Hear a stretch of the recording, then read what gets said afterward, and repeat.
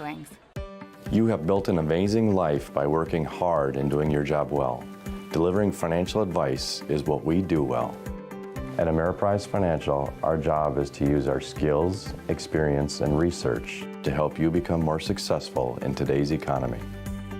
What we want you to walk away from each encounter with is satisfaction in knowing that together, we've done what we can to help you work toward a better future.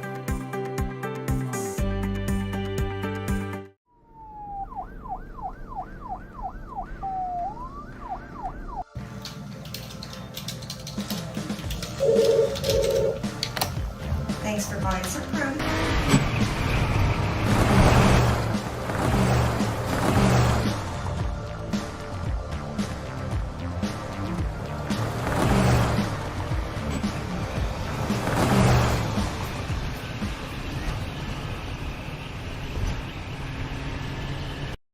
The magic of what we do really comes down to combining different aspects of patient care. Here at Premier Chiropractic, we love combining soft tissue work, the adjustment, and exercises together. We found that this gets the best results for our patients. We have 3 chiropractors to fit the needs of the entire family, a rehab area for our exercises and equipment for any athlete to improve performance. Give us a call and we will get you back to doing what you love.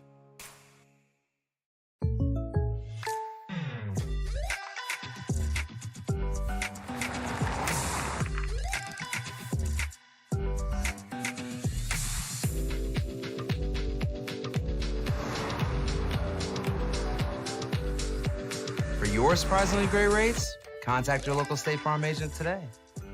If you want the real deal, talk to State Farm agent Michael Lee Braun in Minot today. Like a good neighbor, State Farm is there. Carson, timeout. Who calls a timeout in this game? Me, I'm icing the kicker. Really? It'll give us more time to talk about First Western Bank and Trust, Like our convenient online banking. along with smart trust service options. We're all about hometown service with bankers that know you and the community. Okay, go ahead and kick. I don't believe this.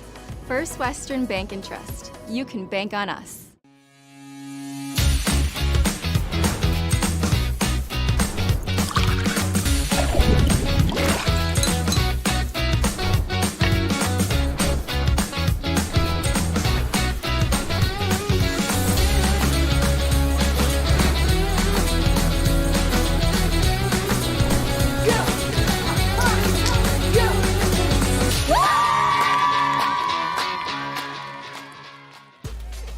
We raise the bar on bar food with sandwiches, tenders, and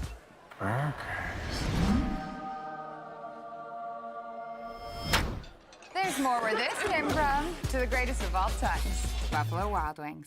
Whether you're looking for a full-service financial plan or planning for farm or business succession, Planning Team Financial Advisors is here to help you work toward achieving your financial goals. With locations in Bismarck, Garrison, and Center, our full-service team of professionals are dedicated to helping you work towards achieving your financial goals. Visit us online, planningteam.com.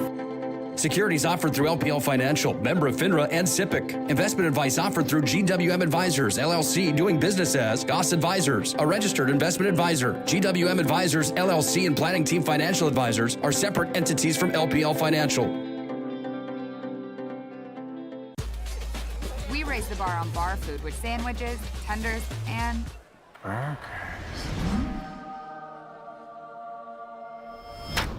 there's more where this came from. To the greatest of all times, Buffalo Wild Wings. This presentation on the PSP Network is proudly brought to you by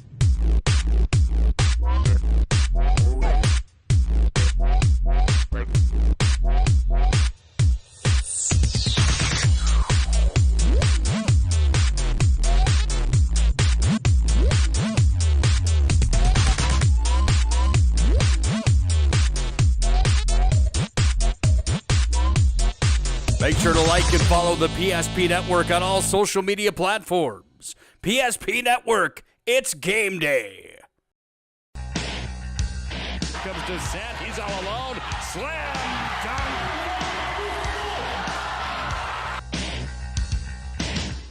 Nice right-handed pass inside, step back, Heinert, and she gets it to go.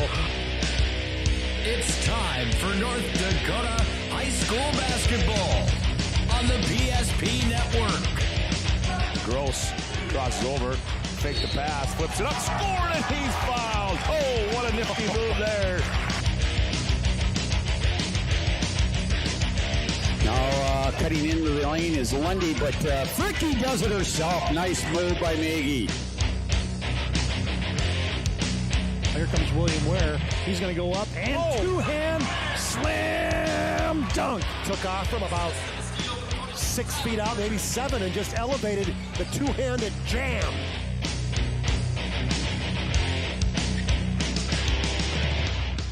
Now, let's go to the hardwood for this matchup's pregame show on the PSP Network.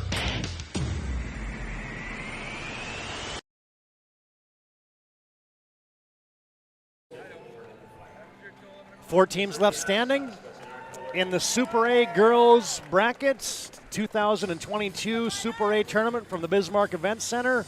Good to have you on the PSP Network. This live stream digital audio presentation presented by Buffalo Wild Wings, your State Farm agency, Michael Braun agency, Ackerman Esvold and Swenson RV and Marine. Century announced their presence to the state Class A girls tournament field with authority yesterday with a big win. Today they square off against the Grand Forks Red River Rough Riders. Hi again, basketball fans. Alongside Chuck Claremont, Todd Domrys, courtside here at the Bismarck Event Center. Main arena, the big lights are on. It's semifinal afternoon and evening as we will set our state championship games. And these ones should be some doozies as Century's 23-0. Check that now, 24-0 on the season. And Red River is 20-5. And so two 20-win teams, both in that last Class A girls basketball poll. Century #1, Red River receiving votes. And hey, styles make fights. And Red River's got a style that has gotten to the state tournament a lot.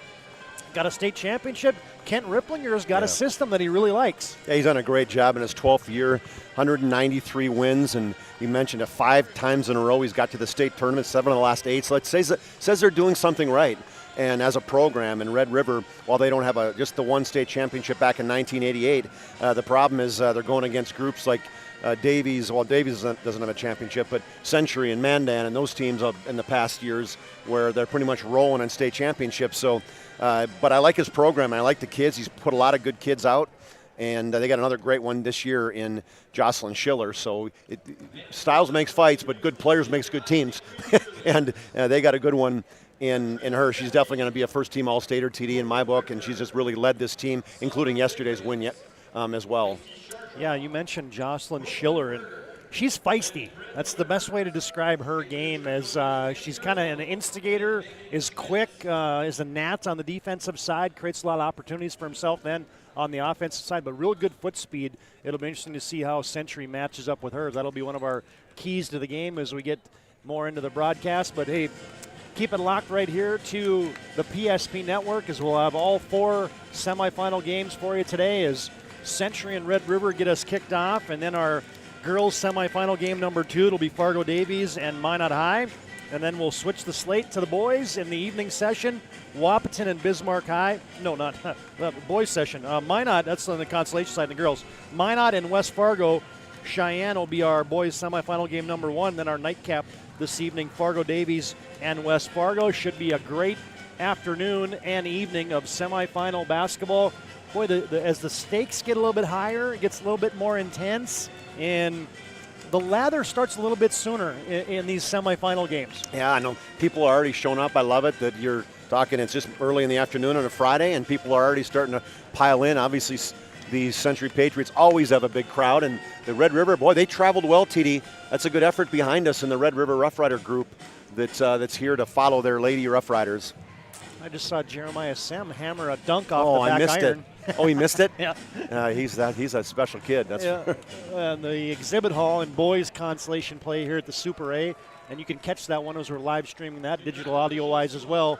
Fargo North leads Mandan 44-30 in the second half. So that's an early BNC scoreboard update. Is a big day of sports here on the PSP Network, as well as you got wall-to-wall coverage of the Super A, and you've got the third place and championship games from the Region 6 boys basketball tournament. It was a huge day in Class B boys basketball yesterday as you set 3/4 of the state tournament field at the State B, and you got 2 more left to go. Region 8 and Region 6 will be settled tonight.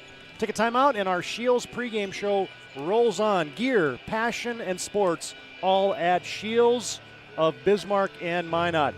More of this game and a preview coming up. Century and Red River in the State A Girls semifinals. More after this timeout on the PSP Network.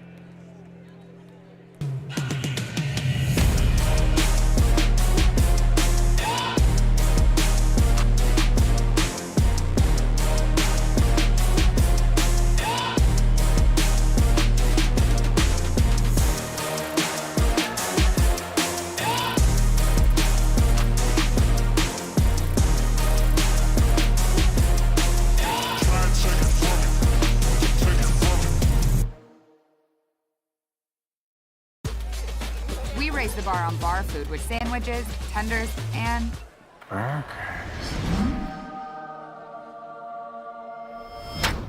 there's more where this came from. To the greatest of all times, Buffalo Wild Wings. BNC has been here for over 25 years. We're still a community bank that's there for you. When you come in with your business plan, your vision, your idea, we can make it a reality. I love seeing projects come alive for our clients. We're real people helping real people. We know you, and we're always happy to see you. We build relationships. You're part of the BNC family. We are part of the community. It's what we're built on. Yours truly, BNC. With 26 flavors, got a sauce for every squad.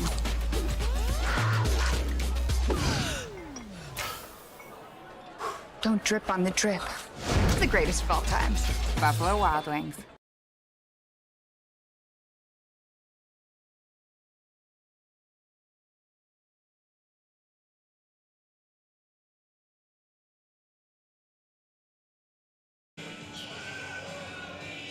Back in our Shields pregame show, where they offer clothing, footwear, and gear for all your passions, from fishing to fashion.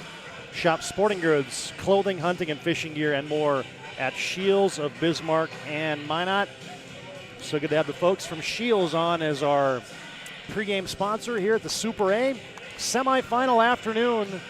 Century dominant yesterday as they took care of Wahpeton 101-51. That 101 points, by the way, is a record at the State Girls Class A tournament, eclipsing the 95 of Mandan from a few years ago. And Red River had a meat grinder yesterday.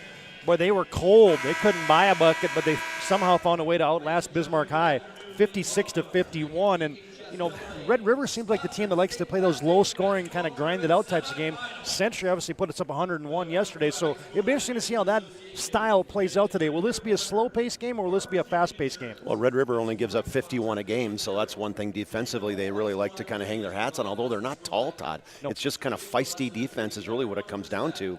And yesterday they outlasted the Demons because they shot 21 more free throws than the Bismarck High did, and ultimately made 19 more free throws than Bismarck High. So that's really the difference of the game there, is Bismarck got in foul trouble and not to mention had 24 turnovers in that game. So that's a game on Bismarck High. They're going to want they want back. I can tell you that right now. I think they felt like they were going to win that game. It just shows the resilience and the toughness of this Red River team to come out victorious yesterday.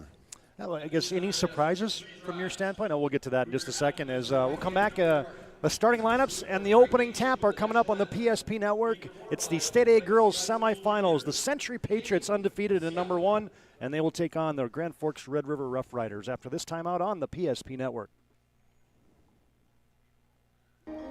Life is all about moments. Big moments. Small moments. And those moments you can't put into words.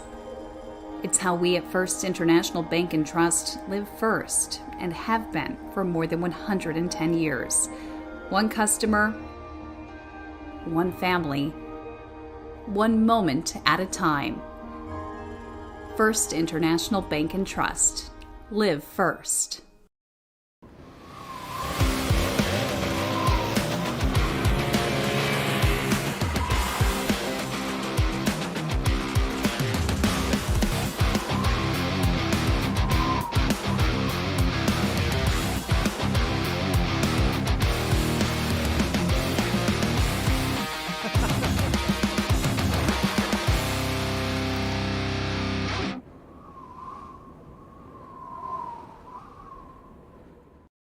Every 10 minutes, 3 people in the United States will die from a preventable incident.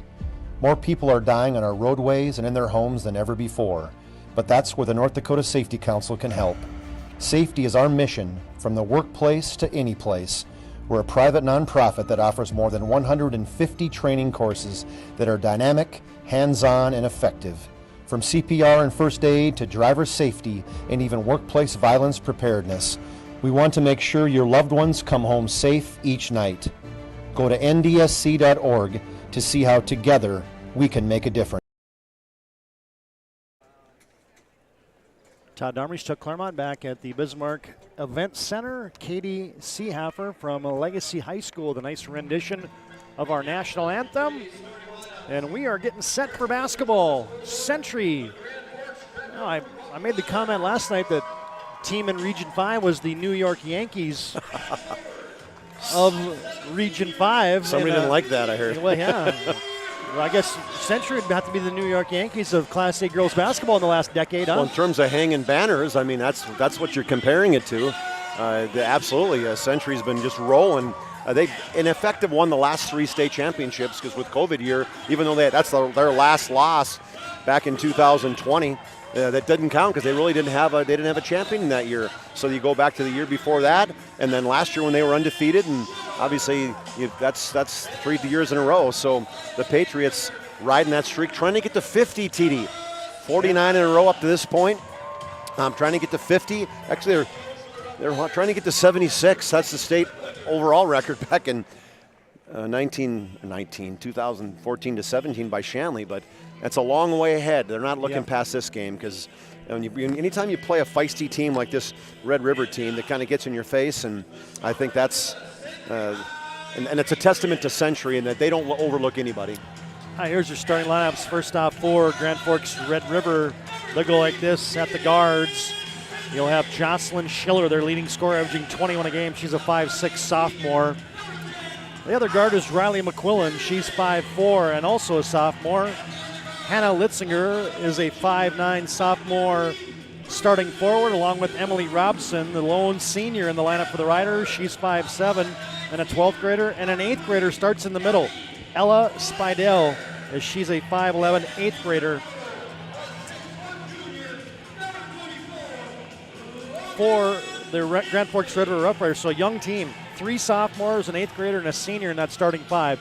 For the Century Patriots, they'll go like this. At the point guard is Eden Fridley, a 5'9" sophomore. Joined in the backcourt by the 5'8" senior Autumn Ketterling. 1 forward's the 5'11" junior Bergen Kinnebrew, the all-WDA performer. Joined on that front line by the 5'9" senior Abby Fletcher. And I'll call her in the middle, but she's really all over the place for Century. The returning Gatorade Player of the Year in North Dakota basketball and volleyball, Logan Nisley, the 6-foot junior. And she was also named this year's Gatorade Player of the Year. Yes. So back-to-back year. That's not a bad career so far. And got a feeling, I heard she was going to be announcing coming up here where she's going. Interesting. I hadn't heard that. She's apparently made her selection and keeping it secret, which is cool. At some point, I suppose, after the season, she'll make an official announcement. I know I heard Dom Izzo was trying to get the scoop and get her on his show. Maybe we can get her on PSP, do a special there we go. Special broadcast just for that. She'd probably do it for us, I think. Well, Century had a chance to run into Nate Wellstead a little bit earlier today. I said, "You got him ready to go, Coach?" He says, "The nice part about this group is I don't really have to get them too ready to go." I said, "Well, it's the state semifinals, Coach. I mean, you think they can get up by themselves?" And he's like, yeah, I think they can. So, yeah, if you got to get somebody up now, that's you're in trouble. Century has Logan Nisley in the circle, and Red River has Ella Spido, and the tip is controlled by Century. Red River will get into this 2-3 zone defense, and they will extend out of it. Fridley, high post, Nisley, corner three ball. Fletcher, that's short. Offensive board for Nisley. And she threw it, and what's that going to be? A little push foul there on Red River as Bergen Kinnebrew got dislodged from behind. Yeah, they're going to get a foul, Todd, as Riley McQuillan tried to track down that 50-50 ball. She was a little bit behind Kinnebrew, though, so she got called for the foul. McQuillan gets her first. Century attacks a seam with Nisley from the top. Fletcher reverses it far corner. Check that near corner. Fridley almost traveled. Kinnebrew drives baseline, leaves it in the lane. Now retreating is Nisley. 15 to shoot for the Patriots. Kick out Kinnebrew. One step in, 15-footer, right baseline, no good. Rebound Spidell, and here comes Schiller. She'll control the action. Jocelyn will for Red River as Century plays man-to-man. McQuillan on the left wing comes up top in a reversal from Litzinger. Schiller gets a high screen and roll. To the left elbow on the bounce. Century switching these ball screens. Schiller thinks about a three. Drives free throw line against Bergen Kinnebrew down to 8 to shoot. McQuillan back to Schiller for three from the left wing. Too strong. Rebound weak side cleared out of there by Century's Abby Fletcher. Fast break up to Ketterling. Autumn skips it cross court. Pass fake for Nisley. Deep three wide left. That wasn't even close. That was kind of a force, too. You don't see her forcing too many like that, Todd. But that definitely was one of those, hey, man, want to get that quick first shot out of the way, right? Spidell rebounds. Schiller rejects a screen. Gets to the left block. Cut off there. Comes back up top to McQuillan. Three-pointer for Robson from the right wing. No good. One and done as Ketterling clears the rebound. Here comes Century. Scoreless on your BNC Bank scoreboards. 16-15 to play. Oh, nice pass down low. Nisley got bumped from behind, and as soon as the shot didn't go in, they're going to call that on Robson. That is interesting. You're right, Todd. She clearly got fouled, and I don't know if the official was just kind of hesitated to make that call, but good find by Ketterling down low to Nisley. Nisley averaging 21 points a game, 10 rebounds. Yesterday she was right there again at 20 points. Logan bangs in that first free throw. Century's got the first points of the afternoon. Second one also in. She's a special player, no doubt about that. I like that officiating, though, about kind of waiting. I'm okay with that. If that goes in, just let that contact go. But as soon as you miss it, then call the foul. And now another foul. And there's Turbo Eden Fridley playing full court man-to-man defense against Schiller. Got called for a reach in. The part that I don't like is that she got hit pretty hard down there. And if you weren't going to call it, then then you're just kind of reaching with your hand. But it's hard to see pressure, right? It's hard to feel that in terms of how hard she's pushing. So as an official, all you see is a hand extended. Got to call it. Schiller gets a high screen and roll. Kinnebrew on her like a postage stamp. Fletcher gets into Litzinger, who drives it to the right baseline. Little contact there, but she lost the handle. Out of bounds, turnover Riders. Again, I like how the officials did that. She turned the corner, and all Abby Fletcher did was stay square with her. There was a little bit of contact, but they let it play out. Red River now extends out of this defense. Nisley gets around Schiller, almost poked away from behind. Ooh, there's a crossover. Right to the rim, contact. And Logan Nisley in attack mode will shoot two. Red River is sitting in that 2-3 zone and almost like, should I go pick her up? When do we stop her? Nobody stopped the basketball, and she just showed her dribbling ability as she crossed over, got down to the rim. Well, I'd love to tell you who that foul was on, but. Okay. I'm going to go with Spidell. That's a 100% guess, though, partner. Okay. As Logan Nisley knocks down both free throws. It's two team fouls, no matter how we look at it. And Nisley's got 4 points on those two shooting fouls. Red River down 4-0 on your BNC Bank scoreboard. Oh, there's a drive. Robson lane opens up, blocked by Nisley. Put back for Litzinger, and her shot no good. Then it's ricocheted out of bounds off of Century. Yeah, Robson got by her, but not by her enough. As good recovery by Nisley. Got the block from behind. Inbounds comes to Spidell. Handoff to Schiller from the left wing. She's slippery. McQuillan straight on for three. No, she knew it. She was chasing it down and has an offensive board. Schiller deep three from the left wing. No good. Century rebounds, and here comes Nisley. Logan Nisley with a head of steam. Throws it to Fletcher on the left wing. Cross-court pass, almost taken away. Ketterling step in, 15-footer, front iron. Weak side rebound to Robson. Red River, they protect the castle pretty well. Yeah, they do a pretty good job in that 2-3 zone. When you play it enough, they rebound well out of it, which a lot of teams that don't play it a lot It's something you really got to understand, read the rebounding side of it. High screen. Oh, taken away. Robson had her pocket picked. Here comes Nisley. Wants to go against Schiller, and now you're going to get a little hand check there on Jocelyn Schiller. Good steal by Nisley, and then she kind of lulled Schiller to sleep like she was going to dribble it away and then turn the corner. Schiller had her hand on her. And a Hub International Insurance timeout on the court. Your local Hub agents, Leif Olson and Josh Quintel, contact them for your personal insurance needs. 14:40 to play, first half. BNC Bank scoreboard. It's Century 4, Red River 0. Back after this timeout on the PSP Network.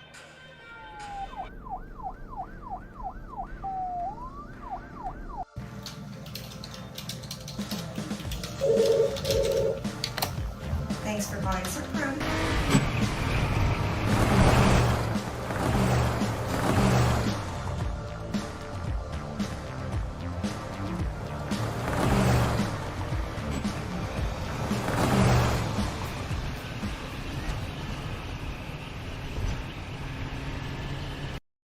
You remember where this goes? I don't know. Are you sure it was a clicking and not a zoom, zoom? I think your quash litter valve's stuck.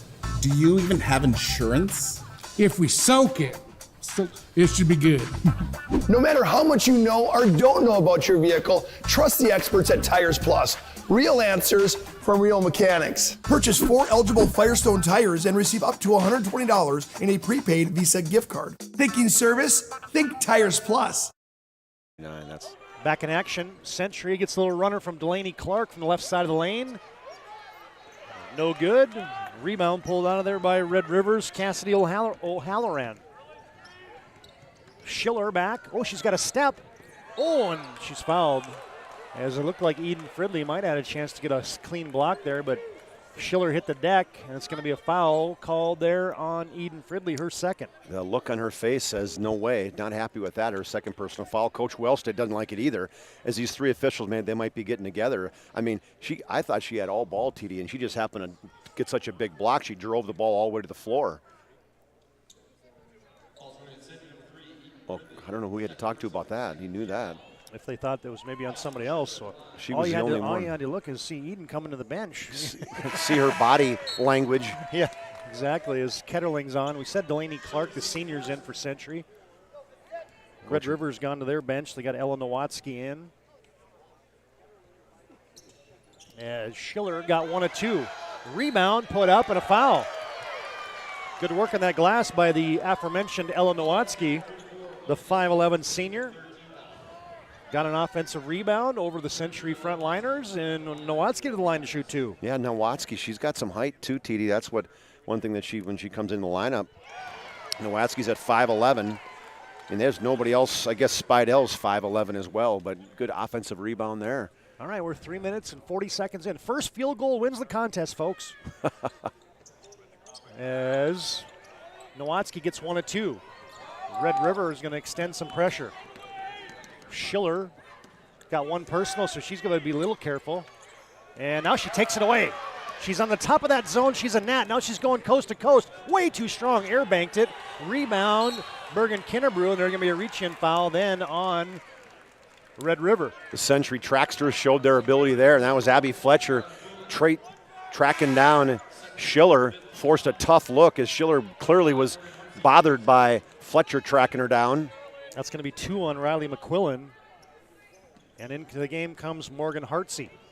This is where Red River does some damage. These guards are quick, and now Delaney Clark throws it to nobody, and that's going to be a turnover on Century. Delaney Clark was thinking that, hey, kind of like stay in the line, the old gladiator comment, right? Stay in the line was I move up on that part of that. You got to stay with me. Wasn't it? That's a comment, wasn't it? Remember? And that one awesome part of it where toe the line or whatever the heck he says. Well, that's what she was saying. Stay with me. 4-2, Century on top of Red River. 13:43 to play first half. State A girls semifinals. O'Halloran comes off to Schiller. Goes to the free throw line, comes left side. There's a 3-ball. High arcing rainbow there from Litzinger, no good. Rebound Nisley. Century wants to run. Fletcher into the front court. They double team her on the wing. Now way up top, Ketterling, now to Nisley, and Nisley got bodied into, steps back, shoots a 3 and nails it. Well, it just kind of pushed her outside the three-point line. Helped with that step back, Todd. First field goal. There you go, Todd. You made the call. Yep. It's a 3. Century's going to win it, folks. They got the first field goal of the game. Took them almost 5 minutes. Now you're going to get Schiller freeze herself as Ketterling hit the deck. No good in the 3. Good hustle on the glass. Back out to Schiller. Rebound was cleared there by O'Halloran. Now a three-pointer put out by Litzinger. Rebound yanked out of there by Nisley. Red River's had some good looks. Just can't hit any of them. Nisley in the corner. Fletcher for 3. No, that's short. Rebound kept alive by Kinnebrew. She retreats. Now she fights. Back out Nisley. Clark for 3. No. Off the back iron. Kinnebrew rebounds. She got bodied in too. Oh, wow. boy. Schiller hits the deck. It's a battle royale going on right now. Schiller into the front court. Jocelyn gets a high screen there. Century switches it. Litzinger high left side. Comes down a baseline dribble drive for Hartsey. She's cut off by Clark. Down to 10 to shoot. Straight away for O'Halloran. Schiller down to 5 to shoot. She's got to hurry, backing her way in the lane. Step back, running one-handed shot, air banked it. Rebound, Nowatzki. No, she missed it. Now her rebound is pulled out of there by Ketterling, and she hit the deck hard. I think she's all right. O'Halloran, she's tough. I mean, got inside with that rebound. Just both girls ripped each other hard and went down. I think Ketterling got the worst of that. Now she's going to come in. I bet you she's going to have. No, Fletcher's coming in. O'Halloran got the personal foul for Red River. That's 6 on the Riders. And we got the first. Let's call it both ways, refs. Oh, jeez. I heard it. I tell you what, they've been letting it go both ways, so I don't think anybody should be complaining. Yeah, exactly. They're letting them play a little bit here. They must have missed the last 2 possessions on the Century side. Zoe Austin in attack mode on left baseline, missed a shot. Now it's loose. You got 1, 2, 3, 4 players on the deck. Jump ball, alternating arrow is going to belong to Grand Forks Red River. Got a final on the other side, Todd. Fargo North beats Mandan 57-43 behind the 10 points of Carter Zeller. He led the team. Red River turns it over on the inbounds. Century gets it to Nisley. Deep, high right side 3, no good. Rebound, Kinnebrew. Kept it alive, did Bergen. Second chance, Century. She's hounded in the corner, gives it to Nisley. Nisley double teamed, and she throws that off of Red River. This defense that Red River plays, they are nasty, TD. And they get after you. And the thing is, it's not your typical zone defense. No. They trap out of it. They extend out of it. Yeah, they make your life miserable. It's not the jug zone that we watched Flasher play in the boys basketball for so many years. Ketterling gets it to Nisley. Now Kinnebrew, left corner 3 ball. Yes! Good assist by Nisley. Got into the middle of the lane. Skip pass in the corner to Kinnebrew, her first points of the game. Century on top, 10-2 early on here. 10:56 to play first half. Litzinger, Schiller thought about a 3, crosses over, gets a high screen. Century switching all those ball screens. Robson tries to get it down deep to Spidell. Tipped away, now it's taken away. Nisley with the steal. Now she's got a step. She's going coast to coast, and she got hit hard, and a foul coming there on Emily Robson. Well, Emily Robson comes from a football family. Her dad played left guard for UND. As a matter of fact, TD, interesting note, he took my number when I left UND, number 68, played left guard. Her uncle played football, both her uncles played, so she's a battler. And we get a timeout on the court, a Hub International Insurance timeout. You can contact them. They're at 4204 Boulder Ridge Road in Northwest Bismarck. Century out early in the State A Girls semifinals here from the Bismarck Event Center. 10:38 to play. First half, BNC Bank scoreboard. It's Century 10, Red River 2. If your eyes could talk, they'd tell you life is better with LASIK. No more reaching for your glasses. No more dry eye from overwearing your contact lenses. Right now, Bismarck LASIK is offering free consultations for LASIK procedures. Break free from the daily hassles and expenses of glasses and contacts. Life is clearly better. Book your free consultation today with Bismarck LASIK and see the difference. Call 222-2020 or schedule online at bismarcklasik.com. The best part about working at BNC National Bank is developing relationships. I love working with people. We've been here for over 25 years. We've grown just like our communities we're in. But we still have that personal connection with our customers. And that's why we can find the best solutions for them. It feels great seeing projects around the community and knowing we're a small part of making that happen. We're helping people buy their first homes. Plan for the future. From startups to big business. We're part of the community, and we're proud of it. Yours truly, PNC.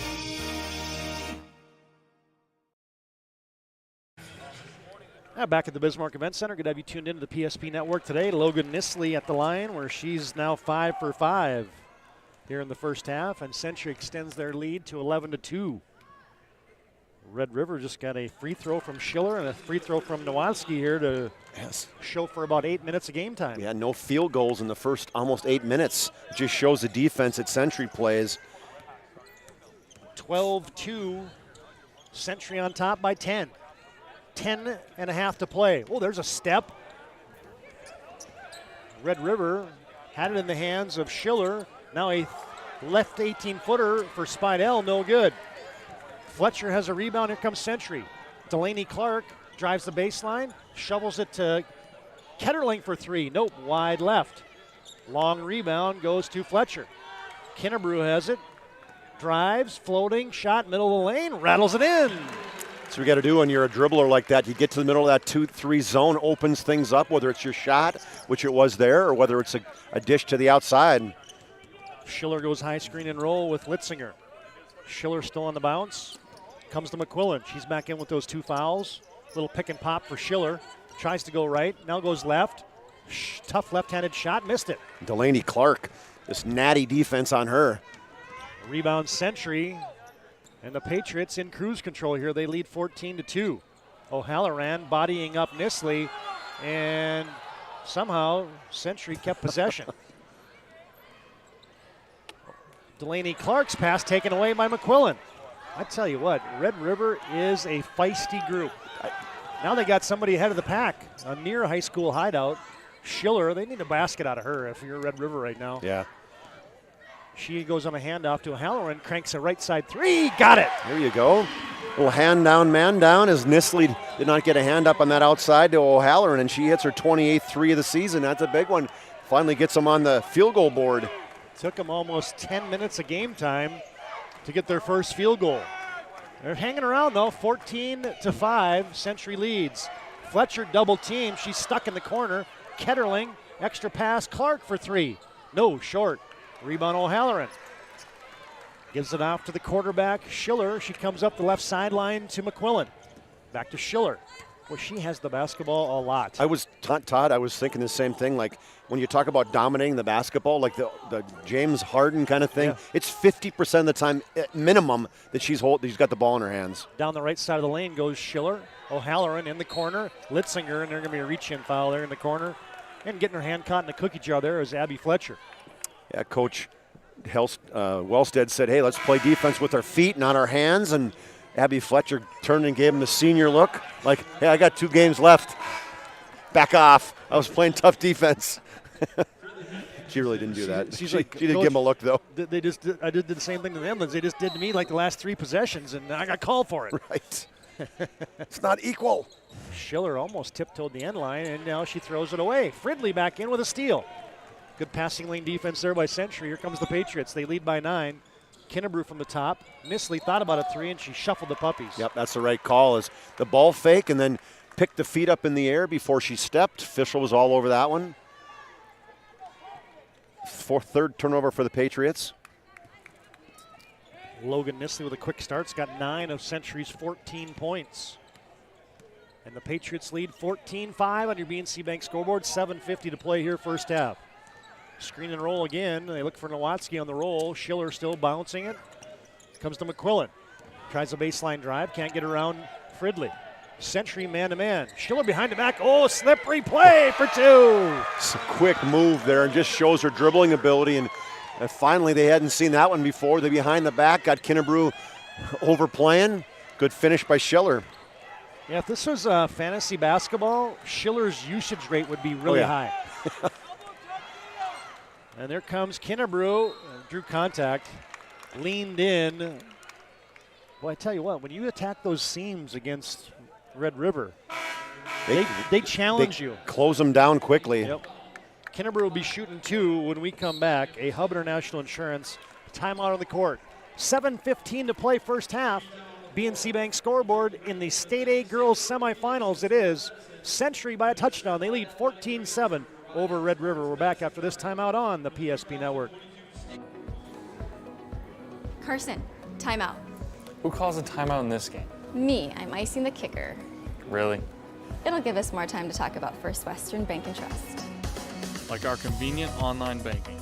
along with smart trust service options. We're all about hometown service with bankers that know you and the community. Okay, go ahead and kick. I don't believe this. First Western Bank and Trust. You can bank on us. I'm going to have Tom Mix from High School Activities Association. He's here. We can start the games now.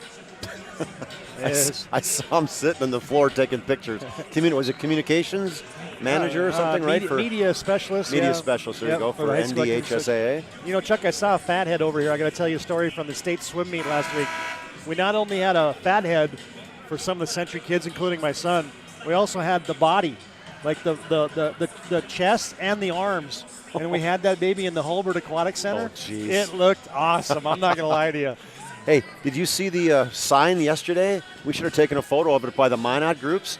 They said, Scott Woodmansey and Chuck Claremont, are you not entertained, or have we not entertained you? Remember the comment I made to Coach Winchesky about, you know, are we at, that's another Gladiator comment. That is good, man. Yeah, that's good.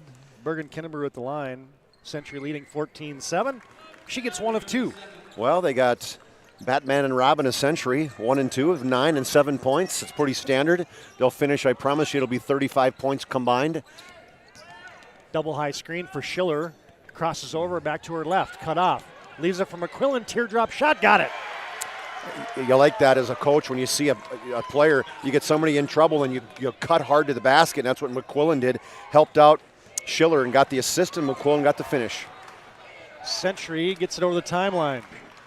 Schiller almost drew a charge there on Bergen Kinnebrew. Now Century gets it down low, and powering it in is Logan Nisley. That's how you go against a zone. Quick ball movement. Got it to Fridley. Fridley, quick high, low, down low to Nisley. Schiller off the high screen from Nowatzki. Now on a handoff to Robson. And she shuffled the puppies as she got tangled up there with the Century Patriots. That and Schiller. Schiller might have played a little good some defense on her as well. Look at Schiller's looking at her arms, looking at she'll know she'd been in a battle too today when it's all done. I don't know how many sports Jocelyn Schiller wouldn't be good at. She is aggressive. Yep. There goes Fridley weaving and laying it home. The hoop and the harm. Oh, that's the early returns on the Jobbers moving and storage move of the game right there, TD, as Fridley weaved through the defense, got knocked down, was falling down. Underhand shot, literally like almost parallel to the ground, and it just slowly got enough English to roll from the rim and fall in.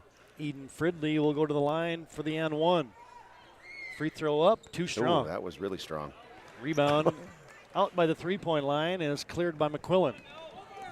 Schiller has it. Here comes Jocelyn in the front court, moving right to left. That's north to south here at the Civic Center. I still call it the Civic Center. I can't get that out of my head. I know. It's now the Bismarck Event Center. Schiller, they went under the screen. She fires for 3. No. Rebound, Kinnebrew. Century back. They lead by 10. 19-9 on your BNC Bank scoreboard. Nisley, quick reversal. Quick step on the baseline in the middle of the lane. Clark back outside, and Kinnebrew. This time she shuffled the puppies. One more pass. Dodd Fletcher was open for one more ball reversal, and it's one thing Kinnebrew, she's really got her narrowed in sometimes. If she gets the ball, she's looking at driving to the middle. 4th turnover for the Patriots. They're one team that they do not turn it over very often, just 12 times a game. 19-9, Century by 10 on your BNC Bank scoreboard. Oh, there's a quick first step. Schiller drew contact that time, leaned in smartly, and she'll be rewarded with 2 free throws. It was the high pick and roll up on that right elbow or left elbow if you're facing it ultimately. She looked like she was going that way and then just went fast roadrunner type to the baseline and got in front of Fletcher. It was a nice job of, I think, using her eyes there. Yeah, totally. You know, you got that screen coming, you start looking that way, and what does the defense do? They start trying to cut through that screen, and then bang, you go to the baseline, and she's quick enough to get around just about anybody. Schiller made that first free throw. She's averaging 21 points a game, just behind Nisley. Nisley 21-4. She's 21-1. Second one also good. Kennebrew into the front court over the timeline. Straight away, Nisley. Yeah, they got to get somebody in the middle of that zone. Nobody wants to be in there, but you got to be in the high post against that. Fridley drives, her pass tipped. Kennebrew had it, saves it to Ketterling. Ketterling hounded on the wing. Free throw line, Clark. Extra pass, Fridley for three. Got it! That's what you're talking about, Todd. They got it to the high post or the free throw line, just what we're talking about, and a great quick reversal by Clark. Clark's good at that from volleyball, right? Assist, did a few of those in the day. Schiller stopping and popping, left side of the lane, knocking it down. Nice. Quick move, jump stop. 22-13, Century on top by 9. Baseball pass up ahead. There goes Fridley. Hounded there by McQuillan. Nisley, cross-court pass, Ketterling. Ketterling back in the corner to Fridley. Fridley through the defense. Oh, missed the layup. Step through was there. Too much English. Jocelyn Schiller comes back for the Riders. 22-13, Century by 9. Hartsey has it on the right wing, reverses it up top to Spidell. There's a rejection of the screen again. Schiller step back shot from the left baseline from 15, too strong. Nisley rebounds it. Here comes Century. Clark, Ketterling, Fridley thought about a three, didn't take it. Now up top to Nisley. Nisley splits the defense, free throw line pull up, too quick on that one. She rushed it. They haven't. Century has not played against too many zones, and you can see they're a little bit out of sorts right now. Well, this is a completely different zone defense than you see just about on any other team. I'm not. Did we see a zone against Century this year? I'm trying to figure out from a West Region team. Not too many. No.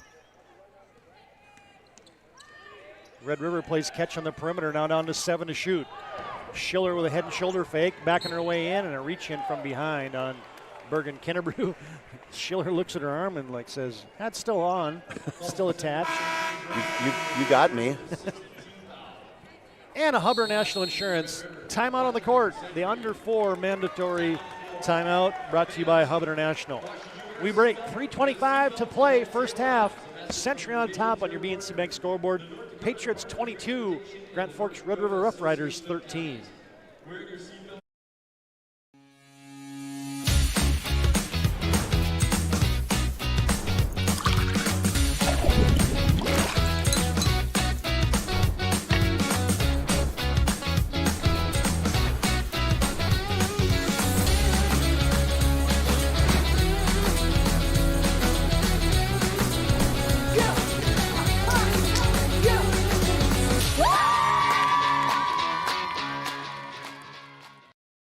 Whether you're looking for a full-service financial plan or planning for farm or business succession, Planning Team Financial Advisors is here to help you work toward achieving your financial goals. With locations in Bismarck, Garrison, and Center, our full-service team of professionals are dedicated to helping you work towards achieving your financial goals. Visit us online, planningteam.com. Securities offered through LPL Financial, member of FINRA and SIPC. Investment advice offered through GWM Advisors, LLC, doing business as Goss Advisors, a registered investment advisor. GWM Advisors, LLC, and Planning Team Financial Advisors are separate entities from LPL Financial.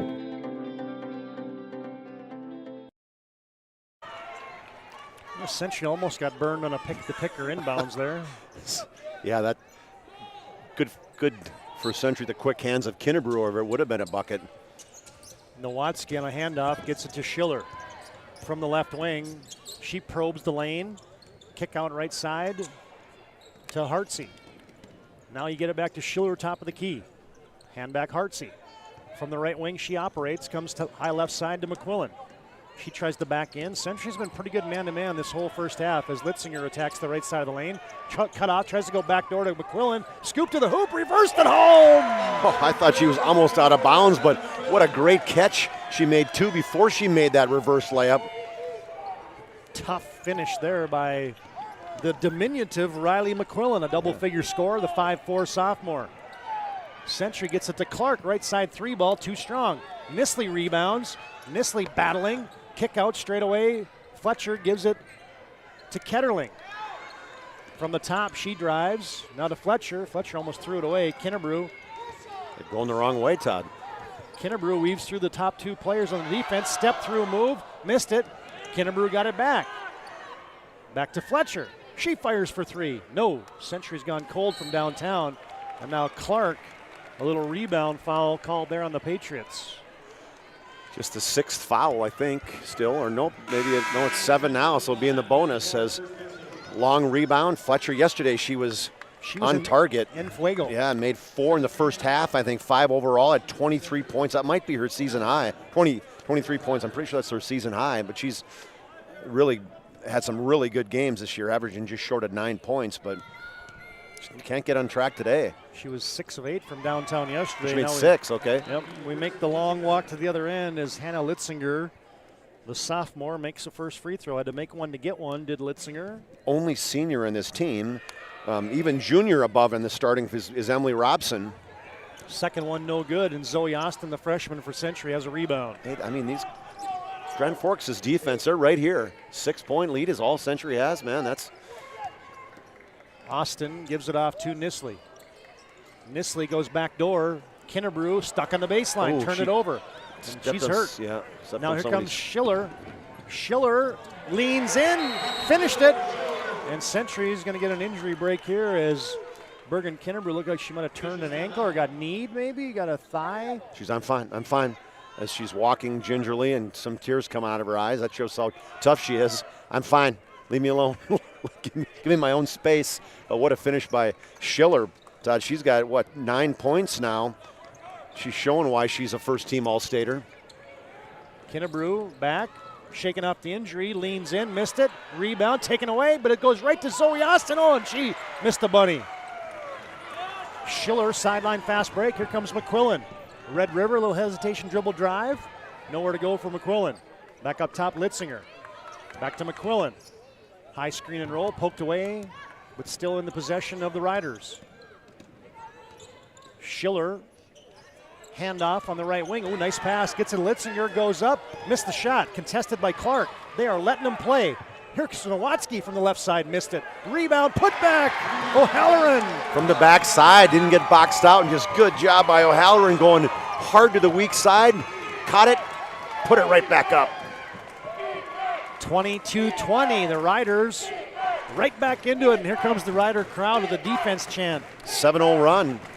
Nisley on the baseline, hesitating, driving, and there's going to be a block there on Nowatzki. I think that's what happened before, too, that now you got a knee right in the quad or the upper groin area, and I think that's exactly what happened to Kinnebrew. Logan Nisley. Now they're still shooting. They blew that whistle, and it kind of seems like, oh, is it TV timeout? Well, nope, it's not. There's enough of them. And it's going to be a 2-shot foul because there's 10 of them. Yeah, there's enough of them. Sarcasm as highest. Nisley at the free throw line. Back iron, no good. Century has been just ice cold here as of late. Yeah, they have been stuck on my favorite number, 22, for a long time. It's your number, TD. I set a pick on that for your guy a lot of times in my career. Nisley gets the second one. It's now my second favorite number, 23. 23-20, Century by 3. Austin now is going to guard Schiller. Oh, she goes right around her. Lane opens, layup good. The second hesitation dribble got her, and they just cleared the lane out for her. And she's the one who's been a catalyst on this 9-0 run now. Century might have got away with a walk. Kinnebrew crosses over from the top. Bounces it to Nisley. Nisley, hesitation drive, hooks a pass. Ketterling open right corner three. No. Austin rebound, put back. Dive. She dived hard from that strong side even, and Zoe Austin, the freshman, gets the rebound put back. Down to 4, down to 3, down to 2. Schiller coast to coast. Left-handed scoop, missed it. She can play downhill when she needs to. Just couldn't finish that one. That's the way the first half goes into the books. Well, we know one thing. Number 50 in a row, if it comes for Century, is not going to be easy. As we've got a ball game here in the State A girls semifinals. Red River and Century tangled up on your BNC Bank scoreboard at halftime. It is Century 25, Red River 22. Back with our Legacy Financial Partners halftime show after this break. You have built an amazing life by working hard and doing your job well. Delivering financial advice is what we do well. At Ameriprise Financial, our job is to use our skills, experience, and research to help you become more successful in today's economy. What we want you to walk away from each encounter with is satisfaction in knowing that together, we've done what we can to help you work toward a better future. This presentation on the PSP Network is proudly brought to you by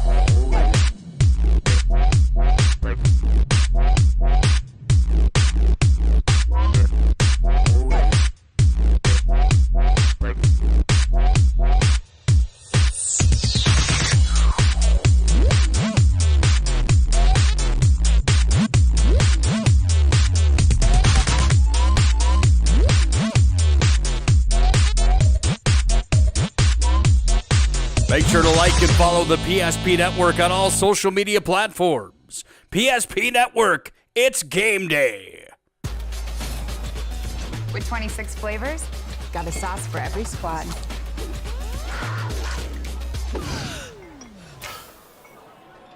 Don't drip on the drip. It's the greatest of all times. Buffalo Wild Wings. You remember where this goes? I don't know. Are you sure it was a clicking and not a zoo? I think your quash litter valve's stuck. Do you even have insurance? If we soak it, it should be good.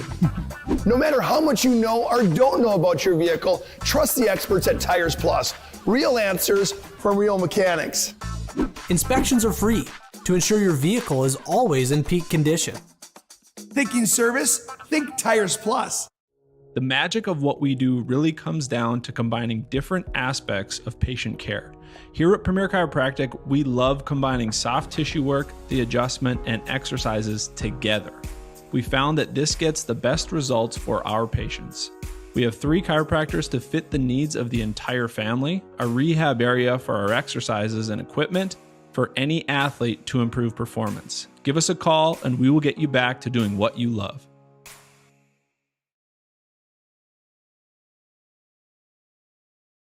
Hey fans, we're back in our Legacy Financial Partners Premier Chiropractic halftime show.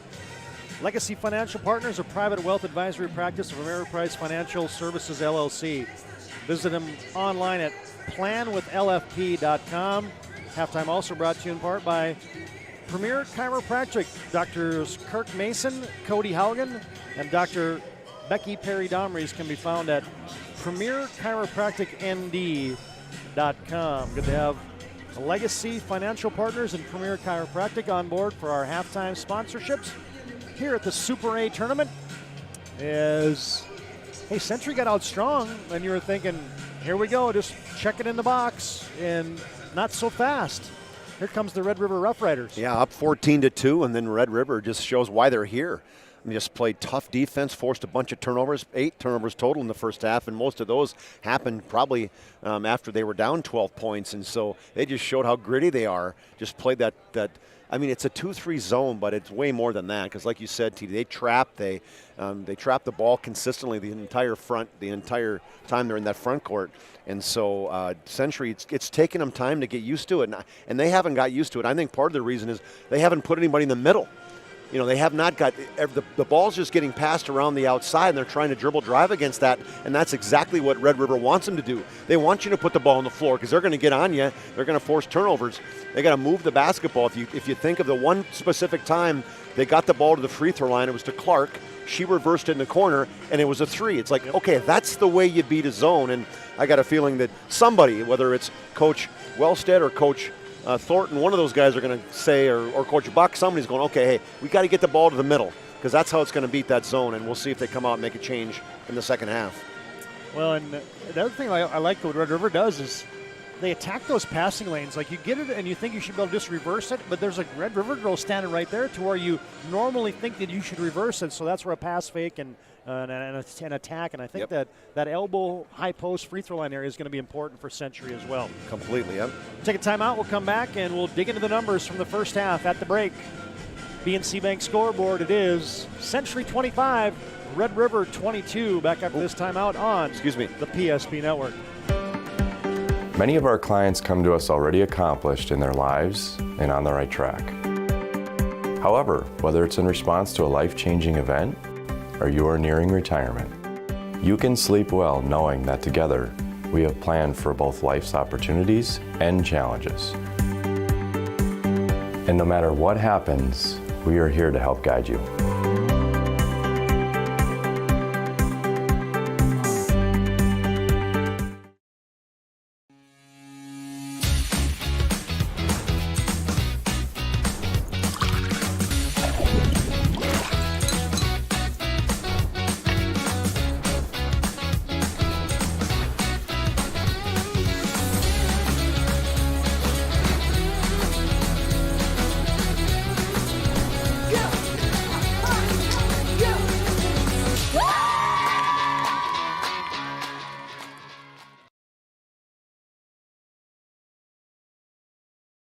Now we're back in our Legacy Financial Partners Premier Chiropractic halftime show. Do you get the right financial advisor to help you reach your goals? Ameriprise Advisors can create a personalized goal-based plan to help you prepare for whatever life brings. You can feel more confident about your financial future. Call Legacy Financial Partners, a private wealth advisory practice of Ameriprise Financial LLC at 701-258-9735. All right, Chuck, let's dig into the numbers from the first half as Century leads here at the break, 25-22 over Red River. Rough Riders are led by Jocelyn Schiller, the All-Stater, 4 for 13 from the field, 0 for 4 from threes, but got in the lane, made some free throws, had 11 points, and played all 18 minutes of that first half. 5 for Cassidy O'Halloran. She had 5 points and 4 rebounds. 4 for Riley McQuillan. 1 for Hannah Litzinger, and then an ace, a one-pointer for Ella Nowatzki as well for their 22 points. They shot 30% from the field, 8 of 27, made just 1 of 9 threes, that's 11%, and made 5 of 8 free throws for 62%. For the Patriots, they were led by their she's not Miss Basketball yet, she's only a junior, but she's the Gatorade two-time player of the year, 12 points, 7 rebounds for her. She also played all 18 minutes, 6 points and 8 rebounds for Bergen Kinnebrew. She didn't sit a minute either. 5 for Eden Fridley and a 3 and a 2, and then Zoe Austin got in the scoring column on a rebound putback for her only bucket. Patriots shot just 27% from the field, 7 of 26, 3 of 13 from outside the arc, that's 23%, and 8 of 11 from the free throw line, that's 73%. That's for their 25 points. The difference in the game to me, it's a small difference. The Patriots did get it. They got some putbacks. They got 7 second chance points compared to just 3. That's only 4 points, but the difference is 3. So those second chance points were big as they are leading in halftime 25-22. Thanks to Premier Chiropractic bringing our halftime, focused on improving the health of the Minot and surrounding areas through the most cutting-edge advances in natural health care today. Put a wrap on our Legacy Financial Partners Premier Chiropractic halftime show. Our second half is next. Century 25, Red River 22. Second half action next here on the PSP Network. You have built an amazing life by working hard and doing your job well. Delivering financial advice is what we do well. At Ameriprise Financial, our job is to use our skills, experience, and research to help you become more successful in today's economy. What we want you to walk away from each encounter with is satisfaction in knowing that together, we've done what we can to help you work toward a better future.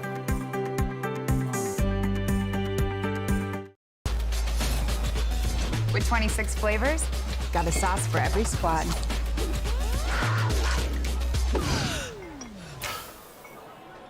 Don't drip on the drip. The greatest of all times. Buffalo Wild Wings. Now getting set for the second half of play. Tell you that today's game brought to you in part by the Medicine Shop of Bismarck.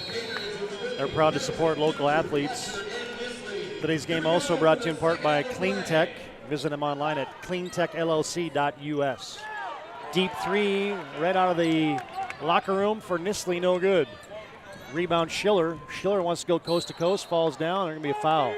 Oh, geez, she just tripped TD. I mean, she lost her feet and went right down to the ground, and Fridley gets her third. The official, who was right down underneath, kind of let it go, and the other one from the backside came in, made the call. Red River will inbound down by 3, just starting the second half of play. Ketterling will now have Schiller as Fridley checks off, and she's going to guard McQuillan. Spidell almost a takeaway, and it's going to be last touched by Logan Nistley as she was lobbying. She'll have a career as a prosecutor someday. Fridley's just frustrated as she's going to come out after playing, 23 seconds in the first half. What did she play, Todd? She played 8 minutes and 21 seconds, so way less than she normally does. Delaney Clark on for Century. They clear out the top. Schiller wants to go against Ketterling one-on-one. Left-handed scoop shot, no good. Rebound, cleared. And what are you going to get? That's got to be a foul on 44, isn't it? As she was on Spidell, she had totally had Kinnebrew in an arm bar. It's going to be Ella Spidell. Here's your second half lineups as you got Kinnebrew, Clark, Ketterling, Nistley, and Fletcher on the court for Century. Next time Red River has the basketball, we'll set that lineup as Nistley's pass is tipped. Right to Ketterling, however.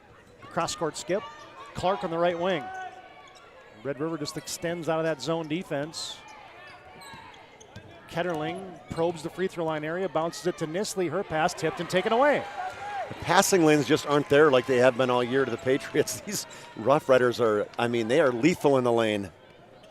Schiller gets a double high screen. Century switching every screen and ball handoff as McQuillan looks for a rolling Linsinger. Back to Schiller, down to 10 to shoot for the Riders. Schiller wants to go one-on-one. Cut off, comes way up top. Robson down the left side of the lane. That shot blocked. Robson had it dug out, and it's a shot clock violation. And a good defensive set there for the Patriots. Good hard man-to-man defense. That usually gets Century going, right, is when they kind of crank up that defense. One thing I've noticed with Schiller, I think she likes going to her left better than her right. She's quicker that way. We've seen some really good players. Sarah Jacobson comes to mind as a right-hander Yep. that really loved going to her left. Nistley fakes, drives in, lost the handle and lost her footing as she hits the deck. It was wedged out of bounds by Red River. Tripped on a Rough Rider leg. She doesn't have the knee pads that Schiller does. Obviously, Schiller's she knows she's on the ground a lot with, she's such a tough player that. Ketterling, pull up middle of the lane, nicely done. Rip move, got to the middle and pulled up before she got into the defense. Smart play there by the senior. Her first 2 of the contest. Century leads 27-22. Red River, Schiller, straightaway McQuillan. Back to Schiller at the top of the key. They just clear out some space and let Schiller go to work. She wants to go back to her left. She's double teamed. Kick out Robson for 3. Nope. Rebound poked out of there nicely by Abby Fletcher. As it looked like Spidell was going to have a chance for it. That was smart play. Just came from behind, poked it away. Kinnebrew, Ketterling now in the corner, left corner. That's Fletcher. Fletcher comes out of that and going to be knee checked there by Emily Robson. Yeah, Robson's. She's got 3. She's already walking to the bench. Hey fans, today's game brought to you in part by Chuppy Clinic. You can find them online at chuppy.com. Today's game also brought to you in part by the Dakotan front page. Just go to mydakotan.com and sign up today. The Dakotan, real honest local news for North Dakota. Almost taken away, and it is. Yep. Century just lost the handle. 2 in this half, 10 now for the Patriots turnovers. 15-16 to play in the game. 27-22, Century on top on your BNC Bank scoreboard. O'Halloran for three, no. Rebound, Fletcher gets it to Nisley. Century back. It's been a I'll call it a mutter. Oh, at best. Fletcher thought about a three.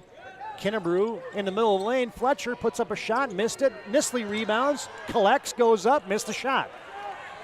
She's trying to draw a foul. She forced that a little bit. Schiller's got a head of steam, trying to go coast to coast. Century back on the attack.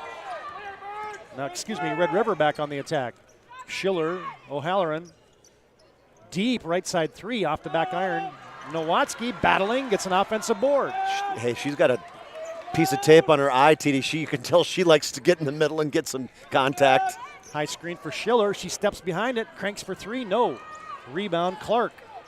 There's a hand all over the basketball for Red River, even on rebounds, everywhere. I'm telling you, the Century's they're gonna come back and go, holy cow, this team is tough. I don't think they underestimated them, but Nisley, Clark, Fletcher thought about a three, steps in, 15-footer, no good. Nisley, weak side rebound, count it!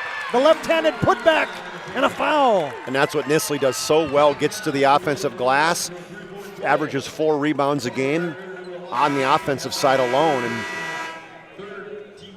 so she got to the weak side board on that missed shot.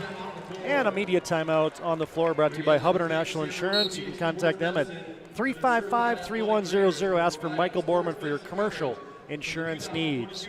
14:01 to play in the game. Nisley at the line for the three-point play when we come back. Century 29, Red River 22. This is the Super 8 tournament brought to you by Buffalo Wild Wings. BNC has been here for over 25 years. We're still a community bank that's there for you. When you come in with your business plan, your vision, your idea, we can make it a reality. I love seeing projects come alive for our clients. We're real people helping real people. We know you, and we're always happy to see you. We build relationships. You're part of the BNC family. We are part of the community. It's what we're built on. Yours truly, BNC. With 26 flavors, got a sauce for every squad.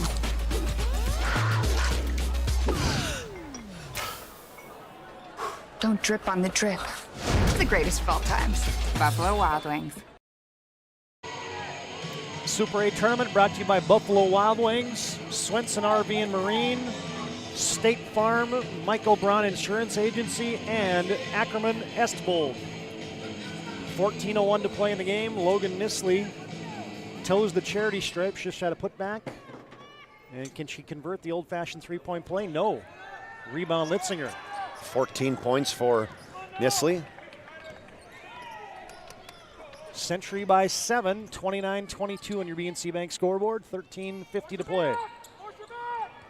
Schiller pinballs into a defender, and Fletcher got a little hip check there as going downhill again was Schiller to the left baseline. Yeah, just haven't figured that out. They force her back to her right, and Fletcher opened up, let her go that way, and she's got such a quick move going to her left. 3 fouls down on Fletcher, 3 fouls on Fridley. Schiller makes that first free throw, and we can tell you that today's game brought to you in part by the UPS store. They're your location for all your packing and shipping needs in the Magic City. Today's game also brought to you in part by Magic City Inspections. They're your locally owned company committed to providing exceptional inspection services. Find them online at MinotInspections.com. Schiller gets them both. She's got 13. The lead is down to 5. Nisley broke the press by herself pretty much that time. Now Nisley crosses over against Schiller. Drives in the corner, pass tipped. Last touch by Red River. I'm not so sure what she wants. She wants a pick from the top of that 2-3 zone. That's what she was calling for. Far sideline, Century will trigger it in. It was ricocheted out of bounds. Nisley thought about 3. Now you're going to get a hand check there. I don't think she stepped out of bounds, Todd. Stepped out of bounds. Step back with that left foot to get a kick start. That was good spacing. Just too good of spacing. Coach Wellstead, he doesn't have a happy look in his face for Century. Well, you can tell. This is, it's a mutter, it's a grinder. Red River has kind of mucked it up a little bit. McQuillan Litzinger, now to Schiller. Screen and roll there with Nowatzki. Back to McQuillan on the left wing. She thinks. Now she hands off to Schiller. Deep left side three. Jocelyn Schiller ringing up. She ran Kinnebrew and Nisley into each other and didn't need a screen, got it herself, and then hit the three. Schiller, boy, she's showing everybody that she is definitely a force to be reckoned with. Back to a 2-point game. Pull up free throw line shot on the kick out from Ketterling. Nisley couldn't hit it. Rebound Litzinger. Riders can tie with a 2, lead with a 3. 12:37 to play in the game. Schiller gets that double high screen again, almost lost it. Now it's loose. She tracks it down. Now this time Century goes under the screen. In the corner, Hartsey. Schiller gets it back on a handoff. Deep left corner three, short. Rebound, good weak side position there by Delaney Clark. Here comes Century on a fast break. They get it up ahead to Ketterling, nowhere to go on the right wing. She reverses, comes to Nisley, high left side. Hartsey closes out on her. Century gets a screen. Nisley still attacking the baseline. You're going to get a hand check there on McQuillan. Her third personal foul, and yeah, she's just riding with the two hands on the chest of Nisley. O'Halloran will come back on as McQuillan with those three personals comes off. Ketterling, middle of the lane, had to rip it away from about 1, 2, 3 hands in there. Fridley, left side, Nisley, extra pass, corner three, Ketterling short. Nowatzki rebounds on the weak side, and here comes Red River. Tie or take the lead, TD. Man, this Century, the longer it goes, the tighter things might get in terms of just how the anxiety level, you know. O'Halloran has just given Red River a lead with a corner three ball. I wonder how long it's been since the Patriots were down the second half, but what a quick pass in the corner to O'Halloran, and she nails it. Now Ketterling's caught in a tough spot, and Century wants timeout. This is a 30-second break. We'll keep it right here. 11:21 to play in the game. Red River 30, Century 29 in your BNC Bank scoreboard. We can tell you that today's game brought to you in part by Prestwich Orthodontics. Visit them today at minotbraces.com to get started with a free virtual consultation. Prestwich Orthodontics. Today's game also brought to you in part by Jersey Mike's. Be sure to vote for this week's Jersey Mike's Player of the Week on the PSP Network Facebook page. Jersey Mike's is a sub above, and last but not least, today's game brought to you in part by Northern Plains Heating and Air. You can find them online at northern-plains.com. 2 threes and a couple free throws in the second half. Riders are right there. They're 1 point ahead now, and man, Schiller, 5 points this half, 16 for the game, and she's just smooth. I mean, she's a sophomore. I mean, no emotion shown right now. She is all business. 3 sophomores in that starting 5 and an 8th grader for Grand Forks Red River. Century gets it into Fletcher. Now to Ketterling. She's cut off to the top of the key. Free throw line Fridley. One bounce, lost the handle, steps in, leans in, contact, missed the shot. Rebound Litzinger, and here comes Red River. Riders lead by 1. 30-29 with 11 minutes to play. Oh, almost a steal. Now it is. Kinnebrew in the passing lane. Can she go coast to coast? Yes. Good steal. Stepped up, stole with that left hand, kept her balance, picked it up and outran with the basketball both Red River Rough Riders. And we get a timeout brought to you by the media, not PSP. We break. A good one brewing, not quite in the pressure cooker yet, but it's coming. 10:49 to play in the contest. Century on top. 31-30 over Red River on your BNC Bank scoreboard. More after this timeout on the PSP Network. In southwestern and south central North Dakota, on any given day at any given moment, a Dakota Community Bank and Trust customer is logging in or signing on to do their online or mobile banking. We believe that community banking can blend both the past with down-home customer service in-house and the future with modern banking conveniences and technology for our customers anywhere, like here or here, all while honoring our long-standing tradition of community-first oriented banking here at Dakota Community Bank and Trust. If your eyes could talk, they'd tell you life is better with LASIK. No more reaching for your glasses. No more dry eye from overwearing your contact lenses. Right now, Bismarck LASIK is offering free consultations for LASIK procedures. Break free from the daily hassles and expenses of glasses and contacts. Life is clearly better. Book your free consultation today with Bismarck LASIK and see the difference. Call 222-2020 or schedule online at bismarcklasik.com. Well, there's some optimism in the Red River side. There's some nervousness on the Century side as the Patriots extend some full court pressure. Hartsey gets it to Schiller, and Red River sets the offense with 10:38 to play. Century leading 29-30-29. There she's pushing her to the right side now, Todd. See that? Down the right side of the lane. Nice play. Hartsey banks it home. Hartsey, they pushed her to her right, and she's like, I'll take it. I want to go to my right. Off the glass on the runner. 32-31, Red River by a point. Nisley double team, splits it, goes in the corner. Ketterling for three. Hello! Good assist by Nisley. Got in the lane, drew the defense, dished it outside to the baseline. Even 10 minutes to play. Century leads 34-32. Your BNC Bank scoreboard. Now Schiller drives right, gives it to Hartsey.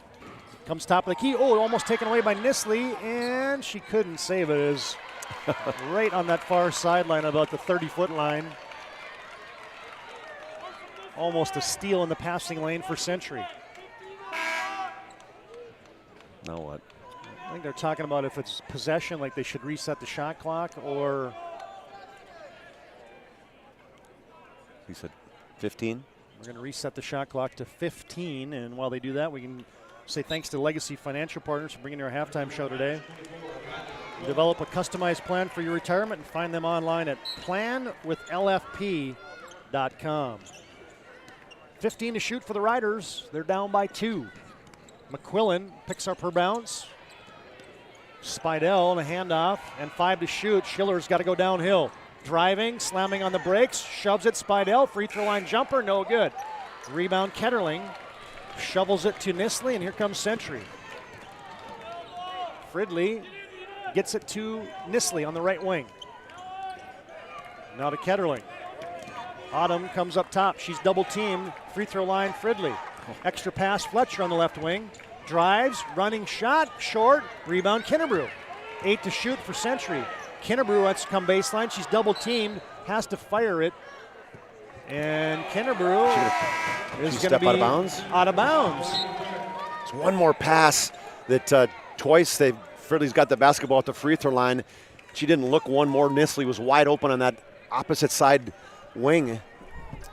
You know, you play against Red River, there's no such thing as a comfort level when you have the basketball. No, there's a double team every single time the dribbler puts the ball on the floor. High screen in a row for the Riders. Century switches that. Litzinger puts her head down, drives into the paint. Kick out O'Halloran. She misfired on that one. Iniani over. She just rushed that three-pointer. Now here comes Fridley trying to go coast to coast. Poked away from behind by Jocelyn Schiller. Now Schiller wants to run. She's got a head of steam, runs over the defense, and there's going to be a block. Faked like she was going left, and then Clark went below the screen. As soon as she got around it, Todd, Schiller was right there to basically create the contact, run her over. Hey, this is going to test the conditioning of these girls today. And obviously, got a lot of media timeouts and everything, but Schiller hasn't been out.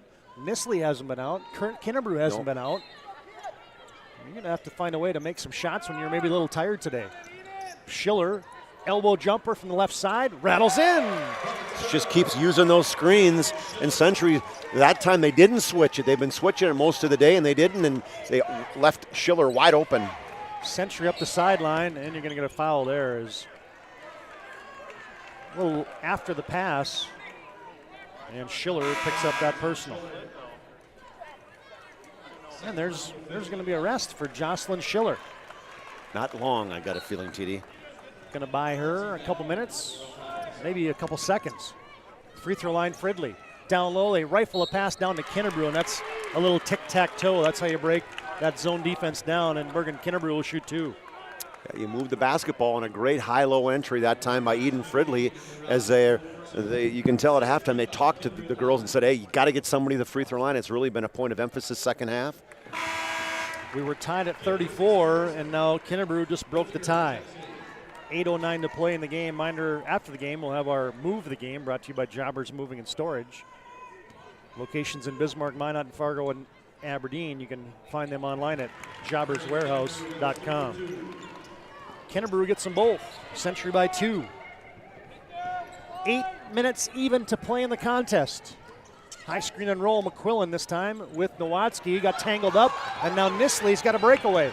Nisley throws it to Clark, layup good.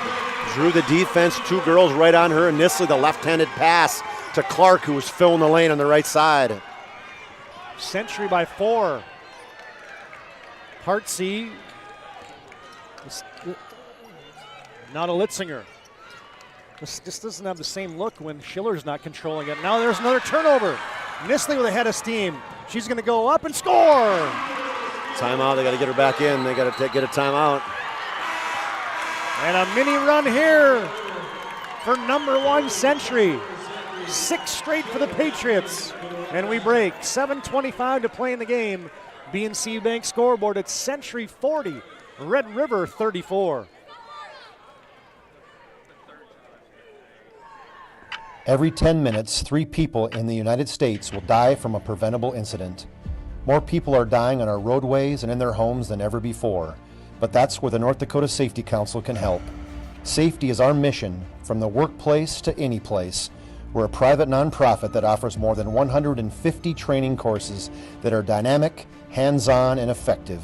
From CPR and first aid to driver safety and even workplace violence preparedness, we want to make sure your loved ones come home safe each night. Go to ndsc.org to see how together we can make a difference. Getting that perfect slice is satisfying, fulfilling, and rewarding too. But we don't do it for fun. We do it for fresh. Slice to order makes a sub above. Well, basketball is a team game, but boy, that might have been a costly minute or two there that Jocelyn Schiller was out of the basketball game. She was out. She went out at the 8:21 mark. She coming back in now at 7:25, and it was a 6-0 run during that period. Yeah, and points have been hard to come by today. Those 6 points could be huge. 2 turnovers that were forced because of bad dribbling, right? And Century's had a hard time against this half-court defense, and they got almost 2 transition opportunities there for easy baskets. Schiller's got a little break now. Now she's attacking, double team.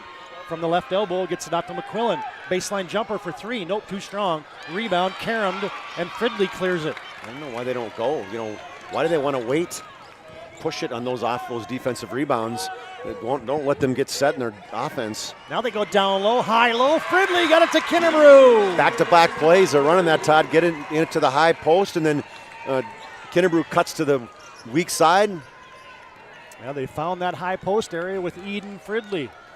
12 points for Kinnebrew, 16 for Nisley. Century by 8, 42-34. Oh, and now a hand on a basketball, and it's last off the knee into the stands of McQuillan. Turnover, Red River. It's the defense of Fridley stepping up right there. She's jacked up. She's got 3 fouls, so does Abby Fletcher, but should be okay now with the 6 minutes. Make her play a little more aggressive. Ketterling to Nisley. Free throw line. There again. Kinnebrew got it from Fridley. 2 more. It's like Kinnebrew's doing the Mikan drill. Right-handed reverse layup the first 2 times, left that time. And I think this is a short timeout. Yep, we'll just keep it right here as Chuck, you talked about it. Century's going to have to use that high post area, and now you've got Red River. Those guards are extending, so that gives Fridley some room in that free throw area, and boy, that's been expertly done. A couple possessions here for Century. Yeah, they're entering that now. They're entering into that high post every time down, and as soon as they close down in the corners to watch for Kinnebrew, the wings are going to be open. That'll be the next part, so that's excellent coaching job by Coach Wellstead and Coach Thornton, making a change, and the Century girls, going with it. Hey, Todd, on the other side, it's all Bismarck crew as the Demons lead the Patriots 22-18 with 5 minutes left in that first half. Neither one of those teams were surely hoping to be in the consolation side. 10-0 run here for the Century Patriots. They lead 44-34. After the game, we'll have our player of the game brought to you by Sport Clips. 411 South 3rd Street in Bismarck. Sport Clips brings you today's MVP of the game. Here comes Red River. Schiller. Couple 10, 20 bounces, and now she gives it off to Hartsey. Back to Schiller. Schiller spins up against Nisley, blocked. Logan Nisley returned to sender. A little more height there, and Nisley just was there waiting for her to come back to her left. Kinnebrew deep right side 3 short, long rebound. Hartsey tied up, and a jump ball is going to be called. Nisley going hard to get that offensive rebound and was able to at least force a tie up. 5:38 to play in the contest. Century again leads by 10 on your BNC Bank scoreboard. Hartsey hands it back to Schiller. How many times do you think she dribbles a game? It's got to be 1,000. All I could think about was, I wonder if somebody's ever done a stopwatch and in the time they have the basketball, how much she has it in her hand. There's a dribble drive and a score from McQuillan. Hesitation drive against Fridley. Didn't really blow by her, but got in a good position to be able to use the left hand and a finish. Century leads by 8. Off the basket by McQuillan. Nisley tries a baseline drive. Comes to Ketterling for 3 from the left side. Hello! She had time to set her feet tight and really kind of get down in that crouch. Use her legs. Good pass from underneath. I think it was by Kinnebrew, wasn't it? Nisley. Nisley, okay. Another assist for Nisley. Huge 8 points here in the second half for Autumn Ketterling. I said Austin last time. Oh, now a tip away as Kinnebrew takes it and clears it. Now they got somebody ahead of the pack. Well, that's a double dribble, isn't it? A double dribble. Yeah. I think she thought she maybe got it tipped away. She forgot she dribbled and all that. She kind of looked like, wait a minute, did I double dribble? Did I dribble? And she wanted to get it up ahead because Fridley had the high school hideout. Yeah, she did. The wind sprint just blew by everybody like she was turning the corner into the straightaway on the 400. Yeah. Century by 11, 47-36. Turn, pop for Schiller, misses it from the left side of the lane. Now Schiller hounding Nisley. Nisley kind of looks at her and says, you want to try that? Now Nisley's pass is tipped. Fletcher for 3 in the corner, no good. Long rebound, cleared by McQuillan. Red River has possession, down by 11, down to 4:18 to play in the game. 4:05 to play in the game, beg your pardon. Red River sets the offense. High left side, Schiller has it. Enters it to McQuillan, now right side, high right side, Schiller. Century switching that ball screen. McQuillan has it, they lob over the top. Nowatzki caught it, gathers, goes up short, rebound, battling, and Nowatzki has it, but then she stood up. Stand up. She got the basketball and she was down on the court and she then stood up. She's a battler, TD. And we got a timeout on the court brought to you by Hub International Insurance. Contact them today for your personal and business insurance needs. 3:40 to play in the contest. Super A Girls semifinals from the Bismarck Event Center at Century 47, Red River 36. Carson, timeout. Who calls a timeout in this game? Me, I'm icing the kicker. Really? It'll give us more time to talk about First Western Bank and Trust. Like our convenient online banking. Along with smart trust service options. We're all about hometown service with bankers that know you and the community. Okay, go ahead and kick. I don't believe this. First Western Bank and Trust. You can bank on us. You remember where this goes? I don't know. Are you sure it was a clicking and not a zoom, zoom? I think your quash litter valve's stuck. Do you even have insurance? If we soak it, it should be good. No matter how much you know or don't know about your vehicle, trust the experts at Tires Plus. Real answers from real mechanics. Purchase 4 eligible Firestone tires and receive up to $120 in a prepaid Visa gift card. Thinking service? Think Tires Plus. Thanks to BNC National Bank for bringing you our scoreboard. Financial solutions for your life and business, customer focused, community driven, the bank for business people.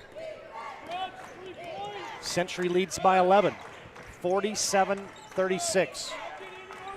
Schiller just baits you. She just waits for you to make a little mistake, and she is a gnat on the defensive end. Century goes backside. Nisley clears off the kamikaze steal by O'Halloran. Rebound. Kinnebrew clears. Might have got away a little elbow there. Now there's Schiller knocking it out of bounds. She is something. I tell you, she just keeps getting in everybody's face and personal space. And I think Schiller's going to be in the MMA when she gets a little older. She would be excellent at that, huh? Flyweight. Nisley, left side, Clark, back to Nisley. Nisley floating a shot up, and there's going to be a reach-in foul there. That time Schiller reached in, got caught as Nisley didn't wait for Fridley to come to the free throw line, but she got there herself. It's such a different style of defense that you're playing against because most teams try to keep you in front of them. Red River almost encourages you to go around them, and then they attack your dribble. It's been a quiet second half for Nisley. Had 12 points at half. She's got 5, but they've done a pretty good job bottling her up. Schiller, by the way, just picked up her third. Nisley in and out. Misses one, makes one. 3 free throws she's missed. She's made 8 of 11. Century by a dozen. 2:50 to play in the game. McQuillan, they run a curl, and now they get it to Schiller. From the top, step back 3, no, way short. O'Halloran rebounds, missed the shot. Rebound to Nisley, and now you're going to get reach in there on Nowatzki. Walk the other side now, TD, as that's 8 team fouls. So Nisley and the Patriots, they'll start shooting free throws. And yeah, you go back to that, Todd. At 8:21, it was 34-34. It was tied up. That's when Schiller took a break, and they've scored 2 points since then. Nisley had to make one to get one, and she calmly knocks down that free throw. As you said, 8 team fouls on Red River, so Central be in the bonus the rest of the way as Nisley gets them both. 19 points for Nisley. 50-36. Patriots by 14 on your BNC Bank scoreboard. 2.5 to play. O'Halloran, Litzinger playing the passing lane was Fridley. Schiller has the bounce. Century again switching. They switch again. Schiller still bouncing it. Litzinger probing the middle of the lane. Cut off there. O'Halloran for 3. No, wildly off the glass. Rebound Ketterling. Century just slows it down into the hands of Logan Nisley. Patriots nursing a 14-point lead here as Nisley skips it cross court to Fletcher. Didn't take the shot, didn't need to. Ketterling as the Patriots just icing some clock here under 2 minutes to play. Down to 10 to shoot. Ketterling to Nisley, NBA line 3, ring it up. That might be the dagger right there, TD. Good pass by Ketterling out to Nisley outside the 3 in the right wing. 24-footer from deep for Nisley gives Century a 17-point lead. O'Halloran gets a screen from Schiller, misfires on the 3, and then O'Halloran ran right into Bergen Kinnebrew. She kind of waved at her like these Red River girls, TD. They're tough. Yeah, but I'm not. Can't say anything more. I mean, they are tough. And they all look like they've just gone about 8 rounds. Yeah. But they look like they could keep going. Century leads 53-36. You know, the one thing we got to talk about here, Chuck, is got a time on the court. We'll keep it right here. The Century defense. Yeah. You know what I mean? We really haven't really focused on that because it's been such a grind for both these teams offensively, but this is going to be a season low in points for Red River, and Century is doing a number on the defensive side. Well, there's a reason they only give up 45 points a game. I mean, they are just it's not quite the physicalness I would call it that Red River's throwing at them now, but yet it's just the in-your-face, great quick feet, get in front of you, no second shots, just great defense of intensity by the Patriots. I think you just gave me a broadcasting tease there. You said no second shots, and we're going to have our Shots Crossroad postgame show in just a moment. Shots Crossroads, your post-game headquarters. You can order online at shotscrossroads.com. Our post-game, as always, brought to you by Planning Team Financial Advisors as well. They're helping clients work towards financial freedom at Planning Team Financial Advisors. Kennebrew shooting a bonus. Got it. Well, she's really stepped up this second half defensively and offensively. Had 6 points at the end of the half, as 15 now in the game, 9 this second half. Kennebrew swishes both those free throws. All of a sudden, it's a 19-point game. This is gonna. Somebody can look at the box score and say, "Yeah, Century blew out Red River." Yeah. No. Red River gets a crossover. Schiller leaning in, drew contact. She got hit from behind. She'll shoot 2. Yep, good. That one dribble to the right, snap back to her left hand, and she's so quick. Not only is she quick in the crossover, but it's the first step from there that she just explodes to the basket. Now just a 10th grader. I mean, this poised. Yeah, she's just so poised. Free throw, no good for Schiller. She's played all but about 50 seconds in this contest. It was a big 50 seconds. It was a huge 50 seconds. Kick-started the Patriots as it was a 6-0 run when she went out, and they haven't been able to recover. Schiller sets the second. Century over the timeline. Fletcher double teamed in the corner. Comes to Nisley. Nice catch. Nisley goes up and scores it. Fletcher threw it high. Thought it was going to be a turnover, but Nisley went way up and grabbed it with the right hand in the finish. Under a minute to play. Century by 20. Schiller attacking, and she's fouled there. I think Fridley just picked that one up. They're going to get some subs in, and you've not seen Zoe Austin. I mean, because of the battle they've been in, I mean, the starters have played a lot more than they normally have. I mean, yesterday they played about 19, 20 minutes. Schiller had 16 free throws yesterday, and this will be her 9th and 10th of the contest today. You're going to get Bergen Kennebrew and Logan Nisley out of the game. They high-five each other on the way out. Nisley finishes with 24. It's another quiet 24 again for Logan Nisley. Kennebrew was 16. I told you they were getting 35. Schiller gets them both. 20-point ball game for Schiller. I didn't add that all up. She's got 21. Looks like at least 20. Yep. Good call. Zoe Austin double teamed, and she has to rip it away. Nice play to get it to Clark. Not a Fridley. Fletcher has it to Austin. Bounces it to Clark. Drives baseline. Layup. Oh, rims off. Rebound. Schiller in amongst the trees. Schiller weaving, Schiller driving, and Schiller scoring. Down to 13 seconds to play in the game. Century is going to win this one. A hard-fought victory today as Red River still pressing. They get it over the timeline to Fletcher, and there's your final horn.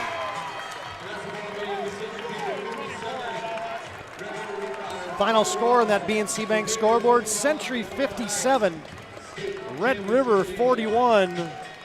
Century improves to 25-0. They have a date in the state championship game tomorrow night against either Davies and Minot. Red River falls to 20-6. They will play for third place here at the Super A. Chuck Claremont's made his way down on the court. Patriots extend their winning streak now to 50 games, and they did it the old-fashioned way today. They earned it. Century's going to get, we'll get a word with head coach Nate Wellstead and also Bergen Kennebrew. All right, take it away, Chuck. Thanks, Todd. That was a battle. You got some cuts and bruises probably on your arms tonight. I mean, those girls, they were tough. Yep, they really brought it to us, and we just had to keep our composure and play our game. Had to be some adjustments at halftime. I mean, against that zone, it's something you hadn't played against all year, and it's a different type of zone. It's a trapping type of zone. Yeah, we just had to really get into the middle. I know we didn't really do that in the first half, so that was our main adjustment, just getting into the middle and looking down, and that's where we got a lot of our points in the second half. You know, and for you, you're used to operating outside, but against that zone, they had you down low, and when you really started to turn the tide is when you were getting, it was a high-low, and you were getting the ball down low. Yep, just getting paint touches. I know, like you said, my game is kind of taking it out and then bringing it back in, so that was my main adjustment, and we just had to, adjust and then just keep playing our game. And for you guys, I mean, Were the nerves there when they went ahead? I mean, they went ahead, I think, 32-31 in the second half. You guys haven't been in any close games in a while. Right. Not really. I mean, our nerves kind of weren't there. We just kind of took it possession by possession, and eventually we knew we'd kind of take it away if we kept playing hard. So one more left. Yep. It's going to be fun. One last round with the seniors. It's going to be fun. All right. Great job. Good luck tomorrow. All right. That's Bergen Kinnebrew TD, and we'll wait for Coach. Well, go ahead and. Yeah, we'll hang looks tough like here. He's locked in. Yeah, we'll get Coach Wellstead in a second. So I'll send it to you and come back to me. Yep, we're right here on our Planning Team Financial Advisors Shots Crossroad postgame show. Looking for a full-service financial plan or planning for farm or business succession?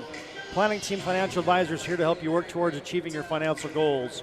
Visit us online at planningteam.com. And our postgame, as always, brought to you by Shots Crossroads. Get filled up with our delicious menu that includes the famous 99. Order online at shotscrossroads.com. Team buses are always welcome. Century led 25-22 at halftime. And the Patriots outscore Red River 32-19 in that second half. And the Patriots turned a game that was tied at 34 into a 23-7 run to end the contest. And the Patriots, again, I can't reemphasize this enough, that if you look in the box score tomorrow and you say, hey, Century won by 16, boy, that was not a 16-point game. As this is the Super A semifinals presented by Buffalo Wild Wings, Swenson RV and Marine, State Farm, and Ackerman Esmo. Take it away, Chuck. All right, thanks, Todd. Well, Coach, you were in a battle there, and adjustments at halftime were a key. Yeah, we just told them to have composure. You know, don't get sped up when they bring a trap, because if they can trap you once, if you can break that one, you're going to have someone open and put the ball in their hands and then make good decisions. And our girls did a better job of that second half. It seemed like it was a point of emphasis to get the ball in the middle against that zone, too. Yeah, we started and we put Logan in there and we said, hey, because the eyes will go there. So, but then in the end, Coach Thornton made the adjustment and put Fridley in there, and I thought that was a game changer. When she got the ball there, she's got some height, can see over, and she made some good passes down to Bergen there. Yeah, and one thing too, Jocelyn Schiller went out at the 30. It was 34-34. As soon as she went out, you guys went on a 6-0 run. As a coach, it's hard to take somebody out like that, but I know you guys were battling so hard, you probably didn't have a choice. Yeah, that's just a credit to how good she is. She just controls the tempo of the game, and when she's in, they get good possessions every time. And you know, we came up with some steals in that run out, and you know, things happened to work out for us there. And one thing, they went ahead, and when I was talking to Bergen, it was like, did you guys get nervous? And she said no, and I think your team has been in enough tough games that they have a lot of confidence in themselves. Yeah, we've been challenged with the WDA. You know, some of our scores have been bigger spreads, but those games that we played against Bismarck and Minot, those have been tough, grind-about games, and that's been good for us. So. And that's a zone that you haven't seen all year. I mean, it's a 2-3, but it's not a lazy jug zone. No, they move around on it, and they're always getting up into you, putting two on you, and that's different for our girls. So I thought we handled it well. Second half, we definitely had a little more composure, and you know, I'm glad we got a win against a tough team like that. And having girls playing about 20 minutes yesterday, that was probably a key too, is because they pretty much, I don't think Bergen, they came out the last, 10 seconds of the game. Yeah, and our girls are tough. You know, there's sometimes they got knocked down and they find a way to just keep going, so credit to our girls on that. Well, big game tomorrow, Coach, one more. Yeah, we'll see what we can do. It should be fun. All right, good luck, Coach. All right, Coach Wellstead for Century T. Back up to you. Yeah, well done. You heard there from Bergen Kinnebrew. One of the juniors for Century, had 16 points tonight. And Nate Wellstead, the first-year head coach, as Century improves to 25-0. They have a date in the state championship game tomorrow night. We break, and our planning team, Shots Crossroad post-game show rolls on from the Bismarck Event Center.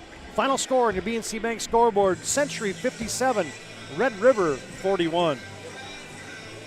Whether you're looking for a full-service financial plan or planning for farm or business succession, Planning Team Financial Advisors is here to help you work toward achieving your financial goals. With locations in Bismarck, Garrison, and Center, our full-service team of professionals are dedicated to helping you work towards achieving your financial goals. Visit us online, planningteam.com. Securities offered through LPL Financial, member of FINRA and SIPC. Investment advice offered through GWM Advisors, LLC, doing business as Goss Advisors, a registered investment advisor. GWM Advisors, LLC, and Planning Team Financial Advisors are separate entities from LPL Financial.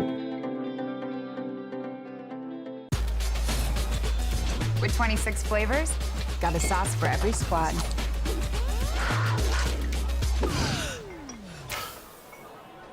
Don't drip on the drip. It's the greatest of all times. Buffalo Wild Wings. I'm Laurel McIver. I'm a senior at Glenburn High School, and I'm going to Minot State. I'm super excited. Glenburn's very familiar with Minot. We've always been connected with Minot State. Knowing that they are doing a Hometown Pride Scholarship was just kind of nice because then it's very inclusive. They're all so welcoming and so nice. It's refreshing. In the end, it just feels like home.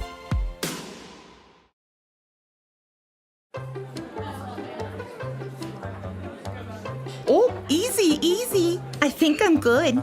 You got my good side, right? Not too many lights. I don't want to get fried before my time. Oh, it's egg-tastic. You never know what dish you're going to end up in. My dream dish is a 99. It's so popular. Me and a fellow egg tag teaming with some crispy golden hash browns. Have you seen those hash browns? Those guys are shredded. Throw in some diced ham, onions, and melted cheese. Oh, it's a party for your taste buds. Oh, here comes Chevy. Hold on, Chevy. Did you guys get everything that you needed? 99. Here I come. Schatz Crossroads. It's an excellent place to eat.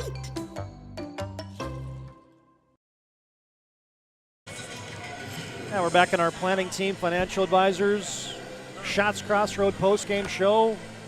Man, that was a battle. I feel like I just got done sparring for about 6 rounds, and I just watched the game, for crying out loud. Just tough inside. I saw Kinnebrew with a little cut in her arm. I mean, there's grabbing, holding, pushing, shoving. They had it all going. Century wins at 57-41, and Chuck, let's dig through the final game numbers here. As the Patriots improved to 25-0, and they'll have a date in the state championship game tomorrow night. Well, Jocelyn Schiller, what an exciting sophomore. 23 points, 7 of 22 from the field, 8 of 10 from the free throw line. 8 points for Cassidy O'Halloran, 6 for Riley McQuillan, 2 for Morgan Hartsey, and 1 for Hannah Litzinger. Ella Nowatzki also had 1 point and 5 rebounds for the Red River Rough Riders. They shot 27% from the field, just 3 of 21 from three-point line for 14%, and made 10 of 14 free throws for their 41 points. For the Patriots, Logan Nisley and Bergen Kinnebrew both with double-doubles, 24 points and 12 rebounds for Nisley, 16 points and 11 rebounds for Kinnebrew, 8 for Autumn Ketterling and 6 rebounds, 5 for Eden Fridley, 2 for Delaney Clark, and 2 for Zoe Austin for their total of 57. The Patriots shot 18 of 49 for 37% from the field, 6 for 20 for 30% from the three-point line, and they made 15 of 20. That's 75% from the charity stripe. Just a quality basketball game. It was 25-22 at half. It was tied at 34 with 8:21 left in that game. And then Schiller went out for 59 seconds. When she came back in, they were down 6, and they could never recover as they scored just 7 points in the last 8 minutes of that game, and Century pulled away victorious 57-41. All right, Chuck, couple things to take care of here is first, it's our Jobbers move of the game. They focus on the details of the process. They're ever losing sight of the big picture. Make sure that every attention to your move and the details are taken care of. Locations in Bismarck, Minot, Fargo, and Aberdeen. Find them online at jobberswarehouse.com. Jobbers move the game, delivered to you today by? Well, just walked by us. Turbo Fridley, Eden Fridley, that was the first half. Maybe not as big a shot of the threes. There was a couple of threes that Ketterling made. Those were some big shots, but I just thought the move of the game, she got into the lane where she was falling down. She threw it up from her ankles, and it had just enough English to just kind of trickle over the rim, and that's our Jobbers Moving and Storage and Roger Ward move of the game. Yeah, congratulations, Eden Fridley. That's your move of the game. Hey, fans, we still got 3 more semifinals to go. Wow. As Fargo Davies looking to get back to the state championship game, and they will square off against Minot High. That's the next girls semifinal upcoming. But first, it's our player of the game brought to you by Sport Clips. Go to Sport Clips for the MVP haircut experience. They're located at 411 South 3rd Street in Bismarck, and our MVP of the game is... Pretty hard to go away from Logan Nisley. She finishes with a double-double, some big defensive rebounds at 8 of them, 12 rebounds total, 24 points, 4 assists, 3 block shots, and 4 steals. Stat stuffing again for Logan Nisley. She's our Sport Clips MVP of the game. That D-line three-pointer that she hit late in that second half was a big shot for Century. Congratulations, Logan Nisley's our MVP of the game, brought to you by Sport Clips, and that'll put a wrap on Game 1. We'll take a short in-between game break here. We'll come back and set the stage for the Davies Eagles and the Minot High Magicians. Scott Woodmansey and Chuck will have that one as final score on your BNC Bank scoreboard in the State A Girls semifinals. Game number 1, it's Century 57 and Red River 41. Back after this timeout on the PSP Network. This presentation on the PSP Network is proudly brought to you by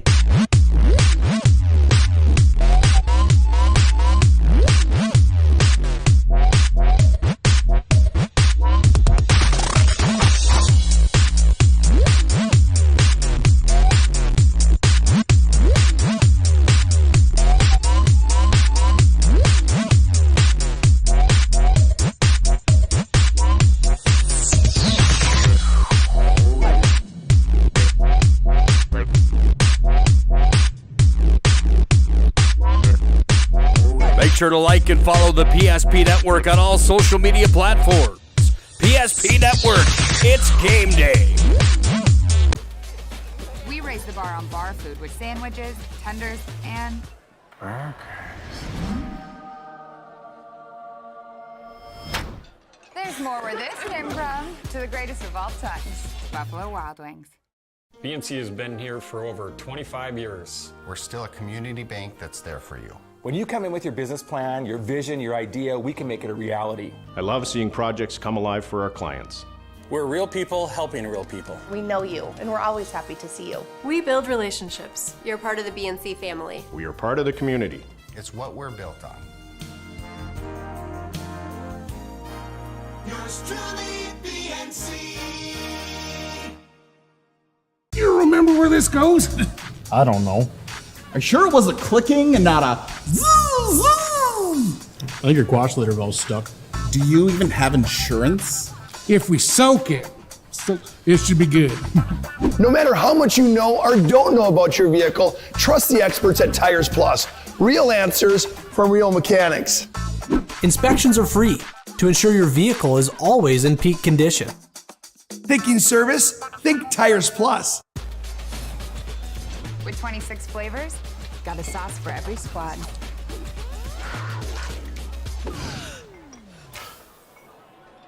Don't drip on the drip.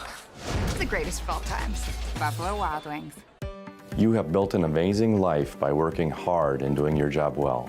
Delivering financial advice is what we do well. At Ameriprise Financial, our job is to use our skills, experience, and research to help you become more successful in today's economy. What we want you to walk away from each encounter with is satisfaction in knowing that together, we've done what we can to help you work toward a better future.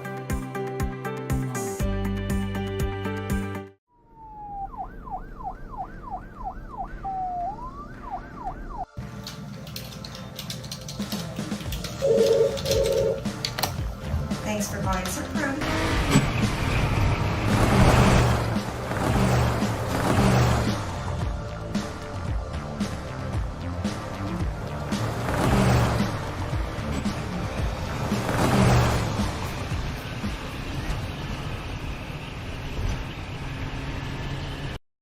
The magic of what we do really comes down to combining different aspects of patient care. Here at Premier Chiropractic, we love combining soft tissue work, the adjustment, and exercises together. We found that this gets the best results for our patients. We have 3 chiropractors to fit the needs of the entire family, a rehab area for our exercises and equipment, for any athlete to improve performance. Give us a call and we will get you back to doing what you love.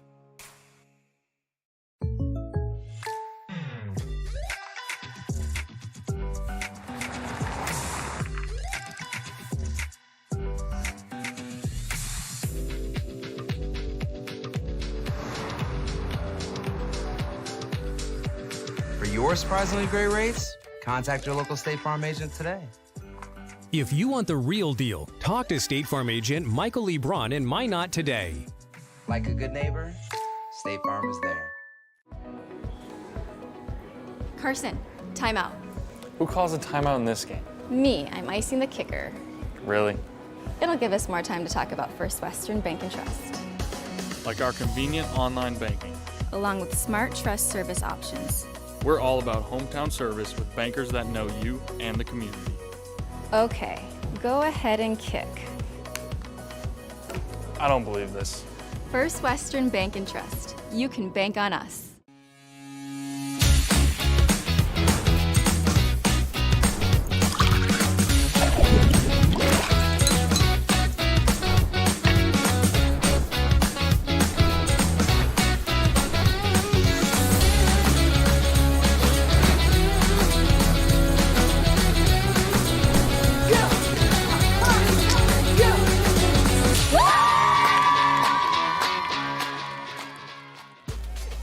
We raise the bar on bar food with sandwiches, tenders, and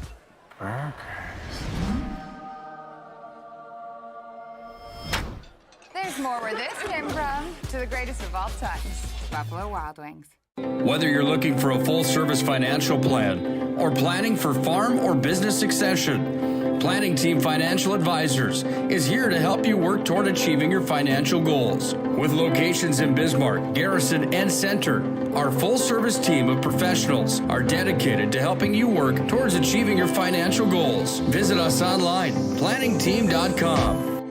Securities offered through LPL Financial, member of FINRA and SIPC. Investment advice offered through GWM Advisors, LLC, doing business as Goss Advisors, a registered investment advisor. GWM Advisors, LLC, and Planning Team Financial Advisors are separate entities from LPL Financial.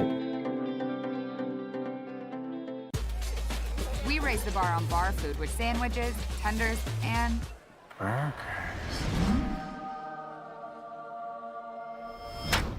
there's more where this came from. To the greatest of all times, Buffalo Wild Wings. This presentation on the PSP Network is proudly brought to you by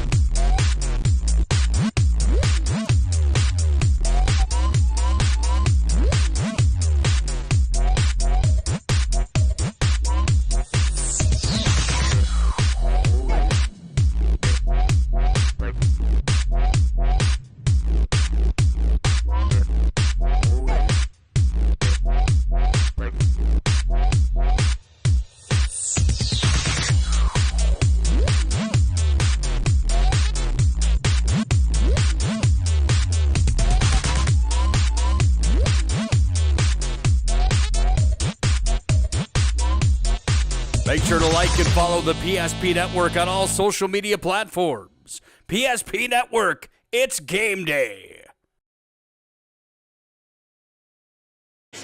So welcome back to the Bismarck Event Center, and who will play the Century Patriots for the State Class A girls title? Well, that one is coming up. We'll have the answer for you in about an hour and a half as game number 2 on the semifinal round of the girls State Class A tournament. Well, it features the Minot High Jets at 20-4 and the Fargo Davies Eagles at 23-2. Hi, good afternoon, basketball fans. Scott Woodmansey alongside Chuck Claremont. Glad to have you aboard here on the PSP Network. Century dodged the bullet this afternoon as they knocked off Grand Forks Red River by a score of 57-41. And Chuck, now we turn our attention to, two teams that have been in and out of that number 1 spot on top of the poll all year long. Davies at 23-2. And the Majets at 20-4. The Majets number 2 right now, Fargo Davies as well. So certainly this is a matchup that I think a lot of people wanted to see in this girls semi. Well, they were expecting it too. As you mentioned, Davies got to the state championship last year, losing to the Patriots. And they got their eyes set to get back on that again, and they are a quality basketball team. They got a number of different, very good players, and especially that starting 5, and you take a look at that, Scott, very well balanced. 2 girls in double figures in the starting lineup, and Ashton Safransky and Carly Franks, and then they bring Marissa Burry and Ava Wild. Duh, how do you forget her? All West Region potential All-Stater. And then you bring Marissa Burry in off the bench, and she averages 11 points a game. Then you throw in an Ashley Waka and a Taylor Safransky, and hey, that's a pretty quality basketball team where they go 7-8 deep. And when you can do that, that's why you get to the semifinals of the state basketball. Yeah, an interesting thing too, Chuck, was yesterday. It'll be interesting today. Carly Franks kind of held in check yesterday by Berryhill, a Legacy, and struggled a little bit. So it'll be interesting to see on the Minot side who's going to be able to come out and if they're going to be able to do the same thing to Carly Franks here this afternoon. Well, you know that she's going to get a piece of Avery Lundy. I can promise you that. Is Avery Lundy. And when you talk about defense, Avery Lundy for Minot is all about defense. And she can score too. She's averaging 9 a game, and she really is. She's sacrificed her offensive production, recognizing, okay, we got Maggie Fricke, we got Evanson, we got Lily Bell. I need to play defense. And so she's stepped up, and not talk about an unselfish for the sophomore to do that. Let's just give her the blue collar label. I would Should say we do that? 100%, Scotty. She's fun to watch, and she's just a grinder out there. And I promise you that she'll be matching up against Carly Franks a lot, and probably even Ashton Safransky probably a little bit as well. So she's that sticky defender that you love having on your team that recognizes her role. Well, you're listening to the Shields pregame show. Glad to have you aboard. Also, the game's brought to you in part by our title sponsors, State Farm Insurance, Michael Braun Agency, Ackerman Estfold, and also to Buffalo Wild Wings. And Chuck, Minot High, you touched a little bit on them, but we've seen Minot enough. We know what everything's going to roll through there. Fricke and Lily Bell. Well, and then Evanson she just played. The games I saw her run the year, she's the kind of the lone senior, and it's like, again, what's my role going to be?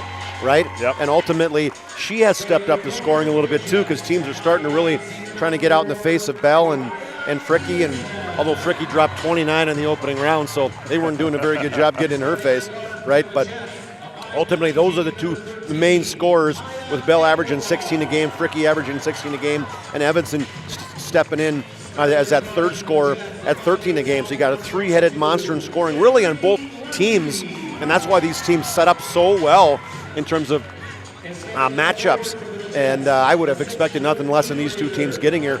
But yesterday Bismarck High they gave Davies beat Legacy yesterday. Legacy did everything they could. I mean, they only lost by 9 points, 70-61, and Jim Petrick says he led so many times. He kind of does everything he can to give they're just a tough out, let's just call it. And ultimately, Davies had to battle to beat Legacy yesterday, and they're in for a battle with Minot today as well.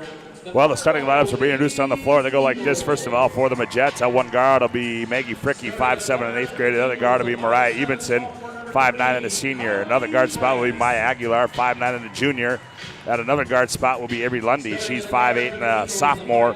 And at forward will be Lily Bell, at 6 foot and an 8th grader. Their head coach in year number 2 is Jason Schwartz. For the Eagles, they'll go like this. At one guard will be Carly Frank. She's 5'7" and a sophomore. The other guard will be Ashton Safransky. She's 5'6" and a sophomore. At one guard spot will be Taylor Safransky. She's 5'7" and a senior. At one forward will be Ashley Wacha. Is it Wacha or Waka? Yep. It's Wacha. Yeah, Wacha. And then at the forward spot will be Ava Wild. She's 6 foot and a senior. The head coach is Tona Safransky. Terry Bohan, Andrew Fisher, Daniel Weigel are the officials for this afternoon game. The Eagles, well, they are coached by Tona Safransky of the Davies Eagles. Tona Safransky's coached them.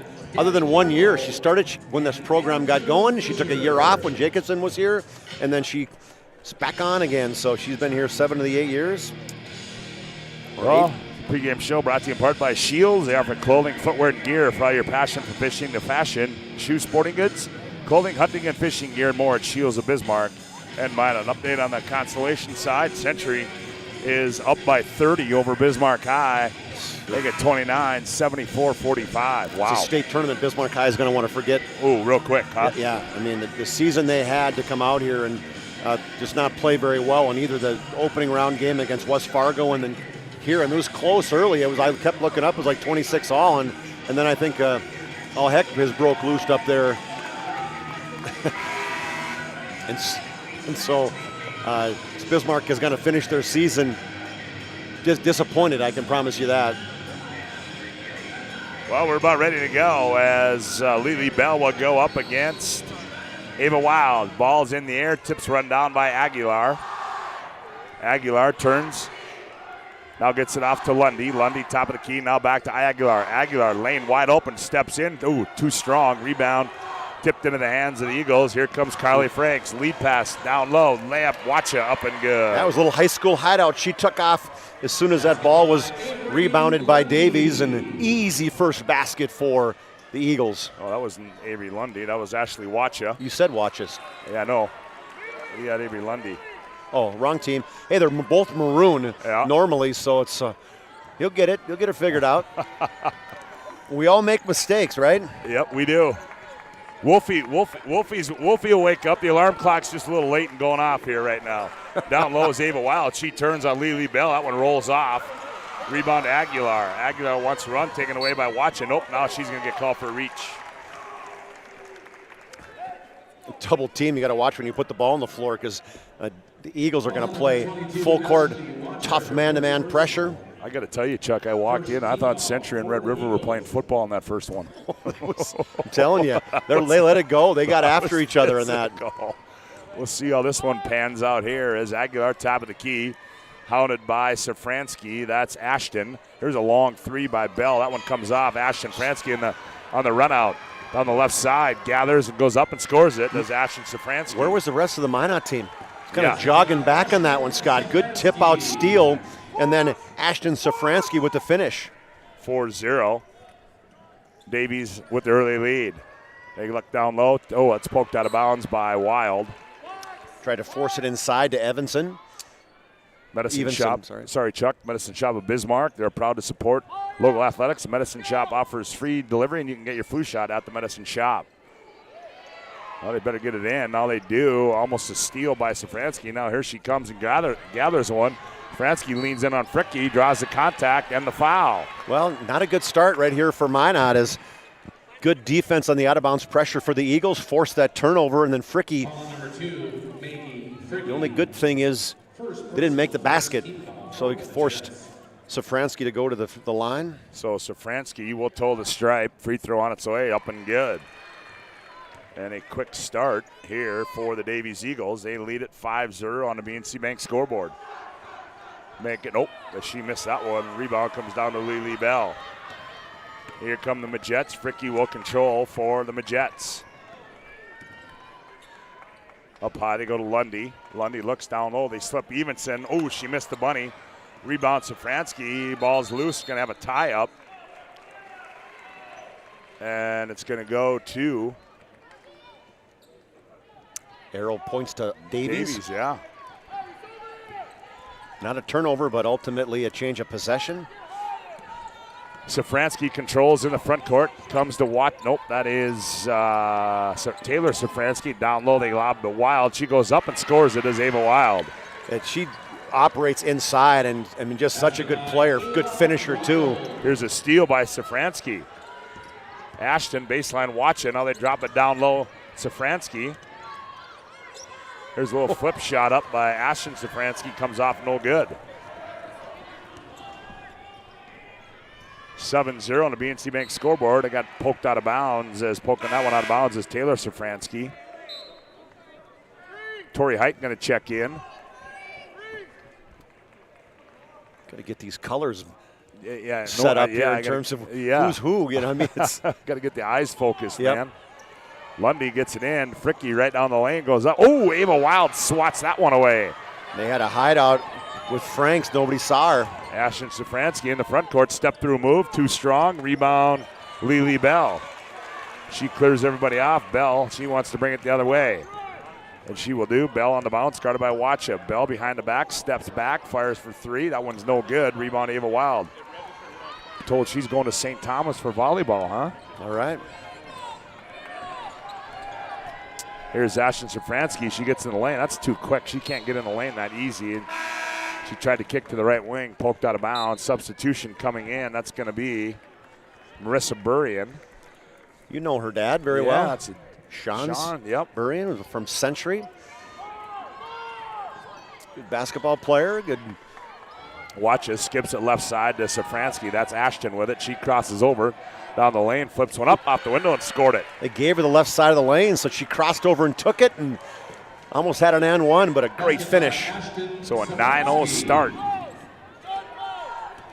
9-0 start here for the Eagles on the BNC Bank scoreboard. 14:42 left to go in the opening half of play. Here's Evenson between the rings. Now back to Fricky. Now they back down Bell. They're going to get a hold, I think, Scott, on Ashley Wacha. No, they got that on Burian. And we've got a Hubbard International Insurance timeout on the floor. Call Hubbard International Insurance today for all your personal and business insurance needs. On the BNC Bank scoreboard, 14:36 to go in the opening half. Davies 9, the Majet 0. Back with more on the PSP Network after this timeout.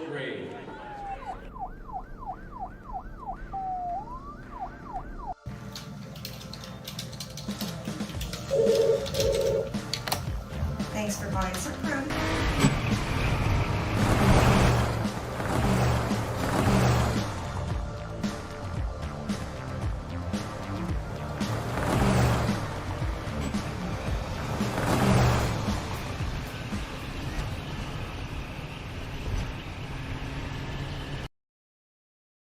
Here. Sorry. Way to set me up for that one. Is that your way to say shut up? Well, I mean, yeah, hey, sometimes, things go out. You deal with them in the break, and that's what happens. 9-0 our score on the BNC Bank scoreboard. Eagles lead it, 14:36 to go. And the Patriots are up by 32 with 4.5 minutes left on the other side over the Demons. Don't forget about CleanTech 24/7 disaster response and restoration services. Visit them online at cleantechllc.us. CleanTech coming to the rescue since 1992. The Majets inbound it. Here's Lundy down in the lane. Now back out high to Tori Height. Now kicks to Lundy in the left corner. They close out on her. Does Ava Wild. Here's Evenson. She operates the runner. Oh, and she got it to go down. And the Majets break the ice on the layup by Evenson. 5 out. They had Bell in the post, and she walked out to the three-point line. Good finish inside. Here's Wild in the paint. Safransky, nice bounce pass there. Safransky goes up and lays it in. Yeah, wraparound pass from Wild as she was double-teamed inside. Safransky at 7 points for her. 11-2. Fricky crosses over, gets in the lane, nowhere to go. Now still nowhere to go. Now to Lily Bell. Shot fake, step back, fires for three. That one, misses everything. Weak side air ball comes to Wacha. She gets it off to Safransky. Safransky now delivers back to Wacha. Wacha on the wing. They go to Ava Wild. Wild reverses her dribble. Now dumps it down low to Wacha. Her layup is missed. Rebound pulled out of there by Evenson. Evenson runs it in the front court for the Majets. Crosses over on Wild, right down Broadway. Layup got it. Wild tried to pick her up at the top of the key, and Evenson showed off her handles as she crossed over and went to the lane. 11-4 our score. Ashton Safransky in the front court. She gets to the free throw line with ease down the lane. Lily Bell says thou shalt not enter thy lane and blocks it away. Back comes Lily Bell for the Majets. Kicks it left wing Evenson. She's got the hot hand. Safransky pokes it away. They wanted a foul, didn't get it. Wow. Here's a violent dig in. There wasn't. Lundy up high. Tori Height thought about it. Left corner Fricky, high arcing three. That one too strong, and it goes over the back iron and out of bounds. Still a good look there by Fricky. Here comes Elsie Hardy in. Also Macy Wielden in for Davies. Wielden 6'2", Hardy 6'1". That should be a battle inside. Yep. 12:47 to play here in semifinal game number 2 on the girls' side. 11-4 score on the BNC Bank scoreboard as Ashton Safransky controls the sophomore from Fargo Davies. Hands off to Burian. Burian out near the timeline. Now she attacks. She's a sniper. Now they get it off to Franks. Franks, able to hold that foot. Now to Burian. Now Burian one bounce. She's going to fire deep three. Oh, she rattled it in, did Burian. You called it, Todd, or Scott, as she comes off a pick and gets cocks it in that right hand. Lets it go, knocks it down. Backdoor pass. They try to go to Evenson. Ball tipped out of bounds, and it'll go to Davies. Here comes Aguilar in. Fricky will sit down. 14-4, the Eagles by 10. 12:09 left to play on the BNC Bank scoreboard. Opening half. Here's Burrian from deep. Fires another one. Oh, and she got them both. Way to come off the bench. Marissa Burrian, back-to-back threes, that time on the trail three from about 24 and a half. Burrian gets 2 threes, as Chuck said, right off of the bench down the lane. Aguilar flips one up, and it does not go, but she's going to be fouled as Marissa Burrian, or is Maya Aguilar. One of the success that Minot's had is when they've got into the lane, used their dribble drive and that penetration. That time it was Aguilar. Third team foul as Aguilar converts on the free throw. Makes it 17-5. Lily Bell back in for the Majets. Ava Wild takes a seat, and Aguilar gets them both. 17-6. 11:44 left to go here in the opening half of play. And girls semifinal game number 2, the winner to take on the Century Patriots. Here's Bryn again. Now Aguilar closes out on her. And she just fires one in the lane, stolen away by Elsie Hardy. She gets it off. Bresley Bennett in the ball game as well. Here comes Lily Bell in the front court. Right down the lane. Bell, the runner, off the window, is up and good. Yeah, I got Bell off the dribble now again. That penetration is really hurting Davies right now. This time it's Bell. 3 different Minot Majets have scored inside. 17-8. They go down low. Turn shot rolls off for Wielden. Rebound on the weak side to Bell. Here come the Majets in the front court. This one's going up. Bell crosses over, steps back, fires a long 2 and got it. Yeah, just inside the 3-point line. That's her play. Right-handed dribble. Crossover dribble back to the left hand, step back. And the Majets are within 7. Here's Taylor Safransky. Lobs down low, Wielden, reverse layup. Right corner, Franks fires for 3, bingo. She ended up getting wide open in that corner because Wielden got to the reverse layup, and big shot by Franks in the corner. Now Aguilar has it poked away by Safransky. Ball's loose, kicked, now picked up by Franks. Franks 1-on-3. She splits the defense, loses it, now gathers. Now I don't know who she was throwing it to there. She just fired it into the left corner, and that's going to lead us into another media timeout. It's a Hubbard National Insurance timeout on the floor. Call 355-3100. Ask for Michael Borman for your commercial insurance needs. The BNC Bank scoreboard, 10:19 to go. Opening half, the Eagles 10, the Eagles 20, Majets 10. Back after this timeout on the PSP Network. You remember where this goes? I don't know. Are you sure it was a clicking and not a zoom, zoom? I think your quash litter valve's stuck. Do you even have insurance? If we soak it, it should be good. No matter how much you know or don't know about your vehicle, trust the experts at Tires Plus.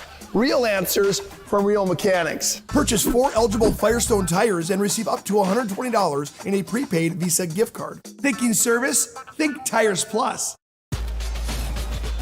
With 26 flavors, got a sauce for every squad.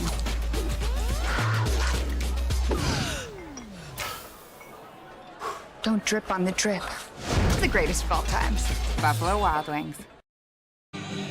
Well, Northern Plains Heating and Air has over 25 years of experience as your heating and air experts. As a factory authorized dealer for AeroSeal, there's no other choice to seal your heating and air game other than Northern Plains Heating and Air. Find them online at northern-plains.com. On the other side, Century, 94-62. They're going to win that one, so they'll play Fargo North for the Consolation Championship tomorrow morning.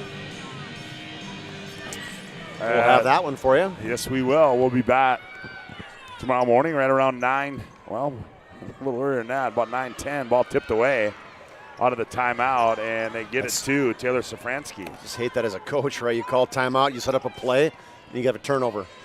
Safransky reverses the dribble up high, skips it right wing. Frank, she's going to fire a high arcing 3. That one back iron, rebound Aguilar. Aguilar comes down, angles center floor, now crosses over left to right, now back to the left. Now angles down the left side, shot up, bounces off, but she's going to be fouled, and I believe that's going to go against Watcha. Yeah, when Minot pushes a basketball like that and they keep the floor spread, they are such good dribblers, every single one of them. A lane opened up again for Aguilar. And she missed that one? She did. She did, yep. As Aguilar misses that one. Hardy and Bennett will come out. Evanson back in. Lundy back in, or Fricky back in, excuse me. Aguilar gets that one. She's 3 of 4 from the line and makes it 20-11 on the BNC Bank scoreboard.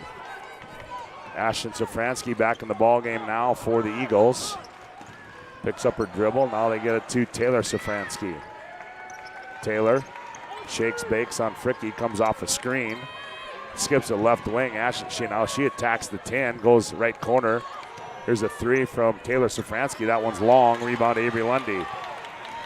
Lundy gets it off to Lily Bell. Bell in the front court on the bounce. Crosses over, gets in the lane. We're going to get a foul. It's going to go on Ava Wild. Got an arm bar for Foul number 40, Ava Wild. on Wild. First personal, 5th team foul. That one has gone final over there. 96-62. Century wins that one. Whew, that was a rout. Bismarck High, as you said, Chuck. Not a state tournament they're going to want to remember. Lily Bell, tough shot on the baseline and got it to go down to Lily Bell. She's got 6. Got around her first defender and shot the rainbow jump shot from 10 feet in the baseline. 2013, here's Taylor Safransky. She goes left, leans in with the right hand. Shot comes off, gets her own rebound. Put back, that one's too strong. Lily Bell, the weak side rebound. It's kind of taking over every rebound, getting big shots. 3 of the 5 field goals Minot's made. She gets it off to Fricky. Now they go to Bell on the left wing. Here's Aguilar with it. Around the wheel they come. Fricky. 9 to shoot. Down low, Lily Bell, and they're going to get a foul. That's going to go on Wielden. It's a 3-2 zone. Davies plays, and good job moving it around the outside, getting it inside to Bell. Bell getting more touches. You know, if it's outside, if it's inside, what's you got to do when you got a player like that? Crazy, just an 8th grader. 6th team foul. Long inbound, they go to Lily Bell. Now they give it off to Fricky. Now they go man-to-man to the Eagles. Here's Bell, guarded by Wild, up high Aguilar. Now Lundy. Fricky has it. Fricky spins in the lane, nifty move, left-handed layup, rolls off, rebound to Ava Wild. Fricky tries to tie her up. Here's a lead pass to Ashton Safransky. Stop and go move, now backs her dribble out, now attempts it again. Now hands off Wild. Wild puts on the floor, runner in the lane. That one up and good by Ava Wild. Crossover, or excuse me, a rip through and going to her left side. Ava Wild. 22-13. Lead back to 9 for the Majettes. Inside Lily Bell, turns on Ava Wild. Quick move there by Lily Bell, and she's able to sneak it in. Coach Schwartz was yelling at her, Scott, saying, fight. Yep. And she did there. 8 points for the 8th grader. Franks penetrates, now left corner to Wild. Now they hand back off to Franks, and the ball goes out of bounds. It'll go back to the Majettes. Right, now you're getting the crowd going a little bit. Yeah, we got immediate timeout on the floor. It's a Hub International Insurance timeout. Contact your local Hub agents, Leif Olson and Josh Cattell, for your personal insurance needs. 7:10 to go, opening half of play on the BNC Bank scoreboard. It's Davies 22, the Majettes 15. You're listening to Super A on the PSP Network. If your eyes could talk, they'd tell you life is better with LASIK. No more reaching for your glasses. No more dry eye from overwearing your contact lenses. Right now, Bismarck LASIK is offering free consultations for LASIK procedures. Break free from the daily hassles and expenses of glasses and contacts. Life is clearly better. Book your free consultation today with Bismarck LASIK and see the difference. Call 222-2020 or schedule online at bismarcklasik.com. The best part about working at BNC National Bank is developing relationships. I love working with people. We've been here for over 25 years. We've grown just like our communities we're in. But we still have that personal connection with our customers. And that's why we can find the best solutions for them. It feels great seeing projects around the community and knowing we're a small part of making that happen. We're helping people buy their first homes. Plan for the future. From startups to big business. We're part of the community. And we're proud of it. Yours truly, BNC.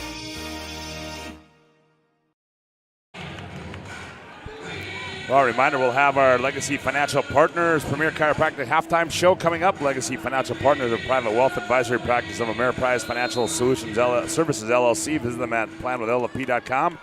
Dr. Kirk Mason, Dr. Cody Haugen, and Dr. Becky Perry Dahmeries can be found at Premier Chiropractic ND.com as we are back to live action here as the Majets swing the ball to the left side. They hand off to Evenson. She comes left to right.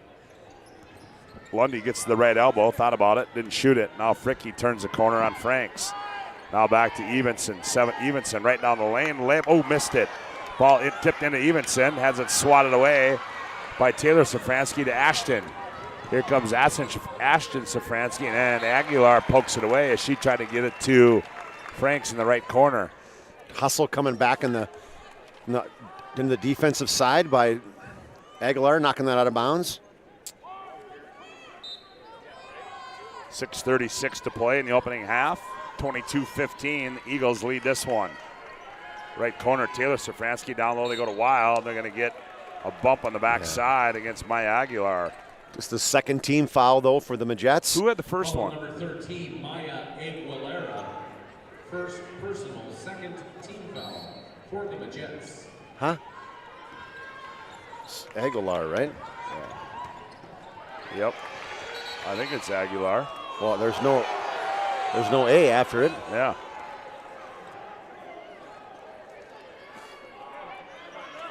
Who had that first foul? Hey, really? Oh, that's You're asking me? Wow, sorry, I blew up. Yeah, my bad. Couldn't tell you. Varian inbounds it to Ava Wild.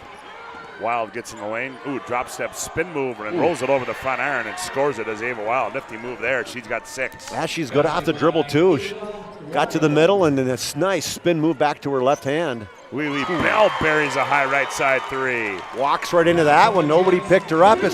She loves shooting off the dribble on that one. 24-18. They try to dump it down low to Wild. Ball's out of bounds. Going to go back to the Majets. Yeah, they're getting the crowd into it a little bit. That's what Minot wants. Kind of playing a little flat to start this game. Jason Shore is showing a little bit of emotion here on the sideline. As he calls out the play, does head coach Jason Schwartz. 5:53 to play opening half. His team trails by 6 at 24-18 on the BNC Bank scoreboard. Here's Lundy, down low, Bell. Turns baseline, leans in. Ball, she shoved it right in the bottom of the hoop, taken away by Safransky. Ashton runs it downhill, now gets it off to Franks. Franks step through move, flips it out of bounds. Yeah, back the other way we go. I don't think anybody touched it. I think she tripped over maybe Fricky's feet. She was jump stopped in that back in the baseline. Here's Fricky with it now. Fricky runs it in the front court. She hasn't scored yet, nope. Scott. Ooh, that Evenson. Here's Lundy in the left wing. Nice shot fake there. She attacks, lays it up and in. Avery Lundy, her first point. Sorry, Scott. Shot fake to her right, a ball faked, and then, man, when she went to her left, nobody was there. Well, here comes the run by the Majets now as the Eagles started out quick. The Majets cut it down to 4, 24-20. Here's Safransky. Ashton gets in the lane, throws one up, and they're going to get Lundy for the foul. Lundy came over to help as Safransky got by Fricky. Call number 22, Avery Lundy. First personal, third team foul. Who got the first one? Yeah. I just know it's 3 team fouls. And you want to know why I know it's 3 team fouls? Because he just announced it. No, because that's the only number that you can see on the board of the team fouls. Oh, good point. You can see the team fouls. 25-20, and Safransky misses the second one. 5-point lead for the Eagles. 4:53 to play here in the opening half. Semifinal game number 2 on the girls' side. Boys coming up tonight. We're going to have a hold. Is that going to go against Wild? I believe it is. It's gotta, yep. She was behind. Number 40, Ava Wild. Behind Evenson. And that'll put the Majets in the bonus. And that's Wild's second as well. So that's big. UPS stores your location for all your packing and shipping needs in the Magic City. Wild misses that one. I'm sorry. Evenson misses that one. Ball's loose. Yeah, it was just a bonus free throw there. Yep. Tie-up goes to the Majettes. Both these teams can fill it. 78 points a game for Chandler, for Fargo, and Minot's 71, but they also play great defense. Oh, Evenson just took it right at Watson there and scored it. Cleared the lane, let the senior do her magic, left-handed finish. 25-22. Eagles by 3, 4:27 to play opening half. Here's Burrian, straightaway 3. That one too strong. Rebound to Lundy. They get up to Tori Height. She slows it down, now gets to Fricky, and Maggie sets it up for the Majettes. They look high post. Nope, now Evans has got to come out and get it above the three-point line. Now here's Tori Height. Lily Bell wants it on the weak side. They don't give it to her. 7 to shoot. Fricky, stop and go move, step back, fires a 3. That one's going to be short. That was contested there by Taylor Safransky. Davies knew that play. Yeah, they did, and we're going to have another Hubbard International Insurance timeout on the floor. Contact your local Hub agents, Leif Olson and Josh Cattell, for your personal insurance needs. And the BNC Bank scoreboard, 3:55 to go, opening half. It's the Eagles 25, Majettes 22. You're listening to the State Super A on the PSP Network. Carson, timeout. Who calls a timeout in this game? Me, I'm icing the kicker. Really? It'll give us more time to talk about First Western Bank and Trust, Like our convenient online banking. along with smart trust service options. We're all about hometown service with bankers that know you and the community. Okay, go ahead and kick. I don't believe this. First Western Bank and Trust. You can bank on us.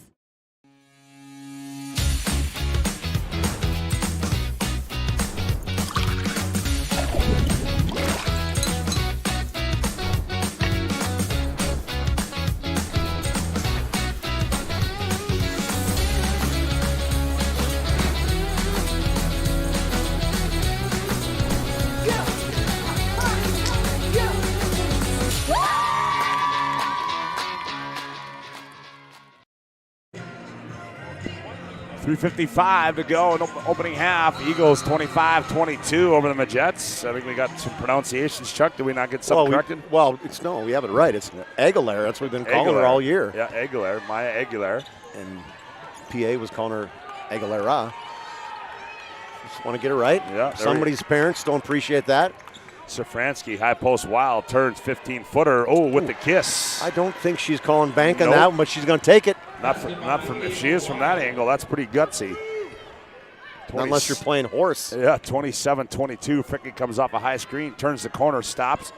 Turns. Now she found an opening, missed it. And she still hasn't scored yet, Scott. 29 yesterday, snake bit today with the donut. Yeah, in the ball game, here's Burrian in the paint. Burrian now gives that Wild left elbow. Wild on the bounce. Now loses it, goes out of bounds. In the ball game now for Davies is Kennedy Vettel.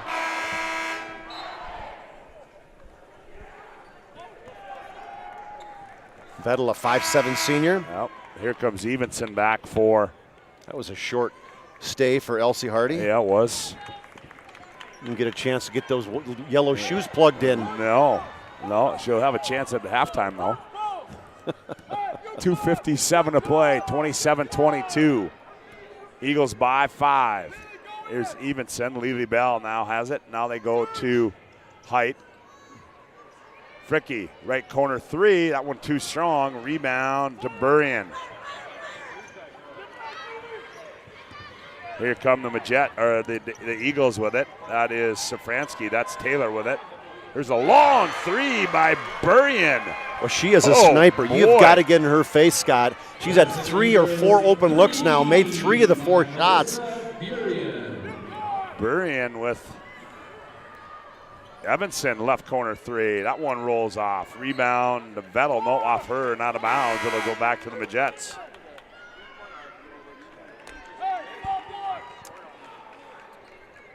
Burrian, she was spotted up Digner by Costco on that one. Yeah, She had 11 points yesterday off the bench. I mean, averaging double figures off the bench. So 6-man or 6-woman, whatever you want to call her. Well, Aguilar loses it. Left, here's Wacha. She fires. That was contested by Tori Height. Run down by Evenson. Gets it off to Aguilar. Aguilar in the front court of Lily Bell. Now Wild comes out on her. Bell attacks, drops it Evenson. Now back to Height. Aguilar throws it out of bounds, and it'll go back to the Majettes. Height just got sped up a little bit too much. He's going to come out. Here comes Bennett, and that's the 6th turnover. Coach Schwartz happy. He said, "You can't do that." We got a short timeout on the floor. We'll take one as well. 1:44 to play on the BNC Bank scoreboard. In the opening half, it's the Eagles 30, the Majettes 22. You're listening to the the State Class A tournament on the PSP Network. With 26 flavors, got a sauce for every squad.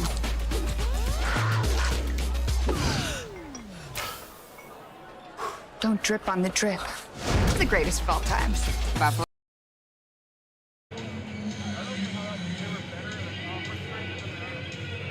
Magic City Inspections is a locally owned company committed to providing exceptional inspection services to ensure you are ready to take the next step in your home ownership.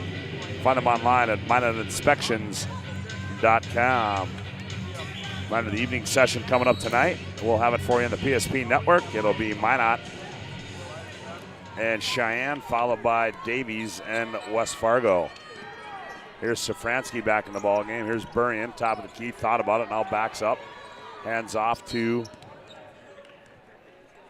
Safransky. We're going to have a foul. Call number 2, Maggie Fricky gets called for the foul. Oh, there's that first personal foul, Chuck. Fricky's got 2. Now? Yep, We found it. We found it. Ooh, Burrian thought about it again. Yeah. Taylor Safransky in the lane, turns, fires, and scores. Nice. Got in the lane there. We're face guarding Burrian, so gave her a little bit of an opening and shot it over the top of the defender. 32-22. Eagles by 10. 1:11 left to play here in the opening half. They hand off Levy Bell. Now right wing Evenson. Evenson gets in the lane. Now drops it back. Levy Bell. Right elbow jumper short. Rebound run down by Ashton Safransky. We're under a minute to go. 53 seconds. Safransky, shimmy shake move. Now leaves it for her sister Taylor. Now they go Wild on the roll. She goes up and gathers it. Goes up, has it blocked away. Lundy saves it. Open say she was out of bounds. Yeah. Presley Bennett had a piece of that too.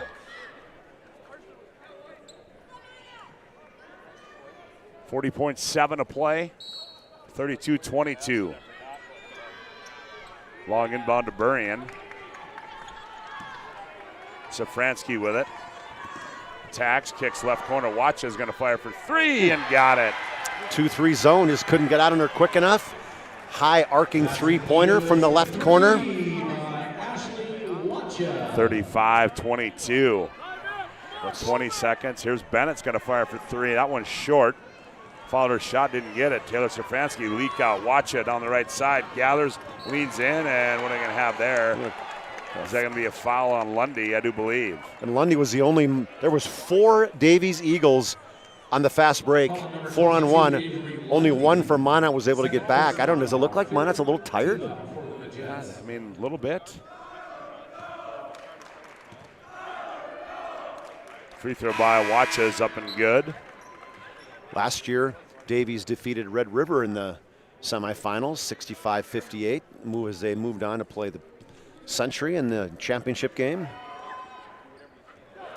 She gets 1 of 2, does Wacha. 5 seconds, Fricky attacks, kicks out. Here's Bennett, wide open 3 on the horn. Oh, Presley Bennett buries it in a big hoop at the buzzer for the Minot High Majettes as we go to break on the BNC Bank scoreboard. It's Fargo Davies 36, the Minot Majettes 25. We'll be back with our Legacy Financial Partners Premier Chiropractic halftime show after this timeout on the PSP Network.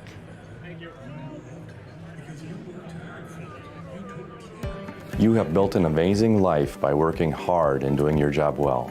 Delivering financial advice is what we do well. At Ameriprise Financial, our job is to use our skills, experience, and research to help you become more successful in today's economy. What we want you to walk away from each encounter with is satisfaction in knowing that together, we've done what we can to help you work toward a better future. This presentation on the PSP Network is proudly brought to you by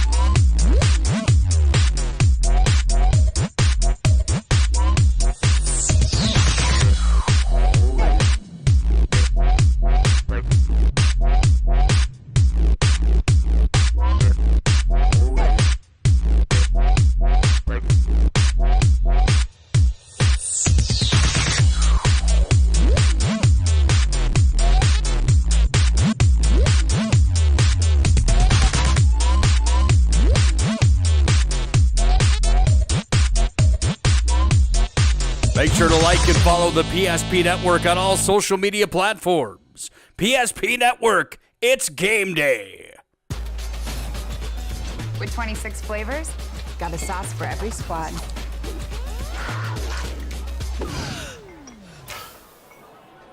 Don't drip on the drip. It's the greatest of all times. Buffalo Wild Wings. You remember where this goes? I don't know. Are you sure it was a clicking and not a zoom, zoom? I think your quash leader valve's stuck. Do you even have insurance? If we soak it, it should be good. No matter how much you know or don't know about your vehicle, trust the experts at Tires Plus. Real answers from real mechanics. Inspections are free to ensure your vehicle is always in peak condition. Thinking service? Think Tires Plus. The magic of what we do really comes down to combining different aspects of patient care. Here at Premier Chiropractic, we love combining soft tissue work, the adjustment, and exercises together. We found that this gets the best results for our patients. We have 3 chiropractors to fit the needs of the entire family, a rehab area for our exercises and equipment for any athlete to improve performance. Give us a call and we will get you back to doing what you love. Well, welcome back to our Legacy Financial Partners Premier Chiropractic Halftime Show. Do you have the right financial advisor to help you reach your goals? Ameriprise Advisors create a personalized goal-based plan to help you prepare for whatever life brings so you can feel more confident about your financial future. Call Legacy Financial Partners, a private wealth advisory practice of Ameriprise Financial Services, LLC at 701-258-9735.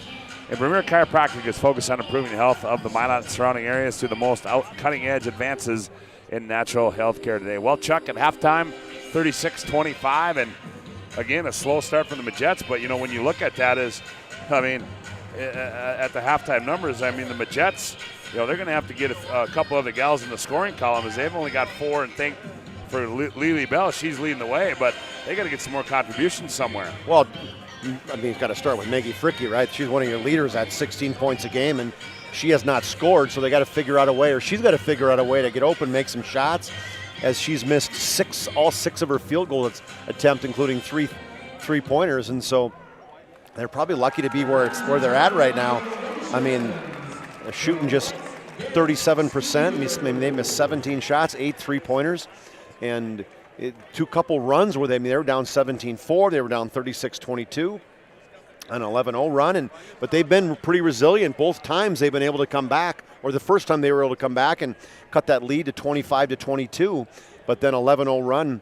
Davies kind of finished off that first half. Thankfully for the Majettes, Presley Bennett stepped up and hit a big three, and maybe that's going to, propel them in the second half, give them a little bit of momentum to get them back in this game. Yeah, you want to have, you didn't have a bunch of momentum going for you in that first half, and then when you go to the break with maybe a little Mo on your side, Chuck, and that was a big shot that she hit there, and maybe that'll bring them some momentum as we're at halftime here at semifinal game number 2 on the BNC Bank scoreboard. At the break, it's the Eagles from Fargo Davies 36, the Majettes 25. We come back, Chuck will have a look at the first half individual and team numbers. You're listening to the Legacy Financial Partners Premier Chiropractic Halftime Show on the PSP Network.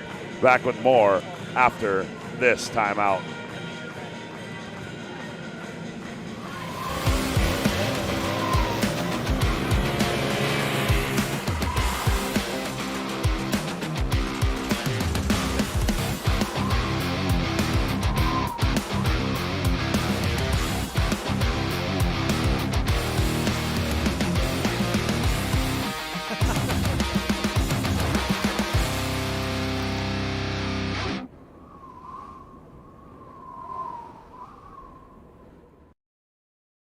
You have built an amazing life by working hard and doing your job well.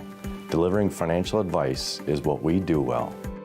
At Ameriprise Financial, our job is to use our skills, experience, and research to help you become more successful in today's economy.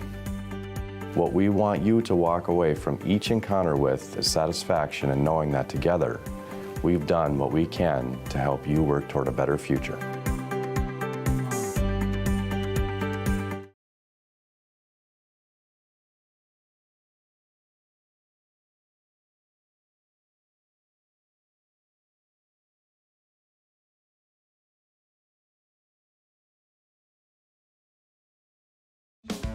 Getting that perfect slice is satisfying, fulfilling, and rewarding too. But we don't do it for fun. We do it for fresh. Slice to order makes a sub above. Welcome back to the Bismarck Event Center and our Premier Chiropractic Legacy Financial Partners halftime show. At the break, the Eagles lead the Majettes 36-25. And for a look at the first half individual and team numbers, here's Chuck. All right, for the Majettes, they were led by Lily Bell, 5 of 10 from the field at 11 points and 4 rebounds, 6 for Mariah Evenson. She did have 5 rebounds to lead them, the Majettes, 3 for Maya Aguilar, 3 for Presley Bennett, and Avery Lundy had 2 points. Interestingly enough, as we mentioned, Maggie Fricke did not score, 0 of 6 from the field. 25 points for them. They shot 10 of 27 from the field. That's 37%. 2 of 10 from outside the arc. That's 20, and made 3 of 5 free throws. That's just 60% for their 25. For the Eagles, it was 9 of Marissa Burian, sniper from outside the arc, 3 of 4 to make up those 9 points. Ashton Safransky, 8 points and 6 rebounds. 8 points for Ava Wild as well. 3 for Carly Franks, and 1 of 2 from the three-point line. 2 for Taylor Safransky for their total of 36. The Eagles shot 14 of 29 for 48%. They made 5 of 8 threes. That's big for 62%. That's the difference in the first half.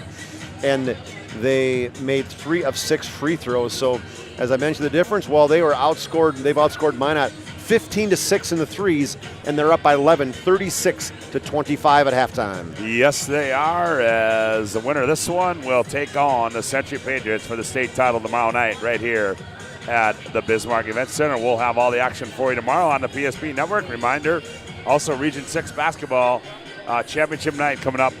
Nick Holberg will have the call for you on that one. We're at halftime. The Eagles lead the Majettes 36-25. We'll take our final timeout on our Legacy Financial Partners Premier Chiropractic halftime show. We come back, the final 18 of this one, as you're listening to the State Super A on the PSP Network. We raise the bar on bar food with sandwiches, tenders, and burgers. There's more where this came from. To the greatest of all times, Buffalo Wild Wings. BMC has been here for over 25 years. We're still a community bank that's there for you. When you come in with your business plan, your vision, your idea, we can make it a reality. I love seeing projects come alive for our clients. We're real people helping real people. We know you, and we're always happy to see you. We build relationships. You're part of the BNC family. We are part of the community. It's what we're built on. Yours truly, BNC.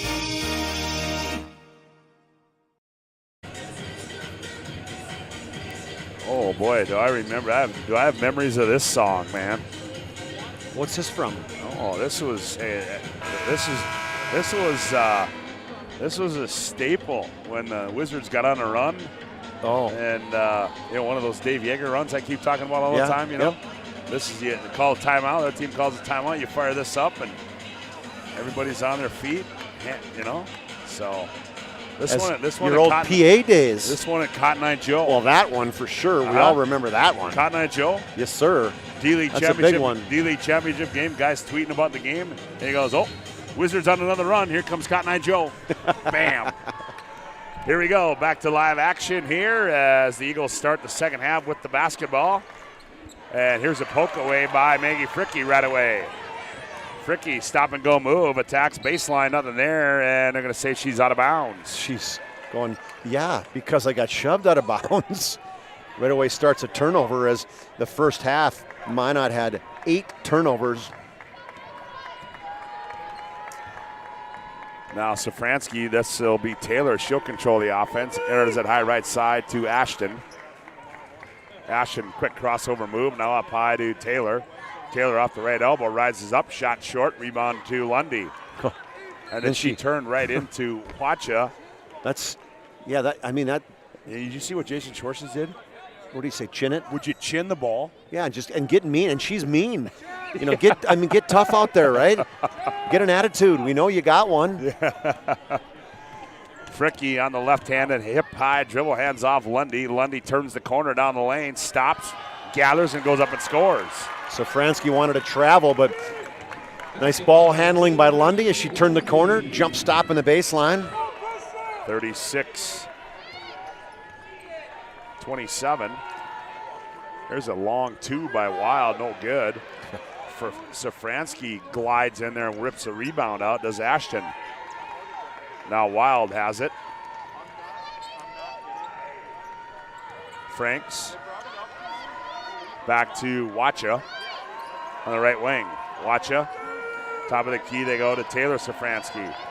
Taylor, 8 to shoot, finds it cutting Ashton, and it was tipped by Lundy. Yeah, it was. But there's still, the shot clock's at 5, so it's a good defensive possession for the Magi. Yeah, and they line it up on the baseline. Now they lob it to Lundy. To Wild. Wild right elbow, nowhere to go, leans in, step through move, shot short, rebound to Lily Bell. She's kind of got a bounce in her step, you know what I mean? Who's that? Lily Bell. Yep, oh yeah. She's going to attack on the right side, has it poked away by Safransky. Helped in from the wing. Here comes Taylor downhill for the Eagles. Now she stops, backs the dribble up, hands off to her sister Ashton. Ashton holds up 2 fingers and now puts the offense in motion. Gets a high screen, goes left. Now cut off down there, now gets it off to Wild. Wild spins baseline, creates some room, and Aguilar tips it away. Quick hands by Maya. Yeah, it was. Now she comes in the front court.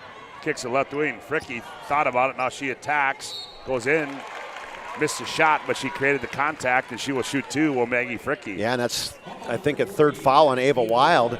And you know what? That's just smart basketball. Yeah, she's struggling from the 3, right? She hadn't hit one, so what does she do? She fakes the 3. She sees a lane opening. She goes to it, and she goes somewhere where she's shooting 88% from the free throw line. 36-28 as Fricke will have another one. Fricke sets and delivers, 36-29. Yeah, that's just smart basketball. And hey, now what? Guess what? She's seen the basketball go through the hoop. Yeah, that's exactly right. Just underway, second half, 15:34 to go in the ball game. Taylor Safransky on the bounce, out high. Now goes in the wing to Huacha. They cut off of Ava Wild. Wild slides to the block, nothing there. Now Huacha attacks. Here's Taylor Safransky. She turns, fires from, missed everything. Ball goes out of bounds. Boy, and Minot, Chuck, does it seem like Minot stepped up their defense a little bit here in this absolutely. second half? You think Coach Schwartz maybe had a A little I'm guessing bit to say something, a little heart to heart. Yeah, I think so. I think he said, let's get going. Either that or we're going to be playing for third place tomorrow. 36-29. Here comes Fricky with it for the Majettes. They look down low. Bell. She gathers one bounce. Turn, layup, and got it. Boy, oh boy, Lily Bell. Power move there. Yeah, she gets herself in position. She's hard to stop, Scott. 13 points for her. Ashton Shafransky throws one up. Watch the rebound. Reverse layup. And we're going to get a foul. She looks just like her sister, Yeah, Riley. she does. Riley, who's all-stater, Miss Basketball candidate, played for Mary, is playing at Mary. Sorry, Chuck. Avery Lundy gets the foul. That's her third on the BNC Bank scoreboard. 14:54 to go. It's Davies 36, the Majettes 31. It's another Hubbard National Insurance. Time on the floor. Back with more after this timeout on the PSP Network. Life is all about moments. Big moments. Small moments. And those moments you can't put into words. It's how we at First International Bank and Trust live first and have been for more than 110 years. One customer, one family, one moment at a time. First International Bank and Trust. Live first. Hey, be sure to vote for this week's Jersey Mike's Player of the Week on the PSP Network Facebook page. Jersey Mike's is a sub above. Also, Prestwich Orthodontics specializes in braces and Invisalign for all ages. We offer free consultations and financing options to make it easy to take your smile to the next level. Visit MineOutBraces.com today to get started with a free virtual consultation. Prestwich Orthodontics. Minot down 11 at halftime. Cut that lead in half and then a little bit more. 36-31 at the line goes Wacha for the Eagles. Free throws up and good. For Ashley, she's got 7. Her sister had a good freshman year out in Yeah, Mary. she did. I think she was starting towards the end of the year as well, I think so too, Chuck. Scott, yeah. Yeah, how about that run? Rick Newman took him on late in the season, got him down to Sioux Falls, and I don't think that was expected. no, guys' team had a good run. Good things going on at the University of Mary now. Stevenson wanted that one bad. Yes, she did. Here's Evenson down low, Lily Bell. They double up on her. She moves in the lane, flips up with the left hand, and scores it. Just such great recognition. Saw the double team was coming from the baseline, so she spun back to the middle and finished it over the rim with her left hand. 38. Not quite the dunk, but over the rim like the ball. 38-33, Burien out high, hands off to Franks. Franks has it poked away by Aguilar. She runs it down, gets it out to Lily Bell. Lily Bell energized. Left corner they go to Evenson. Wide open lane, layup, got it. Lob pass behind the defense and a good finish by Evenson. 38-35, the Majettes within 3, 13:57 to play in the ball game. Here's Ashton Safransky, gets a high screen. Now she's going to fire a long 3. That's off. Watch, the ball's loose. Here comes Evenson. Evenson on the left-handed dribble. Oh, she wanted to leave it for Lily Bell. Swatted away. Aguilar gathers. Evenson baseline. Layup, got it. And the Majettes are within 1. And we got a timeout on the floor as Tona Safransky wants to talk it over. We'll take one as well. 13:37 to go on the BNC Bank scoreboard. The Eagles 38, the Majettes 37. You're listening to State Super A on the PSP Network. With 26 flavors, got a sauce for every squad.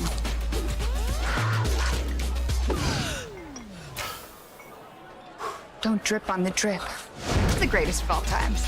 Buffalo Wild Wings.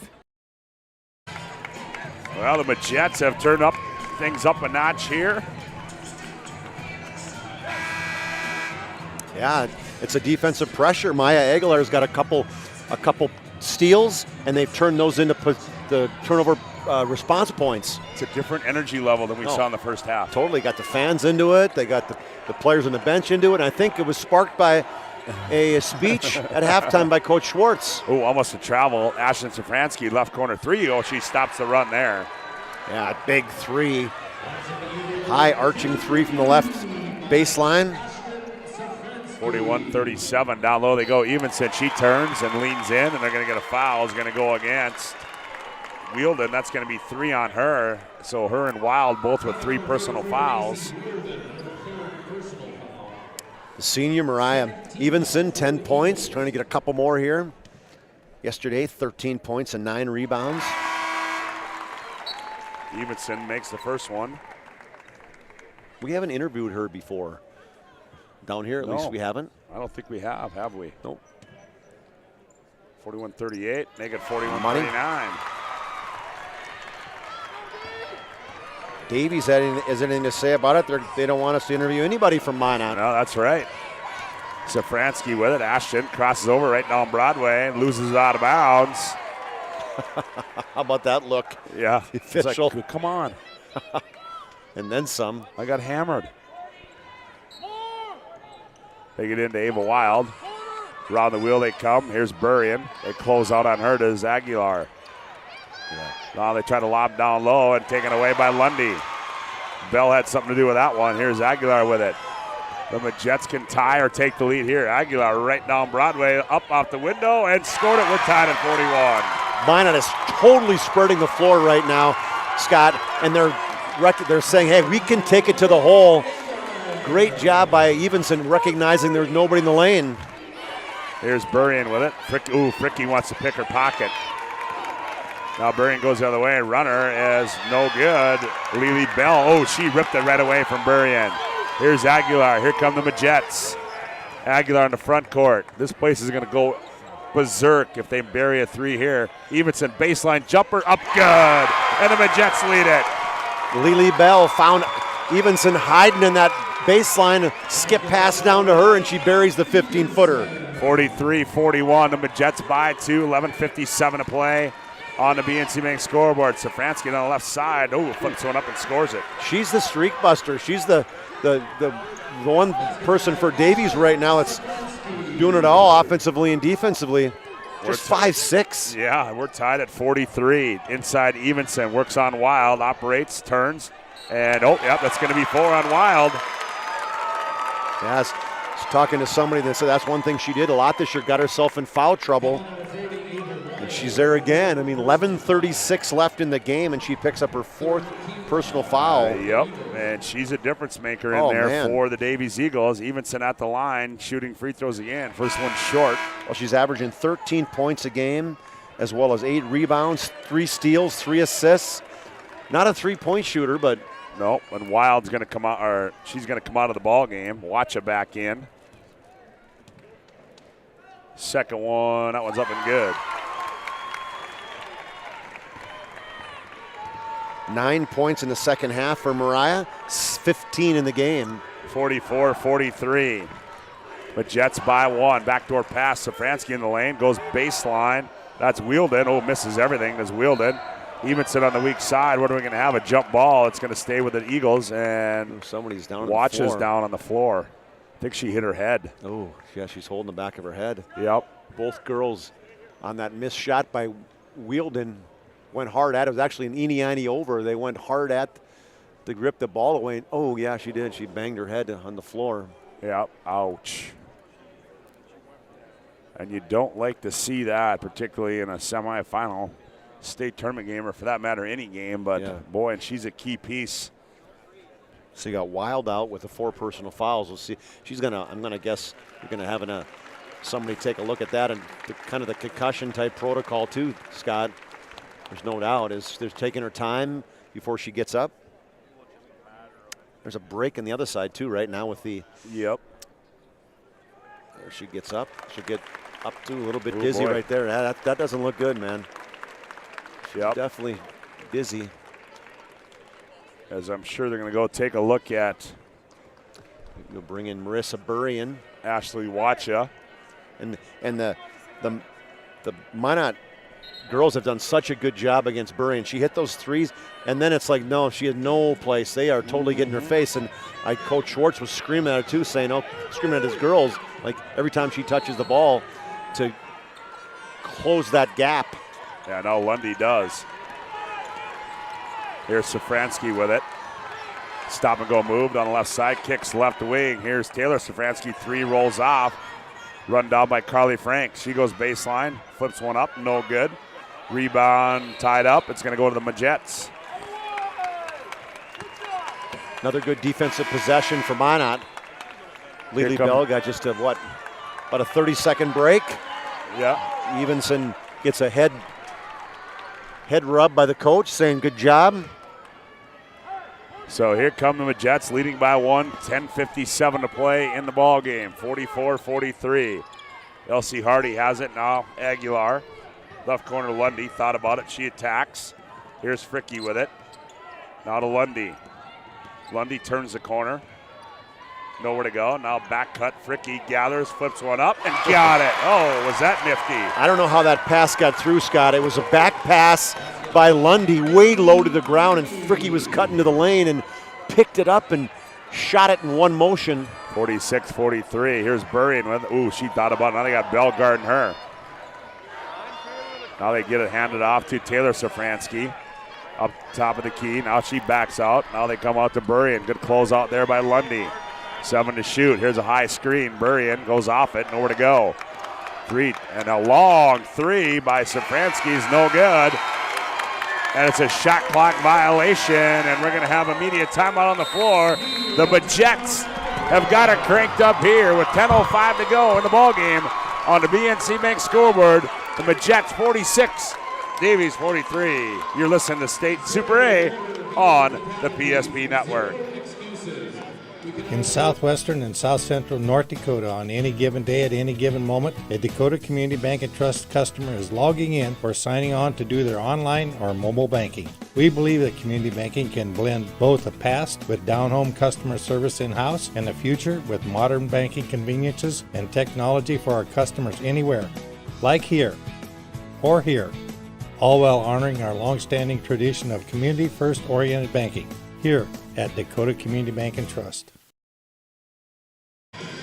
Well, the Majets got it rolling here as they lead at 46-43. 10:05 to go. The Dakota Front Page. Every morning I get the Dakota Front Page delivered to my email free of charge, and you can too. Just go to mydakotan.com and sign up today.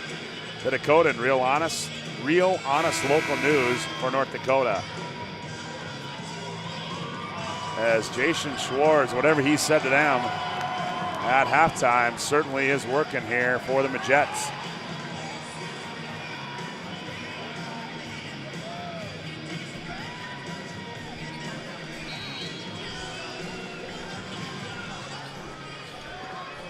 Fricky brings it in the front court on the bounce. Now attacks, now hands off to Lily Bell. Bell now back to Aguilar. Here's Fricky with it. Fricky turns the corner lane, spins, has it poked away by Safransky. Back with it comes the Eagles. Safransky now crosses over, kicks left wing to Franks. Franks up high to Safransky. Now Burrian. Burrian goes baseline right, and we're going to get a foul, I do believe, on the drive. And that's going to go against Fricky. That would be 3 on her. She reached in. She was guarding the wing on that play. It's a deep breath, right? Apparently, they want to get you in shape going to the bathroom here at the event center. Ooh, on the drive at Lundy, that's going to be 4 on Lundy. So 2 big chess pieces on each team. One, Wild's got 4 for Davies, and Lundy's got 4 for Minot. Yeah, Lundy's going to come out. Evenson comes in. Those reach-in fouls, just, those are bad. Yep. Here's Taylor Safransky, shot fake, gets in the lane, tries to drop it down low to Wielden. She can't gather it. Jump ball, it's going to stay with Davies. One thing you got to recognize, too, is it's great to get the ball to the post. I'm all for that, right? But you can't get it to her when she's got 3 people around her. Yep, exactly. You know, put them in a position to be successful. Here's Burrian. They close out on her. Now kicks right corner to Burrian. Here's Wielden. Taylor Safransky now to Ashton. Ashton, spin move out high, flips one up, missed it. Oh, man, I don't like that call. Oh, boy. You call that on Bell? Bell reached in, and that's one of those things, Scott, as an official, when you reach in like that, I mean, that's almost an automatic. Yep, and Safransky buries the first one.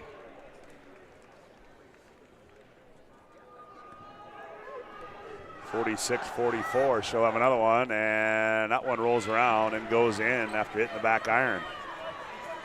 15 points for Ashton Safransky. She leads the Davies Eagles. 46-45, 9:02 to play in this one. Fricky on the bounce out high. Now they go Lily Bell. Now Evenson catch, layup, got it. Oh, was that a nifty design play there?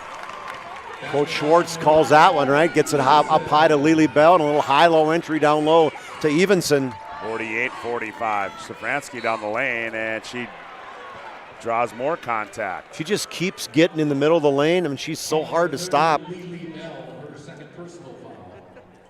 Bell back-to-back fouls and possessions, and Ashton 12 points a game, 5 assists. Man, she's just a sophomore and coach's daughter.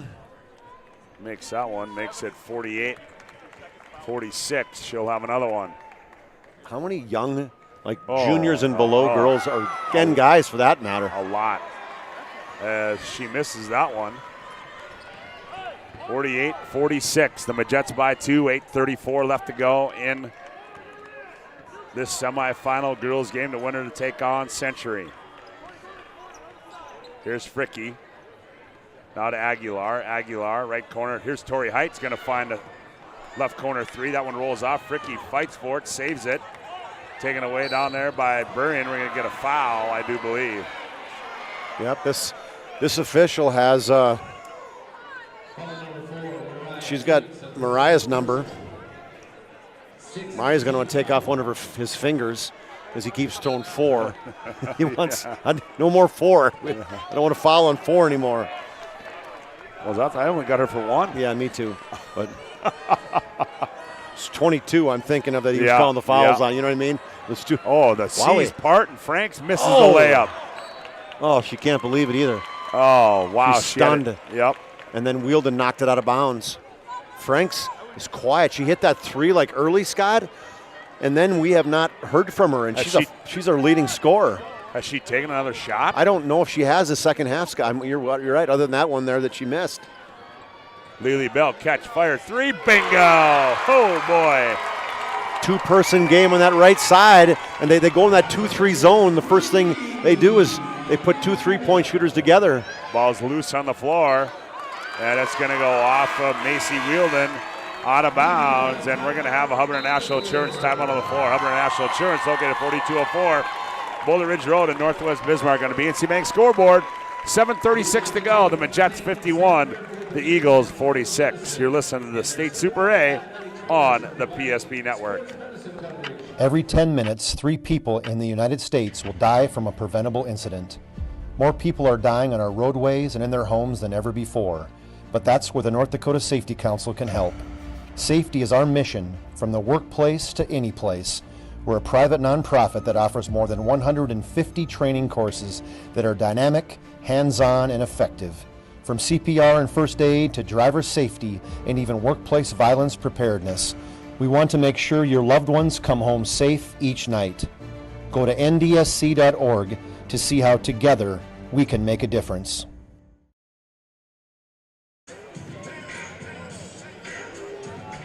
Today's game brought to you in part by Prestwich Orthodontics, specializing in braces and Invisalign for all ages. We have a free consultation and financing options to make it easy to take your smile to the next level. Visit MyNowBraces.com today to get started with a free virtual consultation. Prestwich Orthodontics. Also, we'll have our Planning Team Financial Advisors post-game show coming up. Planning Team Financial Advisors helping clients work toward financial freedom. And we'll pick a Sport Clips MVP of the game and a Jobbers Moving and Storage move of the game. 7:36 to go here. 5-point lead for the Majettes. Good second half for Minot. Down 11 at halftime. Responded. I mean, they've outscored them, 26-10? Well, they go down low to Lily Bell, and she just attacks. And good to see Watcha back in the ball game now for Davies. Yeah, that is nice.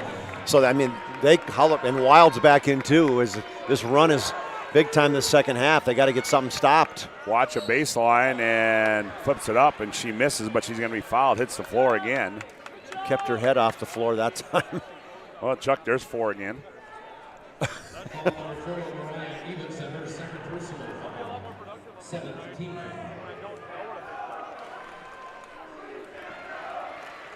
Watch it converts.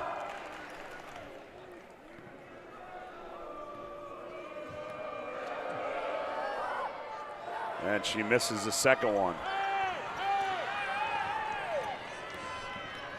Aguilar runs it in the front court for the Majettes. They lead 53-47. They go inside Evenson. Evenson turns baseline, flips it up, missed it. Rebound to Safransky. Safransky, she wants to go end-to-end. Shakes, big, kicks it off to her sister Taylor. Now to Franks. Gets a high screen, does Franks. Hands off to Safransky.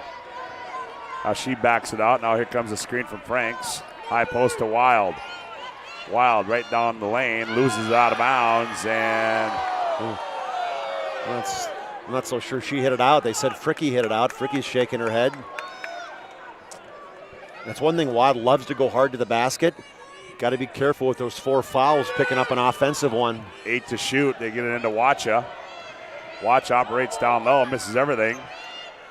Blocked away by Evenson, and they're going to get her for a foul. Well, the thing about what she did, Scott, is she tried to do the volleyball spike. Yep, that's and true. The officials see that, and they see the follow through, and they see a girl goes down, and you're thinking, okay, lots of contact. So to the line will be Taylor Safransky. So I didn't mean to jinx her and say 4. Now, the last 3 times, 4's had the foul. Yeah. Free throws up and good. 53-48. What to the coach? What'd I do? Coach Schwartz said, I don't know.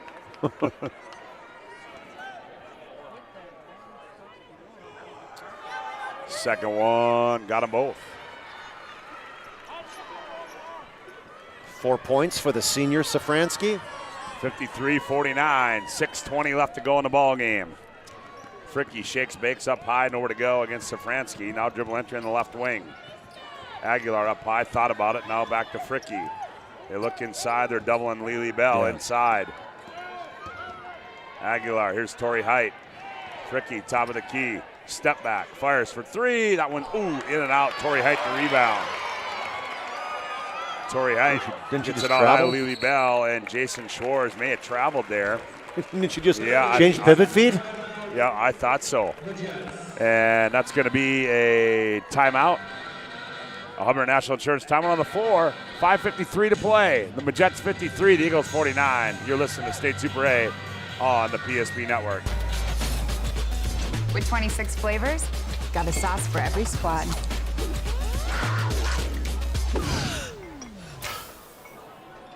Don't drip on the drip. The greatest of all times. Buffalo Wild Wings.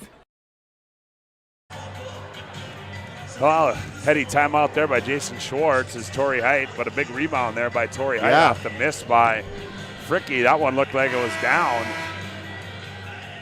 So the Majettes will have 25 to shoot. Got to have good production off the bench no matter what your role is.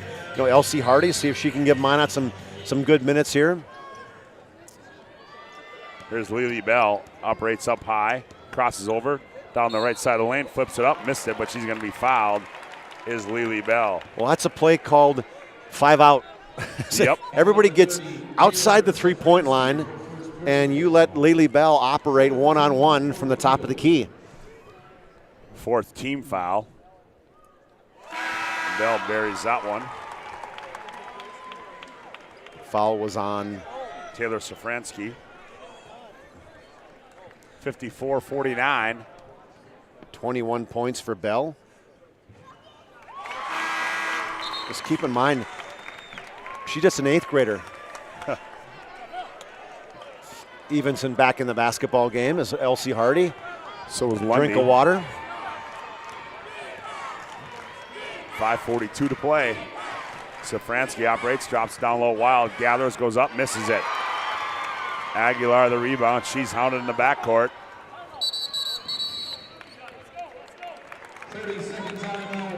Jason Schwartz calls another 30-second timeout. We'll take one as well. 5:32 to go on the BNC Bank scoreboard. Minot 55, Fargo Davies 49. It's another Hubbard National Insurance timeout on the floor. With 26 flavors, got a sauce for every squad.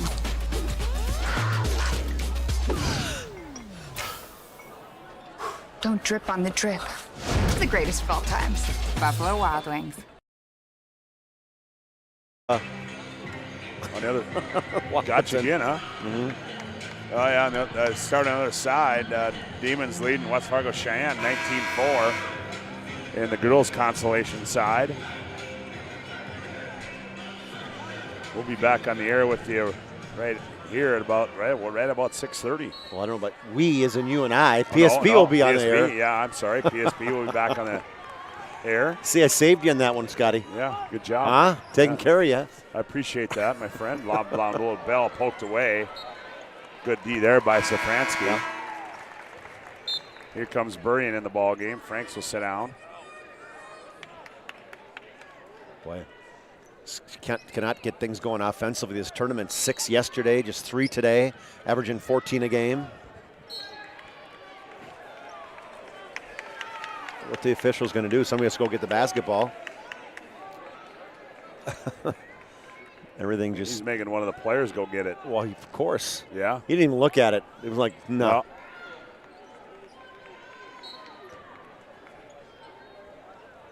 They get into Fricky. Now Fricky wisely backs out, set 7 to shoot. They put it in motion, spins in the lane, running left-handed layup, missed it. Rebound tipped out to Ava Wild.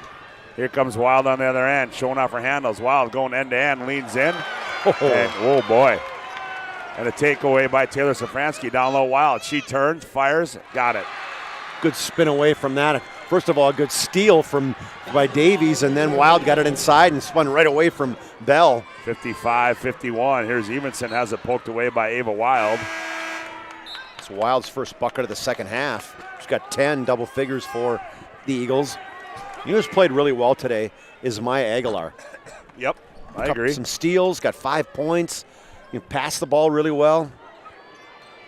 Lundy gets it in to Fricky, hounded by Safransky.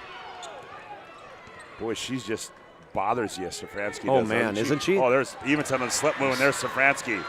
She read it. She saw it coming. Back with it is Burrian for Davies. 4:27 left to play in the ball game. Here's Safransky. She's going to get in the paint. Still on the bounce. Now right corner they go to Taylor. Down low Wild. She operates, flips one up, missed it, but she's going to get a foul. And that's going to go against Presley Bennett. Yeah, it's good patience right there for the Eagles. You know, they kind of move the ball around the outside.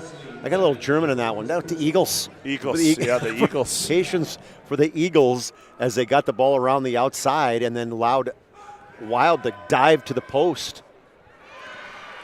Ava Wild converts. So important to have her on the floor, this 6-foot senior. Slasher.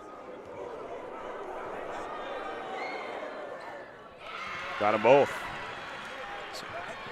Sat out from 11:36 to about the 5-minute mark, and that's when the lead got big for Minot. 55-53, but Jets by 2. Mandatory timeout coming up here. Bennett attacks in the lane. Goes up, nope, suitcase violation. We'll go back the other way. Well, she's going to get, I think, the short straw.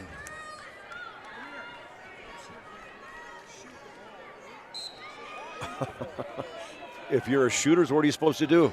Shoot the ball. Shoot the ball, right? That's what he's saying. What are you here? You're a shooter. 55-53. Eagles trail by 2. They have the ball. Here's Burrian with it. Gets a high screen. Oh, they slip Wild wide open down low. Got the layup, and we're tied at 55. Both Bell and Lundy went at Burrian, and nobody picked up Wild. Wild 6 points in a row. We're tied at 55. Almost a steal. Oh, nope, Height runs it down. Now back to Fricky, 13 to shoot. Fricky attacks, leans in, Safransky takes it away.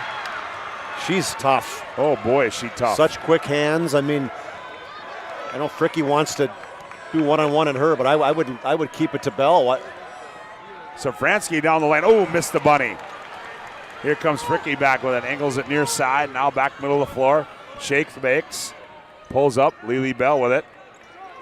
Bell hands off to Fricky.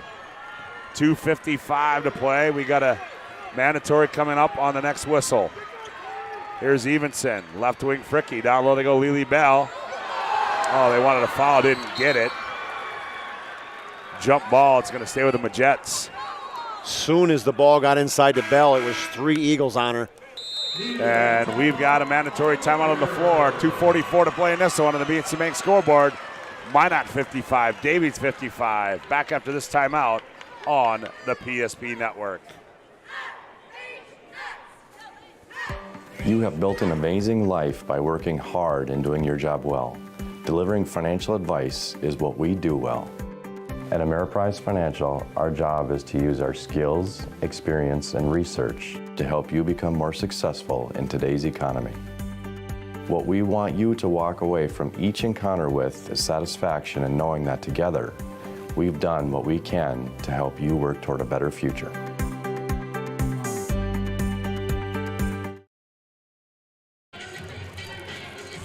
All right, remember, we'll have our Jobbers Moving and Storage moving the game. Moving the game is sponsored by Jobbers Moving and Storage. They can help you move across town or across the country. Ken Jobbers, locations in Bismarck, Minot, Fargo, and Aberdeen. Find them online at jobberswarehouse.com. Sport Clips brings you also our MVP of this matchup. Sport Clips is located at South 3rd Street and is the home of the MVP haircut experience. Sport Clips brings you this game's MVP. You think Century has a preference who to play? I don't think so either. I don't think it matters. They've had battles with Minot this year. Yep. Davies, they beat in the state championship last year, and I think either team will be a worthy opponent. There's no question about that. As Minot will inbound with 7, they lob it to Bell. She gathers, leans in, left-handed layup, and scored it. Great play on that out of bounds. Bell just walked before the ball was even thrown in bounds. She just walked her girl underneath the basket, so that lob got it to her in perfect position. 57-55, Safransky hands off Burrian, a long 3. Ooh, that rolls off. Rebound Fricky. And here comes the pressure applied by Davies. Gets it off to Evenson. And we're going to get a foul, and Burrian goes, what'd I do? Is that an area foul? And how about the eyes of Burrian, huh? I know. If there was lasers coming out of those, Scott, if she had superpowers, that official would have got burned. Just a blank look in there. She's just got those deep, dark eyes. They get it into Fricky with 2:15 to play. Fricky enters it left side at Torrey Height. Now up high to Evenson. They come out there. The Wild's done. Yep. What a bad foul. I don't know how. She said how I hit the ball. Here's the thing. With 2 minutes left and you got 4 fouls, you can't even risk that. But the one thing you ask yourself is you wonder if you can get away with that. If she got away with that all year long out in the EDC, how that game was called out there, and she may have. And you know what? When you start mixing these officials, and you're not going to always get that call, and that's probably what happened there. Yeah, that's. So Ava Wild fouls out of the game. 2:05 left to go. Fricky gets it into Lundy. Lundy guarded by Franks. Now back to Fricky. Here's Lundy with it. Avery up high to Fricky. Looks inside to Bell. Nothing there. Now they hand off Torrey Height. Now Lily Bell. Catch, turns, fires for 3. Bingo! Oh, is that a big shot? You talk about ice in this girl's veins. 27 points now and a 3-point from deep in the right wing. 60-55. Here's Ashton Safransky. Backs in down low, minute 27 to go. Trying to find somewhere to go with it. Evenson saves it. Gets it off to Lily Bell. Minute 18 to play. Bell works it in the front court to Maggie Fricky.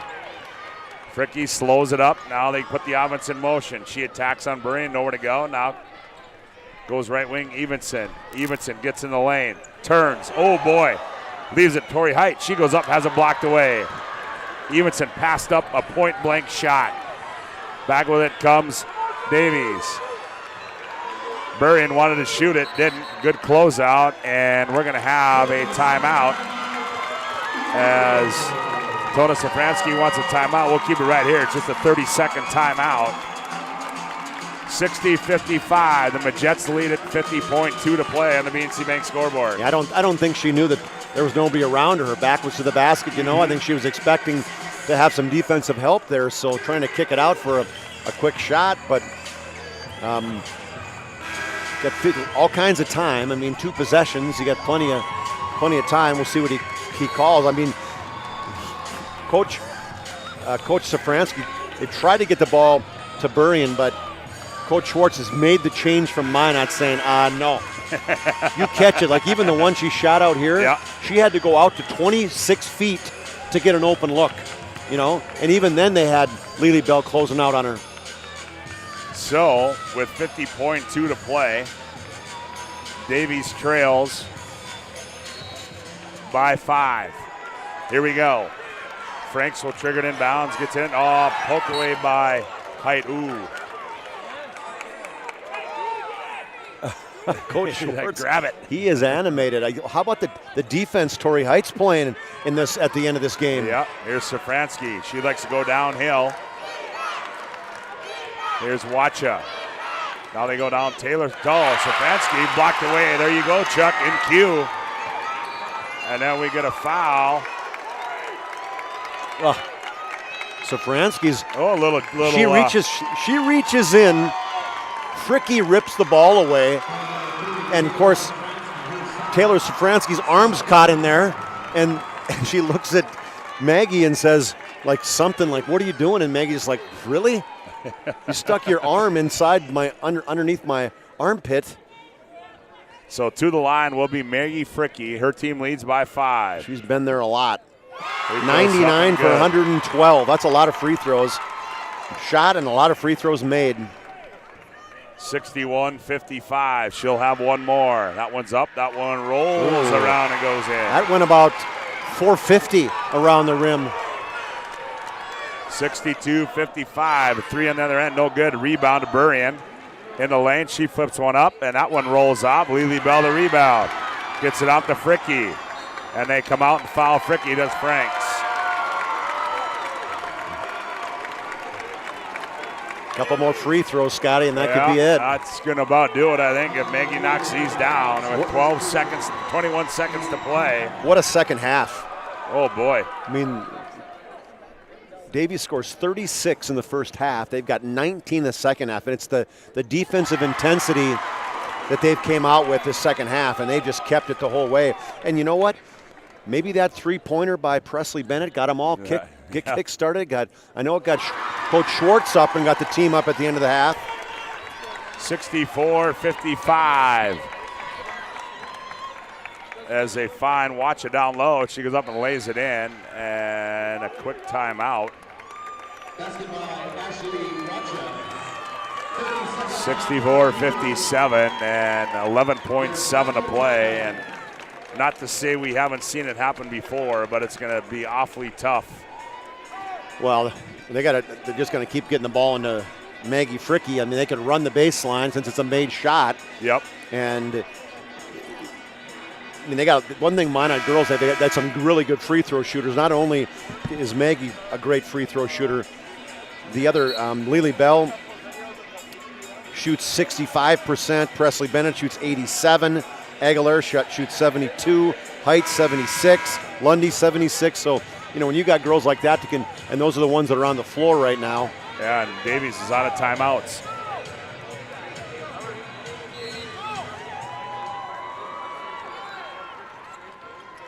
They get into Evenson, and yeah, I don't think they're going to foul now as Lundy is going to dribble it out.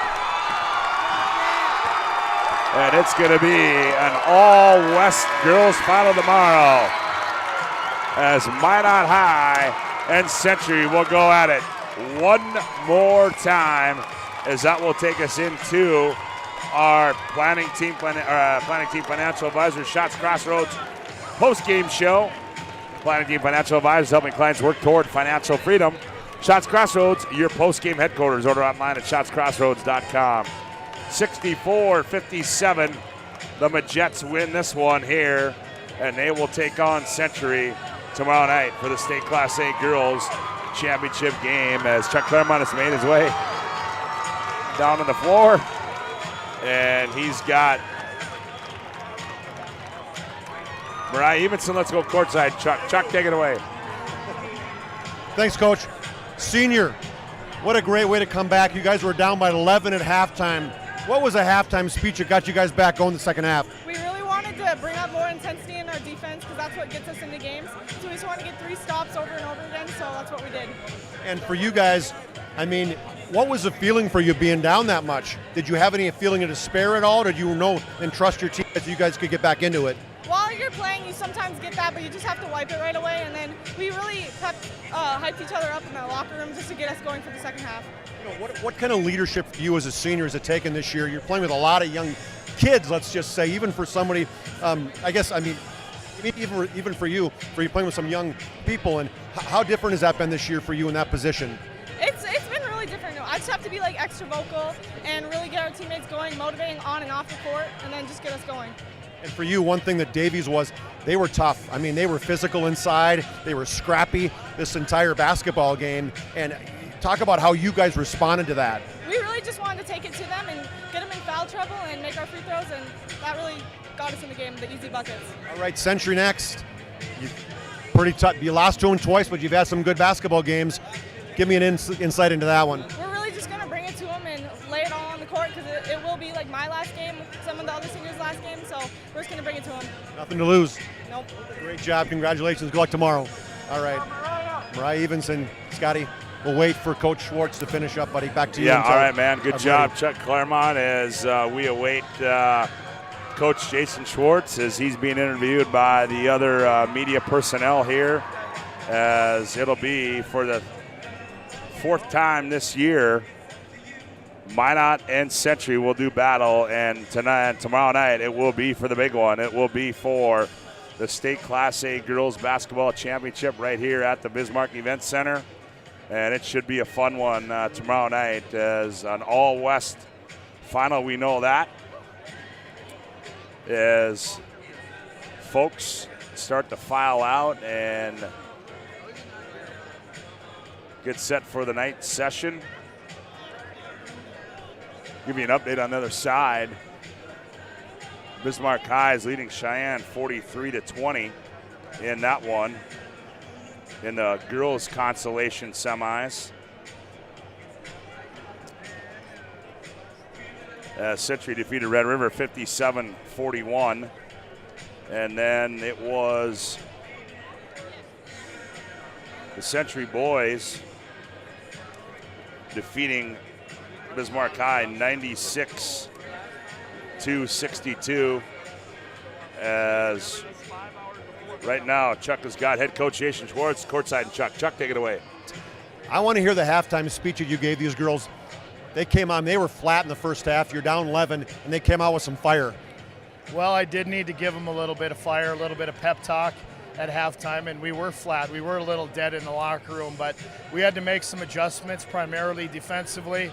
You know, we weren't doing that bad. We just weren't getting stops. We weren't finishing the possessions like we needed to. And, boy, that second half, we really tightened things up and made everything extremely difficult for them on that end of the floor.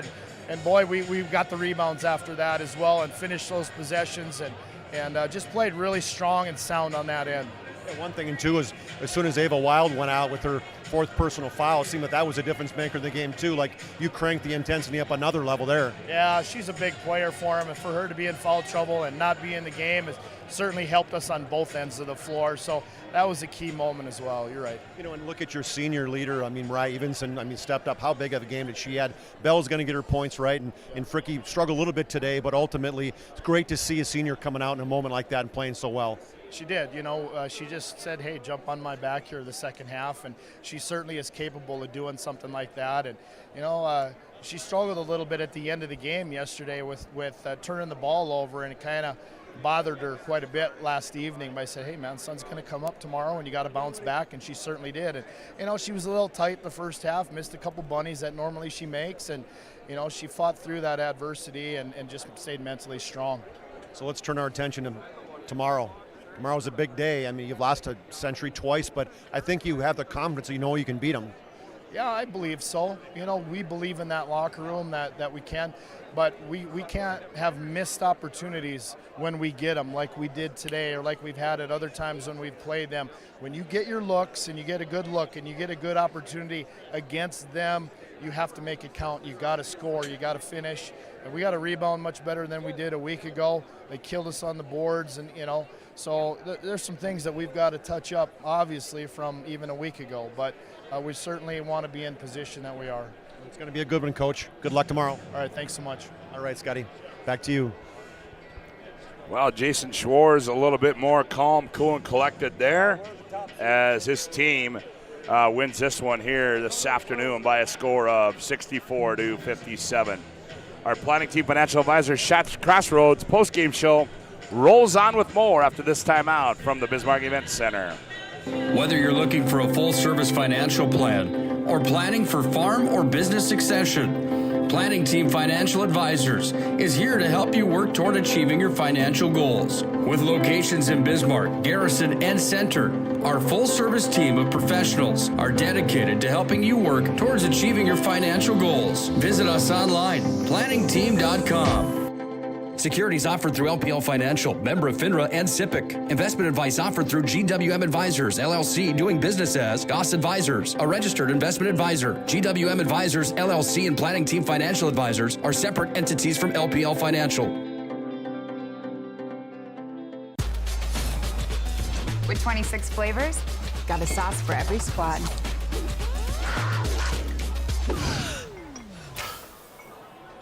Don't drip on the drip. The greatest of all times, Buffalo Wild Wings. I'm Lorelai McIver. I'm a senior at Glenburn High School, and I'm going to Minot State. I'm super excited. Glenburn's very familiar with Minot. We've always been connected with Minot State. Knowing that they are doing a Hometown Pride Scholarship was just kind of nice because then it's very inclusive. They're all so welcoming and so nice. It's refreshing. In the end, it just feels like home.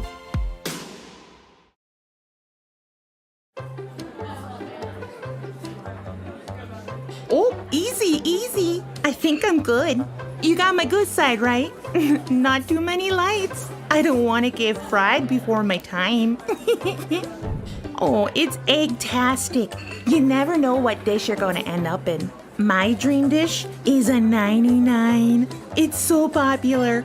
Me and a fellow egg tag teaming with some crispy golden hash browns. Have you seen those hash browns? Those guys are shredded. Throw in some diced ham, onions, and melted cheese. Oh, it's a party for your taste buds. Oh, here comes Chevy. Hold on, Chevy. Did you guys get everything that you needed? 99. Here I come. Schatz Crossroads. It's an excellent place to eat.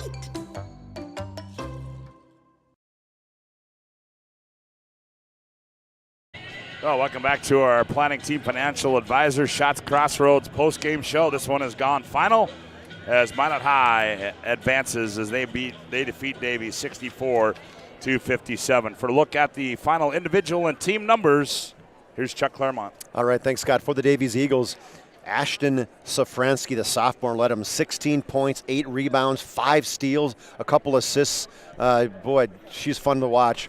11 points for Riley Wacha, 14 for Ava Wild before she fouled out, 4 for Taylor Safransky, 9 points for Marissa Burry, and all in the first half. She had 3 threes almost in a row there, then didn't score the rest of the game. And then 3 points for Carly Franks in a quiet game for the 13-point-a-game score. For their total of 57, they shot just 34% from the field, 43% from three-point line, and 72% on 13 of 18 from the free throw line. For the Minot Majets, Lily Bell again, the 8th grader, 27 points on 11 of 16 from the field, had 9 defensive rebounds as well. Mariah Evenson, the senior, 17 points and 8 rebounds for her. Maggie Fricky at 8 points, but 6 big free throws down the stretch. when they needed them. 5 for Maya Aguilar and 5 rebounds, 4 for Avery Lundy, 3 for Presley Bennett for their total of 64. They shot 51% from the field, made 4 of 14 for 29% from the three-point line, and here's a big stat. They made 14 of 17, 82% from the free throw line. First half was all Fargo Davies, 36-25. They were on a roll, but Minot came out and just punched them in the mouth. And as you heard Coach Schwartz say, had a few words of wisdom at halftime and got them going, and they surely responded, Scott, with a victory. 64-57. They were not going to allow Davies to get back to that championship for a rematch. No, they were not. It was a great effort tonight by the Minot Hama Jets. Chuck, got more things to do. Let's give out our Jobbers Moving and Storage move of the game. Tonight's job move of the game is sponsored by Jobbers Moving and Storage. Jobbers can help you move across town or across the country. Location in the Bismarck, Minot, Fargo, and Aberdeen. Find them online at jobberswarehouse.com. Chuck, your thoughts? I don't know. There's got to be one of those threes late in the game from Lily Bell. I mean, she had 2 big threes. Yeah, I agree. In the last 9 minutes of the game, there was really only one other field goal. Evenson hit 1 field goal in the last 9 minutes when kind of things were tight. But Lily Bell came out and hit 2 big threes when the game was close. I think it was 55 all, right? And she hit the 3 to go I think up. it was a 2-point game, and she hit that 3 and put Minot up by 5. Was it not? Was that not correct? Yeah, well, it was exactly. So to me, it was Lily Bell and one of those threes that put them up to stay. Lily Bell is our Jobbers Moving and Storage, and Roger Ward Moving and Storage move of the game. Chuck, let's give out our Sport Clips MVP of the game. Be the MVP when you go to Sport Clips for an MVP haircut experience. Nothing comes close to making you feel like an MVP, quite like the MVP experience at Sport Clips. Sport Clips is located at 411 South 3rd Street in Bismarck. Chuck, your thoughts? I think 27 points and 9 rebounds sounds like a pretty good effort for our MVP of the game, Sports Clip MVP of the game. That's Lily Bell. And there you have it, as Lily Bell is our Sport Clips MVP of the game. Well, that's going to do it for the afternoon session here from the Bismarck Event Center, as we'll be back with you tonight right around 6:30, as we will have Minot High and West Fargo Shan on the boys' side, followed by Fargo Davies and West Fargo right here on the PSP Network. I want to thank all of our sponsors this afternoon, Buffalo Wild Wings, Swenson RV and Marine, State Farm Insurance, Michael Brown Agency, Ackerman Esfold, also to Shields, Hubbard National Insurance, Medicine Shop, Clean Tech, Chuppy Clinic, the Dakota Front Page, Prestwich Orthodontics, UPS Store, Jersey Mike's, Northern Plains Heating and Air, Magic City Inspections, Legacy Financial Partners, Premier Chiropractic, and also to Planning Team Financial Advisors, Shots Crossroads, Sport Clips, and Jobbers Moving and Storage. Repeating our final scores this afternoon in Game 1, Century wins it 57-41, and a game that just went final, Minot High 64-57 over Fargo Davies. And in our boys' consolation side, it was Fargo Northern over Mandan 56-43, and Century over Bismarck High 96-62. As that's going to do it. And for Todd Domery's Chuck Claremont, until this evening, Scott Woodmansey saying so long from the Bismarck Event Center.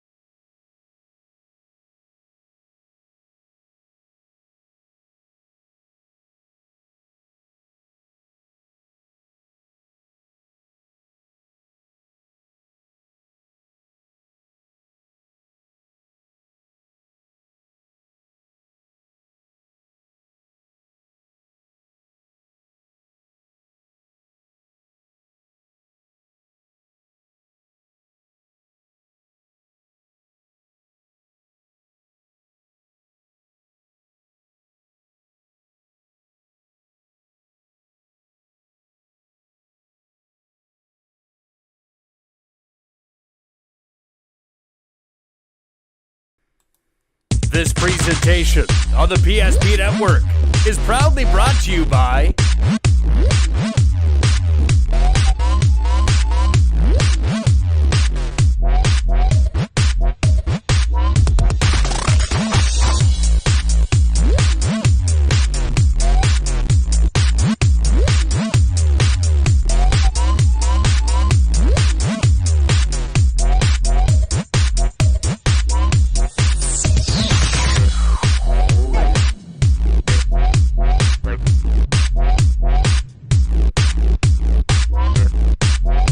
sure to like and follow the PSP Network on all social media platforms.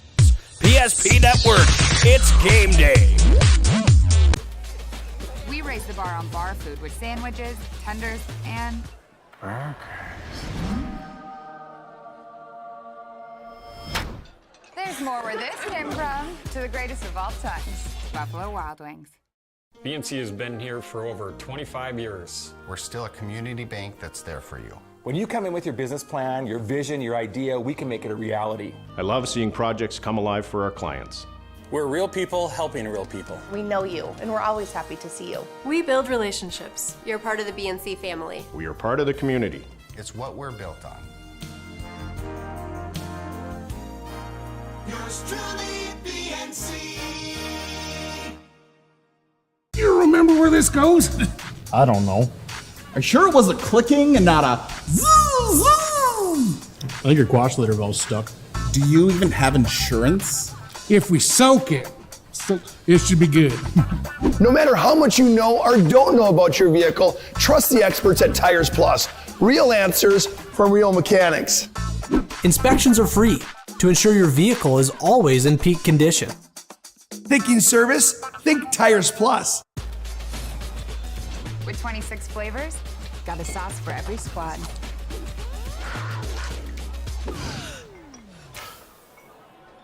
Don't drip on the drip.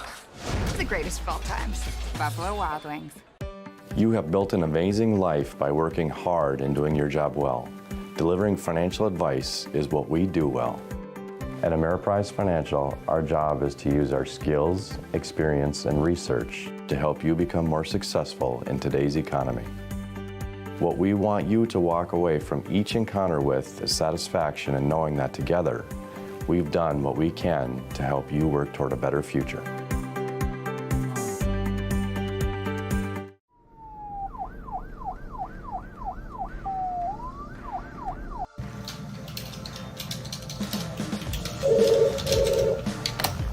Thanks for calling Supreme.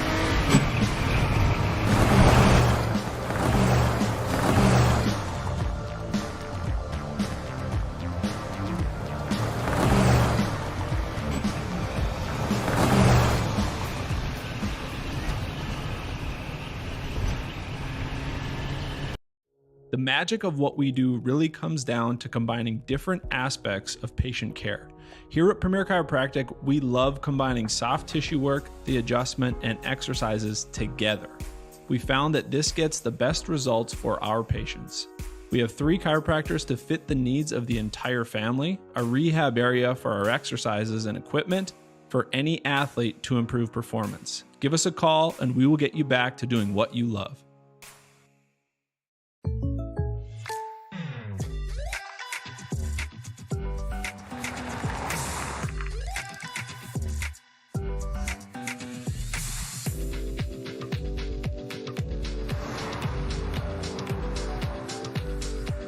For your surprisingly great rates, contact your local State Farm agent today.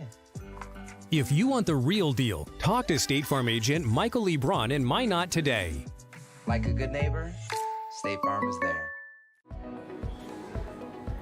Carson, timeout. Who calls a timeout in this game? Me, I'm icing the kicker. Really? It'll give us more time to talk about First Western Bank and Trust, Like our convenient online banking. along with smart trust service options. We're all about hometown service with bankers that know you and the community. Okay, go ahead and kick. I don't believe this. First Western Bank and Trust. You can bank on us.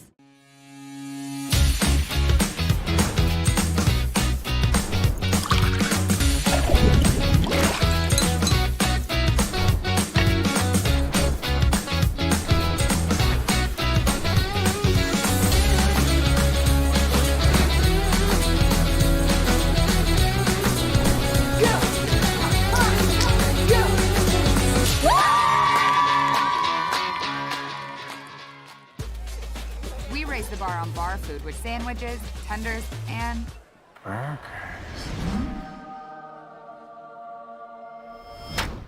there's more where this came from. To the greatest of all times, Buffalo Wild Wings. Whether you're looking for a full-service financial plan or planning for farm or business succession, Planning Team Financial Advisors is here to help you work toward achieving your financial goals. With locations in Bismarck, Garrison, and Center, our full-service team of professionals are dedicated to helping you work towards achieving your financial goals. Visit us online, planningteam.com. Securities offered through LPL Financial, member of FINRA and SIPC. Investment advice offered through GWM Advisors, LLC, doing business as Goss Advisors, a registered investment advisor. GWM Advisors, LLC, and Planning Team Financial Advisors are separate entities from LPL Financial. We raise the bar on bar food with sandwiches, tenders, and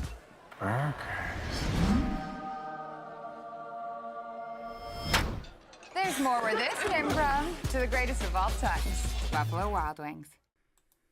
This presentation on the PSP Network is proudly brought to you by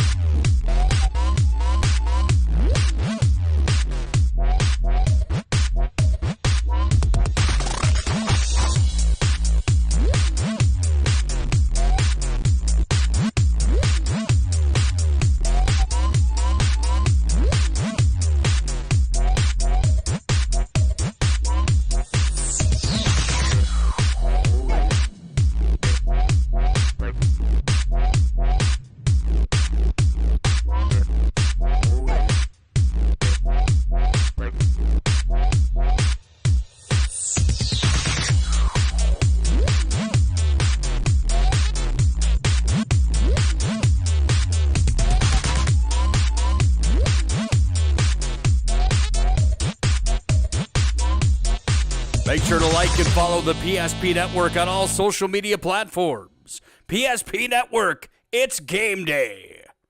Here comes Descent. He's all alone. Slam dunk.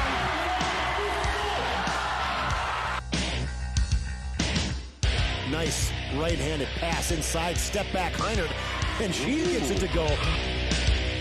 It's time for North Dakota high school basketball on the PSP Network. Gross crosses over, fake the pass, flips it up, scored, and he's fouled. Oh, what a nifty move there. Now cutting into the lane is Lundy, but Fricky does it herself. Nice move by Maggie.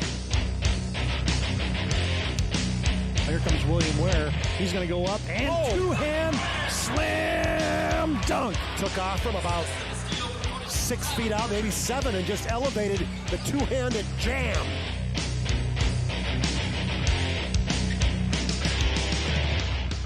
Now, let's go to the hardwood for this matchup's pregame show on the PSP Network.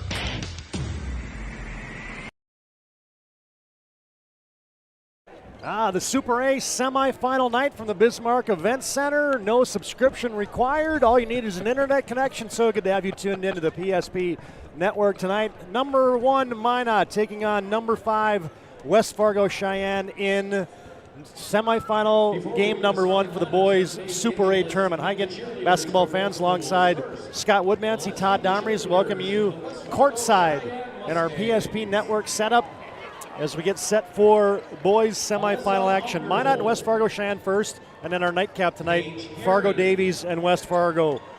I guess, Scott, the best way to say it, yesterday on the boys' side of the bracket was a little bit of muscle flex there by the EDC. Yeah, the EDC said, all right, we're coming out west and we're going to show you what we got. But, you know, when you look at those 2 games yesterday, Todd, you know, you've got the 2 games, you know, that when you saw the matchups, you thought, okay, probably the better games are going to be the 2-3 matchups. Well, it turned out it was the 1-4 matchups where you had 2 overtime games. Yeah. And so certainly I thought that, you know, in those 1-4 games, Century, I thought that they were going to get Davies, but they didn't. But tonight, yeah, I mean, the EDC might have had the only West team left on the boys' side, so they're going to try to hold serve here tonight in the first one against West Fargo Cheyenne. Well, and as you said, Minot's kind of got the weight of the WDA on them here in the championship semifinals, and hey, it's becoming old hat for the Minot Magicians and Dean Winchesky's crew, and they just have it. I don't know what it exactly is, and they kind of pulled a rabbit out of their hat yesterday in a last-second buzzer beater by Derek Doucette, winning 73-72 over Fargo North. We've covered Minot High a lot of times. What is the it factor for Dean Winchesky's club? Well, I don't know. I think it's just, what you saw is I think yesterday was Derek Doucette. I mean, he just said, all right, get on my back. We're going to go. And Todd, literally when you say pull a rabbit out of a hat, I got to go back and look at it. I haven't looked at it, but I have no idea how Derek Doucette got that ball to go down. I mean, it felt like it was shot from his hip, or on, it wasn't in a normal, and it had the laser-like approach to the tin, and it just hit it and just rattled in and went down. And I think, I think North was as surprised as anybody that thing went in. But I think you just saw yesterday the it factor, if you can want me to put one on, the it factor for Minot is Derek Doucette. I mean, they just got on his back and did some, he just took them and willed them to the victory yesterday as Wentz struggled a little bit yesterday. He played better in the second half, but right now, I mean, this team's riding with Double D. And, Double D, Derek Doucette, 34 points, 11 rebounds in the quarterfinal win yesterday over Fargo North. And West Fargo Cheyenne, Scott, a little bit of a battle early on against the Mandan Braves, and they righted the ship. And I think the one thing you see out of West Fargo Cheyenne is they're and can be and are probably as an elite of a defensive team as we'll find in this tournament. Well, it's going to be, you're right, and Todd, it's going to be the longest team you're going to see in the tournament. I mean, they are just long. I don't know, athleticism, but I just think the length in what that creates and how it causes problems, particularly out on the perimeter. And this is going to be the biggest team Minot High's faced all year. Granted, they went through the West Region tournament, and Century's got some size, but they don't have this size consistently across the board like West Fargo Cheyenne's going to put on the floor here tonight. I think Derek Doucette, Michael Nile matchup that'll be entertaining throughout the night. Well, there's no question about it. I think yesterday I made the comment to Chuck. I said you had a guy like Sem and Doucette going at it. We set the over-under of dunks in that game at 2. We got 2. I'm going to set the over-under in this one again. I'm going to go 2.5. There you go. I love it. Hi, fans. Good to have you on the Shields pregame show tonight. They got clothing, footwear, and gear for all your passions, from fishing to fashion. Shop sporting goods, clothing, hunting, and fishing gear at Shields in Bismarck and Minot. We'll preview more of this matchup when we come back. Getting set for Minot High and West Fargo Cheyenne in the State A Boys semifinals. More after this timeout on the PSP Network.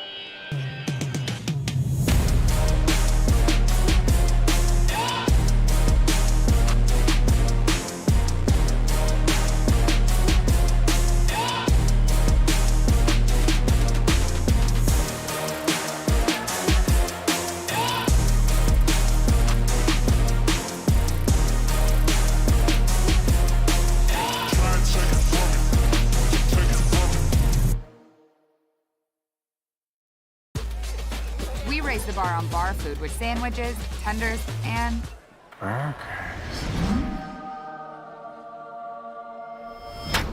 there's more where this came from. To the greatest of all times, Buffalo Wild Wings. BNC has been here for over 25 years. We're still a community bank that's there for you. When you come in with your business plan, your vision, your idea, we can make it a reality. I love seeing projects come alive for our clients. We're real people helping real people. We know you, and we're always happy to see you. We build relationships. You're part of the BNC family. We are part of the community. It's what we're built on. Yours truly, BNC. With 26 flavors, got a sauce for every squad.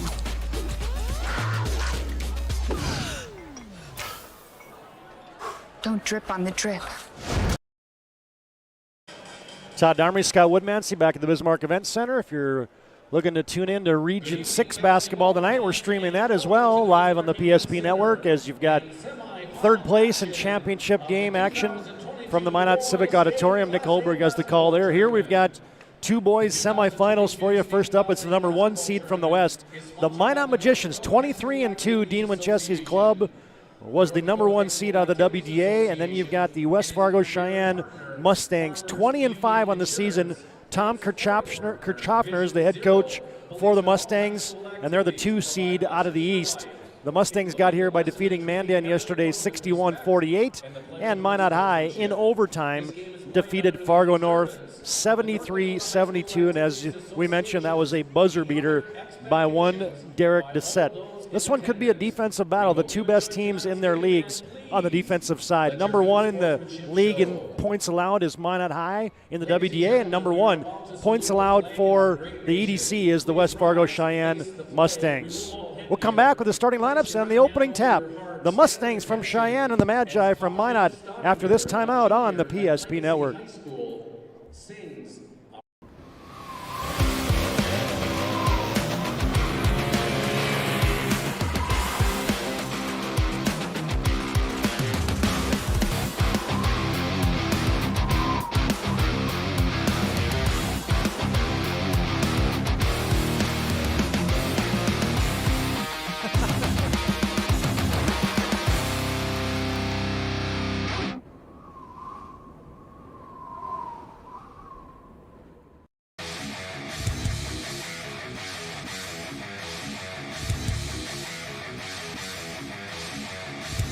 Ware attacks. There's a takeaway by Eagle Staff. Eagle Staff on the open floor rises up. Oh, the one-handed rip by Trayson Eagle Staff. Doppler gave a little bit of a look on that one, and then he went in and just whammed it with the right hand. Oh, Eagle Staff with the rip. Every 10 minutes, 3 people in the United States will die from a preventable incident. More people are dying on our roadways and in their homes than ever before. But that's where the North Dakota Safety Council can help. Safety is our mission, from the workplace to any place. We're a private nonprofit that offers more than 150 training courses that are dynamic, hands-on, and effective. From CPR and first aid to driver safety and even workplace violence preparedness, we want to make sure your loved ones come home safe each night. Go to ndsc.org to see how together we can make a difference. With 26 flavors, got a sauce for every squad.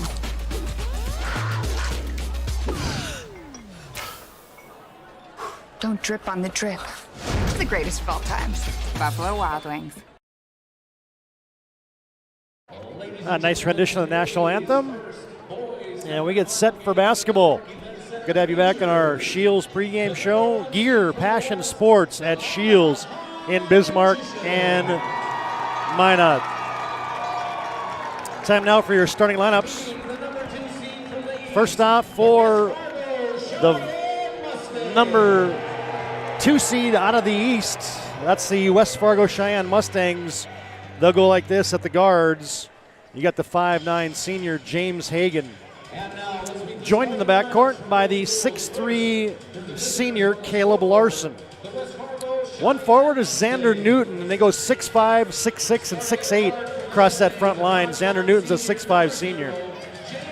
The other forward is the leading scorer for West Fargo Cheyenne. That's Michael Nile. He's a 6'6" senior, averaging 21 points a game.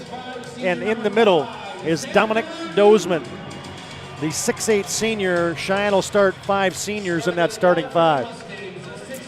For the Minot High Magicians, they'll start like this. The guards are Morgan Nygaard. He's a 5'10" junior. Joined in the backcourt by the 5'11" junior Jager Gunville. One forward is Eric Wentz, the 6'3" senior. The other forward is Do It All, double D for Minot High, 6'4" junior Derek Dissett. And in the middle for Minot High, a guy that's really been coming on through the WDA and now the Super 8 tournament, had 12 points yesterday, Logan Conklin, the 6'4" sophomore. So Minot High goes 6'3", 6'4", 6'4". West Fargo Cheyenne goes 6'5", 6'6", 6'8". So, 6'4" and above for Minot High and 6'5", 6'8". But, one of the things is I would say Minot High is a frail 6'4", right? Oh, yeah, there's no question about it. I mean, a very frail fantastic for, and you look at this, Todd, that, Minot High comes in here averaging 75. West Fargo comes in here averaging 72, but they're both giving up 59. And so, all right, with that being said, is it first one to 60? Yep. I mean, is it the first one to 62 that's going to win this one? So you've got two really good defensive teams here going against the other tonight. And, offensively, Cheyenne, they don't have that, maybe where Minot's got that sniper kind of guy, in a Gunville that can get on a run and make some threes. I don't know that Cheyenne has that kind of guy. So Gunville, in my mind, could play a big role in this game here tonight from the perimeter. Yeah, Cheyenne's an interesting animal to figure out here. They're the best defensive team in the league, but they're also the worst shooting team. Yeah. In the EDC. So, but yet they're averaging 70-some points a game. They do it by just kind of brunt force. Yeah. They turn you over. They maybe get a couple baskets in transition, but folks hang their hat on the defensive end. Yeah, that's exactly right. And it's a team that, it's a totally different type of team than you saw from last year that was here at the state tournament. They come out on the floor and they pose. They bring a presence when they come out on the floor. Nile, Hagan, Newton, Larson, and Dozeman standing waiting at center court for the Minot High Magicians. Cheyenne will be in their road blue uniforms with the orange trim. Minot High in the home whites and the maroon. And we're set for basketball. Minot High looking to get back into the state championship game where they lost last year. Cheyenne looking to get back to the state championship where they lost to Century a couple years ago. Nile and Doucette will jump it up.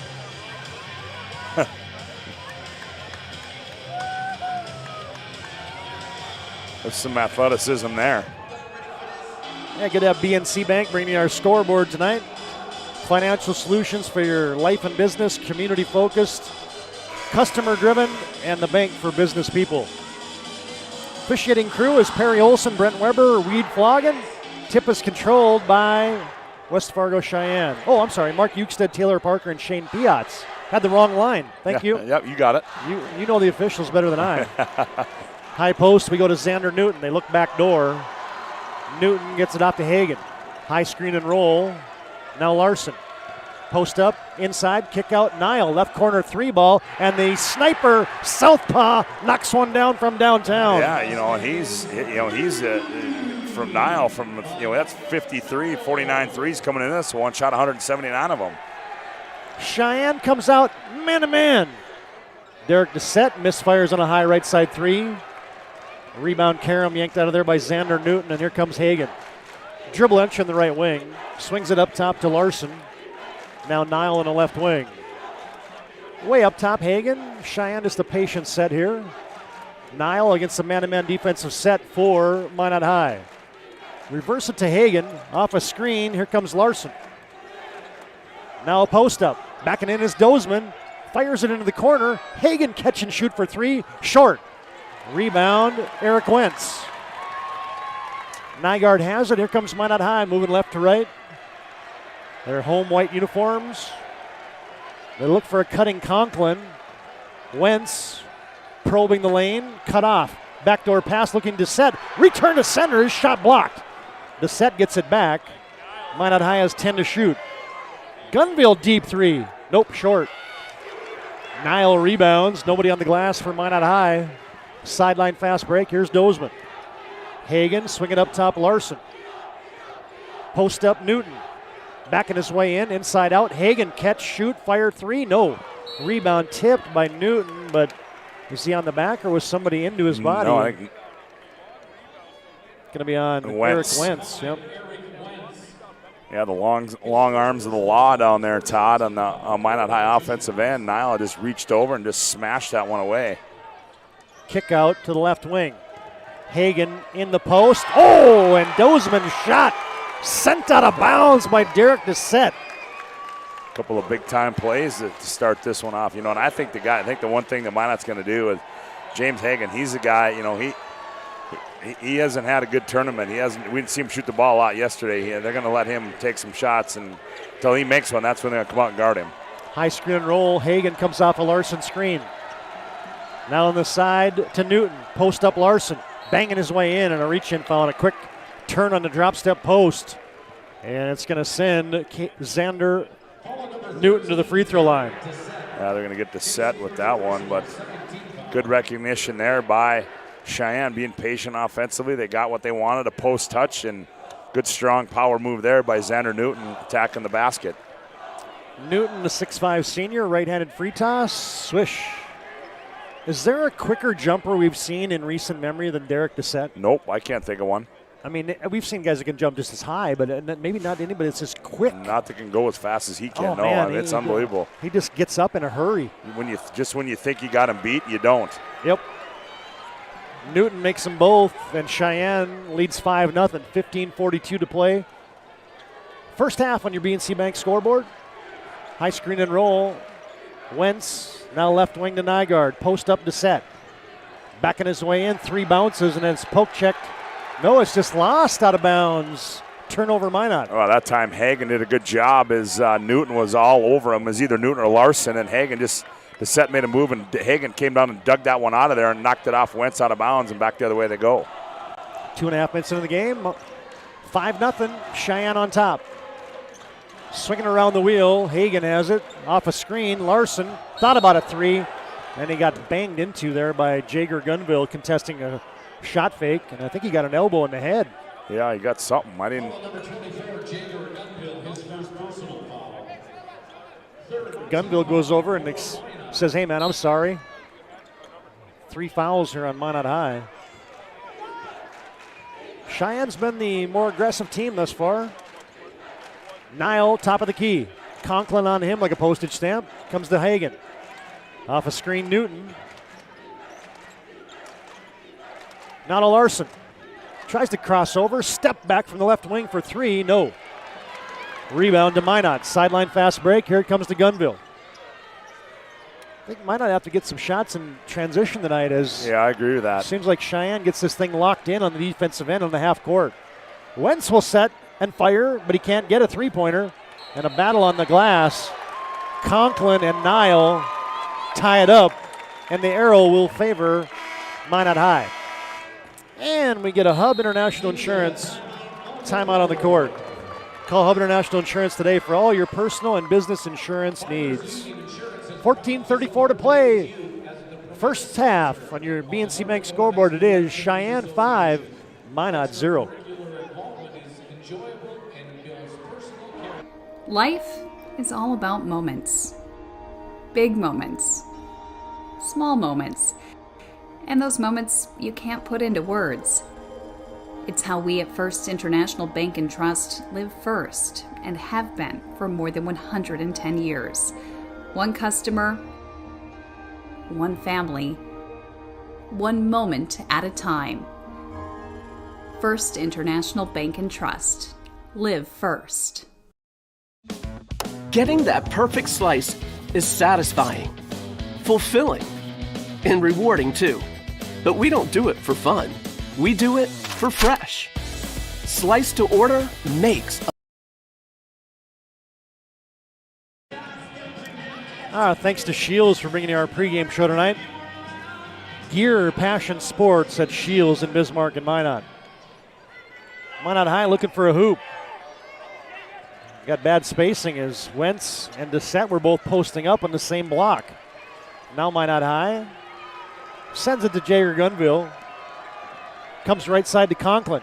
Quick step. Conklin into the lane. Floats a shot up and scored it. Yeah, I'll tell you what, one of the reasons why he's in there, Todd, you talked about him, and, defensively he's tough as nails, but as you talked about, his offensive output these last few games has been tremendous, and it's bonus points for Minot High. 5-2, Minot High on top. Nile from the left corner goes to Dozeman. Back to Nile. On his weak hand, into the lane goes Nile. Rises, shot off. Doucette has a rebound like a streak of lightning. Here he comes. But he's contested. But now there's going to be a reach-in foul there on Caleb Larson. Boy, the defensive intensity is high right now. I tell you what, you said it during the break. Cheyenne is locked in on the defensive end. Boy, they are just, they are getting after Minot defensively right now. 13:46 to play first half. Eric Winchesky's on for Minot High. Magi trail by 3. Cheyenne 5, Minot 2. Nygaard from the left wing. Top of the key, Wentz. Reverse it right side to Winchesky. Back to Nygaard. Now to the left wing to Eric Wentz. Couple quick bounces. Flips a pass over his head. Might have traveled. Nygaard got hit. A little head and shoulder fake by Morgan Nygaard, and he'll shoot 2. Well, that play went from nothing to something there for Minot High. As Nygaard out of control, or Wentz out of control, just flipped it up. Nygaard right place one time. I didn't see who got that foul, Todd. Dominic Dozeman got whistled for it. Okay, Dozeman gets his first. And Morgan Nygaard calmly knocks down a free throw. We can tell you that tonight's game brought to you in part by Clean Tech. You can find them online at cleantechllc.us. Second one for Nygaard is also good. Tonight's game also brought to you in part by Magic City Inspections. Find them online at minotinspections.com. 5-4, Magi lead it. Cheyenne leads it. Larson thinks about a 3. Step back 3 for Larson. Right wing, ring it up. Yeah, Larson, a big 3 there for the 6'3 senior. He stepped back and buried a big one. Cheyenne has doubled up Minot, 8-4.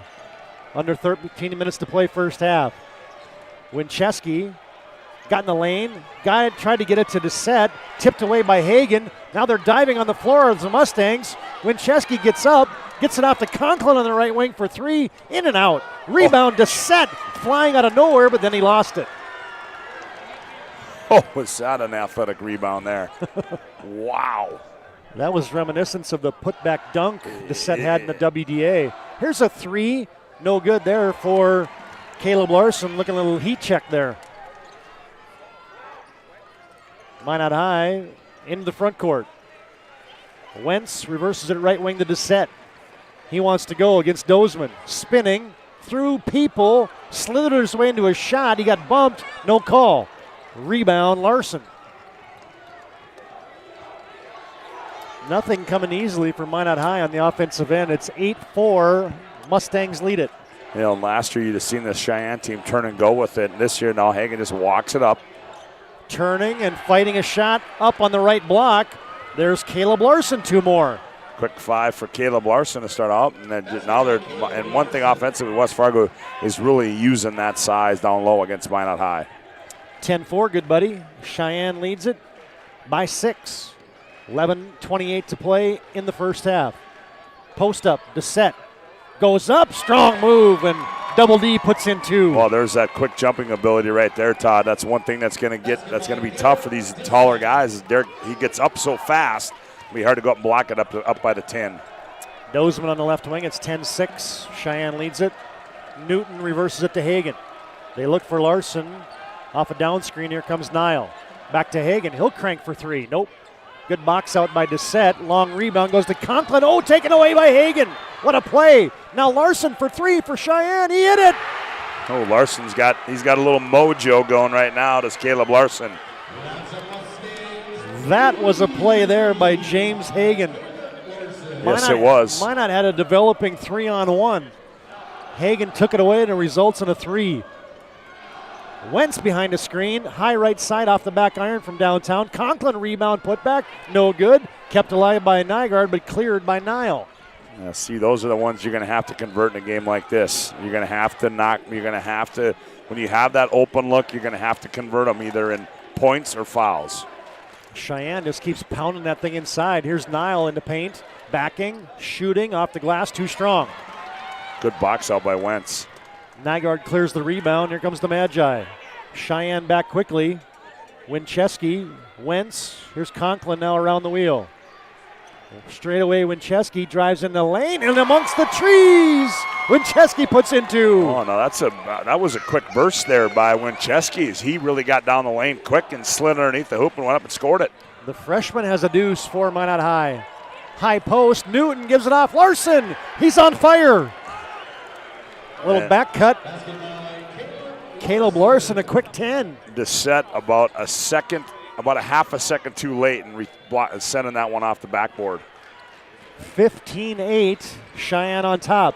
Wentz right to the 10, and he got bodied up there by Dominic Dozman. I think that's going to be 2 on him, Scott. Yep, it will be. And a media timeout on the court. 15-8 on your BNC Bank scoreboard. Cheyenne leads it. It's a Hub International Insurance timeout. They're located at 4204 Boulder Ridge Road in Northwest Bismarck. You're listening to the Super A Finals, brought to you by Buffalo Wild Wings, Swenson RV and Marine, State Farm, Michael Braun Agency, and Ackerman Esvold. BNC has been here for over 25 years. We're still a community bank that's there for you. When you come in with your business plan, your vision, your idea, we can make it a reality. I love seeing projects come alive for our clients.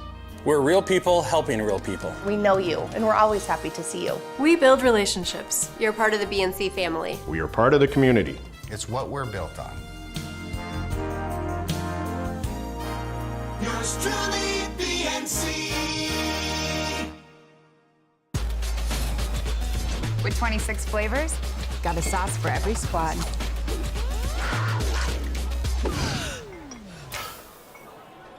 Don't drip on the drip. It's the greatest of all times. Buffalo Wild Wings. Hey fans, today's game brought to you in part by Northern Plains Heating and Air. 25 years, they've been your heating and air expert. You can find them online at northern-plains.com. Tonight's game also brought to you in part by the UPS store in Minot.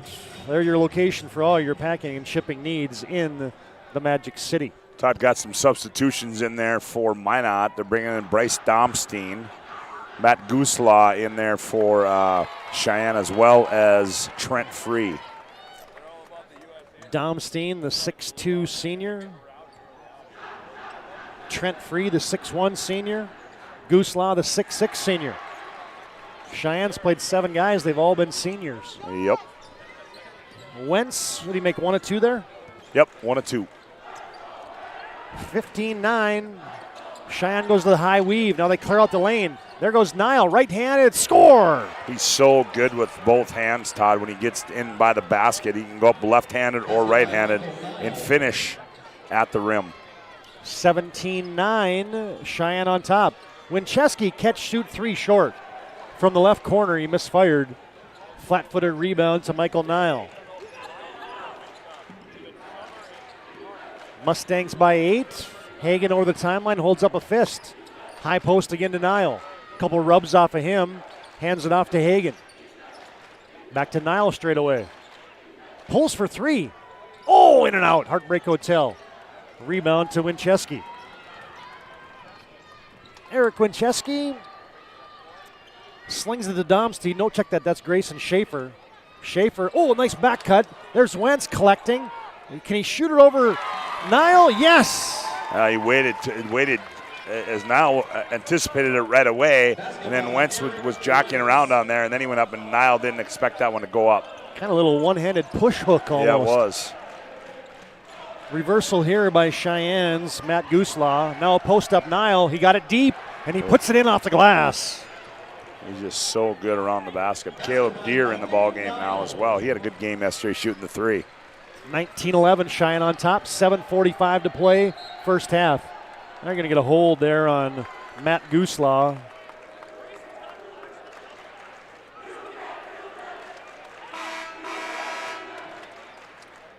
And our favorite thing in broadcasting, the media timeout. Contact your local Hub agents. Leif Olson, Josh Cattell at Hub International Insurance for all your personal insurance needs. 19-11, Cheyenne on top of Minot High in the Super A semifinals. We're back after this break on the PSP Network.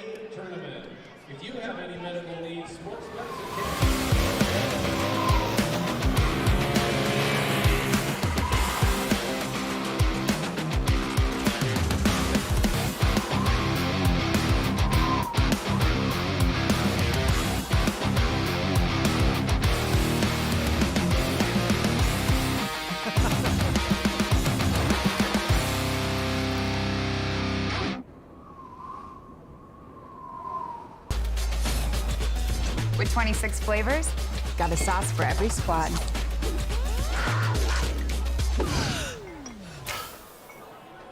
Don't drip on the drip. It's the greatest of all times. Buffalo Wild Wings. A lot of contested shots in this one. You think? Two pretty good defensive teams. And you know what? You think about contested shots in the paint? No, they're contested outs even from 19 feet. Cheyenne leads 19-11, 7:42 to play, first half. Post up, Dissett, double team, fades away from it, missed the shot. Rebound to Larson. They had Deere on a breakout, couldn't get it to him. Instead, Hagan will just walk it over the timeline. Enters it on the wing to Caleb Deere. Here's Hagan straightaway three. Nope. Rebound off the hands of Gunville. He couldn't save it. I mean, when a shot goes up, I mean, there are just bodies banging on each other, boxing out, trying to get to the rim. I mean, this is this is a battle here. Caleb Larson gets it back to Hagan. Cheyenne leads by 8. They go high screen and roll. Nile, the roller, they look over the top, can't get it to him. Missed him. Now they throw it in there. Minot quick double team. Nile rips away from it. Then it's tipped out of bounds. Last touch by the Magi. Yeah, and that time, they missed him right away. I mean, he had the guy pinned. He wanted the lob, called for it. It was just too late. Then by the time he got it, that allowed Minot to bring the double team down on that right block. Post up Nile. Oh, that one he lost the handle of, but it's touched by Morgan Nygaard. Out of bounds to Cheyenne. Hagan ran his guy right into a double team. This time they safety valve it up to Hagan. James, the senior, sets the offense. Down to 5 to shoot, down to 4. Hagan's going to have to launch. 3, 2, 1, straight on 3. A wide right. Minot High with a good box out. The ball sails out of bounds. 2 Minot High. Yeah, and we saw yesterday too, Todd, that Minot High had a slow start as well, and that's what they're at, where they're at right now. But they were able to battle back yesterday, and I don't know. Almost 12 minutes of game time, and Minot's got 11 points. Yeah. Off of Nygaard's hand on a cut. Turnover, Magi. Coach Winchesky has a quizzical look on his face. Yeah, he just looked at his assistant and said Morgan didn't do what he's supposed to do there. Maybe he's still thinking about that Speedo conversation where they're having in the pregame. How about that? You get a conversation with the head coach playing a state semifinal game, and you're talking about Speedos. Nile double team in the post. Straight away, 3 and the kick out. Hagan, no good. Yeah, see, they're going to make him make one. Rebound, Gunville. Minot High gets a stop. Now Wentz in the front court. Drives into the free throw lane.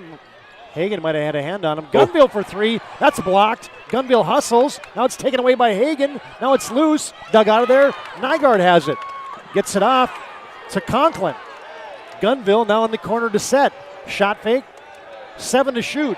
Gunville deep, high arcing 3 over Nile. No good. Long rebound and a good box out there by Caleb Larson. And what do you and I just talk about in the timeout? Thought about a lot of contested shots. Did you see where Nile contested that one from? And he almost got that. They contested every shot that time, Cheyenne did. And we get a 30-second timeout here. We'll take a short break. 5:33 to play, first half. A hard-fought first half brewing here as Cheyenne leads on your BNC Bank scoreboard 19-11. The right way to top a sub is with real red wine vinegar made from red grapes and no food coloring. And the right way to film it is in slow motion. Obviously. Because authentic ingredients make a sub above. 19-11, Cheyenne on top. 5:33 to play, first half. State A boys semifinals. We can tell you tonight's game brought to you in part by the Medicine Shop. They're proud to support local athletes. Tonight's game also brought to you in part by Chuppy Clinic of Bismarck. You can find them online at chuppy.com. Tonight's game also brought to you in part by mydakotan.com. Stop by there, sign up today. The Dakotan, real, honest, local news for North Dakota. Two good defensive teams locked in. Jalen Martinez is on for the Magi. See his brother sitting across the floor, Deontay. Caleb Larson, high post. Nile, backdoor cut. Hagen rises. Too strong. Offensive foul. That's heady defensive play there by Eric Wentz. And that will be Hagen's first personal. You know, and one of the things about Coach Winchesky is he's commented all year long that he feels his team is a pretty good defensive team. And yeah, there's no question about it. Both teams here like to hang their hat on the defensive end. Cheyenne doing a nice job of taking away these cuts, not giving any back doors. Martinez wants to attack, goes back door to Dissett. Extra pass Gunville. Wentz now from the left wing. Couple dribbles, rises, 10-footer, got pushed. Good call there. You know, and I think it's going to go on. Caleb Larson is. Oh, okay. Larson was looking, and Hagen is looking like, is that on me? Is that on me? Well, that's what I thought. I actually thought they were going to call that on Hagen, but Larson got his hand in the cookie jar and gets his second. Wentz at the free throw line. I had a hard time trying to figure out, I'm like, whose student section is that tonight? Oh, yeah, in the red, white, and blue? I was like, what is it, Century Night here? Is it, is it Patriot Night? But Cheyenne representing the red, white, and blue. I like it. First free throw by Wentz, got it. Second one is also good. Minot High trims to within 6, 19-13. And now Hagen throws it right to Winchesky. 2-on-1. Winchesky got fouled. Yeah, he did. Hagen's going to pick up his second.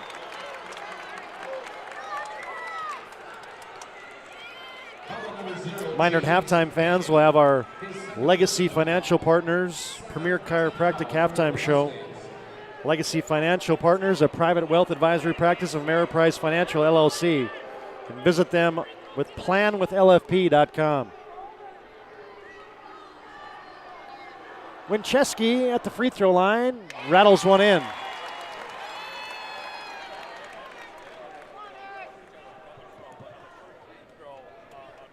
Minot within 5. Second one for the freshman. Right-handed free toss, too strong. Nile rebounds. And gives it off to Hagen. Well, are we going to get to 30 points by one team by the end of this half? Nope. I don't think we are. I don't think we are either. 60 might be a stretch in this one. Behind the screen, Deere for 3. No. Missed badly. Now Dissett has a breakout, and he's going to be fouled as at the timeline, Caleb Deere tangled up with Derek Dissett. It's going to be 18 fouls already on Cheyenne, so Minot High is going to be shooting a bonus. Yeah, they are. He got hammered twice there. He just kept going with that ball, went to the 10, and then Newton came down and smacked him up by the basket. No easy baskets tonight, partner. No, you're going to have to finish and finish hard in this game. Mustangs by 5. Dissett bonus free throw, got it. He's made some big plays all year long for Minot High, has Derek Dissett. Oh, he's just been a big-time player. You think about the closer they had last year in Deontay Martinez. Dissett's been almost on par. He makes both free throws. That's a 3-point game. 19-16, Mustangs on top. Dozeman lobs it into Nile. Double team by Minot High in the post. Kick out, now a reversal to Larson. Post up. Newton inside out. Dozeman for 3. Nope. Rebound, Nile. Ooh, that's a big boy carom. And now you're going to get an offensive foul on Michael Nile. Oh. Oh, no. Oh, no. Sorry. It's going to go on. Yeah, they're going to get that. That's going to go against Conklin. Yeah. Conklin, the way he singled it, I thought it was an offensive foul. I did too. Logan Conklin gets called up for the personal and a timeout on the floor. Brought to you tonight by Hub International Insurance. Call 355-3100. Ask for Michael Borman. Contact them for your commercial insurance needs. 3:56 to play, first half. Cheyenne 19, Minot 16 on your BNC Bank scoreboard. You remember where this goes? I don't know. Are you sure it was a clicking and not a zoom? I think your quash litter valve's stuck. Do you even have insurance? If we soak it, it should be good. No matter how much you know or don't know about your vehicle, trust the experts at Tires Plus.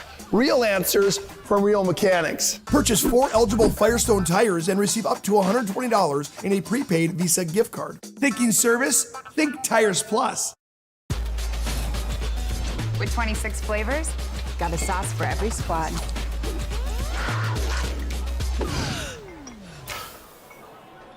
Don't drip on the drip. It's the greatest of all times. Buffalo Wild Wings. Well, our good friend Jack Michaels would call this one a mutter. I'm sure he already has down median row here. I'm sure he's maybe used that one a couple times. He probably has. Mutter, backyard brawl, maybe? Yeah. Huh? Yeah, it's like two brothers playing in the driveway. Yeah. Nobody's going to give an inch in this one. Super A boys semifinals. I even got a better description of that one. I'll remind you of that one at halftime. Newton triggers it into Dozeman, now way up top to Free. Dozeman on the left wing, Dissett on him, man-to-man defense for Minot High. Dozeman to Free, now to Larson. Back to Free. 12 to shoot for Cheyenne. Minot's got the defense cranked up, and there's Free, and it's a block. Looked like Minot High might have been there, but Trent Free will go to the line and shoot two. And our first Boo Bird appearance of the night. Boy, I thought he was there. I thought he was set. Gunville picks up the personal. Free, too strong. Sometimes you get justice on those free throws. Yeah. Dean Winchesky talking with the official.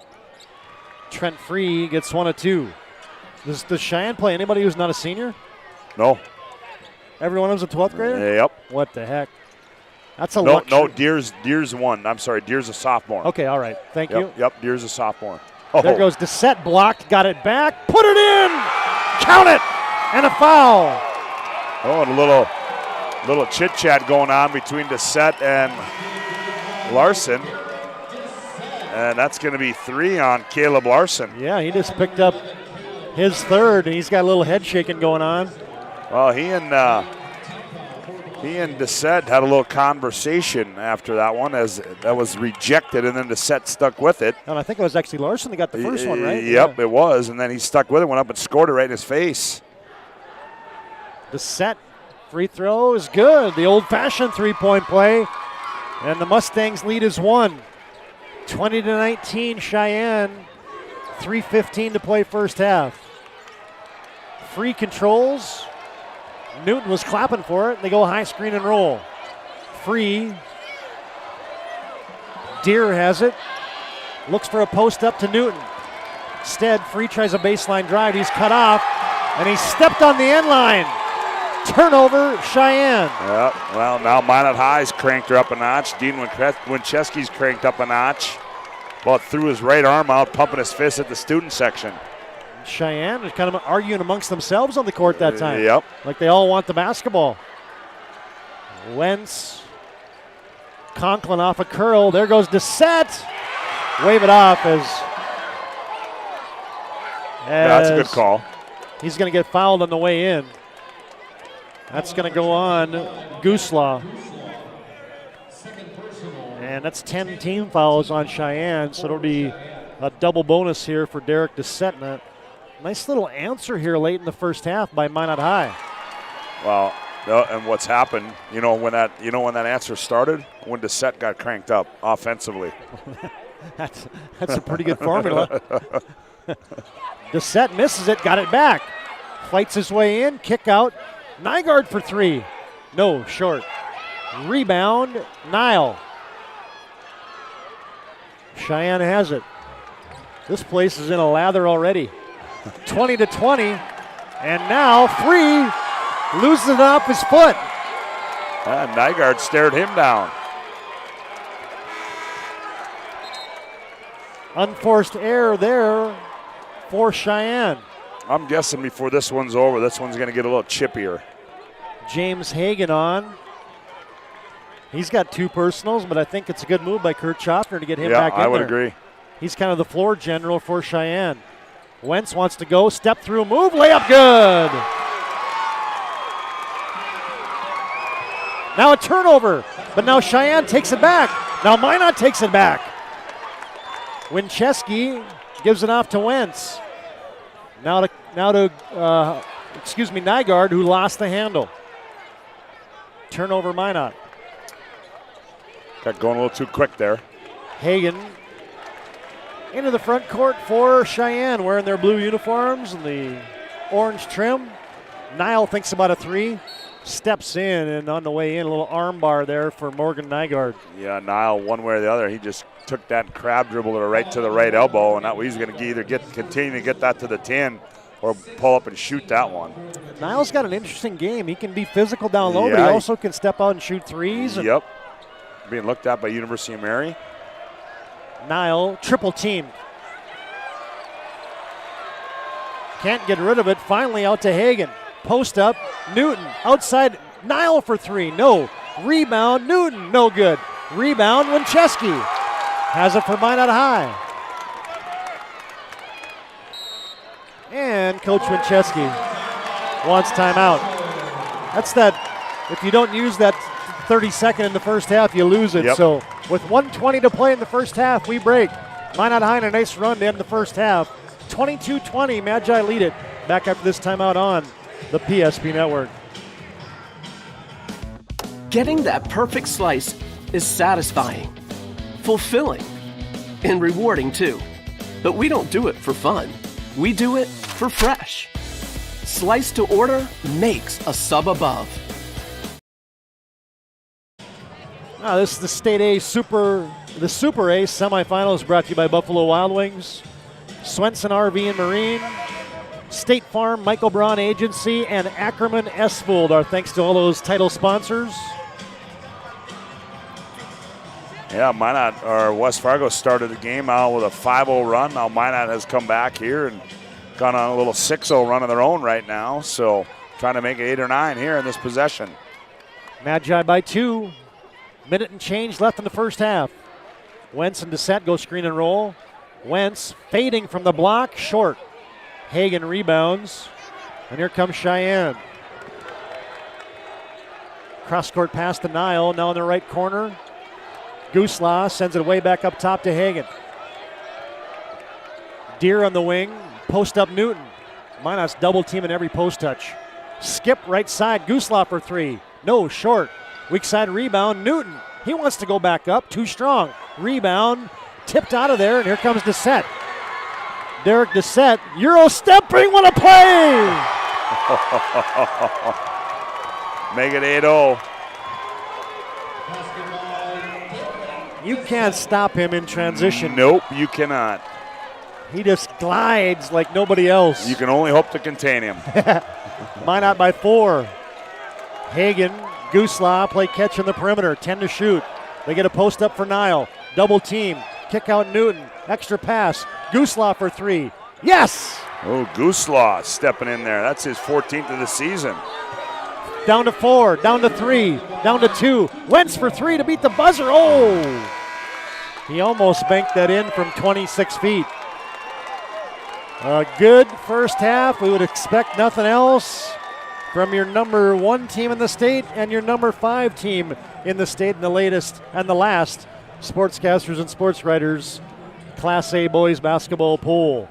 We break, and our Legacy Financial Partners Premier Chiropractic halftime show comes up next. At halftime on your BNC Bank scoreboard, it's Minot High 24 and West Fargo Cheyenne 23. You have built an amazing life by working hard and doing your job well. Delivering financial advice is what we do well. At Ameriprise Financial, our job is to use our skills, experience, and research to help you become more successful in today's economy. What we want you to walk away from each encounter with is satisfaction in knowing that together, we've done what we can to help you work toward a better future. This presentation on the PSP Network is proudly brought to you by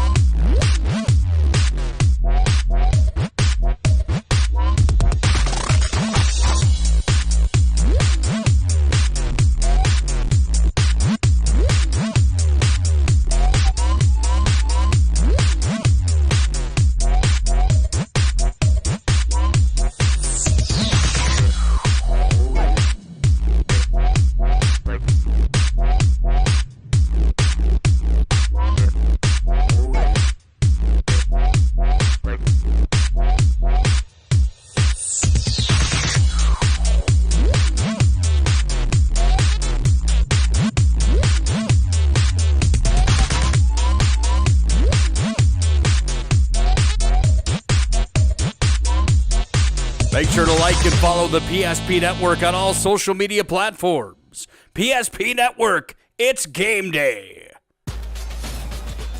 With 26 flavors, got a sauce for every squad.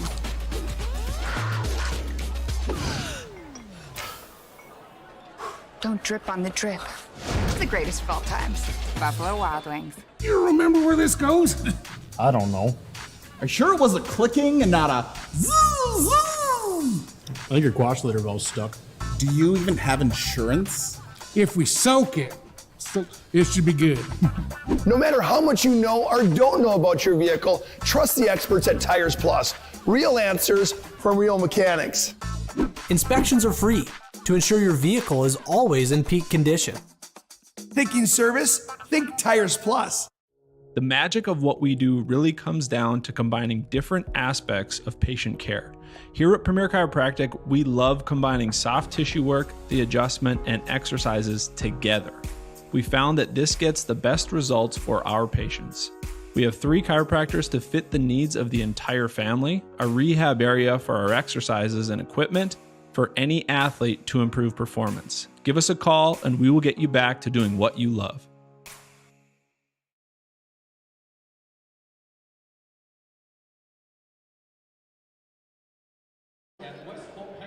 Now we're back in our Legacy Financial Partners Premier Chiropractic halftime show.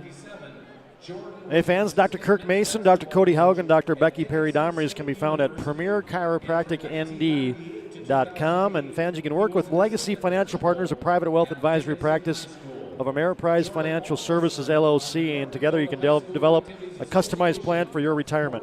Find them online with planwithlfp.com.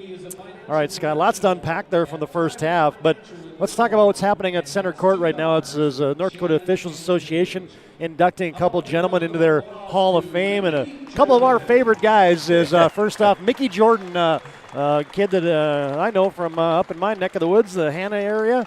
Brother to my head coach in high school, Charlie Jordan, and Mickey being inducted into the North Dakota Officials Hall of Fame. Yeah, certainly guys that, as long as we've been doing this, Todd, we've been around this whole thing, and these guys have been a part of these tournaments for a long time, and certainly, just a well-deserved honor. I mean, Mickey Jordan, the number of games, the number of miles he's traveled, and that in itself is unbelievable, but certainly a well-deserved honor. And boy, I tell you what, I think some of these, the fans are probably a little nervous. They got all these officials in one area in one time, and I have yet to hear a boo come out yet, Todd. Yep. Hey, but they deserve it, man. Every one of them out there supporting their colleagues, being inducted into the Hall of Fame. And Mickey Jordan, how many state tournaments do you do? And he was a fixture at the State Class A, State Class B boys tournaments, and then now Larry Grondal. I mean, what can you say, right? Literally, he's one of our favorites. Yeah, he certainly is. When the announcement first came out on my sports show, Todd, I just said, well, I guess the officials have run out of people that they should probably nominate for the Officials Hall of Fame, and I said they're going to nominate Larry Grondal, but no, I mean, Larry certainly, again, the hours, the miles that he's put on, and the time, that he's put into this thing. I mean, that's certainly a very well-deserved honor, and he's done it all. But, he's shaking his head because we know we're talking about him right now. I mean, it's almost kind of like a Where's Waldo type of event out there is what it looks like. But certainly, a very well-deserved honor, and these guys, and they put in a lot of time. I mean, it takes a lot of time to do that and dedicate yourself to that. So certainly, Mickey and Larry, two guys that are well-deserved about it. Now, I know there's a little something going on after this event is over with, and as many times as Larry Grondal has been to town, I don't think he's ever brought his wallet to town. So he's throwing a party. You know what? I might be there, because I can tell you what, it's no matter what happens, but nonetheless, very, very, very well deserved. Yeah, congratulations, Larry Grondal, Mickey Jordan. Hey, now we'll see here now if that we can get any help out of the public address announcer here, and then the music guy. Well, dating back to the story, but we'll see if they can drop the little song to it. If they hit it, all right, then we'll find out. We'll see right here. This will be good. We'll see if they're able to drop it. And while we wait for that, I'm going to run through the numbers here. Yeah, real you quick, go ahead. You just pick this up anytime I because will. I'll let you run with it. Cheyenne led by the 10 points of Caleb Larson in the first half. Michael Nile with 7 points. 3 points for Matt Gooslaw. 2 for Xander Newton and 1 for Trent Free. The points are hard to come by for Cheyenne. They put up 23 in the first half. Minot High led by the 10 points of Derek Doucette. 7 for Eric Wentz, 3 for Eric Winchesky, 2 apiece for Logan Conklin and Morgan Nygaard for Minot's halftime total of 24. Oh, we got the school song. We were all sitting here on man. And what I was going to say was a couple years ago we were doing a game, and this goes back to the night before that Larry Grandal performed a little routine. It looked like he was in the Kung Fu fighting, and we were doing a game, and he came out, and I introduced the officials as Larry Kung Fu Grandal. And it just happened to go to a break, and at the time, one of the board ops were on the board. He comes back with the bumper music as Kung Fu fighting. I get a text message the next morning saying, in words that I'm not going to use over the PSP network, is, what did you say last night? And I just said Larry Kung Fu Grandal, and everybody was asking him, what did Woodmansey, what happened? So I told him the story. Well, I asked the music people here to play Kung Fu fighting after they left here, but they didn't do it, unfortunately. So, nonetheless. It still would have been a great deal. Yeah, it would have been. It's good for us to explain that to all the folks tuning into the PSP network tonight. All right, fans, there's your Legacy Financial Partners Premier Chiropractic halftime show. Todd, let's give you a final from the other side. The Legacy Sabres, they're going to have a local rematch. They're going to play the Demons for the Constellation Girls Championship. Yeah, as they defeat the West Fargo Cheyenne Mustangs 61-58. Final in consolation play. We can tell you that do you have the right financial advisor to help you reach your goals? Ameriprise Advisors can help create a personalized, goal-based plan to prepare you for whatever life brings. If you feel more confident about your financial future, call Legacy Financial Partners, a private wealth advisory practice of Ameriprise Financial Services, LLC. It's 701-258-9735. And Premier Chiropractic is focused on improving the health of Minot and the surrounding areas through the most cutting-edge advances in natural health care today. Premier Chiropractic Legacy Financial Partners bring you our halftime at all of our PSP network broadcasts. We didn't get to much of the shooting percentage because, frankly, they weren't very good. And Todd, I know you did those stats. I just did the numbers. Okay, you did those numbers, but there's one thing I wanted to point out. The individual scoring is, but if you got anything else, take it away. Yeah, the one thing I wanted to point out is, you talked about 8 of 26 for West Fargo Cheyenne, and then you look at 7 of 23 for Minot. But you look at free throw points, Minot had 10, and then you look at 3-point points, Cheyenne had 12. Yeah. So yeah, you look at the limited field goals, but look where we're at, 12-10. What's the score? 24-23. I mean, so they've gotten their points in different fashions in that first half. Indeed. Well, this one's going to be good. Keep her buckled in right here as the second half's going to be a wild ride. And it comes up next. Thanks to Legacy Financial Partners, Premier Chiropractic. That's your halftime show. Second half action on your BNC scoreboard. It is at halftime, Minot 24, West Fargo Cheyenne 23. You have built an amazing life by working hard and doing your job well. Delivering financial advice is what we do well. At Ameriprise Financial, our job is to use our skills, experience, and research to help you become more successful in today's economy. What we want you to walk away from each encounter with is satisfaction in knowing that together, we've done what we can to help you work toward a better future.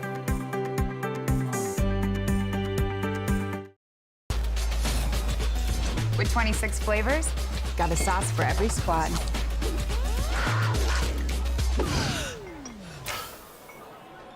Don't drip on the drip. It's the greatest of all times. Buffalo Wild Wings.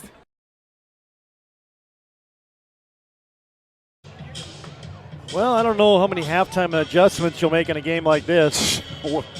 Just get tougher, boys. Well, I feel like I'm the official water bottle picker up here back here now. As yep, that's number 4, I believe. They're playing kick the bottle behind us. Yeah. No, well, what do you adjust? Get tougher. Yeah. Finish stronger. Keep going at them. Yeah, I mean, I think that's what you just tell them. I mean, I don't know how you adjust anything on that. You just say, just keep going at it, and more importantly, it's like, hey guys, we got to finish those bunny basket. We got to finish those bunnies up close in a game like this at 24-23 with the kind of defense that's being played on both sides. Here we go, underway in the second half. Minot leads by a point. Hagen back on the court with those 3 fouls. Michael Nile from the right side. They clear out aside. Backing his way into a double team. Has to kick it out to Hagen. Back to Nile. Shot fake, drives baseline, pulls up, right-handed shot. No good. Went and got a rebound and put it home. Oh, boy, that was a big boy one. Michael Nile gives Cheyenne a lead. Here's those second half lineups. Derek Doucette, Logan Conklin, Eric Wentz, Morgan Nygaard, Jager Gunville on the court for Minot High. Their normal starting 5. Conklin has it high right side. Wentz right in front of our vantage point. The lane opens. Wentz strong with the left hand. Yeah, just like we said, you got to go up, finish hard, and he did just that. James Hagen, Michael Nile, Caleb Larson, Xander Newton, Dominic Dozeman on the court for Cheyenne. Minot back up on top by a point, 26-25. Nile spins into a double team.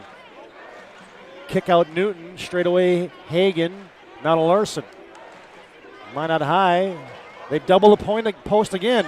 Hagen straight away 3, got it! Yeah, well, we'll see what happens now as Hagen, 22 of 74 in the regular season, buries his first one of the night. Mustangs by 2. Back and forth we go. Lead changes. 2 teams not giving an inch. Nygaard looks back door to Wentz. Can't get it to him. Doucette wants to go. 1-on-1 against Dozeman. Spinning. Shot faking. Nowhere to go. Back outside Nygaard. Quick first step for Nygaard. Got deep into paint. Rises and scores from 10 feet away. Morgan Nygaard. Oh, he's just done such a good job. He plays himself so under control and get in the lane. He's got a little bit more size than Hagen there, and he can rise up over the top of him and score it in the paint. We're tied at 28. Hagen with a high screen. Dribble entry on the wing. Nile for 3. No, wide left. Long rebound to Wentz. Gets it to Gunville. Minot High. Sends it to Wentz at the top of the key. Now to Nygaard. They look for Doucette on a curl, but they misfired on him and off his hands, out of bounds. Yeah, he was a little late. As by the time Nygaard decided he was going to throw it, the defense was able to catch up with the set off of that curl on the backside. Here's what I think happened. I don't think Nygaard was going to throw it, and then the bench was like, here he comes, and then by the time he did it, it was too late, just as you said. Yep.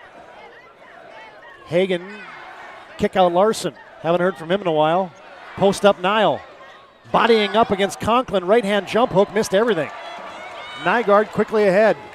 Cheyenne's back, but Nygaard pushes the issue to the baseline. Cut off, now his pass is tipped and taken away.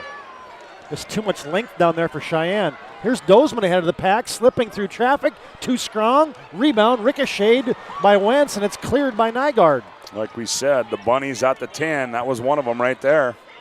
28-28 on your BNC Bank scoreboard, under 15 minutes to play in the game.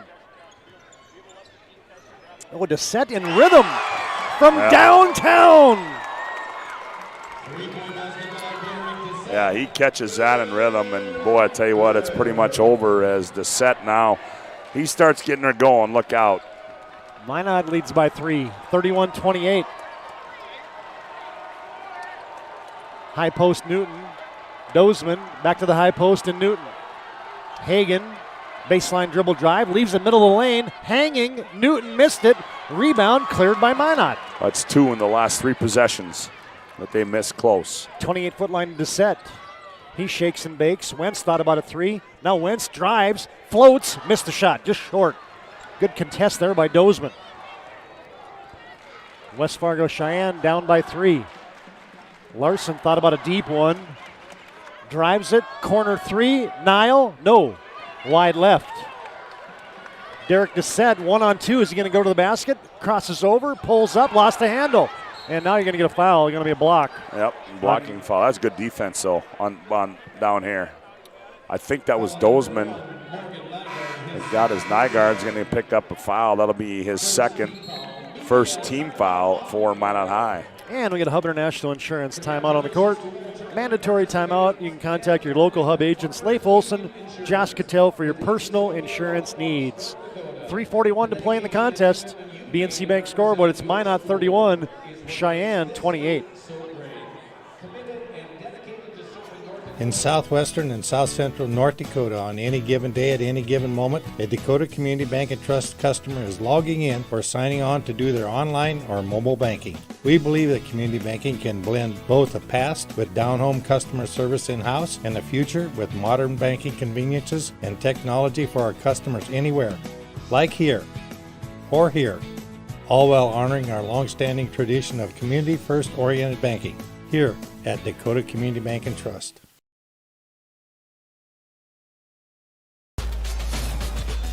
With 26 flavors, got a sauce for every squad.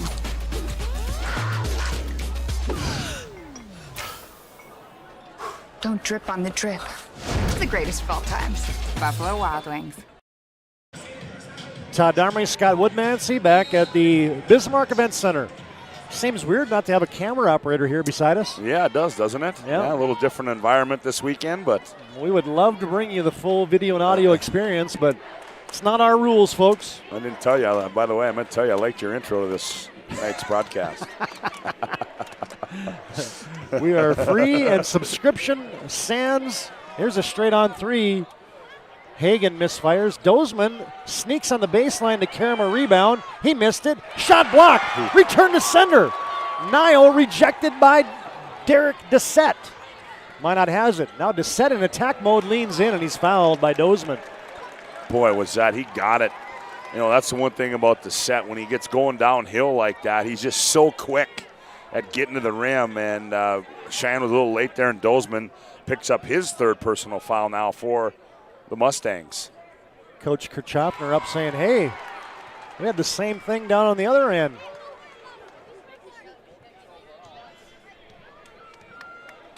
Second one for Dissett. He made the first, misses the second. Minot High leads 32-28. Under 13 minutes to play in the game. 4-point lead for the Magi. Coach Kirchhoffner, I could read his lips. He said, you called that all EDC. Minot High looks like not just a man-to-man. They're really sagging in on the post. Almost looks like a zone defense. And now you get Dozeman attacking the baseline. Block charge call goes on a block. Yep, that's going to go against Logan Conklin. His second. Team second. First team foul on the Mustangs. One thing I don't like about the TV timeouts is it really shortens the benches. You know what I mean? I don't think you give your guys as much rest because they get so much rest on the media timeouts. Yeah, and you know what? Oh, there's a step around. Good post defense by Conklin.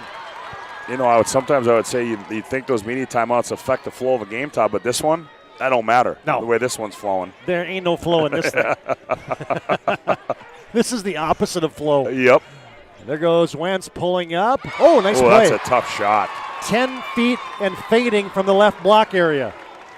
Wentz buries it. He's got double figures with 11. And he hung just a tish, too, long enough to get it up over the rim. You sometimes forget that Wentz is 6'3". Yeah, exactly.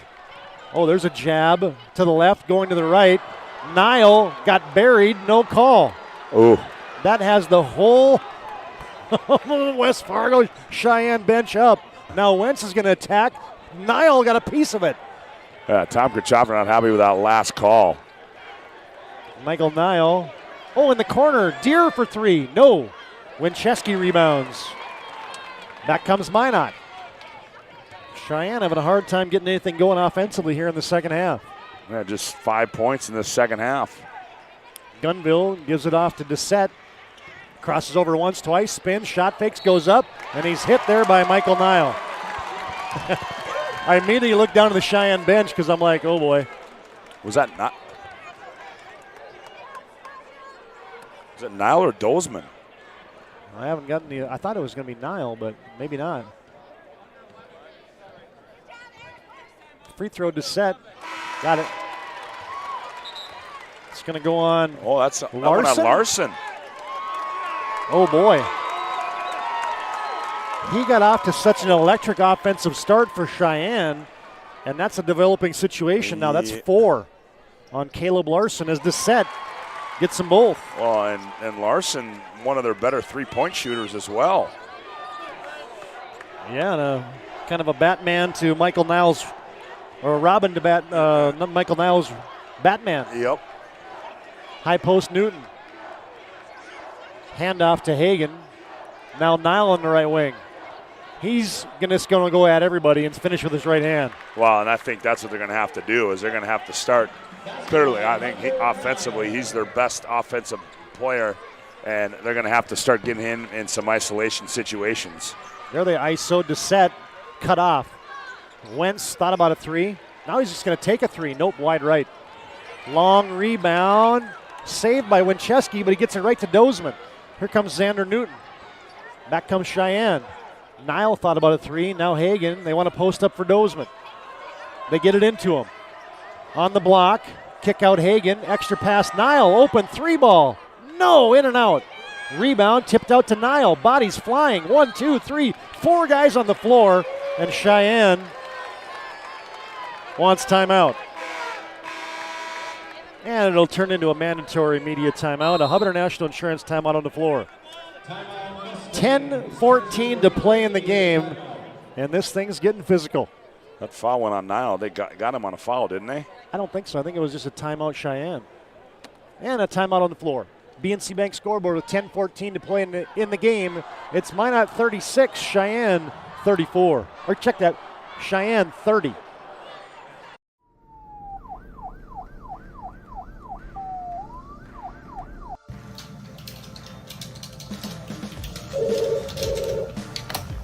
Thanks for calling Supreme.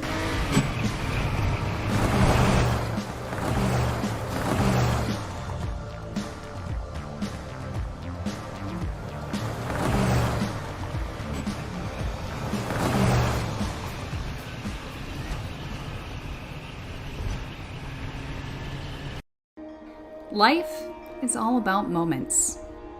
Big moments. Small moments. And those moments you can't put into words. It's how we at First International Bank and Trust live first and have been for more than 110 years. One customer, one family, one moment at a time. First International Bank and Trust. Live first. Well, this would be not the easiest game to officiate, but I think the Zebras doing a nice job tonight. As Cheyenne has the basketball, Minot leads by 6, closing in on 10 minutes to play in the game. The way this one is, you feel like you need a back judge and a side judge. High post rub. There goes Hagan. Oh, that's fly swatted by Dissett from behind, and then Dissett clears it. Winchesky, Gunville off a curl, not a Wentz. From the high right side, looks for Schaefer, who's cutting. Here's a three. Ring it up for Winchesky. Big shot there for the freshman. Biggest lead of the game now for Minot at 39-30. Winchesky's got a half dozen. Nile to answer for three. Yes! From the left corner, he knocks it down. Hey, that was from the west concession stand, Todd. And that was with Dissett with a hand right in his grill. Cheyenne's got a little zone now, their partner. Yes, they have. Gunville, cross-court pass. Wentz thinks about a three. Sends it way to the left side to Gunville. Now to Winchesky. Back to Wentz. Cheyenne's active out of this zone, though. Thinking about a three. Now taking the three is Dissett. Hello! Well, talk about big-time players stepping up in big-time situations, and that's what Derek Dissett's doing here tonight. That's tough to do. A shot-faking three, standing still. Shot clock winding down. Post up Newton. Oh, nice drop step. Scoring is Xander Newton. Boy, now I don't understand why we haven't seen more of that out of him. Because that was a big boy move there by Newton. Yeah, and he looked pretty smooth on that one. Gunville, oh, tough pass. Nice meeting the pass there by Winchesky. Now his pass is tipped, and here comes Michael Nile. Nile crossing over, running over Wentz, and that's going to be a charge.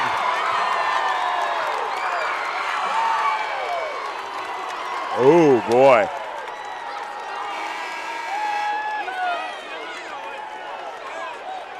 I don't know. Well, it was such a weird play because I thought Nile had a lane to go to the basket, but instead he chose to go right into the defense, and then Wentz got absolutely buried, and then they called a charge. Cheyenne is in a lather. 42-35, Magicians lead it. Cheyenne still in this zone. Short corner to Doucette. He's double teamed down there, dribbles out of it. Larson back in with those 4 fouls. Winchesky tacks to the right elbow, kick out Gunville for 3. No, wide left. Doucette went and got a rebound. He's double teamed, slips through, and let me reach it. Is that going on Larson? Yep. Uh-oh.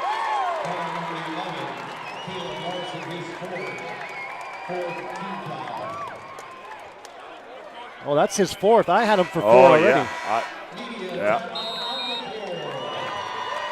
Well, that's a break for Cheyenne. I thought he was done. And immediate timeout on the floor. That's a Hub International Insurance timeout. Everybody's just got to take a breath and settle down. 7:57 to play in the game. We're back after this timeout. Magi lead it on your BNC Bank scoreboard, 42-35 over Cheyenne. You remember where this goes? I don't know. Are you sure it was a clicking and not a zoo? I think your quash litter valve's stuck. Do you even have insurance? If we soak it, it should be good. No matter how much you know or don't know about your vehicle, trust the experts at Tires Plus. Real answers from real mechanics. Purchase 4 eligible Firestone tires and receive up to $120 in a prepaid Visa gift card. Thinking service? Think Tires Plus. Carson, timeout. Who calls a timeout in this game? Me, I'm icing the kicker. Really? It'll give us more time to talk about First Western Bank and Trust, like our convenient online banking. along with smart trust service options. We're all about hometown service with bankers that know you and the community. Okay, go ahead and kick. I don't believe this. First Western Bank and Trust. You can bank on us. All right, fans, tonight's game brought to you in part by Jersey Mike's. Make sure to vote for this week's Jersey Mike's Player of the Week on the PSP Network Facebook page. Jersey Mike's is a sub above. Minot High attacking out of the zone defense, and they're going to create a turnover. Wentz threw it into the first row here at the Bismarck Event Center. Yeah, good defensive set there by the Mustangs. 7:45 and counting to play in the game. Boy, is this, I mean, as ugly it's been, it's kind of been a fast game, hasn't it? 42-35. Minot leads. Post up Newton. Around the wheel, Nile has it from the right wing. Conklin on him. Stepping back and shooting a three, no good. Battle on the weak side. Off of Cheyenne's. Xander Newton out of bounds. Yeah, probably not a good shot selection there by Michael Nile, you know, and I don't know why you can't go back to that, you know, Xander Newton. I mean, get him posted up down there. Give him a couple looks down there. Wentz had his pass tipped. Caleb Deere got a hand on it. Now the length of Newton tips a pass out of bounds, and Coach Winchesky says, hey, you're a senior, Wentz. You can't throw a pass like that, but might not lucky to retain possession. Well, and his running mate told him the same thing as he walked back. He said, hey, Eric, pointed at his head. He said, come on, we got to be smarter. Gunville triggered it in front of the Magi bench.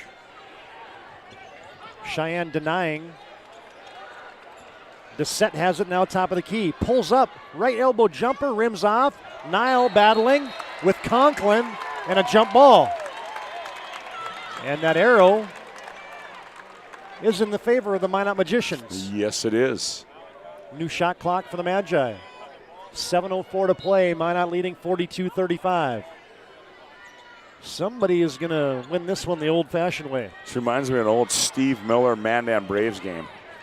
Deere almost had a steal. Now Nile, they're playing the passing lanes. Conklin, kick out Wentz. Straight on 23-footer. Bang! Oh, and a little bit of extra elevation there by Wentz as he felt it wide open, nobody in his face, and he booked it.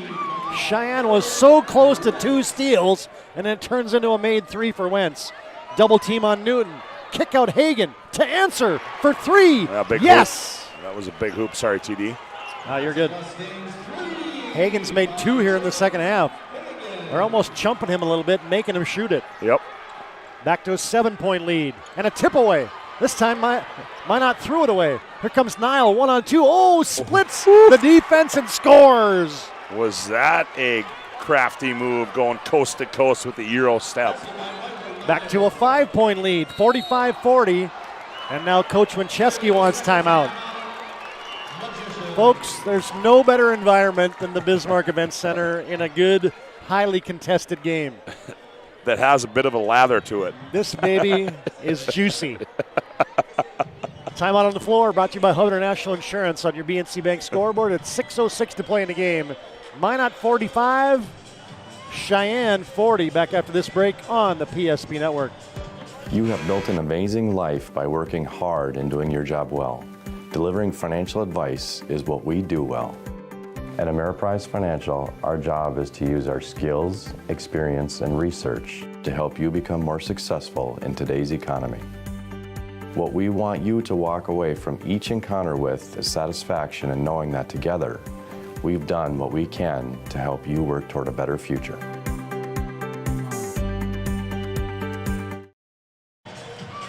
Hi, fans. Tonight's game brought to you by Prestwich Orthodontics.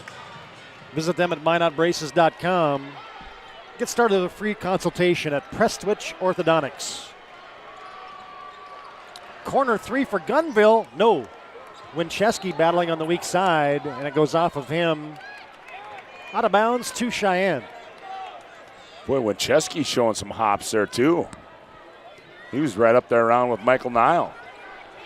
Under 6 minutes to play in the contest. Cheyenne has scored 5 straight. They were down 10 a moment ago. They've cut that in half. Nile, high right side.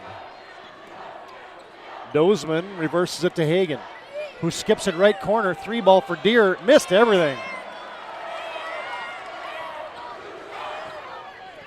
Caleb Deer misfires there, and Minot into the front court. Well, he couldn't miss yesterday. Wentz to Dissett, now in the corner. Gunville double teamed, and he's lucky there. Went out of bounds. And Minot will still have possession. Caleb Larson with those 4 personals comes back on. 5:16 to play in the game. Minot by 5 on your BNC Bank scoreboard, 45-40. Dissett drives, tried to finish to the left, missed it, got it back, count it! And a foul.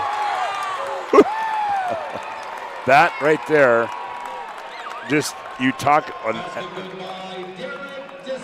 and that's on Larson, and he's done. Man, and that hurts Cheyenne in so many different ways. Oh, big time. It hurts him from the perimeter. Yep. But what I was saying, you talked about how Dissett, how quickly he gets up, and he missed the layup, but he hung around, and then boom, he saw it come off, and boom, just like that, he went back up and got it and put it in, got the N1. I mean, it's unbelievable. And the old-fashioned three-point play is in. Another big night brewing here for Derek Dissett. Magi lead by 8. They're looking for a back-to-back date in the state championship game. Post up Larson. Oh, nice pass down low. Deer put it in. Yeah, that was a good find there on the backside. Good cut to the basket, too, by Caleb Deer. Not knocking down the threes, so that time he got himself camped in the lane. 48-42, Minot on top. Gunville skips it to Wentz. High right side, Minot has it. Now there's Dissett weaving through traffic. Free throw line drive, snapshot jumper, no good. Conklin rebounds. Second chance for the Magi. Dissett back to Wentz. Back to Dissett. Kick out, open 3 for Wentz. No, short. Ooh, that's a rebound. Xander Newton yanked that one out of midair.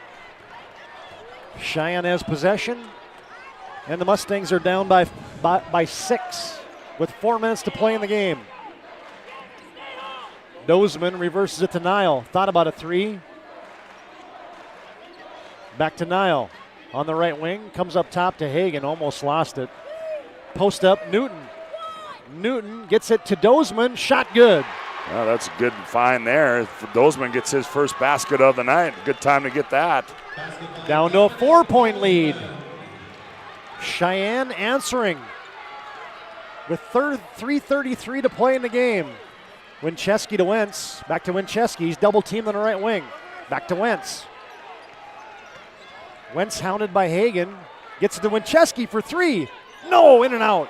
Rebound kept alive. Somehow Gunville lost the handle, but he might have been assisted out of bounds, much to the dismay of the Magi fans. And a media timeout. Hub International Insurance brings you this timeout. 3:16 to play in the game. It's just about in the pressure cooker, folks.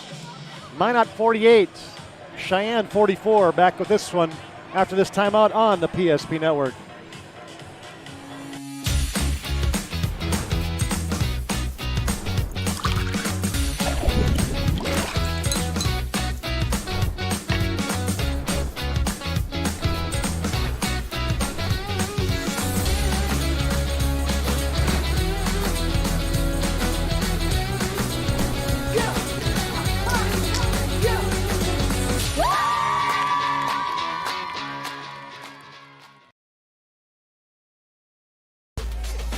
We raise the bar on bar food with sandwiches, tenders, and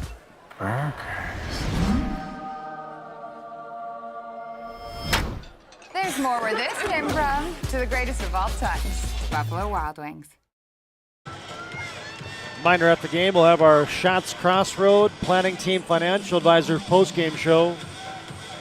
Planning Team Financial Advisors helping clients work towards financial freedom.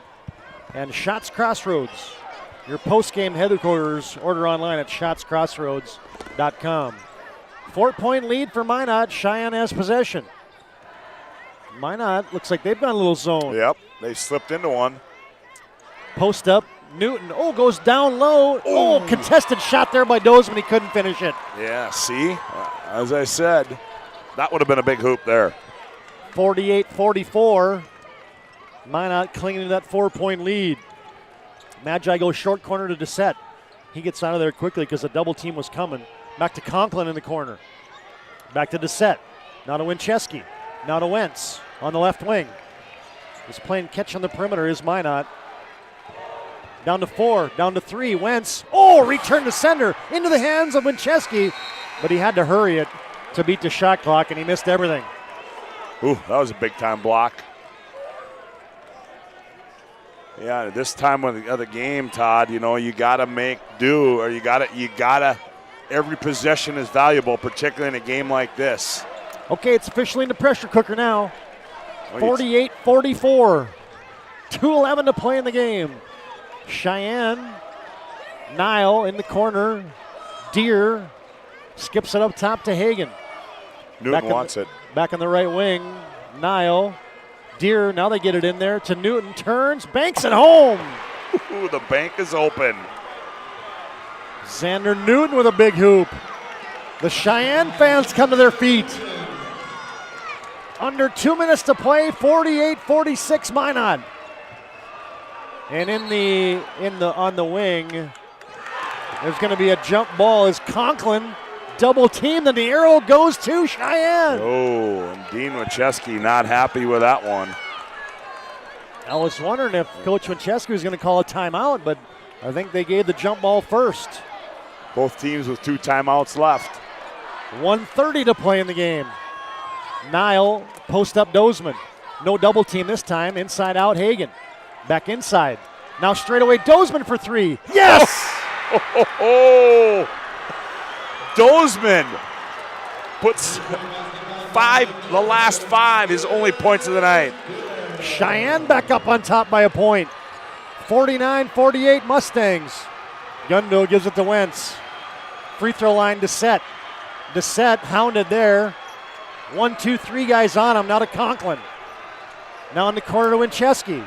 Down to 7 to shoot. Wentz lost the handle. Gunville, extra pass. Conklin for 3. No, off the iron. It fell in! It fell in! It went in!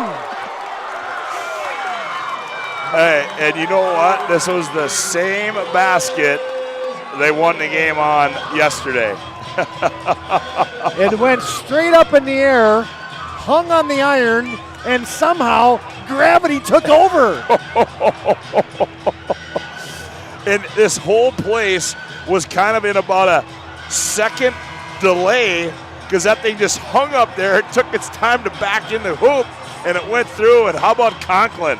There's a guy, two guys, Dozeman, Conklin, hadn't scored the whole ball game, and now they come up with big hoops. Conklin got an early two. Conklin's three gives Minot a 51-49 lead. The Magi burnt a timeout after that made shot. We'll see what kind of X and O and Tommy Kirchhoffner can do here.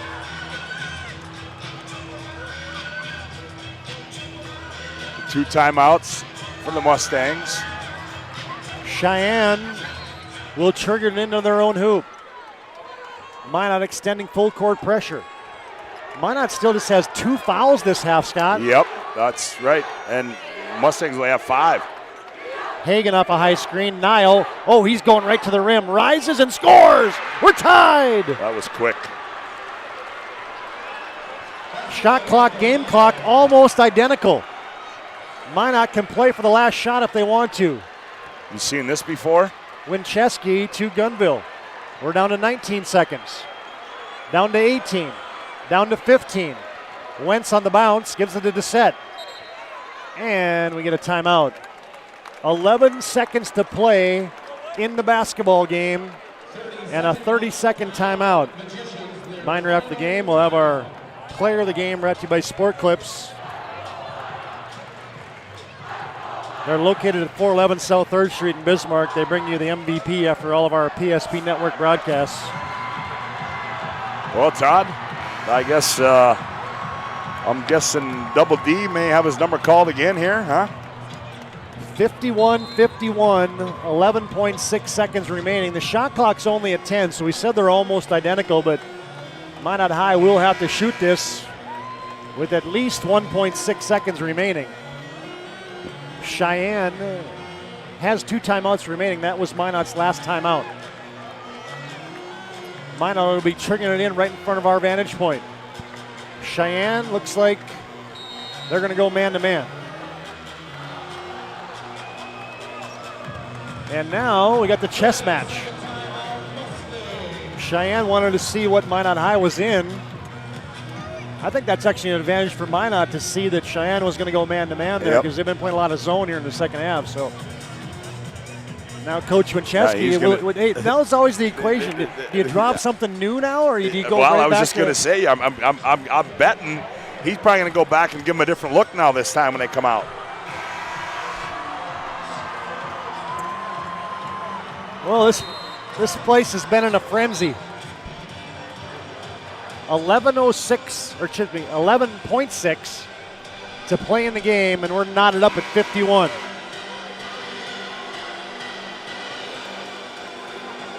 Minot High will have Winchesky triggering it in.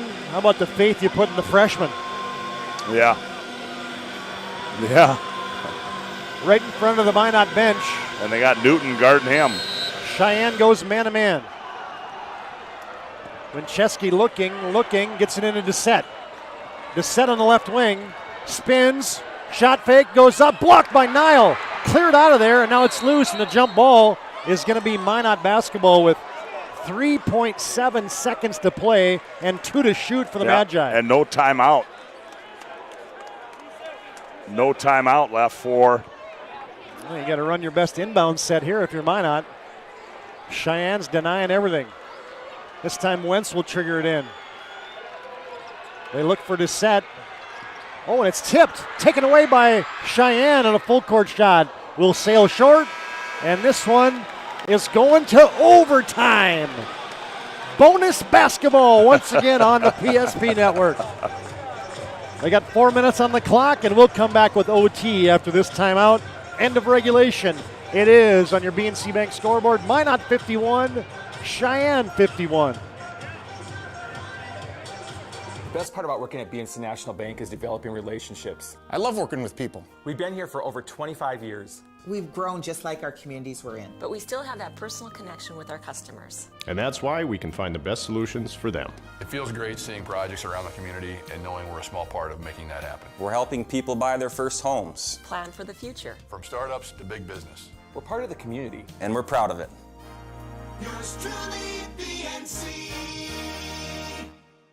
If your eyes could talk, they'd tell you life is better with LASIK. No more reaching for your glasses. No more dry eye from overwearing your contact lenses.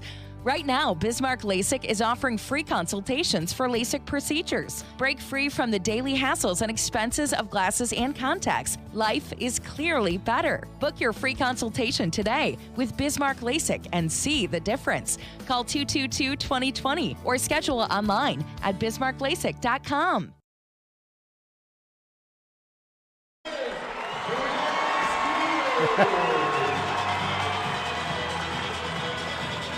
Getting set for the extra frame.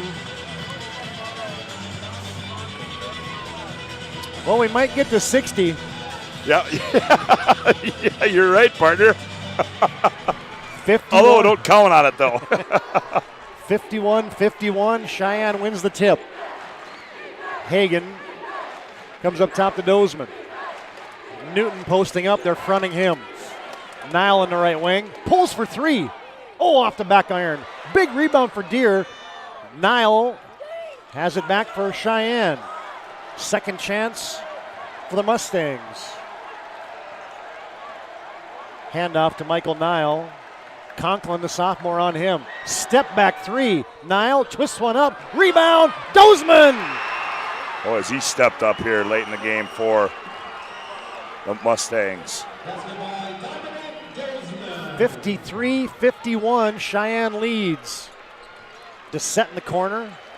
Looks cross court. Now he's double teamed. Comes up top to Wentz. Wentz to the elbow. Cut off. Oh, wide open. Conklin. Layup good. Good find there. Conklin freed himself open, and Wentz was able to find him. 53-53 in overtime.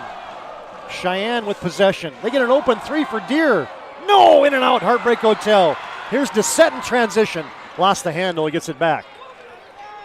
2:30 to play, and the ball gets caromed out of bounds. Right into the scorer's bench. And Minot High will throw it into Winchesky. 2.5 to play in OT. Tied at 53 on your BNC Bank scoreboard. Cross-court pass to Gunville. Right in front of our vantage point. They skip it back to Winchesky. Conklin in the corner. Back to Winchesky. Down to 7. Winchesky forces up a shot. Not a good look there as he misfires, and Cheyenne has a rebound. The 53 apiece. Double high screen for Hagen. Now to Nile. Wants to go into the lane. Kick out Dozeman. He cranks for two. Yes!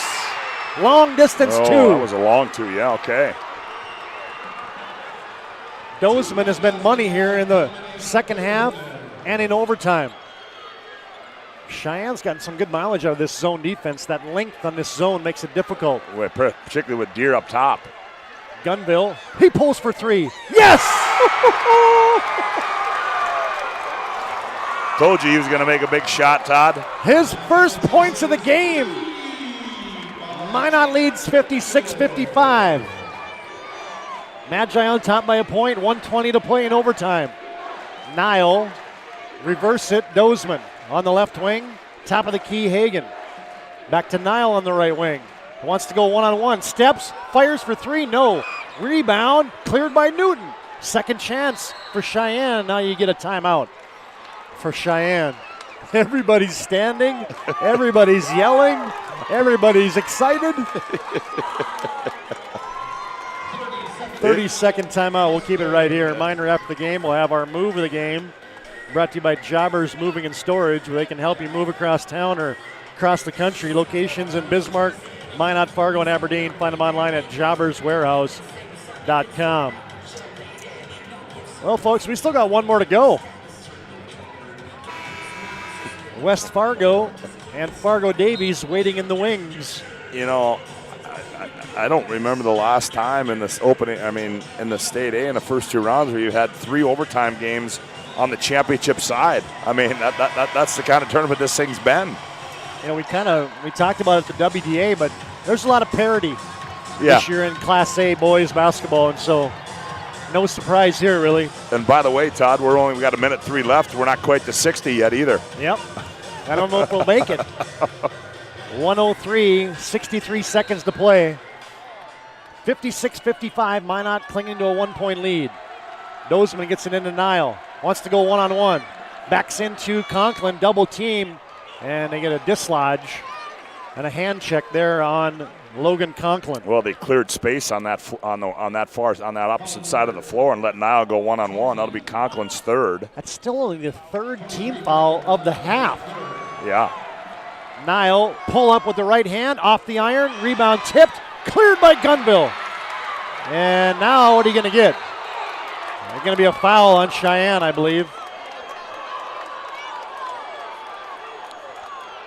Official had his hand closed fist when he came in there. Yep. It's going to go on Caleb Deere. Yep.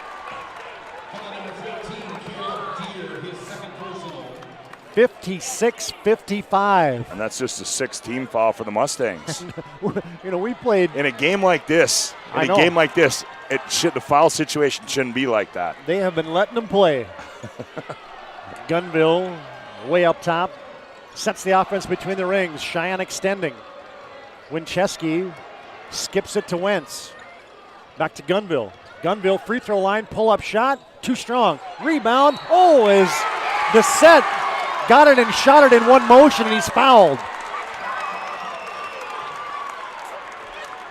That's the one thing about a zone, Scott, is it's hard to block everybody out. Ooh. I'm wondering, Dissett looked like he had a chance to come down with it, but then he tried to shoot it in one motion, and then when he missed it, they called a foul as Derek Dissett misfires on the free throw. Well, that changes things. Second one, swish. And Minot High wants timeout. We'll take a short break here. 26.6 seconds to play. Minot High on top by 2.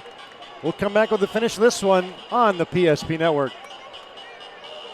In southwestern and south central North Dakota, on any given day at any given moment, a Dakota Community Bank and Trust customer is logging in or signing on to do their online or mobile banking. We believe that community banking can blend both the past with down-home customer service in-house and the future with modern banking conveniences and technology for our customers anywhere, like here or here, all while honoring our long-standing tradition of community-first oriented banking here at Dakota Community Bank and Trust. Oh, it's the pressure cooker extraordinaire. In overtime, Minot High, after a made free throw by Derek Dissett, leads 57-55 on your BNC Bank scoreboard with 26.6 seconds left in overtime. She's been a doozy. Oh, boy. It's the old, the old Smith-Barney. Whoever's going to win this one's going to do it the old-fashioned way. They're going to earn it. Minot will extend some pressure. Shot clock is off. Well, Cheyenne and Minot has to. They got 3 fouls, so now they're going to maybe use some. Maybe Coach Winchesky says to his son, "Hey, maybe let a couple more seconds burn out before you take that one, right?" Still just 4 fouls. And now they're going to foul again just to kind of disrupt this. Precious seconds coming off. Now Coach Winchesky yells out, "Now play." 21 seconds and counting to play. Cheyenne can tie with a 2, take the lead with a 3. Hagan off a high screen. They look for a post-up Newton. Nile has it. Michael Nile, step back 3, contested and fouled. Oh, boy.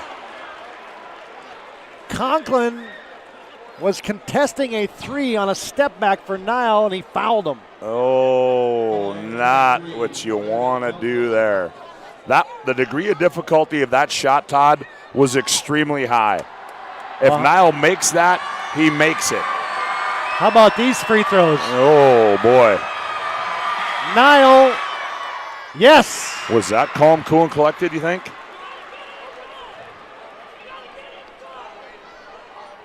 Michael Nile made one. That's always the toughest one to make. Yep. He sets the second. And that one's too strong. Oh boy. A make can tie the game. A miss can help Minot High. Here's the free toss. Got that one. And we got a sub at the bench. They're going to get Jalen Martinez in. Not a timeout, just a sub. 8 seconds to play in the game. Tied at 57. Gunville will get it in. Jalen Martinez into the front court. Here comes Martinez. Drops it off to Winchesky. Deep right side three. No. And that's the way overtime will end. A double overtime session from the Super A boys semifinals. At the end of overtime, we're headed to a second on your BNC Bank scoreboard. Minot 57 and Cheyenne 57. Every 10 minutes, 3 people in the United States will die from a preventable incident. More people are dying on our roadways and in their homes than ever before, but that's where the North Dakota Safety Council can help. Safety is our mission, from the workplace to any place. We're a private nonprofit that offers more than 150 training courses that are dynamic, hands-on, and effective. From CPR and first aid to driver safety and even workplace violence preparedness, we want to make sure your loved ones come home safe each night. Go to ndsc.org to see how together we can make a difference. Whether you're looking for a full-service financial plan or planning for farm or business succession, Planning Team Financial Advisors is here to help you work toward achieving your financial goals. With locations in Bismarck, Garrison, and Center, our full-service team of professionals are dedicated to helping you work towards achieving your financial goals. Visit us online, planningteam.com. Securities offered through LPL Financial, member of FINRA and SIPC. Investment advice offered through GWM Advisors, LLC, doing business as Goss Advisors, a registered investment advisor. GWM Advisors, LLC, and Planning Team Financial Advisors are separate entities from LPL Financial.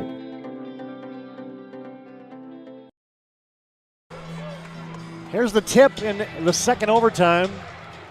Michael Nile wins it. Cheyenne has the first possession. We might get to 60 now, partner. Yes, we probably will, my friend. Oh, the lane opens. Michael Nile strong to the 10. He's fouled there by Eric Wentz. He can get downhill in a hurry. Yeah, I was just going to say that. When he makes a decision he wants to go downhill, he's going, and he goes hard.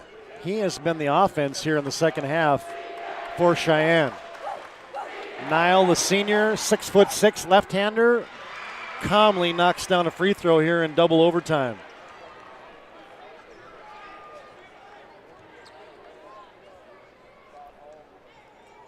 Nile averaging 21 points a game. Huge second half. Had 7 points at halftime. He's up over 20. Second one settles in. Cheyenne leads by 2. 59-57. Well, we said the first one to 60. Yeah, we did. That might still play out.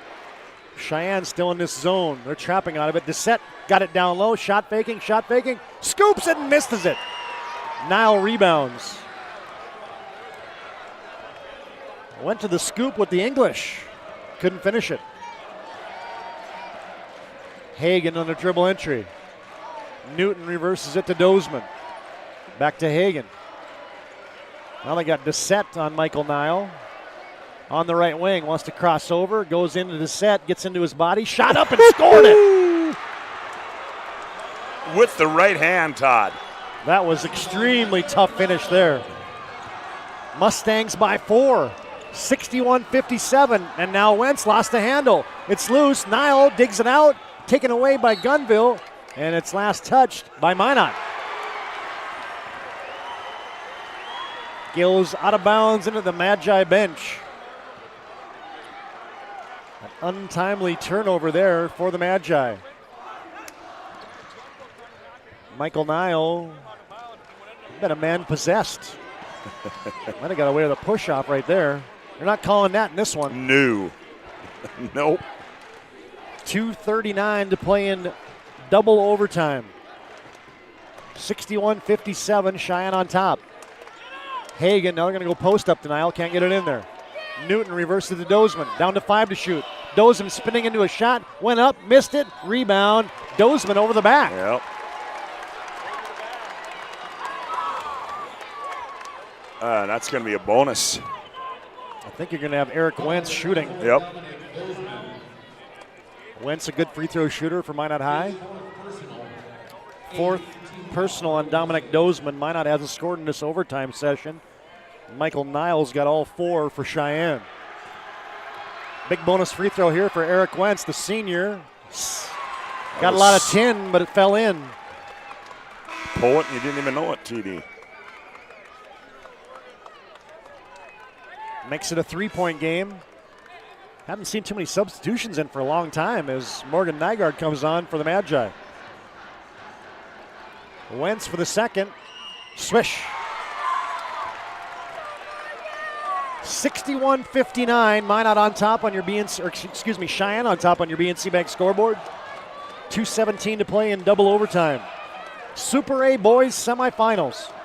Free throw line Newton. They rub a couple guys off of him. Now Newton goes to Dozeman. High screen and roll. Hagan in the right corner. Dozeman. Back to Hagan on the right wing.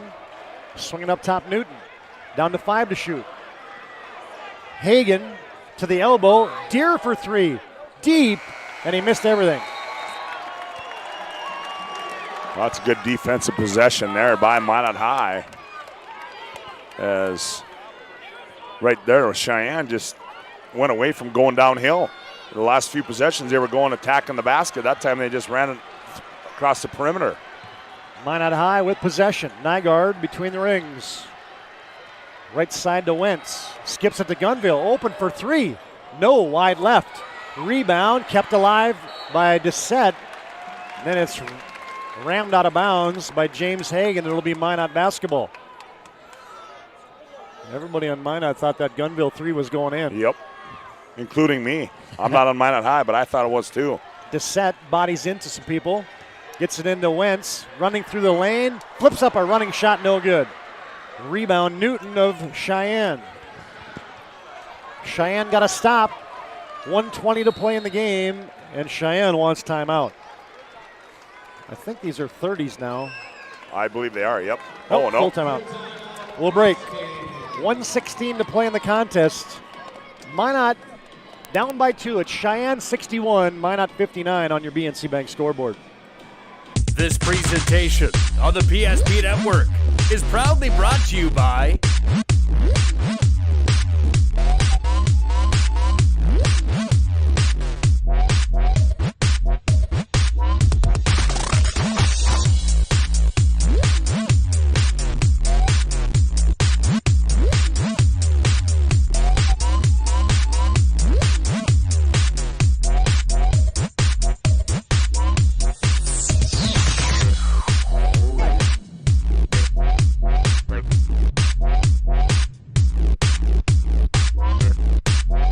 sure to like and follow the PSP Network on all social media platforms.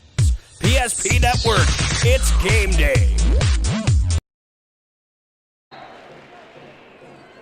The State A semifinals presented by Michael Braun, State Farm Insurance Agency, Ackerman Esfold, Swenson RV and Marine, and Buffalo Wild Wings, our title sponsors here on the PSP Networks for the Super A. This one's been a doozy. Double overtime. 61-59. Cheyenne has possession and a lead. They safety valve it into the backcourt. Hagan comes over the timeline. 15 to shoot for the Mustangs. Dozeman thinks about a straight on 3. Leaves it for Hagan. Can't get into a posting up Nile. Deer back to Hagan. Hagan lobs it in the block to Nile. Double team comes back out to Hagan. Deep 3 from the left side. No. Rebound, weak side. Deer had a hand on it, and now it goes out of bounds. Last touch by who? Cheyenne. Oh, boy. Thought Deer was going to rip that rebound out of there. Under a minute to play. Cheyenne has tied it up twice, once at the end of regulation, once at the end of the first overtime. Let's see if Minot High can return the favor. Nygaard leaves it for Wentz. Fires it to Gunville for 3. Yes!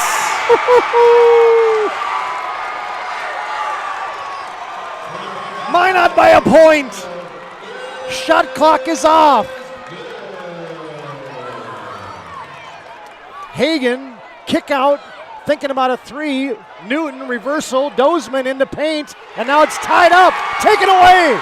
Minot has it. Down to 10 seconds. And Doucette, I think he shot that. Is that going to be a 3-point? They're going to call a bonus. That's a pretty heady play there by Derek Doucette. He was just killing time as he knew he was going to get fouled. That was a smart play. Then he threw up a 3. Close. He almost made it. This is a big bonus free throw. And before Doucette gets the basketball, Cheyenne calls timeout. I'll keep it right here, Scott. You know, I sometimes call myself Nostradamus, but you were the man who picked out Jager Gunville. And twice now he has delivered huge shots for Minot High. Yes, he has. And, you know, the one before that he took from here, we made the comment you thought that everybody thought that was in. That one, it looked like he had just a little bit more elevation on that shot, and the release was up high and good, and he just buried it from the high left side. But, you know, I mean, it's guys like that, you know, down the stretch, you know, that have made shot. I mean, Gunville, you know, that's 2 big threes that he's made for Minot High. Well, Derek Doucette is going to be at the free throw line. Now, keep in mind, I mean, there's plenty of time. I mean, if he makes 2 of them, you know, then the Mustangs got to get a 3. And if he makes 1, then, well, they can win it or tie it up again. 6.7 seconds remaining. Derek Doucette, the junior, going to be a first-team All-Stater at the free throw line for Minot. Free throw up, nothing but nylon. Minot by 2, 63-61. Doucette can make it a 3-point game. Got them both. And Minot High wants timeout. Both teams out of timeouts, and now Cheyenne needs a 3 to tie. Woo! Minor, after the game, we'll have our planning team financial advisors, Shots Crossroads postgame show. Minot, as we mentioned, trying to get back to the state championship game. They lost the title to West Fargo last year. We still got one more to come tonight. Boys semifinal game number 2. Fargo Davies and West Fargo will do battle next. 7 team fouls on the Magi. I wonder if there's a thought here about playing to not even give them a chance at a 3. Probably not, as Minot High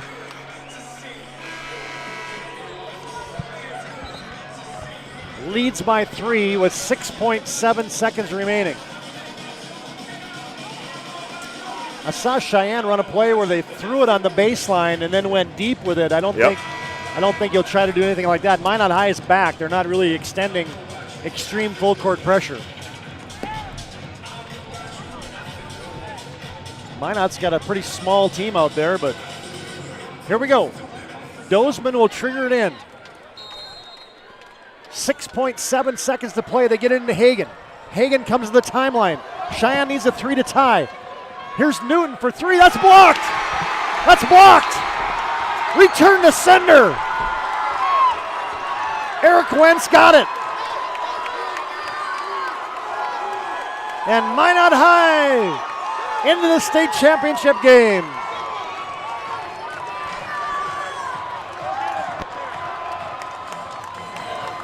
Your final score in double overtime. Minot 64, Cheyenne 61. That's a good Class A boys basketball game right there, folks. We welcome you to our Planning Team Financial Advisors postgame show. Postgame's also brought to you by Schatz Crossroads. Schatz Crossroads, your postgame headquarters. You can order online at schatzcrossroads.com. And Planning Team Financial Advisors, helping clients work towards financial freedom. Let's send it down courtside. Scott Woodmansey. Thanks, Todd. Well, I'll tell you what. I got to tell you, young man, I made the comment at the start of the broadcast. I said if there's one guy that's going to make a difference in this game because of the way you shoot the basketball, it was going to be you. You had a tough start to the game. You didn't have any hoops, but boy, I tell you what, when the time was right, you made some really big shots tonight. Yeah, I put a lot of time in the gym in the offseason. I'm talking a lot. I get thousands and thousands of shots up. So, I just have to keep believing in myself and knowing that the next one's going in. And all my teammates believe in me. All the coaching staff believes in me. And I believe in all my teammates. We're ready to go no matter what the situation is. Now, I know you had before the last one you made, the one before that, about the same spot. It seemed to me the second time you got a little bit more elevation on that shot. Did that cross your mind at all? Yeah, it did. My dad, shout out Jeff, he always talks about needing a lot of arch on your shot. So, I was thinking that in my head. And I'm like, we're just going to get some more arch in the shot and see how it goes. It turned out pretty good. Well, I'll tell you what, you come here 2 overtime games in this tournament right now, but I'll tell you what, the tenacity that you guys have had so far in 2 games, boy, I tell you what, it just seems like what a run you guys are on right now. Yeah, I don't think you're going to find any team that will work harder than our team. And we heard Cheyenne was talking a lot about us before the game, saying that's an easy win for them. So that's really personal for us. We weren't going to let that happen, and we didn't let that happen. Well, now you get to go enjoy this for a little bit. You get to sit back and relax. And then, you get to watch the next game. I mean, any thought? I mean, you have any choice? Does it matter who you got tomorrow night? It doesn't matter. We're going to go out there and we're going to play our hearts out and, may the best team win. All right, buddy. Congratulations. Go enjoy this. Yep, I appreciate it. All right, you got it. There he is. Well, Coach, I'll tell you what. So far, you're 2 for 2 in this tournament. The motto you wanted to keep Claremont and I entertained, as well as TD, and you've done it. Are we okay right now? You've done a hell of a job of that, Coach. Now, after you saw my fist bump, you can picture that what we talked about earlier too. Hey, man, I'll tell you what. I just talked to Jake, and I said, you know what? In my mind, just the way he shoots the basketball, he's going to make a play in this game. And down the stretch, he struggled in the first half. But, boy, I tell you what, he made 2 big shots for you in that second half. He's a gutty kid, and all of our kids are. I mean, they made plays down the stretch, and, we had opportunities to finish it. And, it's exciting. We're obviously very excited to be where we are. And now we got to get ready for tomorrow night. You can't ask for anything more than our kids have given us.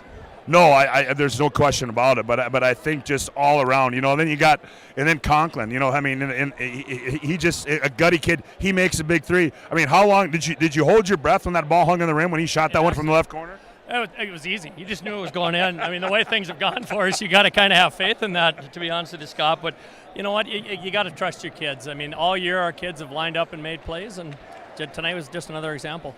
Yeah, Dean, now obviously you go, you talk about this one, you celebrate it for about maybe, 6 minutes? Maybe longer than that. Once we come back out and we start getting ready for whoever we see, it doesn't matter which one. They're extremely talented and well coached. So now it's just a matter of seeing what we can do at this point.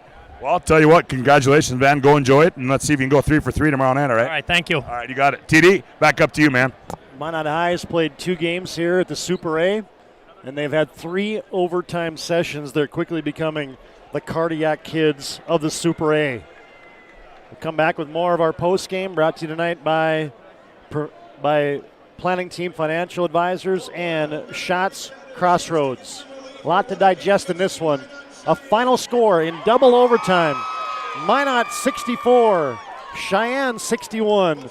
Back with more of our post game from the Super A, brought to you by Buffalo Wild Wings, Swenson RV and Marine, State Farm, Michael Brown Insurance Agency, and Ackerman Esvold.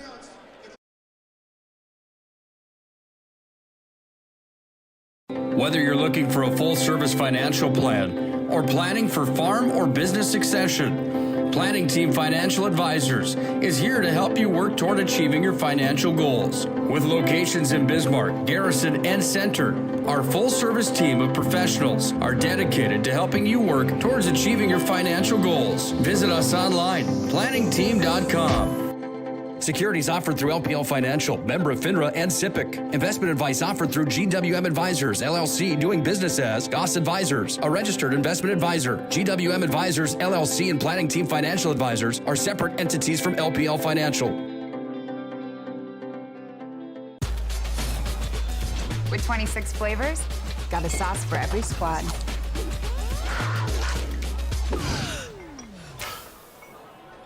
Don't drip on the drip. It's the greatest of all times. Buffalo Wild Wings. I'm Lorelai McIver. I'm a senior at Glenburn High School, and I'm going to Minot State. I'm super excited. Glenburn's very familiar with Minot. We've always been connected with Minot State. Knowing that they are doing a Hometown Pride Scholarship was just kind of nice because then it's very inclusive. They're all so welcoming and so nice. It's refreshing. In the end, it just feels like home.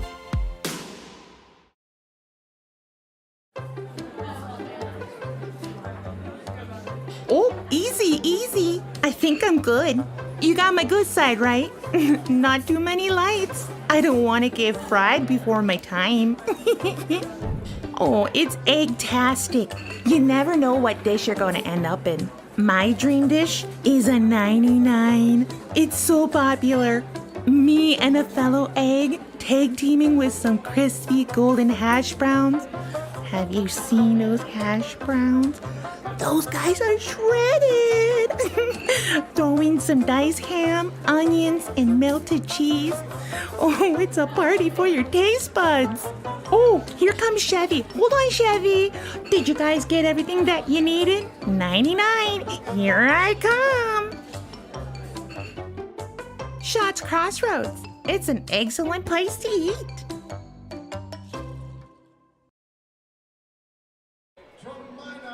Minot wins an instant classic here on the PSP Network. 64-61 Magi over Cheyenne in double overtime. And we welcome you back to our Planning Team Financial Advisors Shots Crossroads postgame show. Whether you're looking for a full-service financial plan or planning for farm or business succession, Planning Team Financial Advisors are here to help you work towards achieving your financial goals. Visit us online at planningteam.com. Postgames, as always, brought to you by Shots Crossroads as well. Get filled up with our delicious menu that includes the old famous 99. Order online at shotscrossroads.com. Team buses are always welcome. A couple things to take care of here in our postgame. Scott, first let's run through those final game statistics. As, hey, we knew it was going to be a dogfight, and a lot of that looks like a defensive battle to me as Minot High to the state championship. They win by 3. Well, Todd, first of all, for the Mustangs from West Fargo Cheyenne, they were led in scoring by Michael Nile. 24 points, 12 rebounds for Michael Nile. Caleb Larson with 10 points for the Mustangs. James Hagan with 6. Trent Free with 1. Xander Newton with 6. Caleb Deere with 2. Dominic Dolzman with 9 points. And Matt Gooslaw with 3 for their total of 61. For the victorious Magi, well, they were led in scoring. How about this stat line? 25 points, 14 rebounds, 11 of 14 from the line, and 2 of 3 from behind the arc. That is Derek Dissett. Eric Wentz, 16 points to go with 7 rebounds. Morgan Nygaard with 4 points. Eric Winchesky with 6. Logan Conklin with 7. Jager Gunville with 6 for their total of 64. Jager Gunville, 2 of 8 from behind the arc. Well, he missed his first 6, but he made the 2 that counted here for the Magi. Magi shoot 34% from the field, as does West Fargo Cheyenne from the field.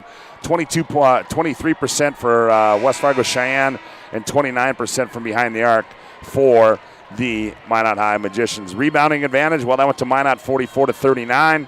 And the turnover battle, well, Minot turnover 15 times, just 9 for West Fargo Cheyenne. Minot wins it 64-61. Going to need some IVs in those locker rooms. Look at those minutes played tonight. Yeah. Michael Nile didn't come out of the game, played all 44 minutes.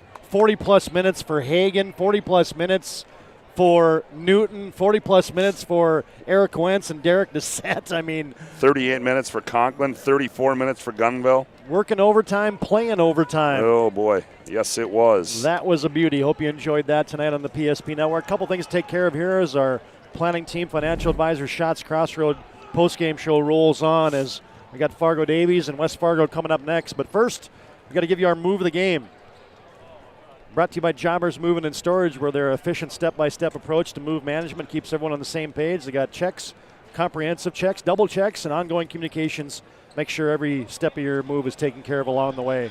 Locations in Bismarck, Minot, Fargo, and Aberdeen. Find them online at jobberswarehouse.com. Tonight's Jobbers and Roger Ward Moving and Storage move of the game is? Well, it's at Guggenville 3 from the high left side. I mean, there's just no question about it. That was a big shot. That was a game-winning shot, man. I mean, he buries that, gets a little extra elevation, knocks it home. That's our Jobbers Moving and Storage, Roger Ward Moving and Storage move of the game. Yeah, no. A close second to the Conklin 3 that had some absolutely. Some Velcro on it and stayed on the tin. Jaeger Gunville's game winner is your move of the game, and now it's time for our player of the game, brought to you by Sport Clips. You can go there for the MVP haircut experience. Nothing makes you feel like an MVP like that experience at Sport Clips at 411 South 3rd Street in Bismarck. And once again, our MVP of the game, brought to you by Sport Clips, is? Well, I'll just tell you this. I just told it to you. 25, 14, 11 of 14, 6 of 17, 2 of 3. Number 15, Double D, Derek Doucette for the Magi. 25 points, 14 rebounds will get it done. And he's undersized, too. He's 6'3", playing against a lot of lumber tonight for West Fargo Cheyenne. Hey, tip of the cap to the Mustangs. I tell you what. Oh, boy. That game was fun because, I mean, it wasn't an offensive masterpiece by any stretch of the imagination, but if you want hard-fought, possession-by-possession type of basketball, that was your M.O. right there. Well, I think you said it, Todd. I think it's old. It was Minot High won that game in an old-school style basketball game. That's how West Region and that's how basketball was played. Yep. And even with all the athletes on the floor, even with all the size, I mean, that was hard-fought defense and possession, back and forth, and just making plays, getting on the floor, bodies all over the place. Yeah, that was a hard-earned win right there for Minot High. But like you said, Cheyenne, they brought it. They left everything out here on the floor, and unfortunately, they're on the back end of this one. Minot improves to 24-2. Cheyenne falls to 20-6. Magi into the state championship game tomorrow night. Cheyenne will have a date in the third place contest tomorrow. We'll have all that coverage for you. Consolation, third place championship, right here wall to wall on the PSP network. Hey, one other thing, kudos to the officials tonight. I tell you what, that was not an easy game to officiate by any stretch of the imagination, and we didn't even get into the bonus until we were in overtime there, partner. Yeah. The whistles could have been flying tonight, and they did a great job of managing that. The way that game was, Todd, you'd have thought you'd been in the bonus at about the 12-minute mark. Yeah. The way that game was played and how it was played, and yeah, credit to them. They let it go on both ends. I thought it was very well officiated and well done. Yeah, questionable calls. Hey, but when the hell aren't you going to get a questionable call like that in a game like that? You're going to get them, but it was well officiated. I mean, you got off the bus tonight and there was contact. yeah, you did. Oh, man, great call, partner. Congratulations to the Minot Magicians. Big games for them from Derek Doucette and also Eric Wentz, 2 players in double figures, and Michael Nile leads Cheyenne with 24. Now to put a wrap on semifinal boys game number 1. We'll take a short in-between game break here, and we'll come back with Super A semifinal contest number 2. West Fargo and Fargo Davies set to do battle to get to the state championship game. A final score on your BNC Bank scoreboard in double overtime. Minot wins it 64-61. This is the Super A semifinals, brought to you by Buffalo Wild Wings, Swenson RV and Marine, Michael Braun State Farm Agency, and Ackerman Esvold. In between game break, we'll come back and set the stage for game 2 after this timeout on the PSP Network. This presentation on the PSP Network is proudly brought to you by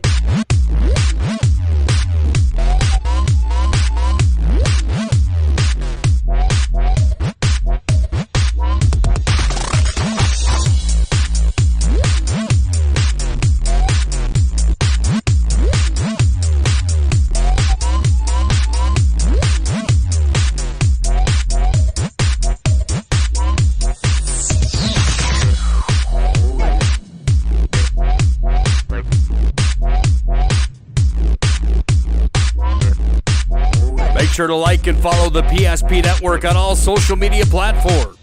PSP Network, it's game day.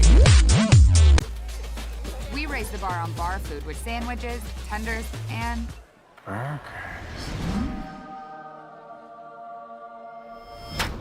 there's more where this came from. To the greatest of all times, Buffalo Wild Wings. BNC has been here for over 25 years. We're still a community bank that's there for you. When you come in with your business plan, your vision, your idea, we can make it a reality. I love seeing projects come alive for our clients. We're real people helping real people. We know you, and we're always happy to see you. We build relationships. You're part of the BNC family. We are part of the community. It's what we're built on. Yours truly, BNC. You remember where this goes? I don't know. Are you sure it was a clicking and not a zoom, zoom? I think your quash litter valve's stuck. Do you even have insurance? If we soak it, it should be good. No matter how much you know or don't know about your vehicle, trust the experts at Tires Plus. Real answers from real mechanics. Inspections are free to ensure your vehicle is always in peak condition. Thinking service? Think Tires Plus. With 26 flavors, got a sauce for every squad.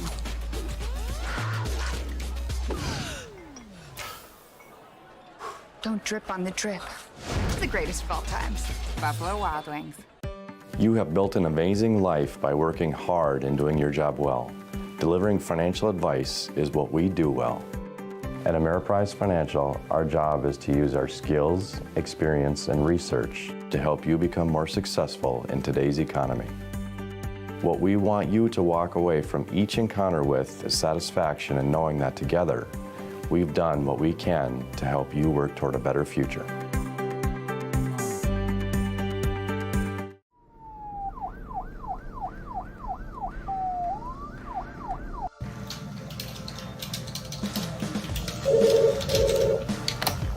Thanks for buying some fruit.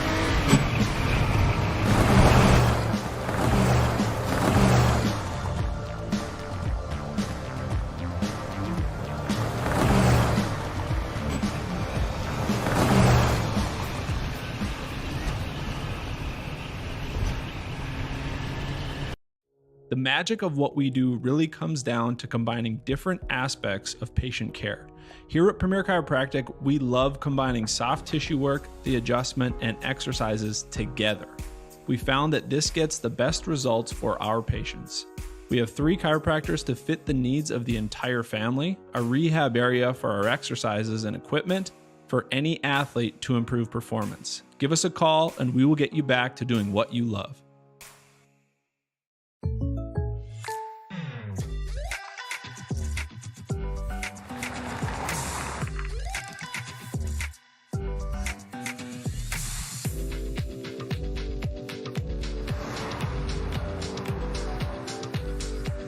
For your surprisingly great rates, contact your local State Farm agent today.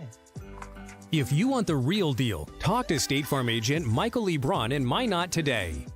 Like a good neighbor, State Farm is there. Carson, timeout. Who calls a timeout in this game? Me, I'm icing the kicker. Really? It'll give us more time to talk about First Western Bank and Trust, Like our convenient online banking. along with smart trust service options. We're all about hometown service with bankers that know you and the community. Okay, go ahead and kick. I don't believe this. First Western Bank and Trust. You can bank on us.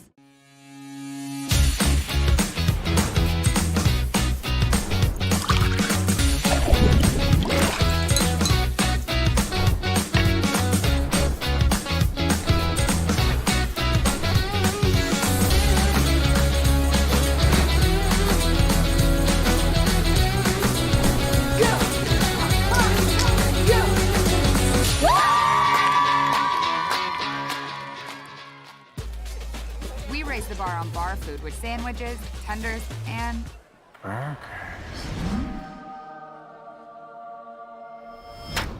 there's more where this came from. To the greatest of all times, Buffalo Wild Wings. Whether you're looking for a full-service financial plan or planning for farm or business succession, Planning Team Financial Advisors is here to help you work toward achieving your financial goals. With locations in Bismarck, Garrison, and Center, our full-service team of professionals are dedicated to helping you work towards achieving your financial goals. Visit us online, planningteam.com. Securities offered through LPL Financial, member of FINRA and SIPC. Investment advice offered through GWM Advisors, LLC, doing business as Goss Advisors, a registered investment advisor. GWM Advisors, LLC, and Planning Team Financial Advisors are separate entities from LPL Financial. We raise the bar on bar food with sandwiches, tenders, and burgers.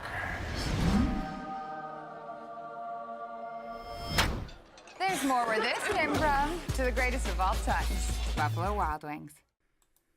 This presentation on the PSP Network is proudly brought to you by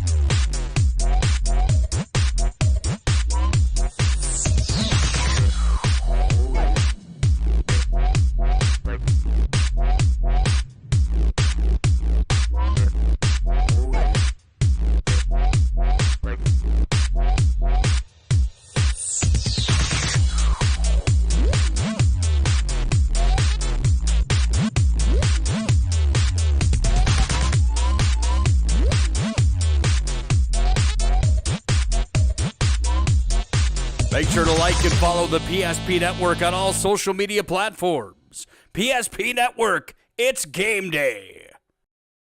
Comes to set, he's all alone. Slam dunk.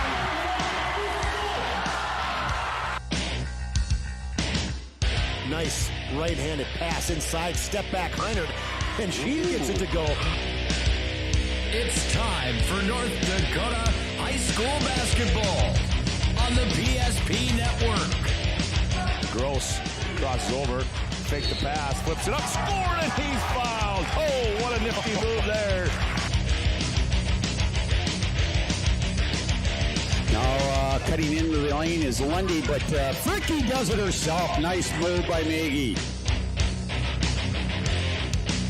Here comes William Ware. He's going to go up and two-hand slam dunk. Took off from about 6 feet out, maybe 7, and just elevated the two-handed jam.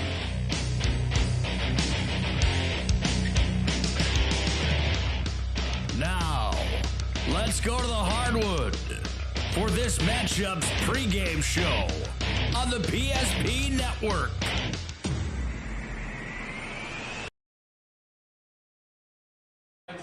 Oh man, we hope you enjoyed our semifinal game number 1. An instant classic on the PSP Network. Minot High School wins it 64-61 in double overtime.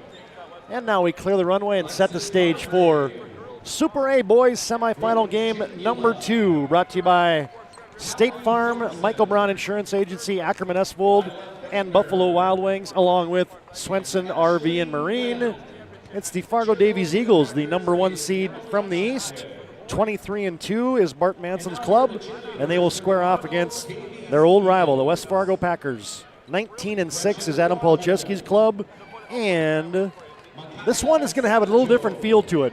That last one was highly contested. Not that this one will be highly contested, but it's going to have a lot more free-flowing action up and down the court, and these two teams are two of the highest scoring teams in the EDC, Chuck. So this one will have a whole different kind of flow environment to the contest. Well, they've already played a couple times this year, and when you take a look at both games, Davies won the first one in December, 84-75. West Fargo comes back and wins in February, 83-80. So you're talking 160 combined points in both of those matchups. So, yeah, I'm going to tell you that it's not going to be 51-51 at the end of regulation, TD, and that's not going to happen. I would put, I'd probably put a house payment on that ain't going to happen. And we're not betting, but I'm just telling you, these teams want to get up and down, and they're not afraid of each other. They just say, let's just go play, let's get up and down, let's race. West Fargo averages 80 points a game. Fargo Davies averages 86 points a game. So, this is going to be one of those definitely a different makeup, and the fans are going to go, oh man, it's going to be run, it's going to be gun, it's not going to be get a rebound, okay, wait, let's walk it up, every possession's a banger, it's not going to be that. And both styles, to me, are entertaining. Yeah. But I'm ready for one of these. Yep, me too. Yeah, and this is turning into late night on the PSP Network. This is as late a game as we've started in a long time. Yeah, there. 9 bells. Yeah, let's put some more stuff involved, and let's push this back a little longer, TD. Hey, I noticed the door didn't hit Woody on the hind end on the way out. Really? Either. I looked up. His coat was on. His chook was on his head. He was hell-bent for election already. So you're not sticking around, Woody? Nope. Great job, Scott Woodmansey had the last one. Todd Domrey's, Chuck Claremont here for our Shields pregame show, where they offer clothing, footwear, and gear for all your passions, from fishing to fashion. Shop sporting goods, clothing, hunting, and fishing gear and more at Shields of Bismarck and Minot. We'll come back with more of the particulars as we want to talk about a few of these young men that we'll be highlighting throughout the course of this game. Got some high-profile athletes in this one. More of our Shields pregame as we get set for West Fargo and Davies after this timeout on the PSP Network.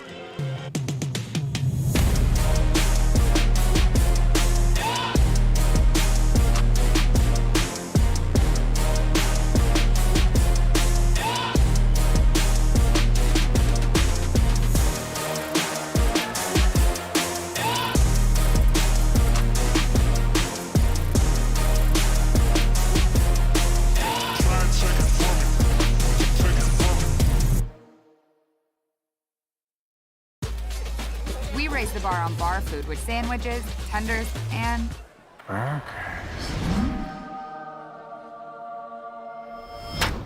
there's more where this came from. To the greatest of all times, Buffalo Wild Wings. BNC has been here for over 25 years. We're still a community bank that's there for you. When you come in with your business plan, your vision, your idea, we can make it a reality. I love seeing projects come alive for our clients. We're real people helping real people. We know you, and we're always happy to see you. We build relationships. You're part of the BNC family. We are part of the community. It's what we're built on. Yours truly, BNC. With 26 flavors, got a sauce for every squad.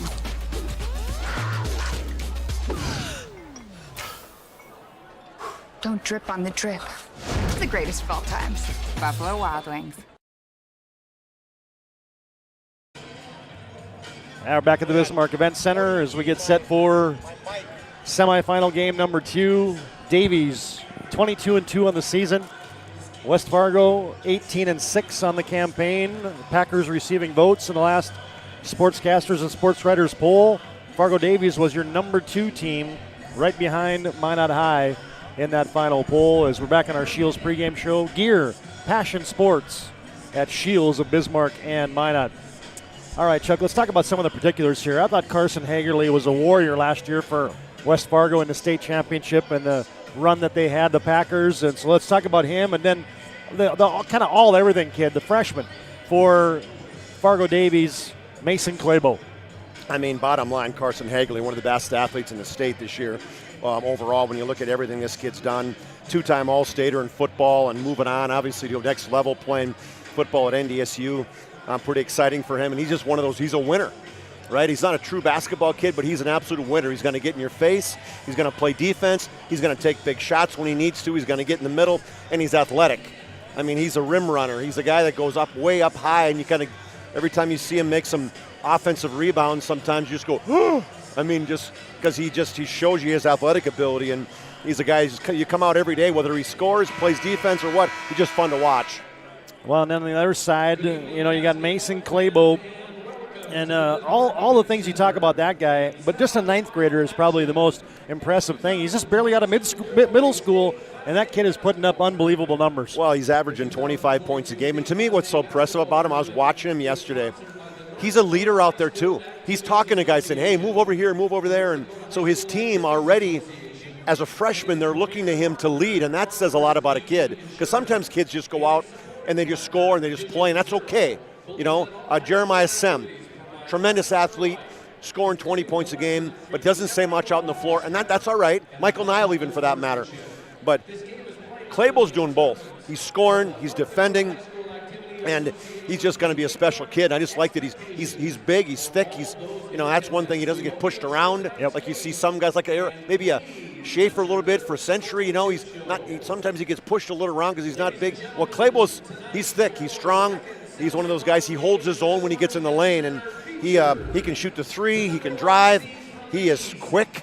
I mean, these guys, when the ball goes through the net or when it's a missed basket, whoop, they are taking off. Motzenbaker and him, they are two special guards, and you throw in Raymond Brown. Well, that three-headed monster they have on the perimeter is outstanding. And when you got guys that share the basketball like Brown and Motzenbaker and also Mason Claypool, that's one of the most impressive things about Claypool, I think, is his ability to see the game and see the floor and be able to distribute 4 assists a night. You know what I mean? That's impressive. Well, you look at all three of those guys.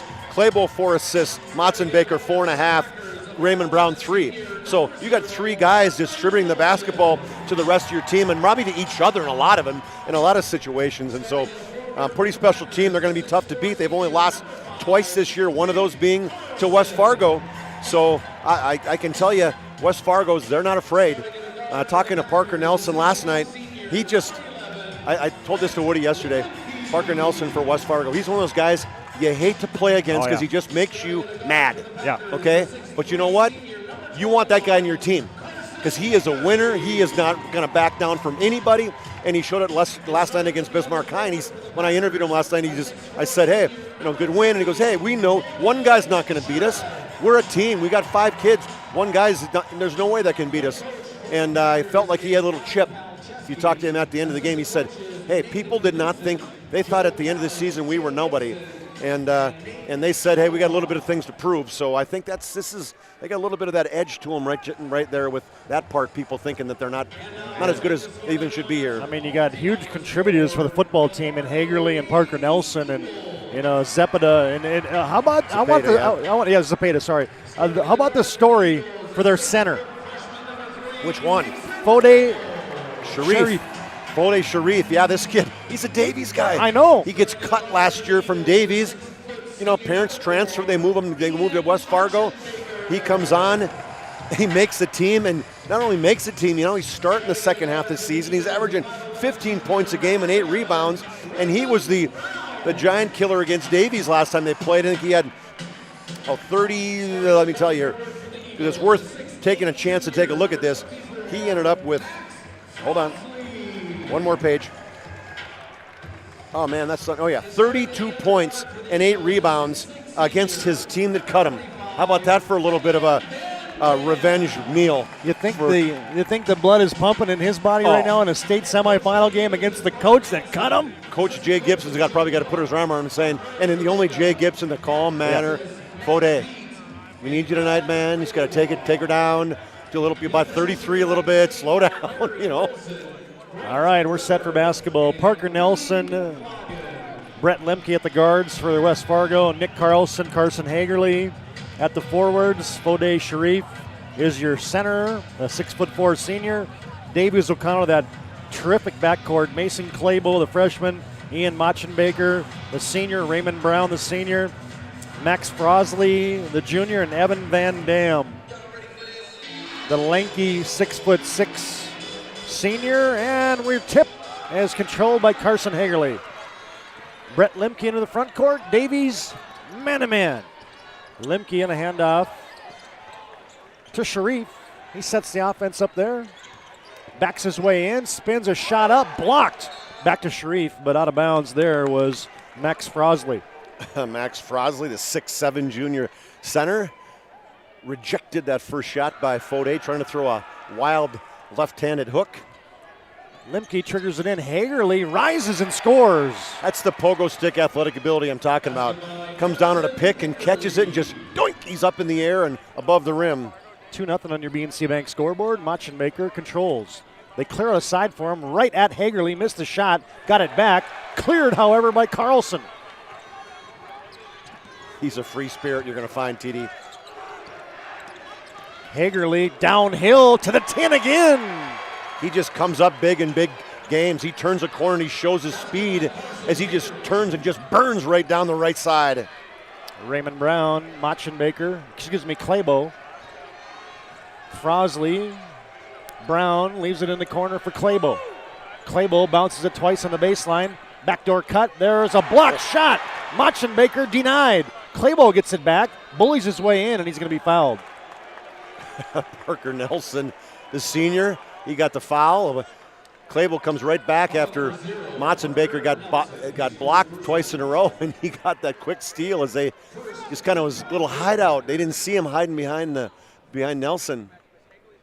Non-shooting foul. They thought it was blood. I don't think it's blood. I think somebody's got blood. They already got Claybo. You'd have thought we'd have had that in the last game. No doubt. In some respects, that was a bloodbath, but it was a well-played bloodbath, and now Bart Manson's going to have to either call timeout to get Claybo some attention, or he's going to go to his bench, and he does. Daniel Yorkie is on, the 6'1 sophomore.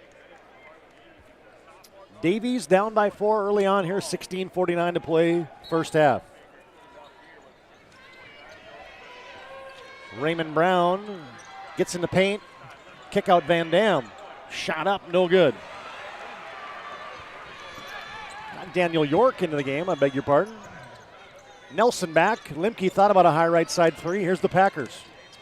Spinning, tough contested shot in the lane. Limke misfires. Rebound to Machenbaker. Here comes Davies. Limke, he's not just a good shooter. He plays tough defense as well. Man-to-man for both teams thus far throughout. Machenbaker on the post-up. Goes to the scoop. On the reverse, missed it. Hagerly rebounds. Keeps his balance and gets it up ahead to Nelson, or Parker Nelson. In the corner. Sharif for three. No. Wide right. And short. Machenbaker rebounds. Here comes Davies. York has it. Backing his way into the left elbow. Oh, taken away by Sharif. He's got a head of steam. Can he beat Machenbaker for a layup? Yes. Last night he did that one and gave it the Heisman pose against Bismarck High, TD. That was a good steal and got in front of the defense. Machenbaker wasn't going to foul. 6-0. How about the start for the Packers? 15:36 to play in the first half. On your BNC Bank scoreboard, York with a contested three from the right side. No, check that. That was Raymond Brown. He missed that. And here comes Sharif again, coast to coast, leaning in, missing a shot. Brown rebounds, and here comes Davies. This one's going to be a little bit more of a track meet. I mean, it's even on a make, too, man. They'll grab the ball to the basket and go. Machenbaker misfires. Oh, there's a rebound by York. In the lane, gives it off, and Van Dam reverses and scores the first two for Davies. The 6'7" big fella shows a little up and under, TD. Hanging in the air, reversing. Oh, there's Carlson. Poked away down low, got it back. Bounces it. Sharif for three. No, that's way short. Rebound cleared by Frosley. Davies down by 4, 6-2 on your BNC Bank scoreboard. Oh, there's a takeaway. Sharif just picked the pocket of Machenbaker. Now here's Hagerly. He's dangerous in space. And he's going to be banged down there by Frosley. And Hagerly to the line. He'll shoot two. Different type of finish than Sharif. Yeah. A little bit different verticality. Right. Sharif just kind of stays low to the ground, right?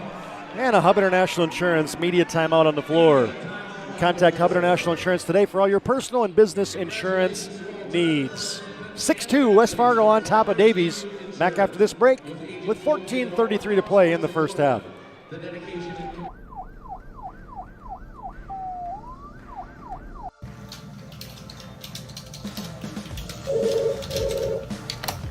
Thanks for buying some room.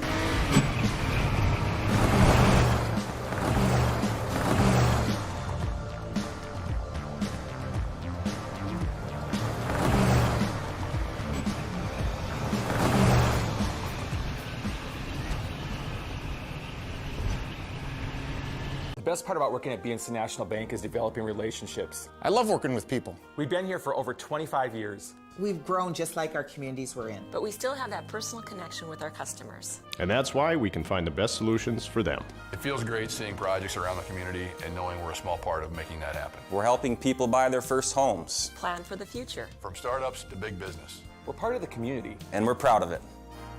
Yours truly, BNC. Carson Hagerly at the line for West Fargo. They lead 6-2 early on here. We get a chance for a BNC scoreboard update as the state Class B boys basketball tournament field is set. Region 8 goes to Stanley. They defeat Powers Lake 55-43. The Blue Jays to the State B at Minot next week, as is the Bishop Ryan Lions. They defeat Velva 59-43. Nick Holberg had the call of that one, also on the PSP Network tonight. Hagerly gets 1 of 2, and the Packers lead 7-2. Quick 5 for Carson Hagerly, and here comes Fargo Davies. Claybo looks for a curling Machenbaker. Now York tries to spin in the lane. He does and scores. That's just a good move. Cleared the runway for him. Went to his left hand, spun back to his right. York's first 2. There's Hagerly in attack mode. 2 more. Well, he's just going at the basket hard today, isn't he? I mean, yesterday he didn't quite attack as much as this, but you can tell tonight he's on a mission. Claybo guarded by Nelson. Packers on top, 9-4.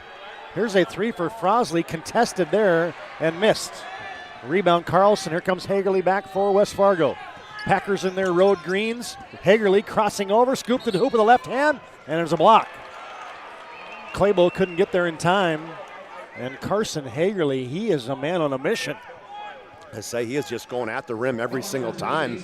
He thinks he's got a mismatch or what, but that was just a nice little shimmy shake crossover to his left hand. He's not the greatest shooter in the world, but you know what? Teams even sag off him. That almost makes it worse. You give him a little extra space, and he can get around you. He can jump over you. He can accelerate. He's got a quick 8. And he's one of those guys who takes a challenge too, you know. Made the first free throw. He's trying to get the Packers back to the state championship game for the 2nd year in a row. The defending state champions, missed free throw. Here comes Machenbaker, floating one up in the lane, no good. Tip up, no good. Rebound, count it! And a foul just into the game. Alex Proctor, the microwave, off the bench for the and one. And what a game this guy had last night, Todd. Let's talk about a guy coming off your bench that can help out. Just moved in from Maryland last year. He comes in and he was so excited to be playing, and he had a number of huge buckets down the stretch last night.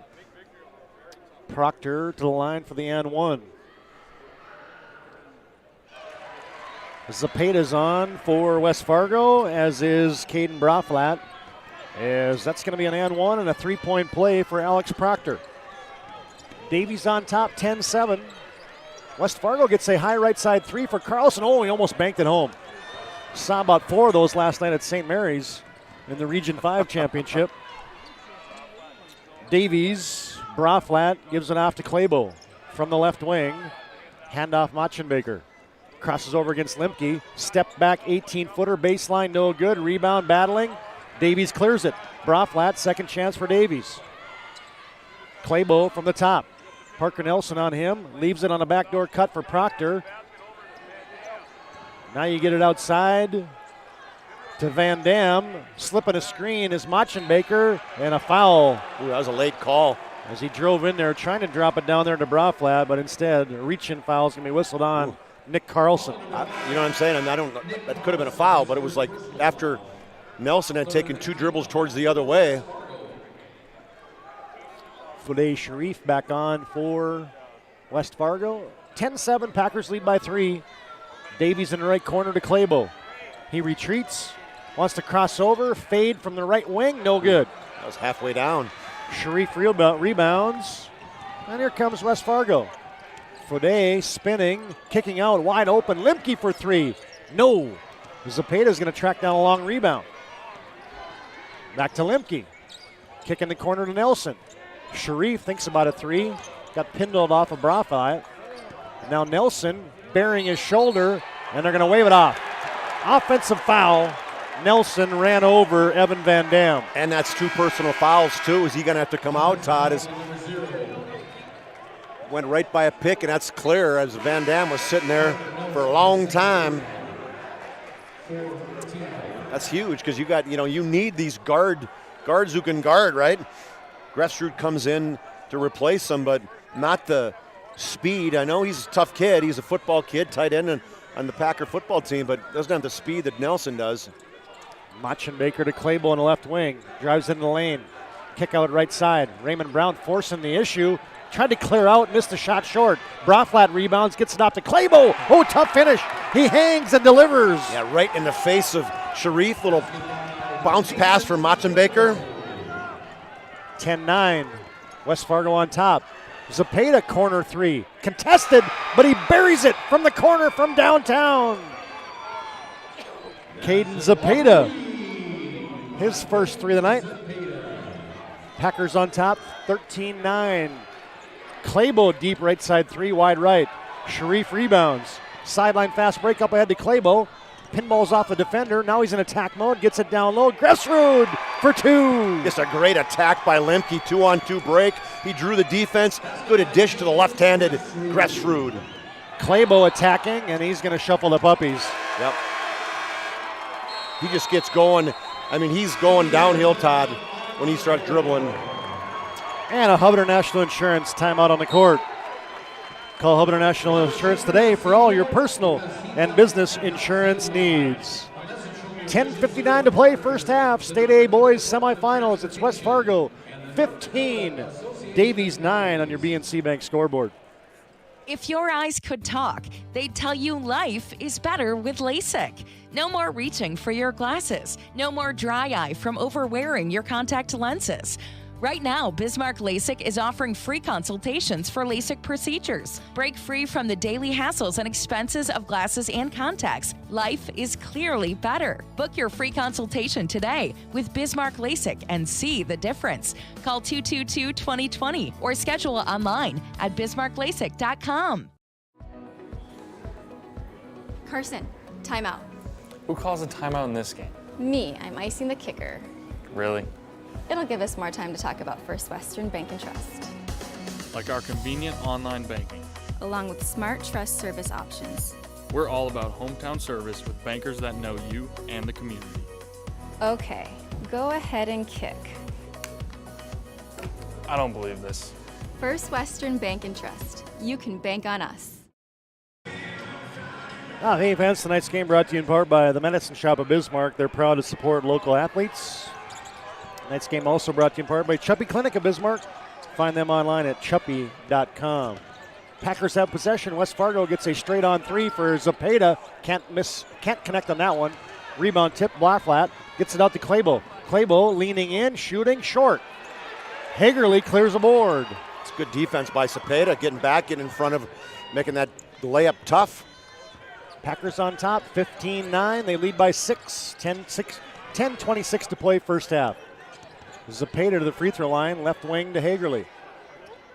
They're going on a block to Sharif.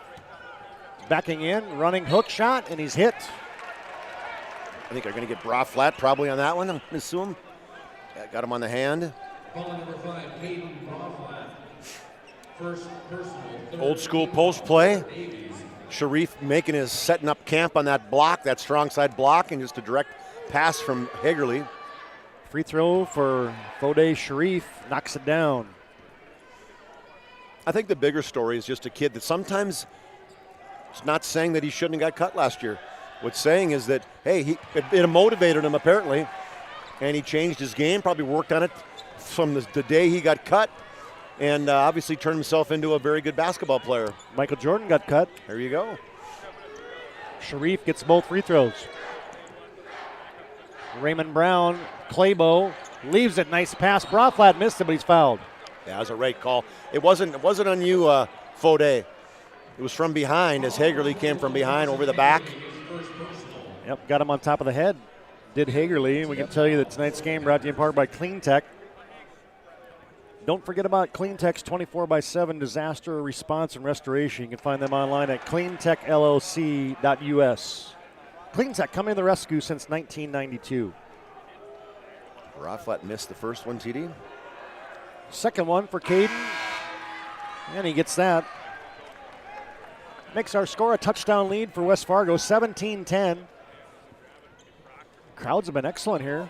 Yeah, it stuck around after that. A lot, they think they would be tired and ready to make a change, but I think they know that a lot of the people that are here probably know how good these two teams are. Packers on top by 7. Lemke into the paint. Kick out Carlson. Oh, he gets downhill. Teardrop shot, missed it. Van Dam rebounds, and then he's going to be fouled by Carlson. Yeah, he knows. Coach, He knew he fouled. Grabbed a hold of him from behind, frustrated himself for missing that layup. That's 2 on him, too. 6 team fouls already on West Fargo. And Machenbaker with a yo-yo dribble comes into the front court. Raymond Brown, high left side. Davies sets the offensive set. Post up Van Dam. Backing his way in against Carlson. Nowhere to go. Back outside Brown. Brown pull up 12-footer, middle of the paint, no good. Rebound tipped by Proctor, but right to Carlson of West Fargo. Lemke sets the offense for the Packers. Carlson from the deep right side. Between the rings, Hagerly, they reverse it all the way to the left wing to Lemke. Couple bounces for Lemke, now outside to Carlson with 10 to shoot. From the top, pulls his dribble up on the free throw line, now to Lemke. High screen and roll, pulls for 3, no. Air banked it, and that's going to be a shot clock violation on the Packers. And that's one thing that Fargo Davies, they don't get enough credit for the defense they play, and they only give up 62 points a game. And I went out and interviewed Coach Manson last night. He said that. He said, hey, our defense gets overshadowed because of how good we are offensively, but he said we take pride in how hard we play D. Nice pass down low as Proctor got jousted by Fode Sharif, but that'll be a foul off a nice dime there by Machenbaker, and it's going to send Proctor to the line for 2. As Sharif was moving towards Proctor, got to call that, was an official. He got him up top, but blocked him up top, but down below he did not. Proctor misfires on the free throw. He can tell you that today's game brought to you in part by the Dakotan front page. Go to mydakotan.com and sign up today. The Dakotan, real, honest, local news for North Dakota. Proctor misfires on both. Hagerly has a carom, and our score is still 17-10 in favor of West Fargo. Packers have possession with 8.5 to play. There's a leap and leaner for Hagerly, bounces off the rim. Hagerly, pogo sticks, gets a rebound. Kick out for Grefsrud for 3. Nope, from the right corner. Hagerly rebounds, goes back up. Oh, jousted and returned to center. But there's Sharif on the putback. Van Dam climbed the ladder, blocked the shot from Hagerly, but he blocked it right to Sharif. Packers by 9. Machenbaker down the left side of the lane. Good straight up defense by Sharif. Rebound Proctor. He scored it. I mean, you got some high flyers, TD. He was up high in the air on that finish. Grefsrud stepping through, trying to lean in, and he got jousted and bodied up there by Van Dam. Good job keeping that pivot foot. And we got a immediate timeout on the court. Hubbard National brings you this timeout. They're located at 4204 Boulder Ridge in northwest Bismarck. 7:53 to play in the first half. BNC Bank scoreboard it is. West Fargo 19, Davies 12. Back after this break on the PSP Network.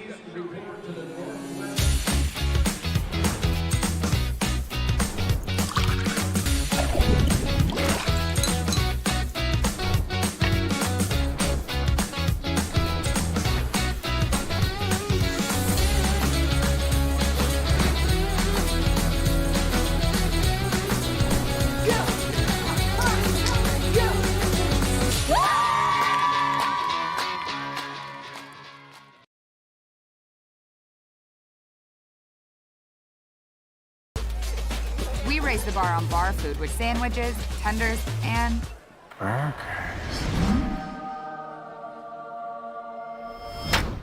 There's more where this came from. To the greatest of all times, Buffalo Wild Wings. Now the Super A semifinals brought to you by Buffalo Wild Wings, Swenson RV and Marine, Michael Braun State Farm Agency, and Ackerman Esvold.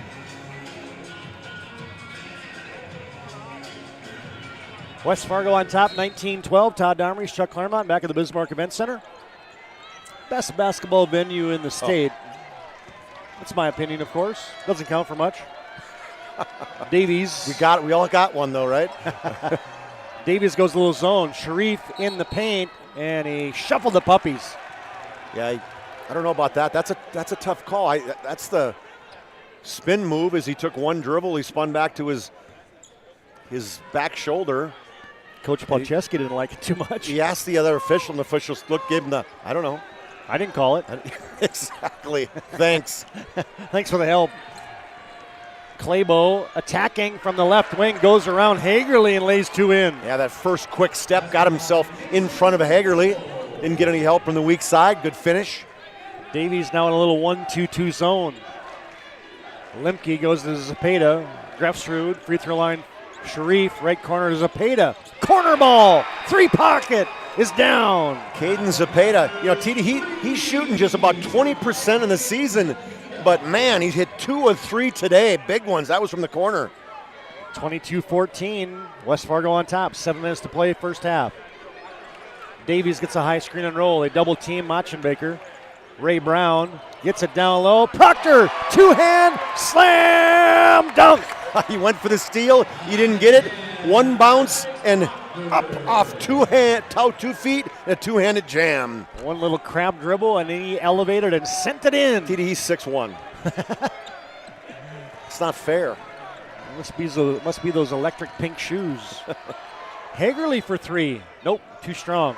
Proctor rebounds, gets it off to Frosley, and here comes Claybo. Claybo's going against Hagerly.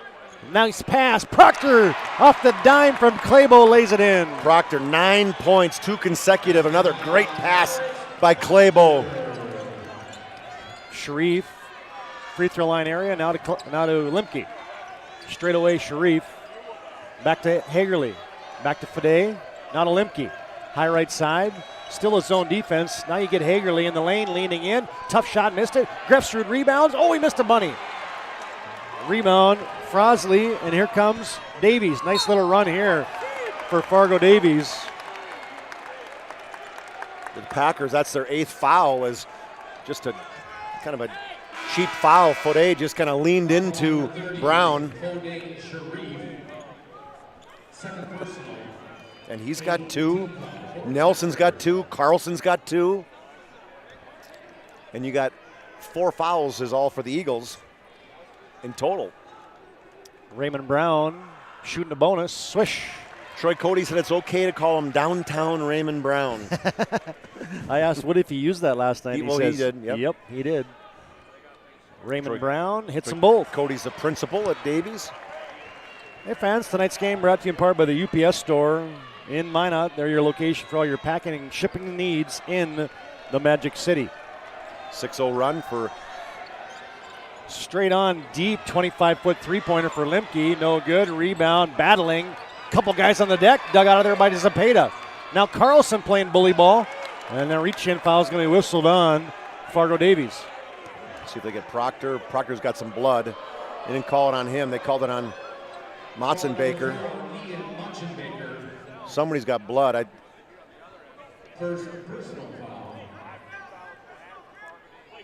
Claybo's hot about something. He came flying over to the sideline. The coaches, he's like screaming at him. Carlson, big burly right-hander, knocks down a free throw.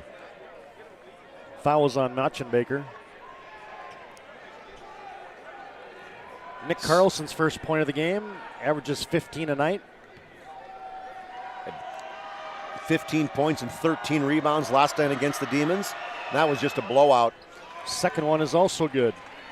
Hey, nice job. I like this little addition to the score sheets about the EDC scores. Trying to add stuff all the time, TD. I like that. That was a good ad. I asked Woody where that came from. He says, where do you think? Ray Brown gets tripped up. He fell over the feet of, is that Fitz? Isaac Fitz, the 6'1 junior. Going to go back to the line again. Yeah, the fouls piling up here in the first. 8 free throws. Oh, that's the other way. Sorry, let's go to this side. 2, 4, 5 free throws, or 3 for 5 right now, or Davies. Raymond Brown right back to the free throw line for Davies. He's another stat stuffer. 11 points, 4 rebounds, 3 assists, 3 steals. Bonus free throw settles in. We can tell you that tonight's game brought to you by Northern Plains Heating and Air. No other choice to seal your heating and air game than Northern Plains. You can find them online at northern-plains.com. Ray Brown gets them both, makes it 24-22. 2-point lead for West Fargo, who has possession. Packers in their road green uniforms and the white trim. Davies in the home whites. Nelson misfires. Oh, Hagerly. Oh, that was a high-flying rebound putback. He has another level. I mean, when he goes in to get a rebound, I mean, people go up, and then all of a sudden his head goes up about another shoulder level above people. What's so impressive about him, too, is he guards them. One of the toughest guys for the other team, too, is there's a spin move by Ray Brown. No good. Proctor put back. Got it. Man, this kid off the bench is doing amazing things. Another offensive rebound put back. Up over the timeline to Nelson. Nelson going downhill, slips through the defense. There's going to be a block. Not much room there, as Bart Manson saying, hey, he's out of control. Well, he was out of control, but bottom line, TD, is he purposely went at the defense to draw a charge. I mean, he saw they were both guys, by the time he got to him, they were below the restricted area. So he's like, all right, hey, I'm not going to get an offensive charge. Parker Nelson knocks down a free throw. He had 15 yesterday. He's not really the scorer kind of guy, though. He does get 8 points a game, but 4 assists. The teams almost dare him to shoot. Yeah. He's made some big ones. How tough was he in football? 1,650 yards, an all-stater. Made some huge shots in that state championship game last year for West Fargo. Yeah. Down low, there's some contact as Claybo got buried into the basket. Standard. And Carlson again? Well, that's not a smart play on Carlson. Is his 3 on him? He's got his third. Bart Manson saying there's a foul on every play. As Mason Claybo, good free throw shooter, makes that one. Who's talking to? Did he say Jerry? Who's Jerry? Perry. Oh, Perry. Thank you. I thought he said Jerry. I'm like, what? Well, Perry is Olson's from Minot. And I came in the other day at the same time that Coach Manson did, and he was picking up tickets for his family. And I don't know how many stacks of tickets he had, but man, you get the Mansons, that's like, royalty at the Stupor A tournament, and he had a lot of tickets that he was picking up for family. Davies in that zone defense. Dribble drive on that baseline, handoff in the middle of the paint. Sharif missed it. Rebound yanked out of there by Machenbaker. Davies down by 2. West Fargo's led throughout. 3.5 to play, first half.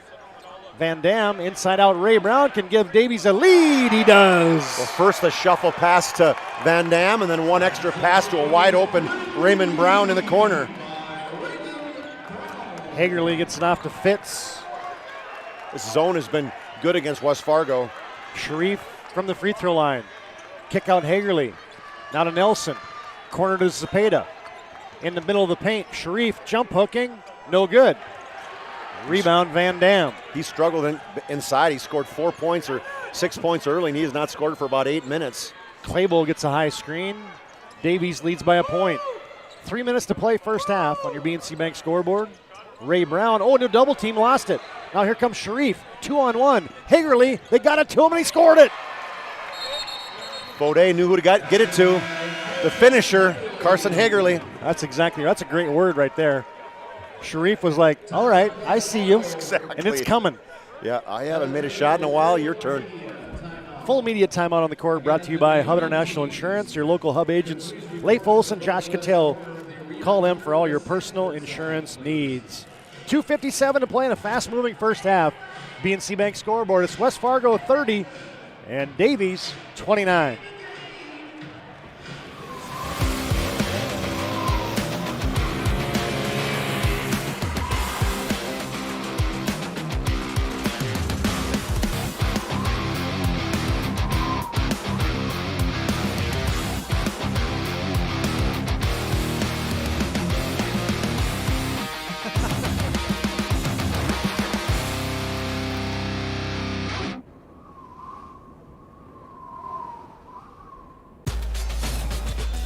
With 26 flavors, got a sauce for every squad.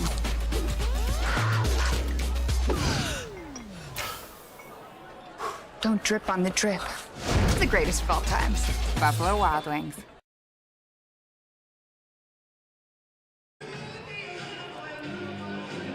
Miner will be back on the air tomorrow from the Super A. Have both fifth-place game consolation championships for you, both third-place contests, and the 2 championships tomorrow night right here on the PSP Network. Davies on top by a point. Check that. I'll recalibrate. West Fargo on top by a point.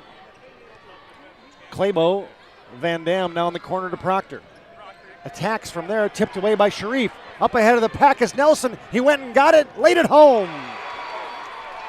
Another assist by Sharif. That time it was Nelson that was running the lane. Claybo flying back into the front court, missed a runner. Proctor saves it. Now Limke gets it into Sharif. Now you got a high school hideout as Zepeda. Couldn't get it up ahead to Nelson. Nelson back to Zepeda on the left wing. Skip it right wing. Now high right side to Hagerly. Zepeda on a handoff. Here comes Limke. Back to Hagerly. 2 minutes to play first half. Hagerly had it tipped away, and now Hagerly might have hurt his elbow. Oh, his shoulder. Oh, it did. It's tough. Put some dirt on it. Yeah, it didn't look like anything got rearranged. Just maybe got bruised up a little bit. There'll be a mark on that one tomorrow. That Minot West Fargo Cheyenne game, those guys need an ice bath.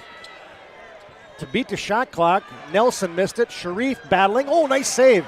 Second chance for the Packers. Straight away, Hagerly. Now a post up Sharif. Spinning, jump hooking, put it in. Bart Manson, quick timeout. And a short timeout on the court. 30-second timeout. We'll just keep it right here. The state Class B boys basketball field has been set. We mentioned Bishop Ryan and Stanley winning Region 6 and Region 8. Region 7 champion was Bowman County. I'm doing these by memory, by the way. Region 5 was Shiloh Christian. Region 4, Four Winds Minnewacan. Region 3, Lemoore Litchfield Marion. Region 2, Grafton. And Region 1, Kindred. Should be a great Class B boys basketball tournament. We'll have it for you on the PSP network starting next Thursday from the Minot State University Dome. I'll be listening to you from the pool down in Arizona, TD. That's what I always do. I'm going to be Allen Iverson at that one and done. Oh, yeah, that's right. You got I swimming. get to do the first day, and then it's off to the pool for me. That's all right. Still I miss those days. Still watching kids. Yeah, exactly. Still good to be at the B for one day. Yeah, you'll get a day. There's a poke away by Hagerly. You can't catch up with Carson Hagerly, but he missed a shot, but he got a little riding time there from Machenbaker, and he'll shoot two. Machenbaker's got to realize that he's the one who caused that foul, as Hagerly just showed his speed. He turned the corner, and he clearly got a little right elbow kind of push. Got to call that if you're an official. Machenbaker got his second. Hagerly, free throw, knocks it down. A productive first half for the senior, Carson Hagerly. How about the production he had on the football field? Yeah, he just, whether it was offense, defense, I mean, special teams, returning kicks, he did it all. Second free throw, no good. Rebound to Proctor. Davies has Daniel York back in the game, and he'll bring it into the front court. 1:15 to play, first half. Packers lead by 6. West Fargo 35, Davies 29. Braflat. York off a down screen, high left side three ball, no. Rebound tipped out.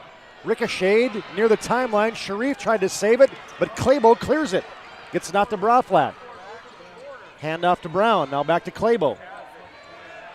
But they were paying a lot of attention to Claybo. I tell you what, he hasn't had much space at all. Now he goes on the back cut. There's a layup, reverse. Count it! Right on cue. Mason Claybo delivers. Well, you're overplaying him on the three-point line, and he faked like he was going out and went right hard to the basket. Diagonal cut, got a good pass from Brown. Right-handed reverse layup. And they just showed the replay, and Carson Hagerly absolutely whiffed. How far was he from him? He was good 2 feet, wasn't he? Yeah. That was the official blowing the whistle before he realized what happened. Claybo makes the old-fashioned three-point play, makes it a three-point game. 9 points for Claybo. 35-32. Packers on top. Hagerly, Nelson, almost taken away. Sharif lost the handle. It's loose on the court. Last touched by Davies. It'll be Packer basketball.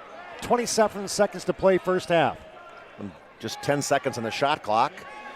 So no matter what, Davies will have an extra possession. Packers trigger it in under their own hoop. Way up top to Zepeda.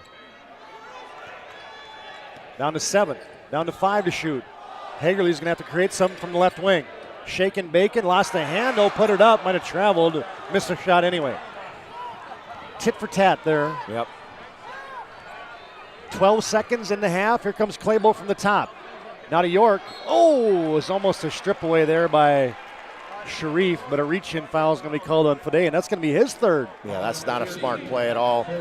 Matter of fact, I'm surprised that he was in the game right there with 2 personal fouls, Todd. Surprised at him or Parker Nelson that after the ball was taken out of bounds out here that they didn't get 2 guys in, you know. Like now they're doing here. Daniel York. And now it's like, okay, well, yeah, you cannot get his third, or his fourth, excuse me. Makes a free throw as Grefsrud comes on. Sharif comes off. York can make it a 1-point game, and he does. 7 seconds. Limke gets it right back to Hagerly. He's got a head of steam. Hagerly fires it in the corner. Grefsrud for 3. No, off the back iron. Good setup there by the Packers. They couldn't convert it, but a good first half goes into the books here from the State A boys semifinals. Packers lead by 1. We'll come back with our Legacy Financial Partners Premier Chiropractic halftime show on your BNC Bank scoreboard. At halftime, it is West Fargo 35, Davies 34. You have built an amazing life by working hard and doing your job well.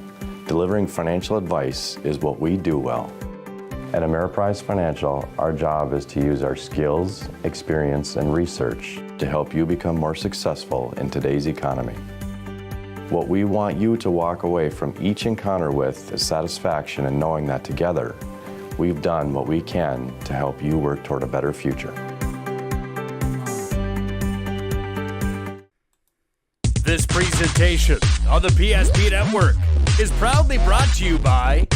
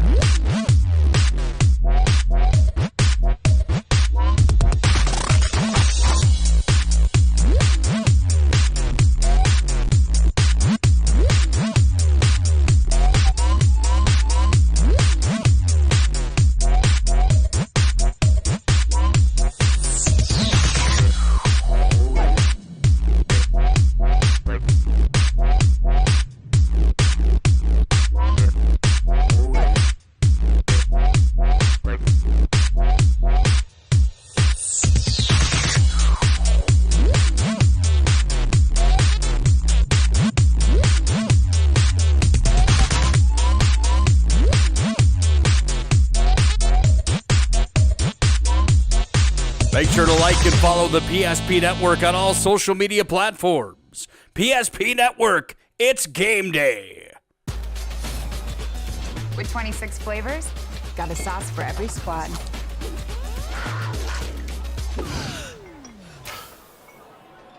Don't drip on the drip. It's the greatest of all times. Buffalo Wild Wings. You remember where this goes? I don't know. Are you sure it was a clicking and not a zoom, zoom? I think your quash litter valve's stuck. Do you even have insurance?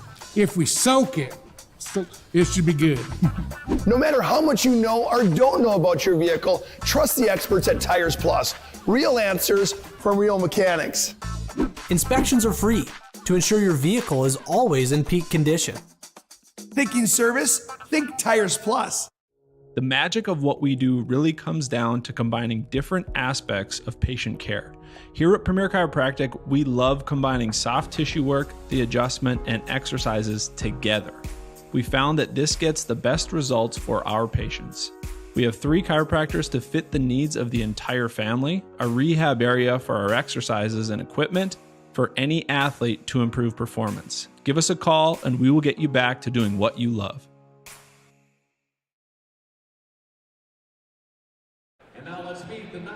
The 1971 state champion Minot Magicians team being recognized as that 50-year anniversary team.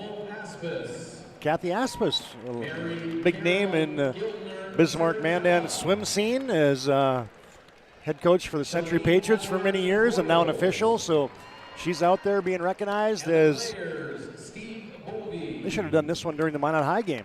When they had all the people there. The thing I like, hey, this is one of the first ones I've seen that brought the trophy with them, Charlie. Look at it, right down there on the Bismarck Event Center insignia. Carry that baby with them. No doubt. We're at halftime on your Legacy Financial Partners Premier Chiropractic halftime show. 35-34, Packers lead it at halftime of the State A Boys semifinals. Legacy Financial Partners, a private wealth advisory practice of Ameriprise Financial Service, LLC. Visit them at planwithlfp.com. And our halftime also brought to you by Premier Chiropractic, where Doctors Kirk Mason, Cody Haugen, and Dr. Becky Perry-Domries can be found at premierchiropracticnd.com. Well, a free-flowing first half there, hard fought. Just as you'd expect with these two teams that are pretty evenly matched when you look at athletes and type of offense they run. As lots of guys get in the scoring column. You got 6 for West Fargo, and probably because you got some extra guys had to play. They're the ones in foul trouble. You got Motzenbaker and Frostley with 2 fouls each, but on the Packers side, you got Carlson and Sharif with 3 each. That's big, and then Parker Nelson with 2. So that's huge right there. And ultimately, we'll see where that, especially as hard as Davies goes to the basket. I mean, they can draw fouls, and that's going to be a huge key in that second half. Well, now you got another Minot High School state championship team being the Ayatollah, or not? You got the Godfather. Yep, good to see Gene Manson out there, longtime head coach for the Minot Magicians, and now his son Bart Manson. He's the head coach for Fargo Davies. What year is this? I think it's. They look like guys younger than us, TD. 95. Yep. Yep. So 2 Minot teams being recognized here, the 71 champions, the 91 champions. As we're at halftime, we'll come back with the numbers brought to you by Legacy Financial Partners and Premier Chiropractic. At halftime, it is West Fargo 35, Davies 34. Back after this timeout on the PSP Network. Many of our clients come to us already accomplished in their lives and on the right track.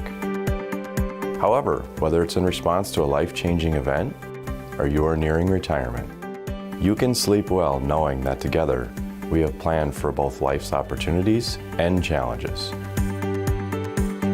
And no matter what happens, we are here to help guide you.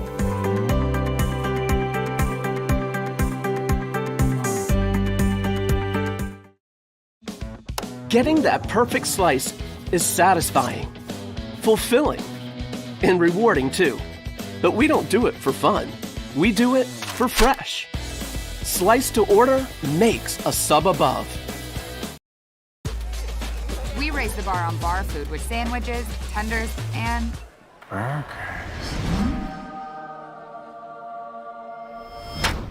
there's more where this came from. To the greatest of all times, Buffalo Wild Wings. Todd Domrich, Chuck Claremont back at the Bismarck Event Center. We're at halftime on our Legacy Financial Partners Premier Chiropractic halftime show. You got the right financial advisor to help reach your goals. Ameriprise Financial Advisors can create a personalized, goal-based plan to help you prepare for whatever life brings. To feel more confident about your financial future, call Legacy Financial Partners, a private wealth advisory practice of Ameriprise Financial Services. You can contact them at 258-9735. All right, Chuck, let's run through those halftime numbers as West Fargo leads by a point here in the State A Boys semifinals. All right, for the Packers, it was Carson Hagerly, 13 points and 7 rebounds, leading them. 8 points for Fode Sharif and 5 rebounds, 6 for Caden Cepeda on 2 threes, 4 for Parker Nelson. Nick Carlson has a bucket, and so does Jaden Gressrud for their 35 points. They shot 33% from the field, 2 of 12, that's 16% from outside the arc, and 75%, 9 of 12 from the free throw line for their 35 points. For the Eagles, 11 points for Alex Proctor off the bench and 5 rebounds, 9 for Mason Clabo, 7 for Raymond Brown, 4 for Daniel York, 2 for Evan Van Dam, and 1 for Caden Braflat for their total of 34. They were 11 of 31 from the field, 1 for 5 from the three-point line, and then 11 of 14 from the free throw line for 79%. Good second chance points. The offensive rebounds were 9 for Davies, and they turned those into 14 points. They got 6 back that way. Outside of that, I don't really see anything standing out to me, TD. I mean, you got a couple extra three-pointers for West Fargo, and both teams not shooting very well from any place. From whether the field goals or from the outside the arc. Ultimately, that's why we're only a 1-point game, 35-31, 35-34, excuse me. Yeah, exactly. Sometimes the numbers tell a story, and this time they tell a story that was pretty close. Yeah. Nothing standing out except the score that's close. Hard-fought battle is minor. We'll be back on the air tomorrow as we've got wall-to-wall coverage for you from the Super A tournament. You got your 5th place game on the girls' side, Bismarck High and Legacy. Will get us started at about 9:30. Following that one, you got Century and Fargo North in the boys' consolation championship. And then you got the 3rd place game for the girls. That'll be Red River and Davies. 3rd place game for the boys, West Fargo Cheyenne against the loser of this contest. Championship for the girls, Century and Minot. And then Minot will face somebody in the boys' championship. So both Magicians and Minot High boys, Magets and the Magicians, into the state championship here in 2022. We'll have it for you tomorrow on the PSP Network. Thanks to Legacy Financial Partners and Premier Chiropractic for bringing you our halftime show. Premier Chiropractic is focused on improving the health of the Minot and surrounding areas through the most cutting-edge advances in natural health care today. That's Premier Chiropractic and Legacy Financial Partners, a private wealth advisory practice of Ameriprise Financial Services, LLC. Together you can develop a customized plan for your retirement. Find them online at planwithlfp.com. Second half comes up next on your BNC Bank scoreboard at halftime. Super A boys semifinals. It's West Fargo 35, Davies 34. You have built an amazing life by working hard and doing your job well. Delivering financial advice is what we do well. At Ameriprise Financial, our job is to use our skills, experience, and research to help you become more successful in today's economy. What we want you to walk away from each encounter with is satisfaction in knowing that together, we've done what we can to help you work toward a better future.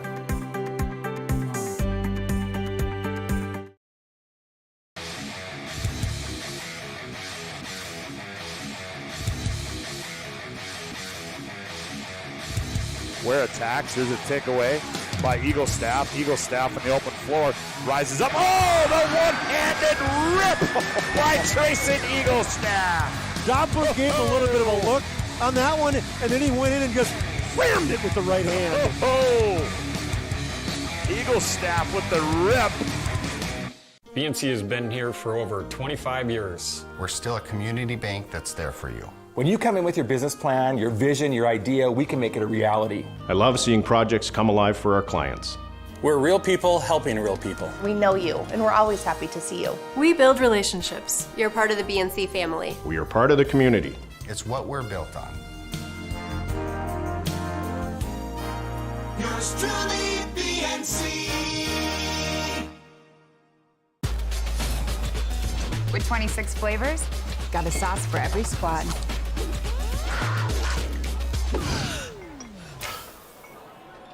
Don't drip on the drip. The greatest of all times. Buffalo Wild Wings. Todd Domrys, Chuck Claremont, back at the Bismarck Event Center, bringing you live digital audio, free. You don't need an app. You don't need a subscription. You just got us. Wall to wall from the Super A tournament. 35-34. West Fargo on top as we get set for the second half of play. That's some controversy going on right now, huh? Yeah. Yesterday was bad enough. Today made it even worse. Yep. For what DAY is doing. Davies has possession. Raymond Brown, Evan Van Dam, Ian Machenbaker tries a baseline drive, pull up 15-footer, fading a little bit on that one, missed it. Yep. Davies also has Alex Proctor in the starting lineup here to start the second half, along with Mason Clabo. Packers on the attack, moving left to right here, south to north at the Bismarck Event Center. Brett Lemke, good friend of ours, Greg Lemke. Had a chance to visit with him a little bit tonight. He cranks for three, short. Rebound kicked a little bit by Machenbaker, but it's cleared by Proctor. Proctor wants to attack against Sharif. Kicks it out now on the left wing to Machenbaker, goes screen and roll, rejects the screen, fights his way to a baseline. Kick out now to Raymond Brown behind his back. He's thought about a shot, leaves it for Proctor, goes up against Sharif. Good defense by Fode Sharif. Yeah, that was just for everybody in that possession for the Packers. Carson Hagerly also out there along with Carlson. Lemke has it. Now post up Hagerly. Twists and turns and contorts. Missed a shot. Rebound Van Dam. Here comes Clabo. Crossing over once, crossing over twice, leaning in, drew contact, no call. Rebound Sharif. West Fargo wants to run. Carlson has it. Carlson slips around the defense, avoided the charge. Now it's a block, and it's an and one. Van Dam fell down. Carlson did the Euro step around him, and then because of the fake fall, then he ended up getting in the way of Carlson coming down. I don't know if I've seen that one before. Have you? He avoided him, and then it was like the Leaning Tower of Pisa and just fell over into the restricted area, and that's where the contact happened. That's where he didn't let him come down after he shot the shot. And then he got called for to make a block. Would you say that's add insult to injury a little bit? Nick Carlson has an and one. Coach Manson displeased. Here's Clabo for three. Ring it up. Right in the face of Parker Nelson. Looked at the coach and said, yep, nodded his head over to Coach Manson. He's a similar player as Coach Manson. Remember him back in the day? Does he have a kind of a similar? Oh, look at his arm all bloody. Sharif returned to center. Sorry, TD. His shot blocked by West Fargo, or by Davies. Here comes Machenbaker. Probing. Oh, that fly swatted shot. Hagerly got it. Now Hagerly with a head of steam. He's going to drive in, and he goes. An offensive foul drawn by Mason Clabo. That's a tough one. It looked like he went to his left and tried to avoid him, and they're going to show it. Oh man, you can't call that, TD. You cannot call that. I'm sorry. He clipped him with his kneecap, folks, as he was going by him. You got just a no call. He missed the shot. You let it go. Period. Quick trigger three. Clabo, 2 in a row from downtown. Hits a three, draws a charge, hits another three. And the Eagles lead by a deuce.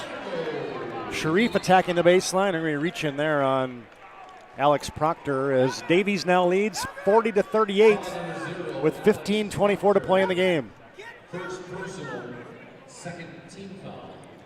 So Proctor's matched up against Sharif. Proctor's got a little bit of beef, too. He's got some broad shoulders. Interviewed him yesterday, and he's been in the weight room. Carlson thought about a three. Fires it cross court to Nelson. Nelson pulls up in the lane, got it. He's really good from about 6 feet in, going hard like that. I mean, he keeps shooting. I kept thinking yesterday he wasn't going to make him against Bismarck High, and he kept making him. I thought the same thing. That, to me, looked like it was going to come violently off the glass. Yep. Just very soft touch. Now they're looking for Clabo again, but this one sails into the Davies bench. Turnover, Fargo Davies, and we're tied at 40. Davies 6 turnovers in the first half. How about the parity in this Class A field? Man, I mean, it's we've crazy. had overtime games, and this one has the makings of it again. 40 apiece, 14:55 to play. Hagerly gets it off. Extra pass from Nelson. 3-ball. Carlson raises his arms like touchdown Jesus. Extra pass again. Freed up Carlson. He's not afraid to shoot a three, TD. That's his he made 2 yesterday, and he's only made 2 in the season. How about that? I love the celebration too. Yeah, it looked like he made 100 of them. Yeah.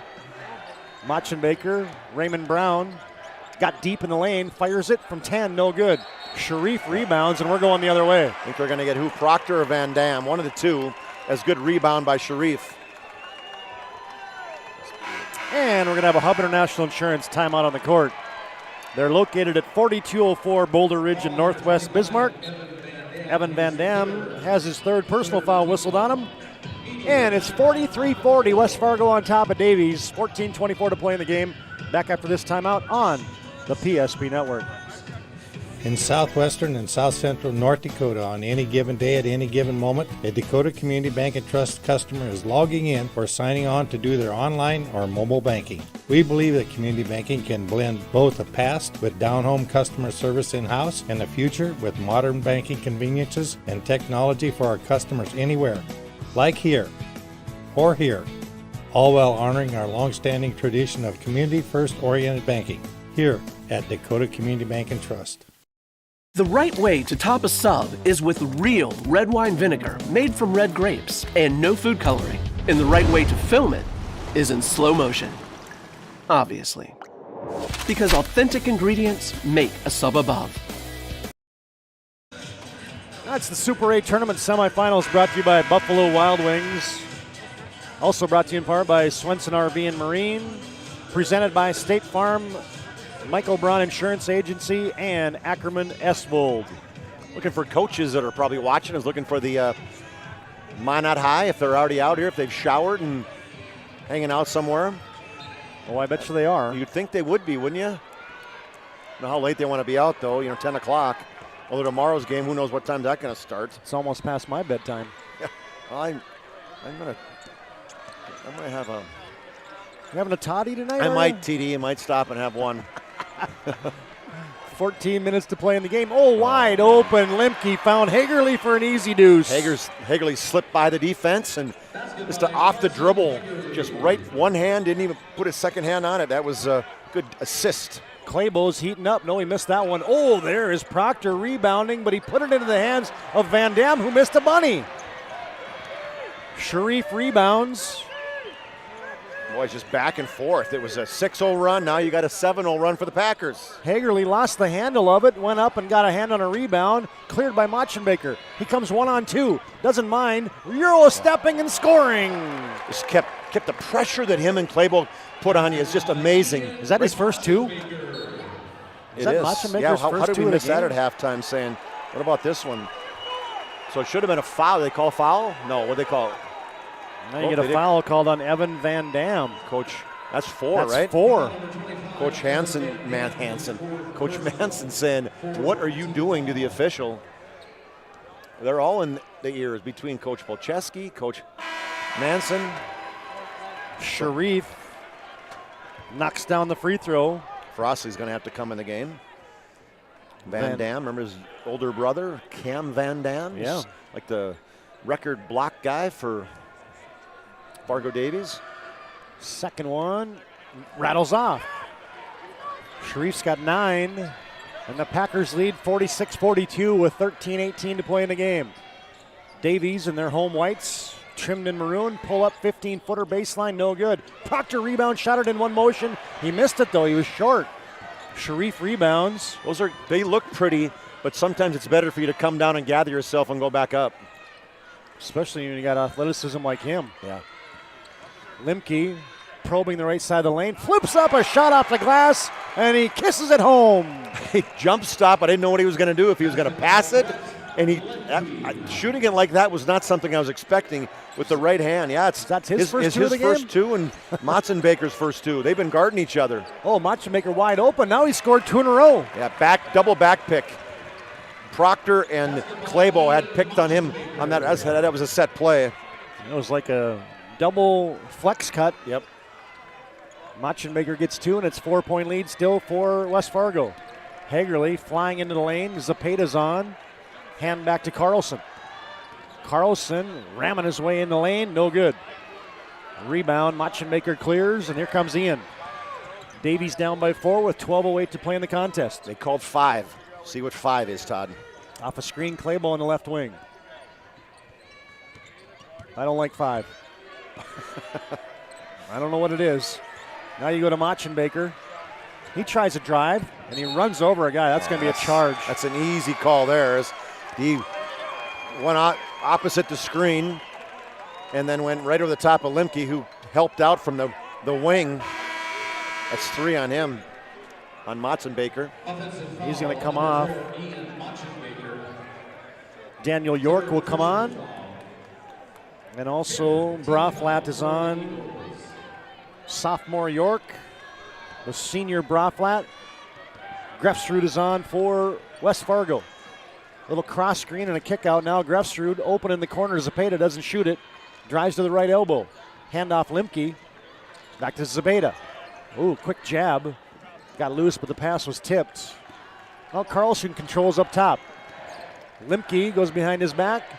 In the lane. Grefsrud sets for three. Yes! I thought he traveled, actually, Todd, as he caught it. Took a 2 steps forward, but hey, doesn't matter what we think and what Coach Manson thinks. That's a big 3. Claybo with a high screen. Leaves it on the pick and pop. Frosley, left-handed scoop, missed it, got it back. Gonna go back up with this one. Right-hand jump hook, missed everything. Ooh, that was an air ball from 4 feet, right? Ball poked out of bounds, however, and it'll be Davies basketball.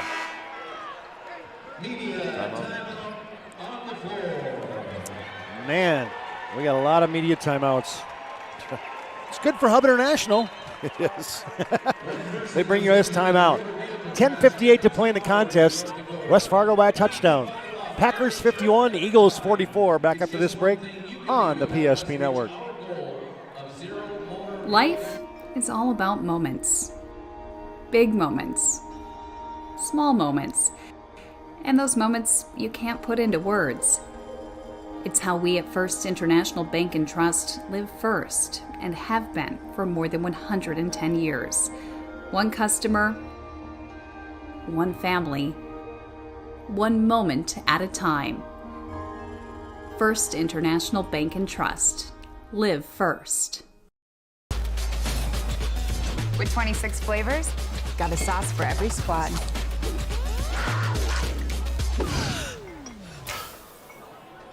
Don't drip on the drip. The greatest of all times. Buffalo Wild Wings. Hi, fans. Tonight's game brought to you in part by Prestwich Orthodontics.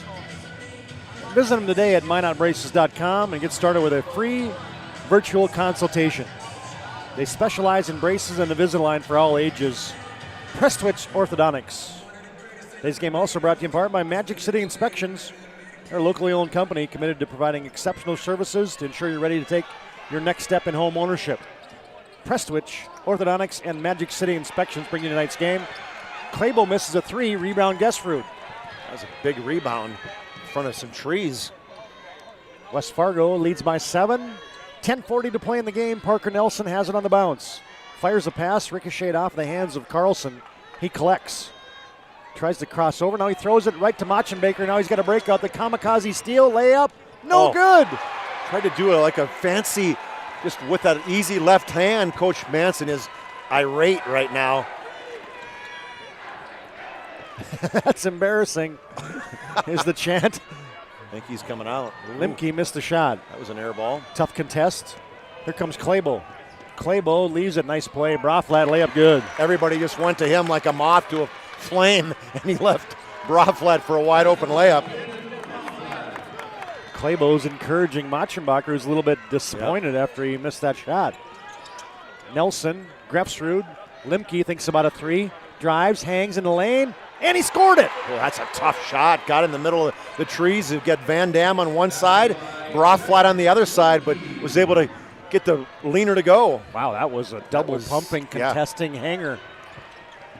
Claybo double teamed. Grefsrud, Machenbaker straight on for 3. Steps in, slides, and then he's grabbed. And Zepeda says, yep, I got him. Yeah, Zepeda, the free safety in the football team. Remember that name? TD called his name a few times with some tackles. I almost thought we were going to see our first kid raise his hand right there when he got called for. He nodded like, yeah, I got him. I was, he just We're about. still waiting, Todd. He just about had a steak dinner. We still have free. Machenbaker buries the free throw. Hey fans, tonight's game also brought to you in part by Jersey Mike's. Vote for this week's Jersey Mike's Player of the Week on the PSP Network Facebook page. Jersey Mike's is a sub above. 2 for 2 for Zepeda. 2 for 2 for, who shot that? Caden Zepeda.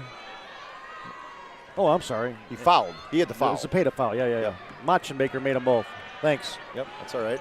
It's been a long day, TD. Yep. Can't tell the difference between green and white right now. Hagerly, Grefsrud, right side 3 ball. Nope, short. Rebound. Cleared there by York, and he got bodied up on the backside. It's going to go on Parker Nelson. His third. York got big there. Good box out. 5th team foul third for the Packers. Eagles have 3. 9:08 to play in the game. 53-48. West Fargo with a 5-point lead. Claybo gets a screen on the wing. Pick and pop. Now attacking is Braflat. His shot blocked by Sharif. And West Fargo has it. Sharif leading a 2-on-2. Tries to go between his legs, lost his feet. And West Fargo got a timeout. Look at Wow, now you got Coach, the officials right in the middle of the coaching having a little conversation with Coach Manson on that timeout call for Coach Polcheski. Davies thought it was a travel, but instead you get a 30-second timeout here. We get a chance to tell you that after the game, we'll have our Planning Team Financial Advisors Shots Crossroads postgame show. Planning Team Financial Advisors helping clients work towards financial freedom, and Shots Crossroads, your postgame headquarters. You can order online at shotscrossroads.com. The old 99 sounds good right about now. Yeah, I'm a little hungry. Yeah, me too. Twizzlers aren't making it, TD. Twizzler bites. You know, the 2 egg salad sandwiches for me just didn't really cut it. I got a feeling the grill's going to be closed when we get there. It's going to be peanuts and popcorn for you and me. 8:48 to play in the contest. 53-48, Davies down by 5. West Fargo triggers it in. Safety valve it way up top to Cepeda. Nelson, dribble entry on the left wing. They post up Sharif. Spinning through the defense, and a finger roll for 2. Oh, that's a great reverse move there by Sharif as a left-handed pearl right away from the double team. West Fargo back up on top by 7. Now a takeaway. Parker Nelson with a head of steam. Layup good. So quick on that one, too. You had Nelson, you had Hagerly. You weren't catching them. Couple turnovers result in points. And we got a short timeout on the court. We break. 8:22 to play in the game. Packers 57, Eagles 48. Back after this timeout on the PSP Network.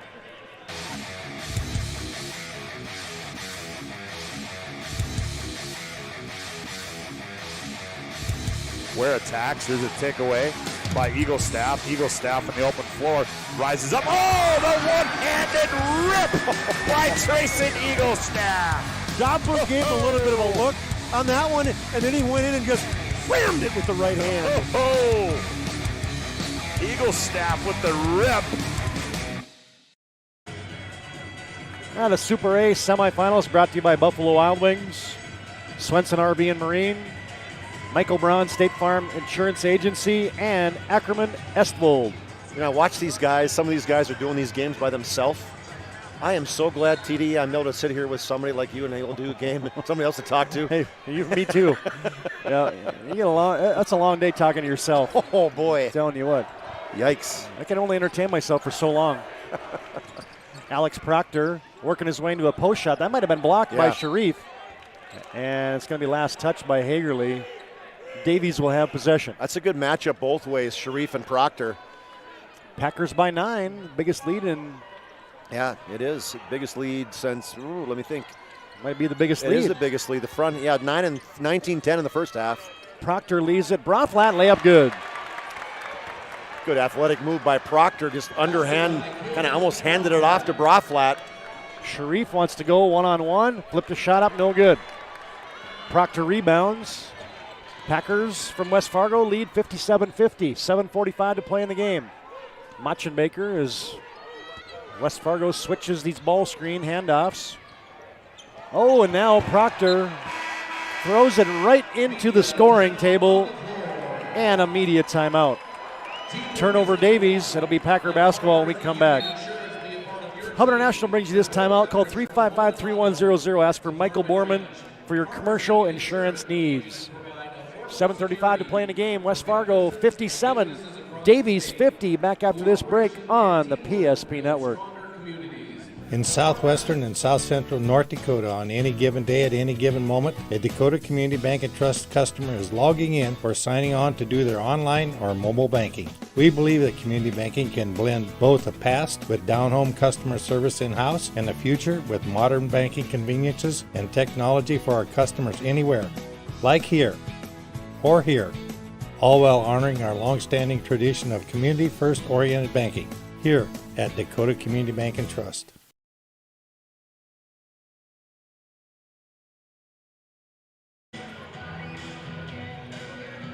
It's always game day on the PSP Network. We're here to promote local athletes. That's our mission. And the Super A semifinals. Been a lot of good athletes to promote today for us on the PSP Network. In case you missed our final scores from earlier, Century defeated Red River in the semifinals on the girls' side. Minot came back to defeat Fargo Davies. 57-41, Century wins. 64-57, Davies wins. And we'll get you the rest of those scores in that BNC scoreboard update when we come back. Live action is Limke misfired on a three. Hagerly had a hand on a rebound. And now we're going to jump it up. And the basketball is going to go to West Fargo. Yep. Retained it as they lost possession before. Gets almost a steal, or was a steal actually, by Davies. Oh, there's a Braflat playing the passing lane, but Parker Nelson speedy to get it back. Braflat's just annoying in terms of defensively. Now you're going to get a foul on Mason Clabo.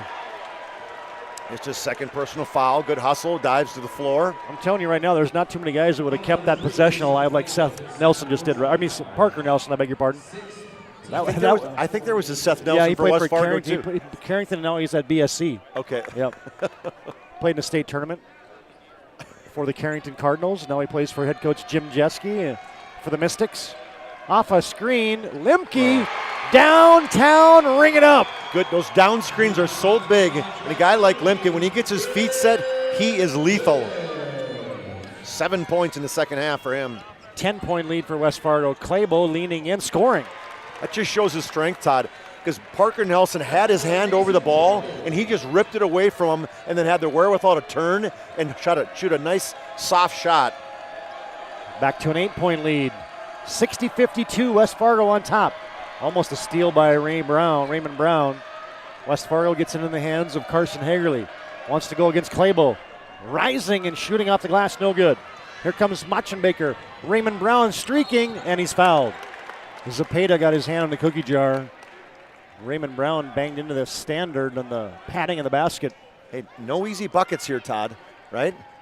I mean, you're going to earn them. You're going to go to the stripe and earn them. Zepeda picks up his second.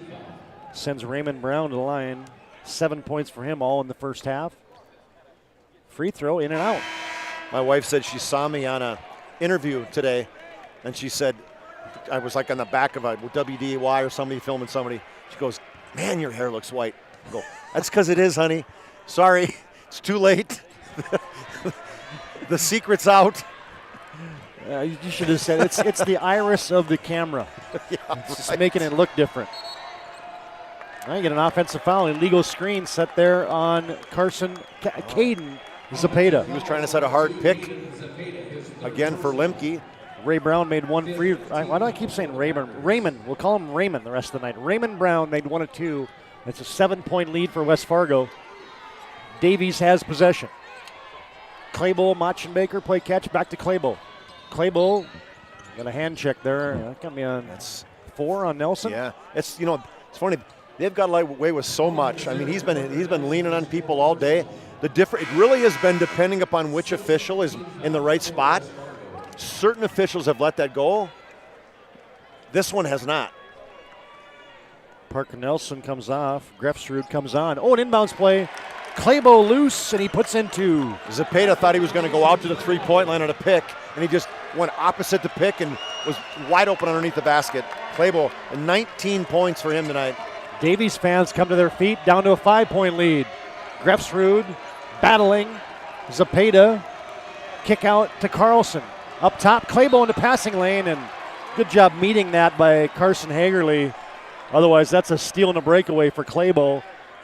7 team fouls on the Eagles, and that's going to be a bonus free throw upcoming here for Carson Hagerly.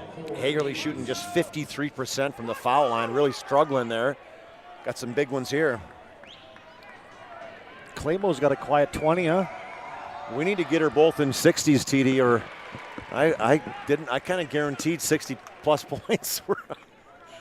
I think we're going to get there. Hagerly knocks down the front end, had to make one to get one. Just his 3rd point the second half. He had 13 at halftime. Back iron no good. Machenbaker. That's the standard, right? He climbs the ladder. You make the first, miss the second if you're a 50% free throw shooter. 5.5 to play, half a dozen point lead for West Fargo. Proctor in attack mode, missed the shot. Ooh, climbing the ladder.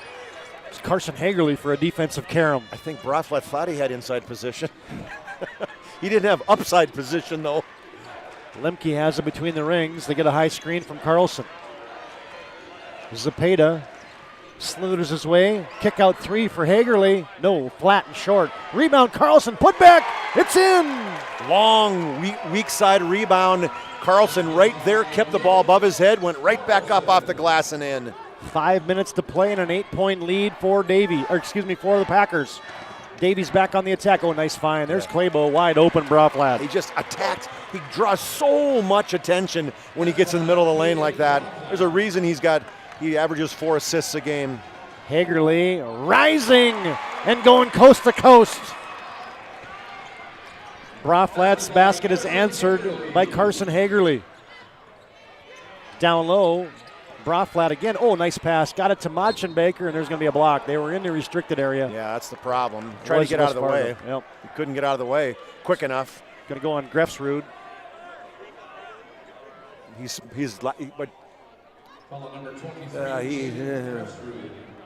had his heels were on the restricted line, so. Yeah, we tidy up some perspiration, and to the line goes Ian Machenbaker. A little huddle over here in front of us with the other 4 guys. Machenbaker been a little off tonight. Yeah, he really has. He's just 6 points is all. Missed a free throw here in crunch time. Packers lead 65-57 on that BNC National Bank scoreboard. Machenbaker gets 1 of 2. Makes it 65-58. 6-point lead for for the Packers. And they have possession. Little tattoo dribble at the 28-foot line. Hagerly, hand back to Lemke. Now to Grefsrud. Like a 5-out offense now for the Packers. Hagerly from the left wing. Wants to go against Claybo. Thinking about it, stepping in, shooting. Oh, in and out, Heartbreak Hotel. That was more than halfway down. Rebound, Machenbaker, and it's tipped away by Zepeda. Nice hands. Hagerly wants a little bit of a break. This is kind of walking up here. He's a little bit gassed. Sharif's been sitting on the bench a lot as Zepeda's played really well this second half. It's the in-game rest. Yep. Raymond Brown almost had a rip away. Hagerly ripping through and scoring. Shimmy shake, hesitation, blow by. Raymond Brown for 3, missed it. Hagerly rebounds. Hagerly stepping up now. Look at him just catching his breath, going, okay, deep breaths. I don't want to dribble it. Do I have to take it? Gets it over the timeline just in time. Now he's just going to stand there and rest for a couple seconds. Hey, Lemke goes, Mr. Brown has me. You can dribble it up. Yeah. Hagerly off a high screen. Kick out Grefsrud. Shot fake back to Hagerly. Ooh. Post up Carlson.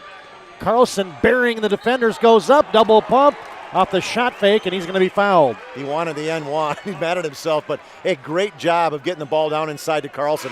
Look at Hagerly. His tongue's hanging out. He is absolutely gassed. Good time for a media timeout if you're a Packer fan.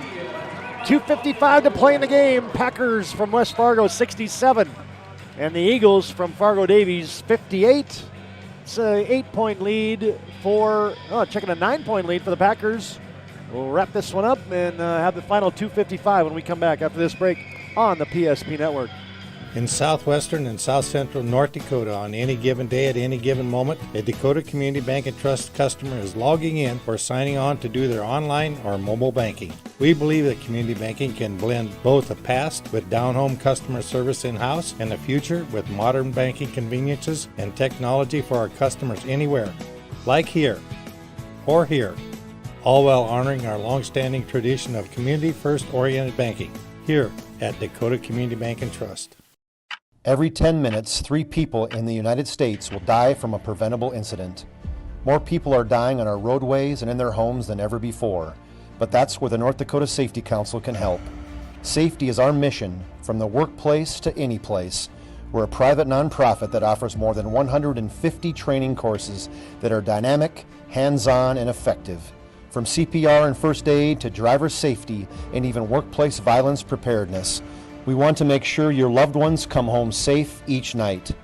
Go to ndsc.org to see how together we can make a difference. Nick Carlson at the line for West Fargo. His team leads 67-58. He's shooting 2, is the 6'4 senior. First one is down for Nick Carlson. Fan behind us excited about that. West Fargo leads by 10 with under 3 minutes to play. Second one for Carlson, got them both. You know, I follow Packers head coach Adam Palczewski on Twitter, and I like the way he goes about coaching his team. I gotta go follow him. I didn't know. Claybo, shot fakes from the free throw line, rolls one in on the drive. Claybo has done his job, 21 points. Just turned the corner. She's shown why he's averaging 25 points a game. He'll be a first-team All-Stater. 9-point lead for West Fargo. 2.5 to play. 69-60 on your BNC Bank scoreboard. High post. Carlson now to Hagerly. Davies has gone zone. Free throw line, Carlson looks down low on a high-low, can't get it in there. They go right back to him. Carlson in the corner, Zepeda. Open 3, this would be big, and it is! He nails it! Caden Zepeda, 3 threes from the game tonight. None bigger than that one on the assist from Carlson. 2 minutes to play, dozen-point lead. Oh, there's the answer. Yeah, Claybo, hey. That was pretty good. He's a gamer. Wow, just a little crossover, rise up, right in the face of the defender. Short timeout, we'll keep it right here. 72-63, Zepeda's 3 is answered by Mason. Claybo's 3. After the game tonight, we'll have our player of the game brought to you by Sport Clips. They bring you tonight's MVP of the matchup. They're located on South 3rd Street in Bismarck. They're home to the MVP Haircut Experience. Sport Clips brings you tonight's game MVP. After the game, we'll also bring you our move of the game, brought to you by Jobbers Moving and Storage and also Roger Ward Moving and Storage. They can help you move across town or across the country. Locations in Bismarck, Minot, Fargo, and Aberdeen. Find them online at jobberswarehouse.com. Well, TD, you're not there yet, are we? No, we are. What minute is the pressure cooker? About 2:30? Yeah, it's got to be a little closer. A little though. closer? Okay. Yep. 11 points is, or 9 points is too far away? Yep, that's not pressure Okay. cooker quality All right. yet. Davies extending pressure. Grefsrud gets it to Zepeda. Davies going to have to give up a foul occasionally here, and they do. So let's take a look at the guy you want to foul actually is probably Hagerly, but we'll take a look at shooting. Lemke shooting 67%. Last year he was 88, so he's down a little bit from there. But Zepeda, he's shot 8 free throws, made 6 of them in the season. Big ones here with this team up by 9. Missed a free throw. Bonus. Empty trip for the Packers. Here comes Claybo. Hand back to Machenbaker, 18-footer short.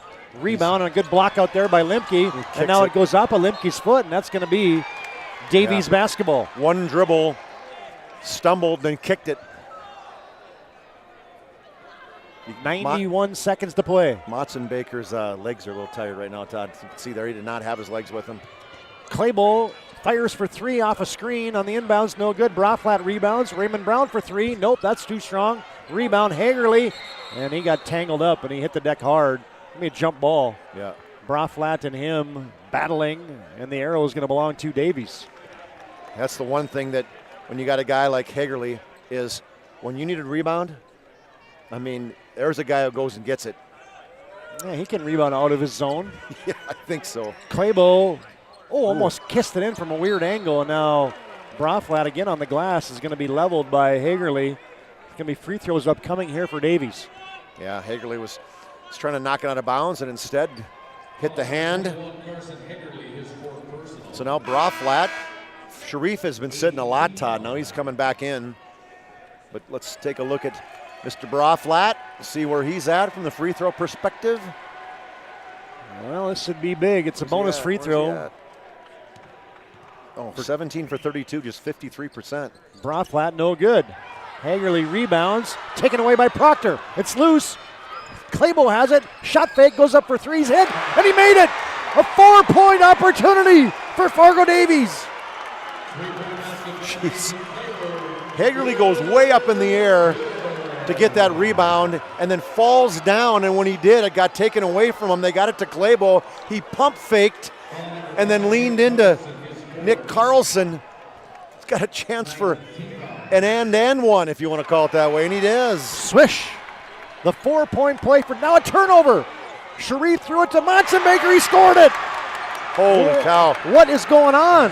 9-point lead is down to 6. Down to 3. My bad. Down to 3. I don't know if Davies needed a foul there. I don't think so either. I don't know why they were so. It was a one-possession game with 58 seconds to play, but. So I missed that last. So Sharif just literally just threw it right to somebody? Yeah. Okay. 72-69. The Packers' lead has been trimmed to 3, and it's a double bonus now. It was 72-60, Todd. Yeah. 4-point play. With about a minute 30. Oh. And Carlson just misfired on a free throw. He had made his last 2. The West Fargo almost had this thing in the icebox. Not so fast. Second free throw for Carlson. Too strong. Sharif has a rebound. It's loose. It's kicked. Limke has it, and he's going to be tackled. He tackled from behind by Raymond Brown, but it's all right.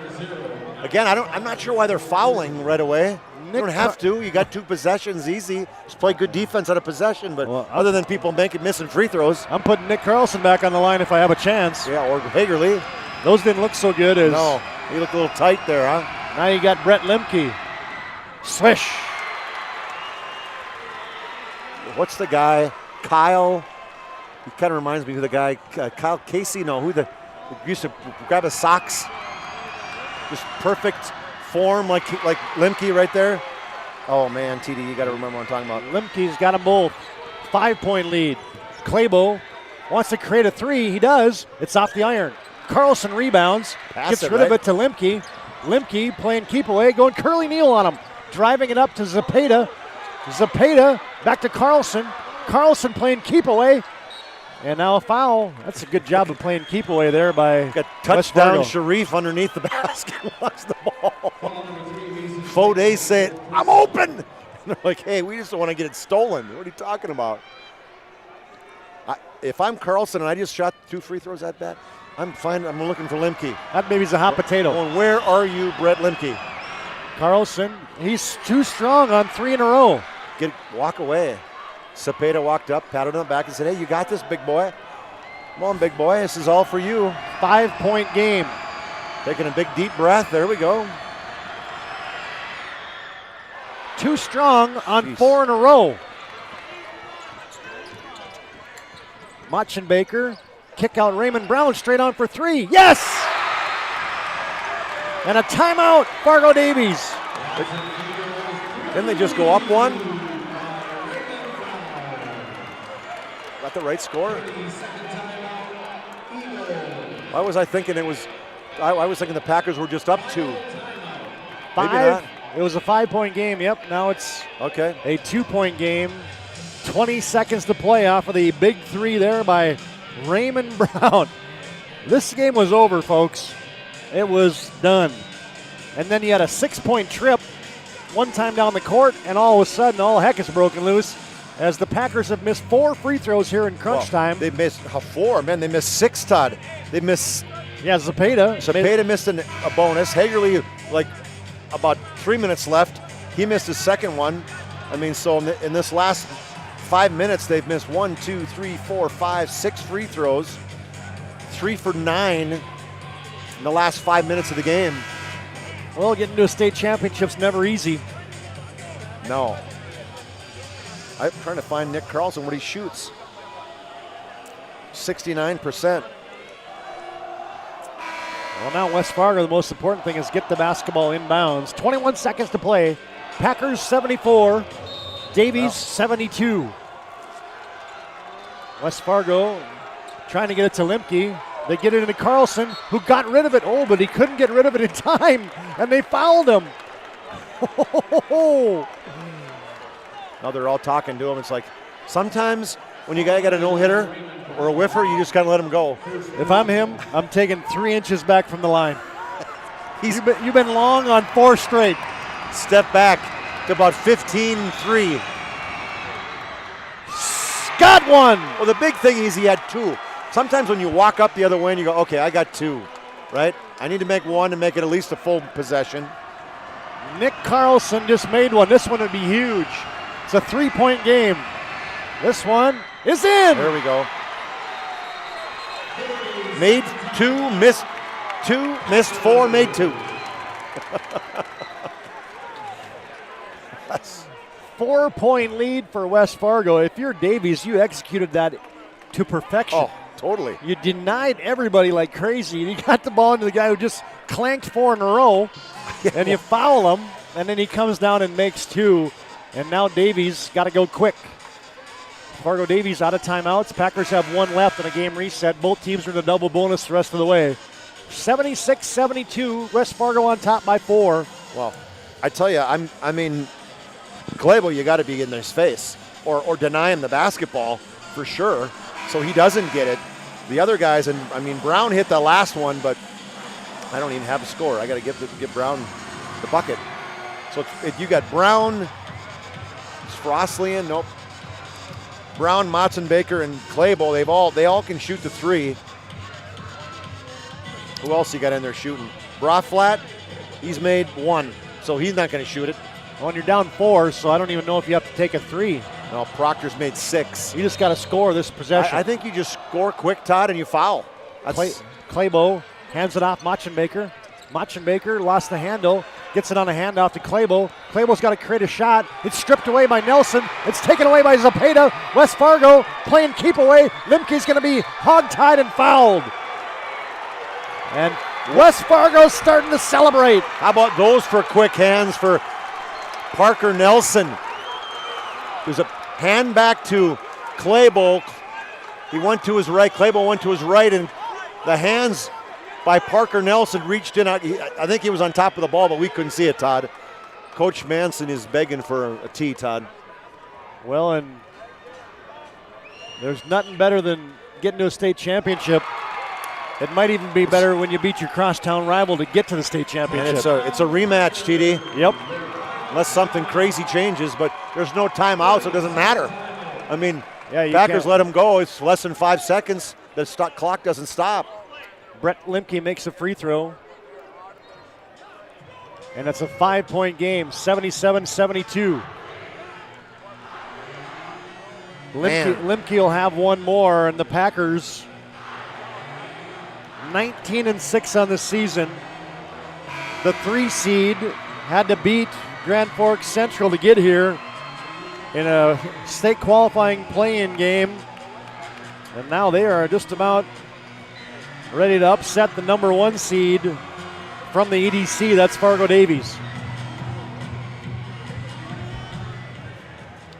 Brett Lemke with 1 more from the charity stripe.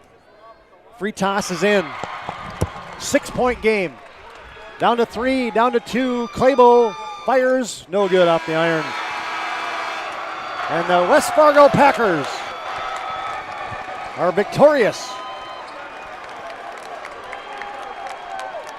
78-72 is your final score. West Fargo back-to-back title tilts and they have a chance to defend their 2021 state championship. The only thing in their way will be the team that West Fargo beat last year, Minot High, and West Fargo for all the marbles tomorrow night.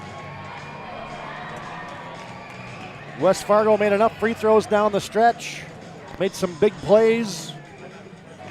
The Packers improved to 20-6 in the season. Fargo Davies taste defeat for just the third time in the campaign as we welcome you now to our post-game show brought to you by Planning Team Financial Advisors and Shots Crossroads. Chuck Claremont down on the sideline is going to player interview for us here as it looked like West Fargo had this thing in cruise control up by about 10 points, probably a couple minutes left. Next thing you know, it's a one-possession game. As down on the sideline, Chuck Claremont going to get a word with one Nick Carlson. Take it away, Chuck. Hey, you make 2, you miss 4, you step back up there. Talk me through that. What's going through your head? Well, I got fouled right there with about 20 seconds left, and my teammate Brett Lemke came up to me and said, I trust you with the world, man. I trust everything. He knew that I would make it, and I feel like because of that, I knew I would make it.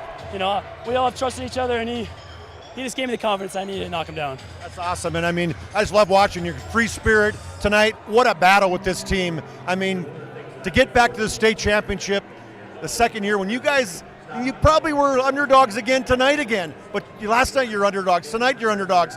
I mean, what kind of mentality you got to beat these teams that are ranked ahead of you?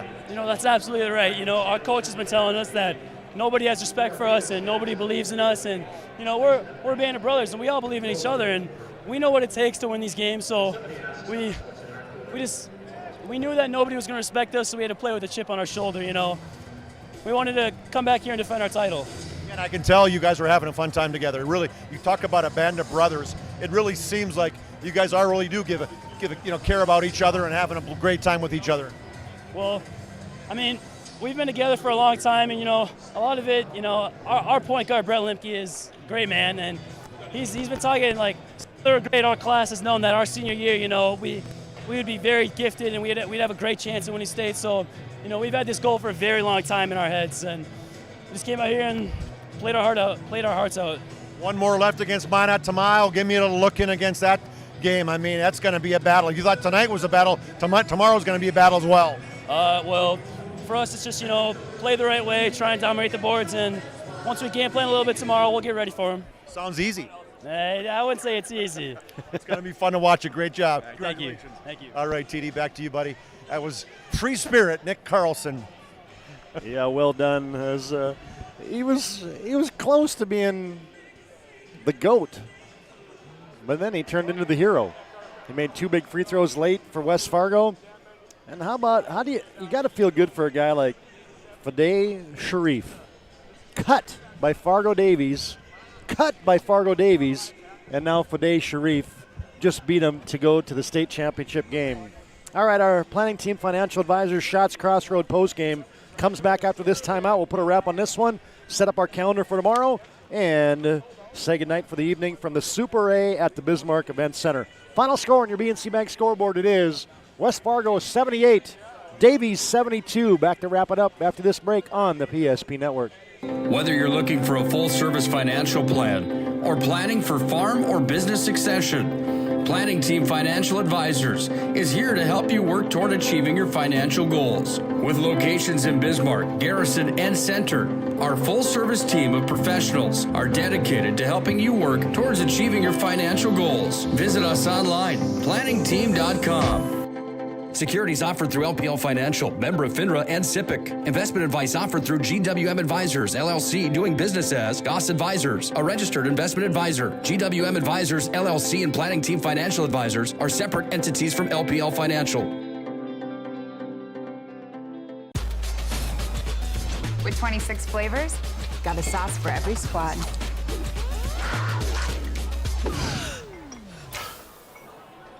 Don't drip on the drip. It's the greatest of all times. Buffalo Wild Wings. I'm Laura McIver. I'm a senior at Glenburn High School, and I'm going to Minot State. I'm super excited. Glenburn's very familiar with Minot. We've always been connected with Minot State. knowing that they are doing a Hometown Pride Scholarship was just kind of nice because then it's very inclusive. They're all so welcoming and so nice. It's refreshing. In the end, it just feels like home.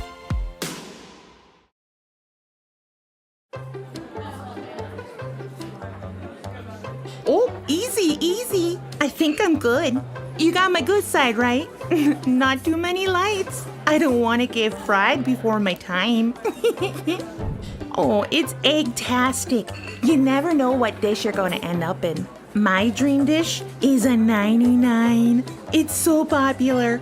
Me and a fellow egg tag teaming with some crispy golden hash browns. Have you seen those hash browns? Those guys are shredded.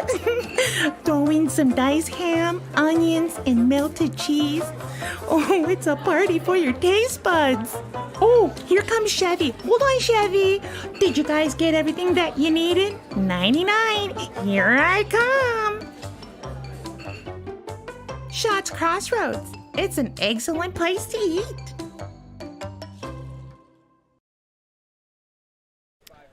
Back in our post-game, brought to you by Planning Team Financial Advisors and Schatz Crossroads. Get filled up with your delicious menu at Schatz Crossroads. It includes the famous 99. Order online at schatzcrossroads.com. Team buses are always welcome. And Planning Team Financial Advisors, whether you're looking for a full-service financial plan or planning for farm or business succession, Planning Team Financial Advisors here to help you work towards achieving your financial goals.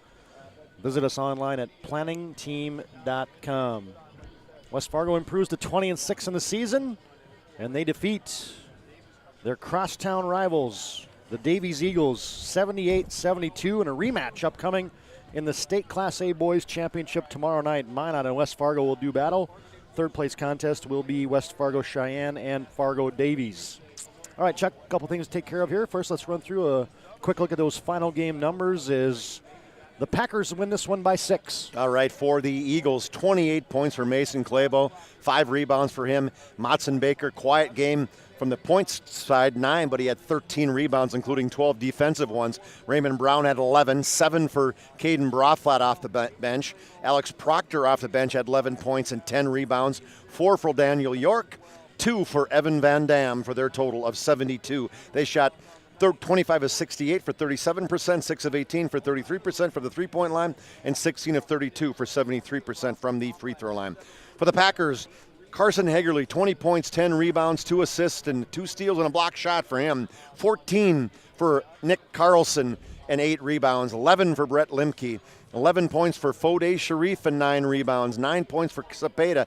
8 for Parker Nelson. 5 for Jaden Grefsrud. How about that for balanced scoring, right? Everybody getting, and for their total of 78, they shot 42% from the field, just 6 of 20 from three-point land, and then 20 for 30 from the free throw line, 67%. Somehow they made that stick, and they hung on. They hung on down the stretch. They had plus 12 off turnovers, so that was only 13 turnovers for the Eagles, and they turned that into 23 points. So when they stole the ball, they went the other way and they scored, and they hung on. They almost gave it away, TD, at about a minute there where the coach wants a mulligan. But bottom line is they finished. They made the free throws, the 2 when they counted. and then Limke, obviously, he was money at the free throw, and he was 4 for 4. Carlson was still 7 for 11. It just so happened that he missed 4 in a row at a time when they needed him. But he came back, and I thought what was really cool is Brett Limke. The confidence.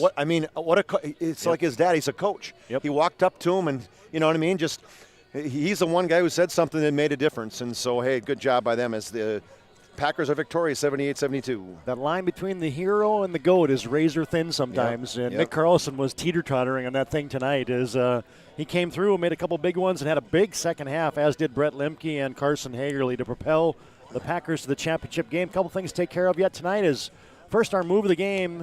Brought to you by Jobbers Moving and Storage and also Roger Ward Moving and Storage. Their efficient step-by-step approach to move management keeps everyone on the same page. Locations in Bismarck, Minot, Fargo, and Aberdeen.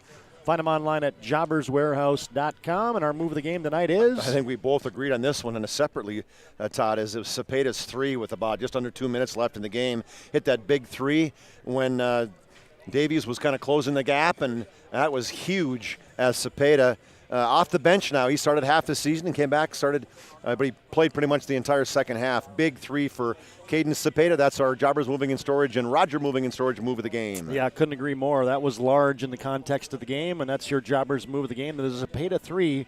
That's your Roger Ward and Jobbers move of the game. Minor, we're back on the air bright and early tomorrow. Breakfast from the Bismarck Event Center. 9:30, Bismarck High and Legacy in the girls contest. That's 5th place consolation championship. Follow that one up by Century and Fargo North for the boys consolation game. 1:30, we're on the air for the girls 3rd place game. That's Red River and Davies. 3rd place game on the boys side, West Fargo, Cheyenne, and Davies. And your 2 championships tomorrow night. There'll be a lot of Magi folks, I think, in town. I think so. Century and Minot for the girls title at right around 6 o'clock. And the boys championship for all the marbles, Minot High and West Fargo, a rematch of the 2021 state championship game. All right, Chuck, last thing we have to do here is bring you our player of the game, brought to you by Sport Clips. They're located at South 3rd Street in Bismarck, home to the MVP haircut experience. Sport Clips tonight's game MVP is Carson Hagerly, 20 points, 10 rebounds, did all the above, plus played some defense. Big player. He's our Sport Clips MVP of the game. Yeah, I use the word warrior kind of lightly, but man, he plays like that a lot. He does. And so he was a man amongst boys in a lot of ways tonight for West Fargo as the Packers win this one by 6. All right, that'll put a wrap on our broadcast tonight. Hope you enjoyed our wall-to-wall coverage today of the Super Race semifinals. We also had a live stream going for you, all the consolation action. That's what we do. We profile local athletes, and like and follow us on our social media channels of Facebook and Twitter, and follow the PSP Network as it's game day on the PSP Network. As we also had Region 6 games on the night, the 3rd place in championships from up in the Magic City. All right, that'll put a wrap on our broadcast tonight. Big thanks to all of our sponsors, is our keynote sponsors, our title sponsors, Buffalo Wild Wings, Swenson RV and Marine.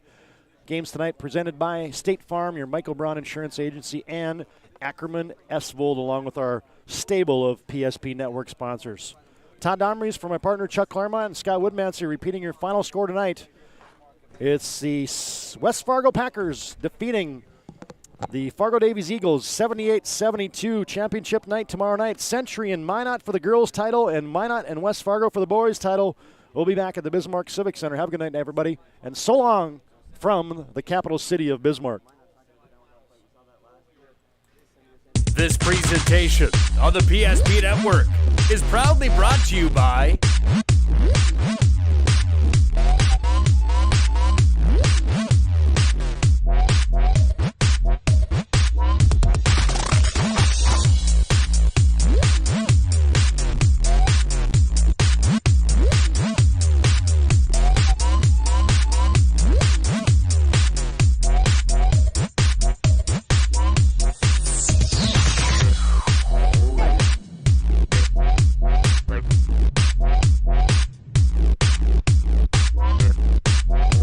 sure to like and follow the PSP Network on all social media platforms.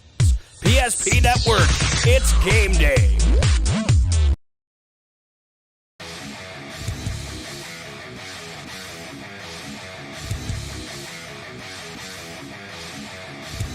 Ware attacks. There's a takeaway by Eagle Staff. Eagle Staff on the open floor rises up. Oh, the one-handed rip by Trayson Eagle Staff. Doppler gave a little bit of a look on that one, and then he went in and just whammed it with the right hand. Oh, Eagle Staff with the rip.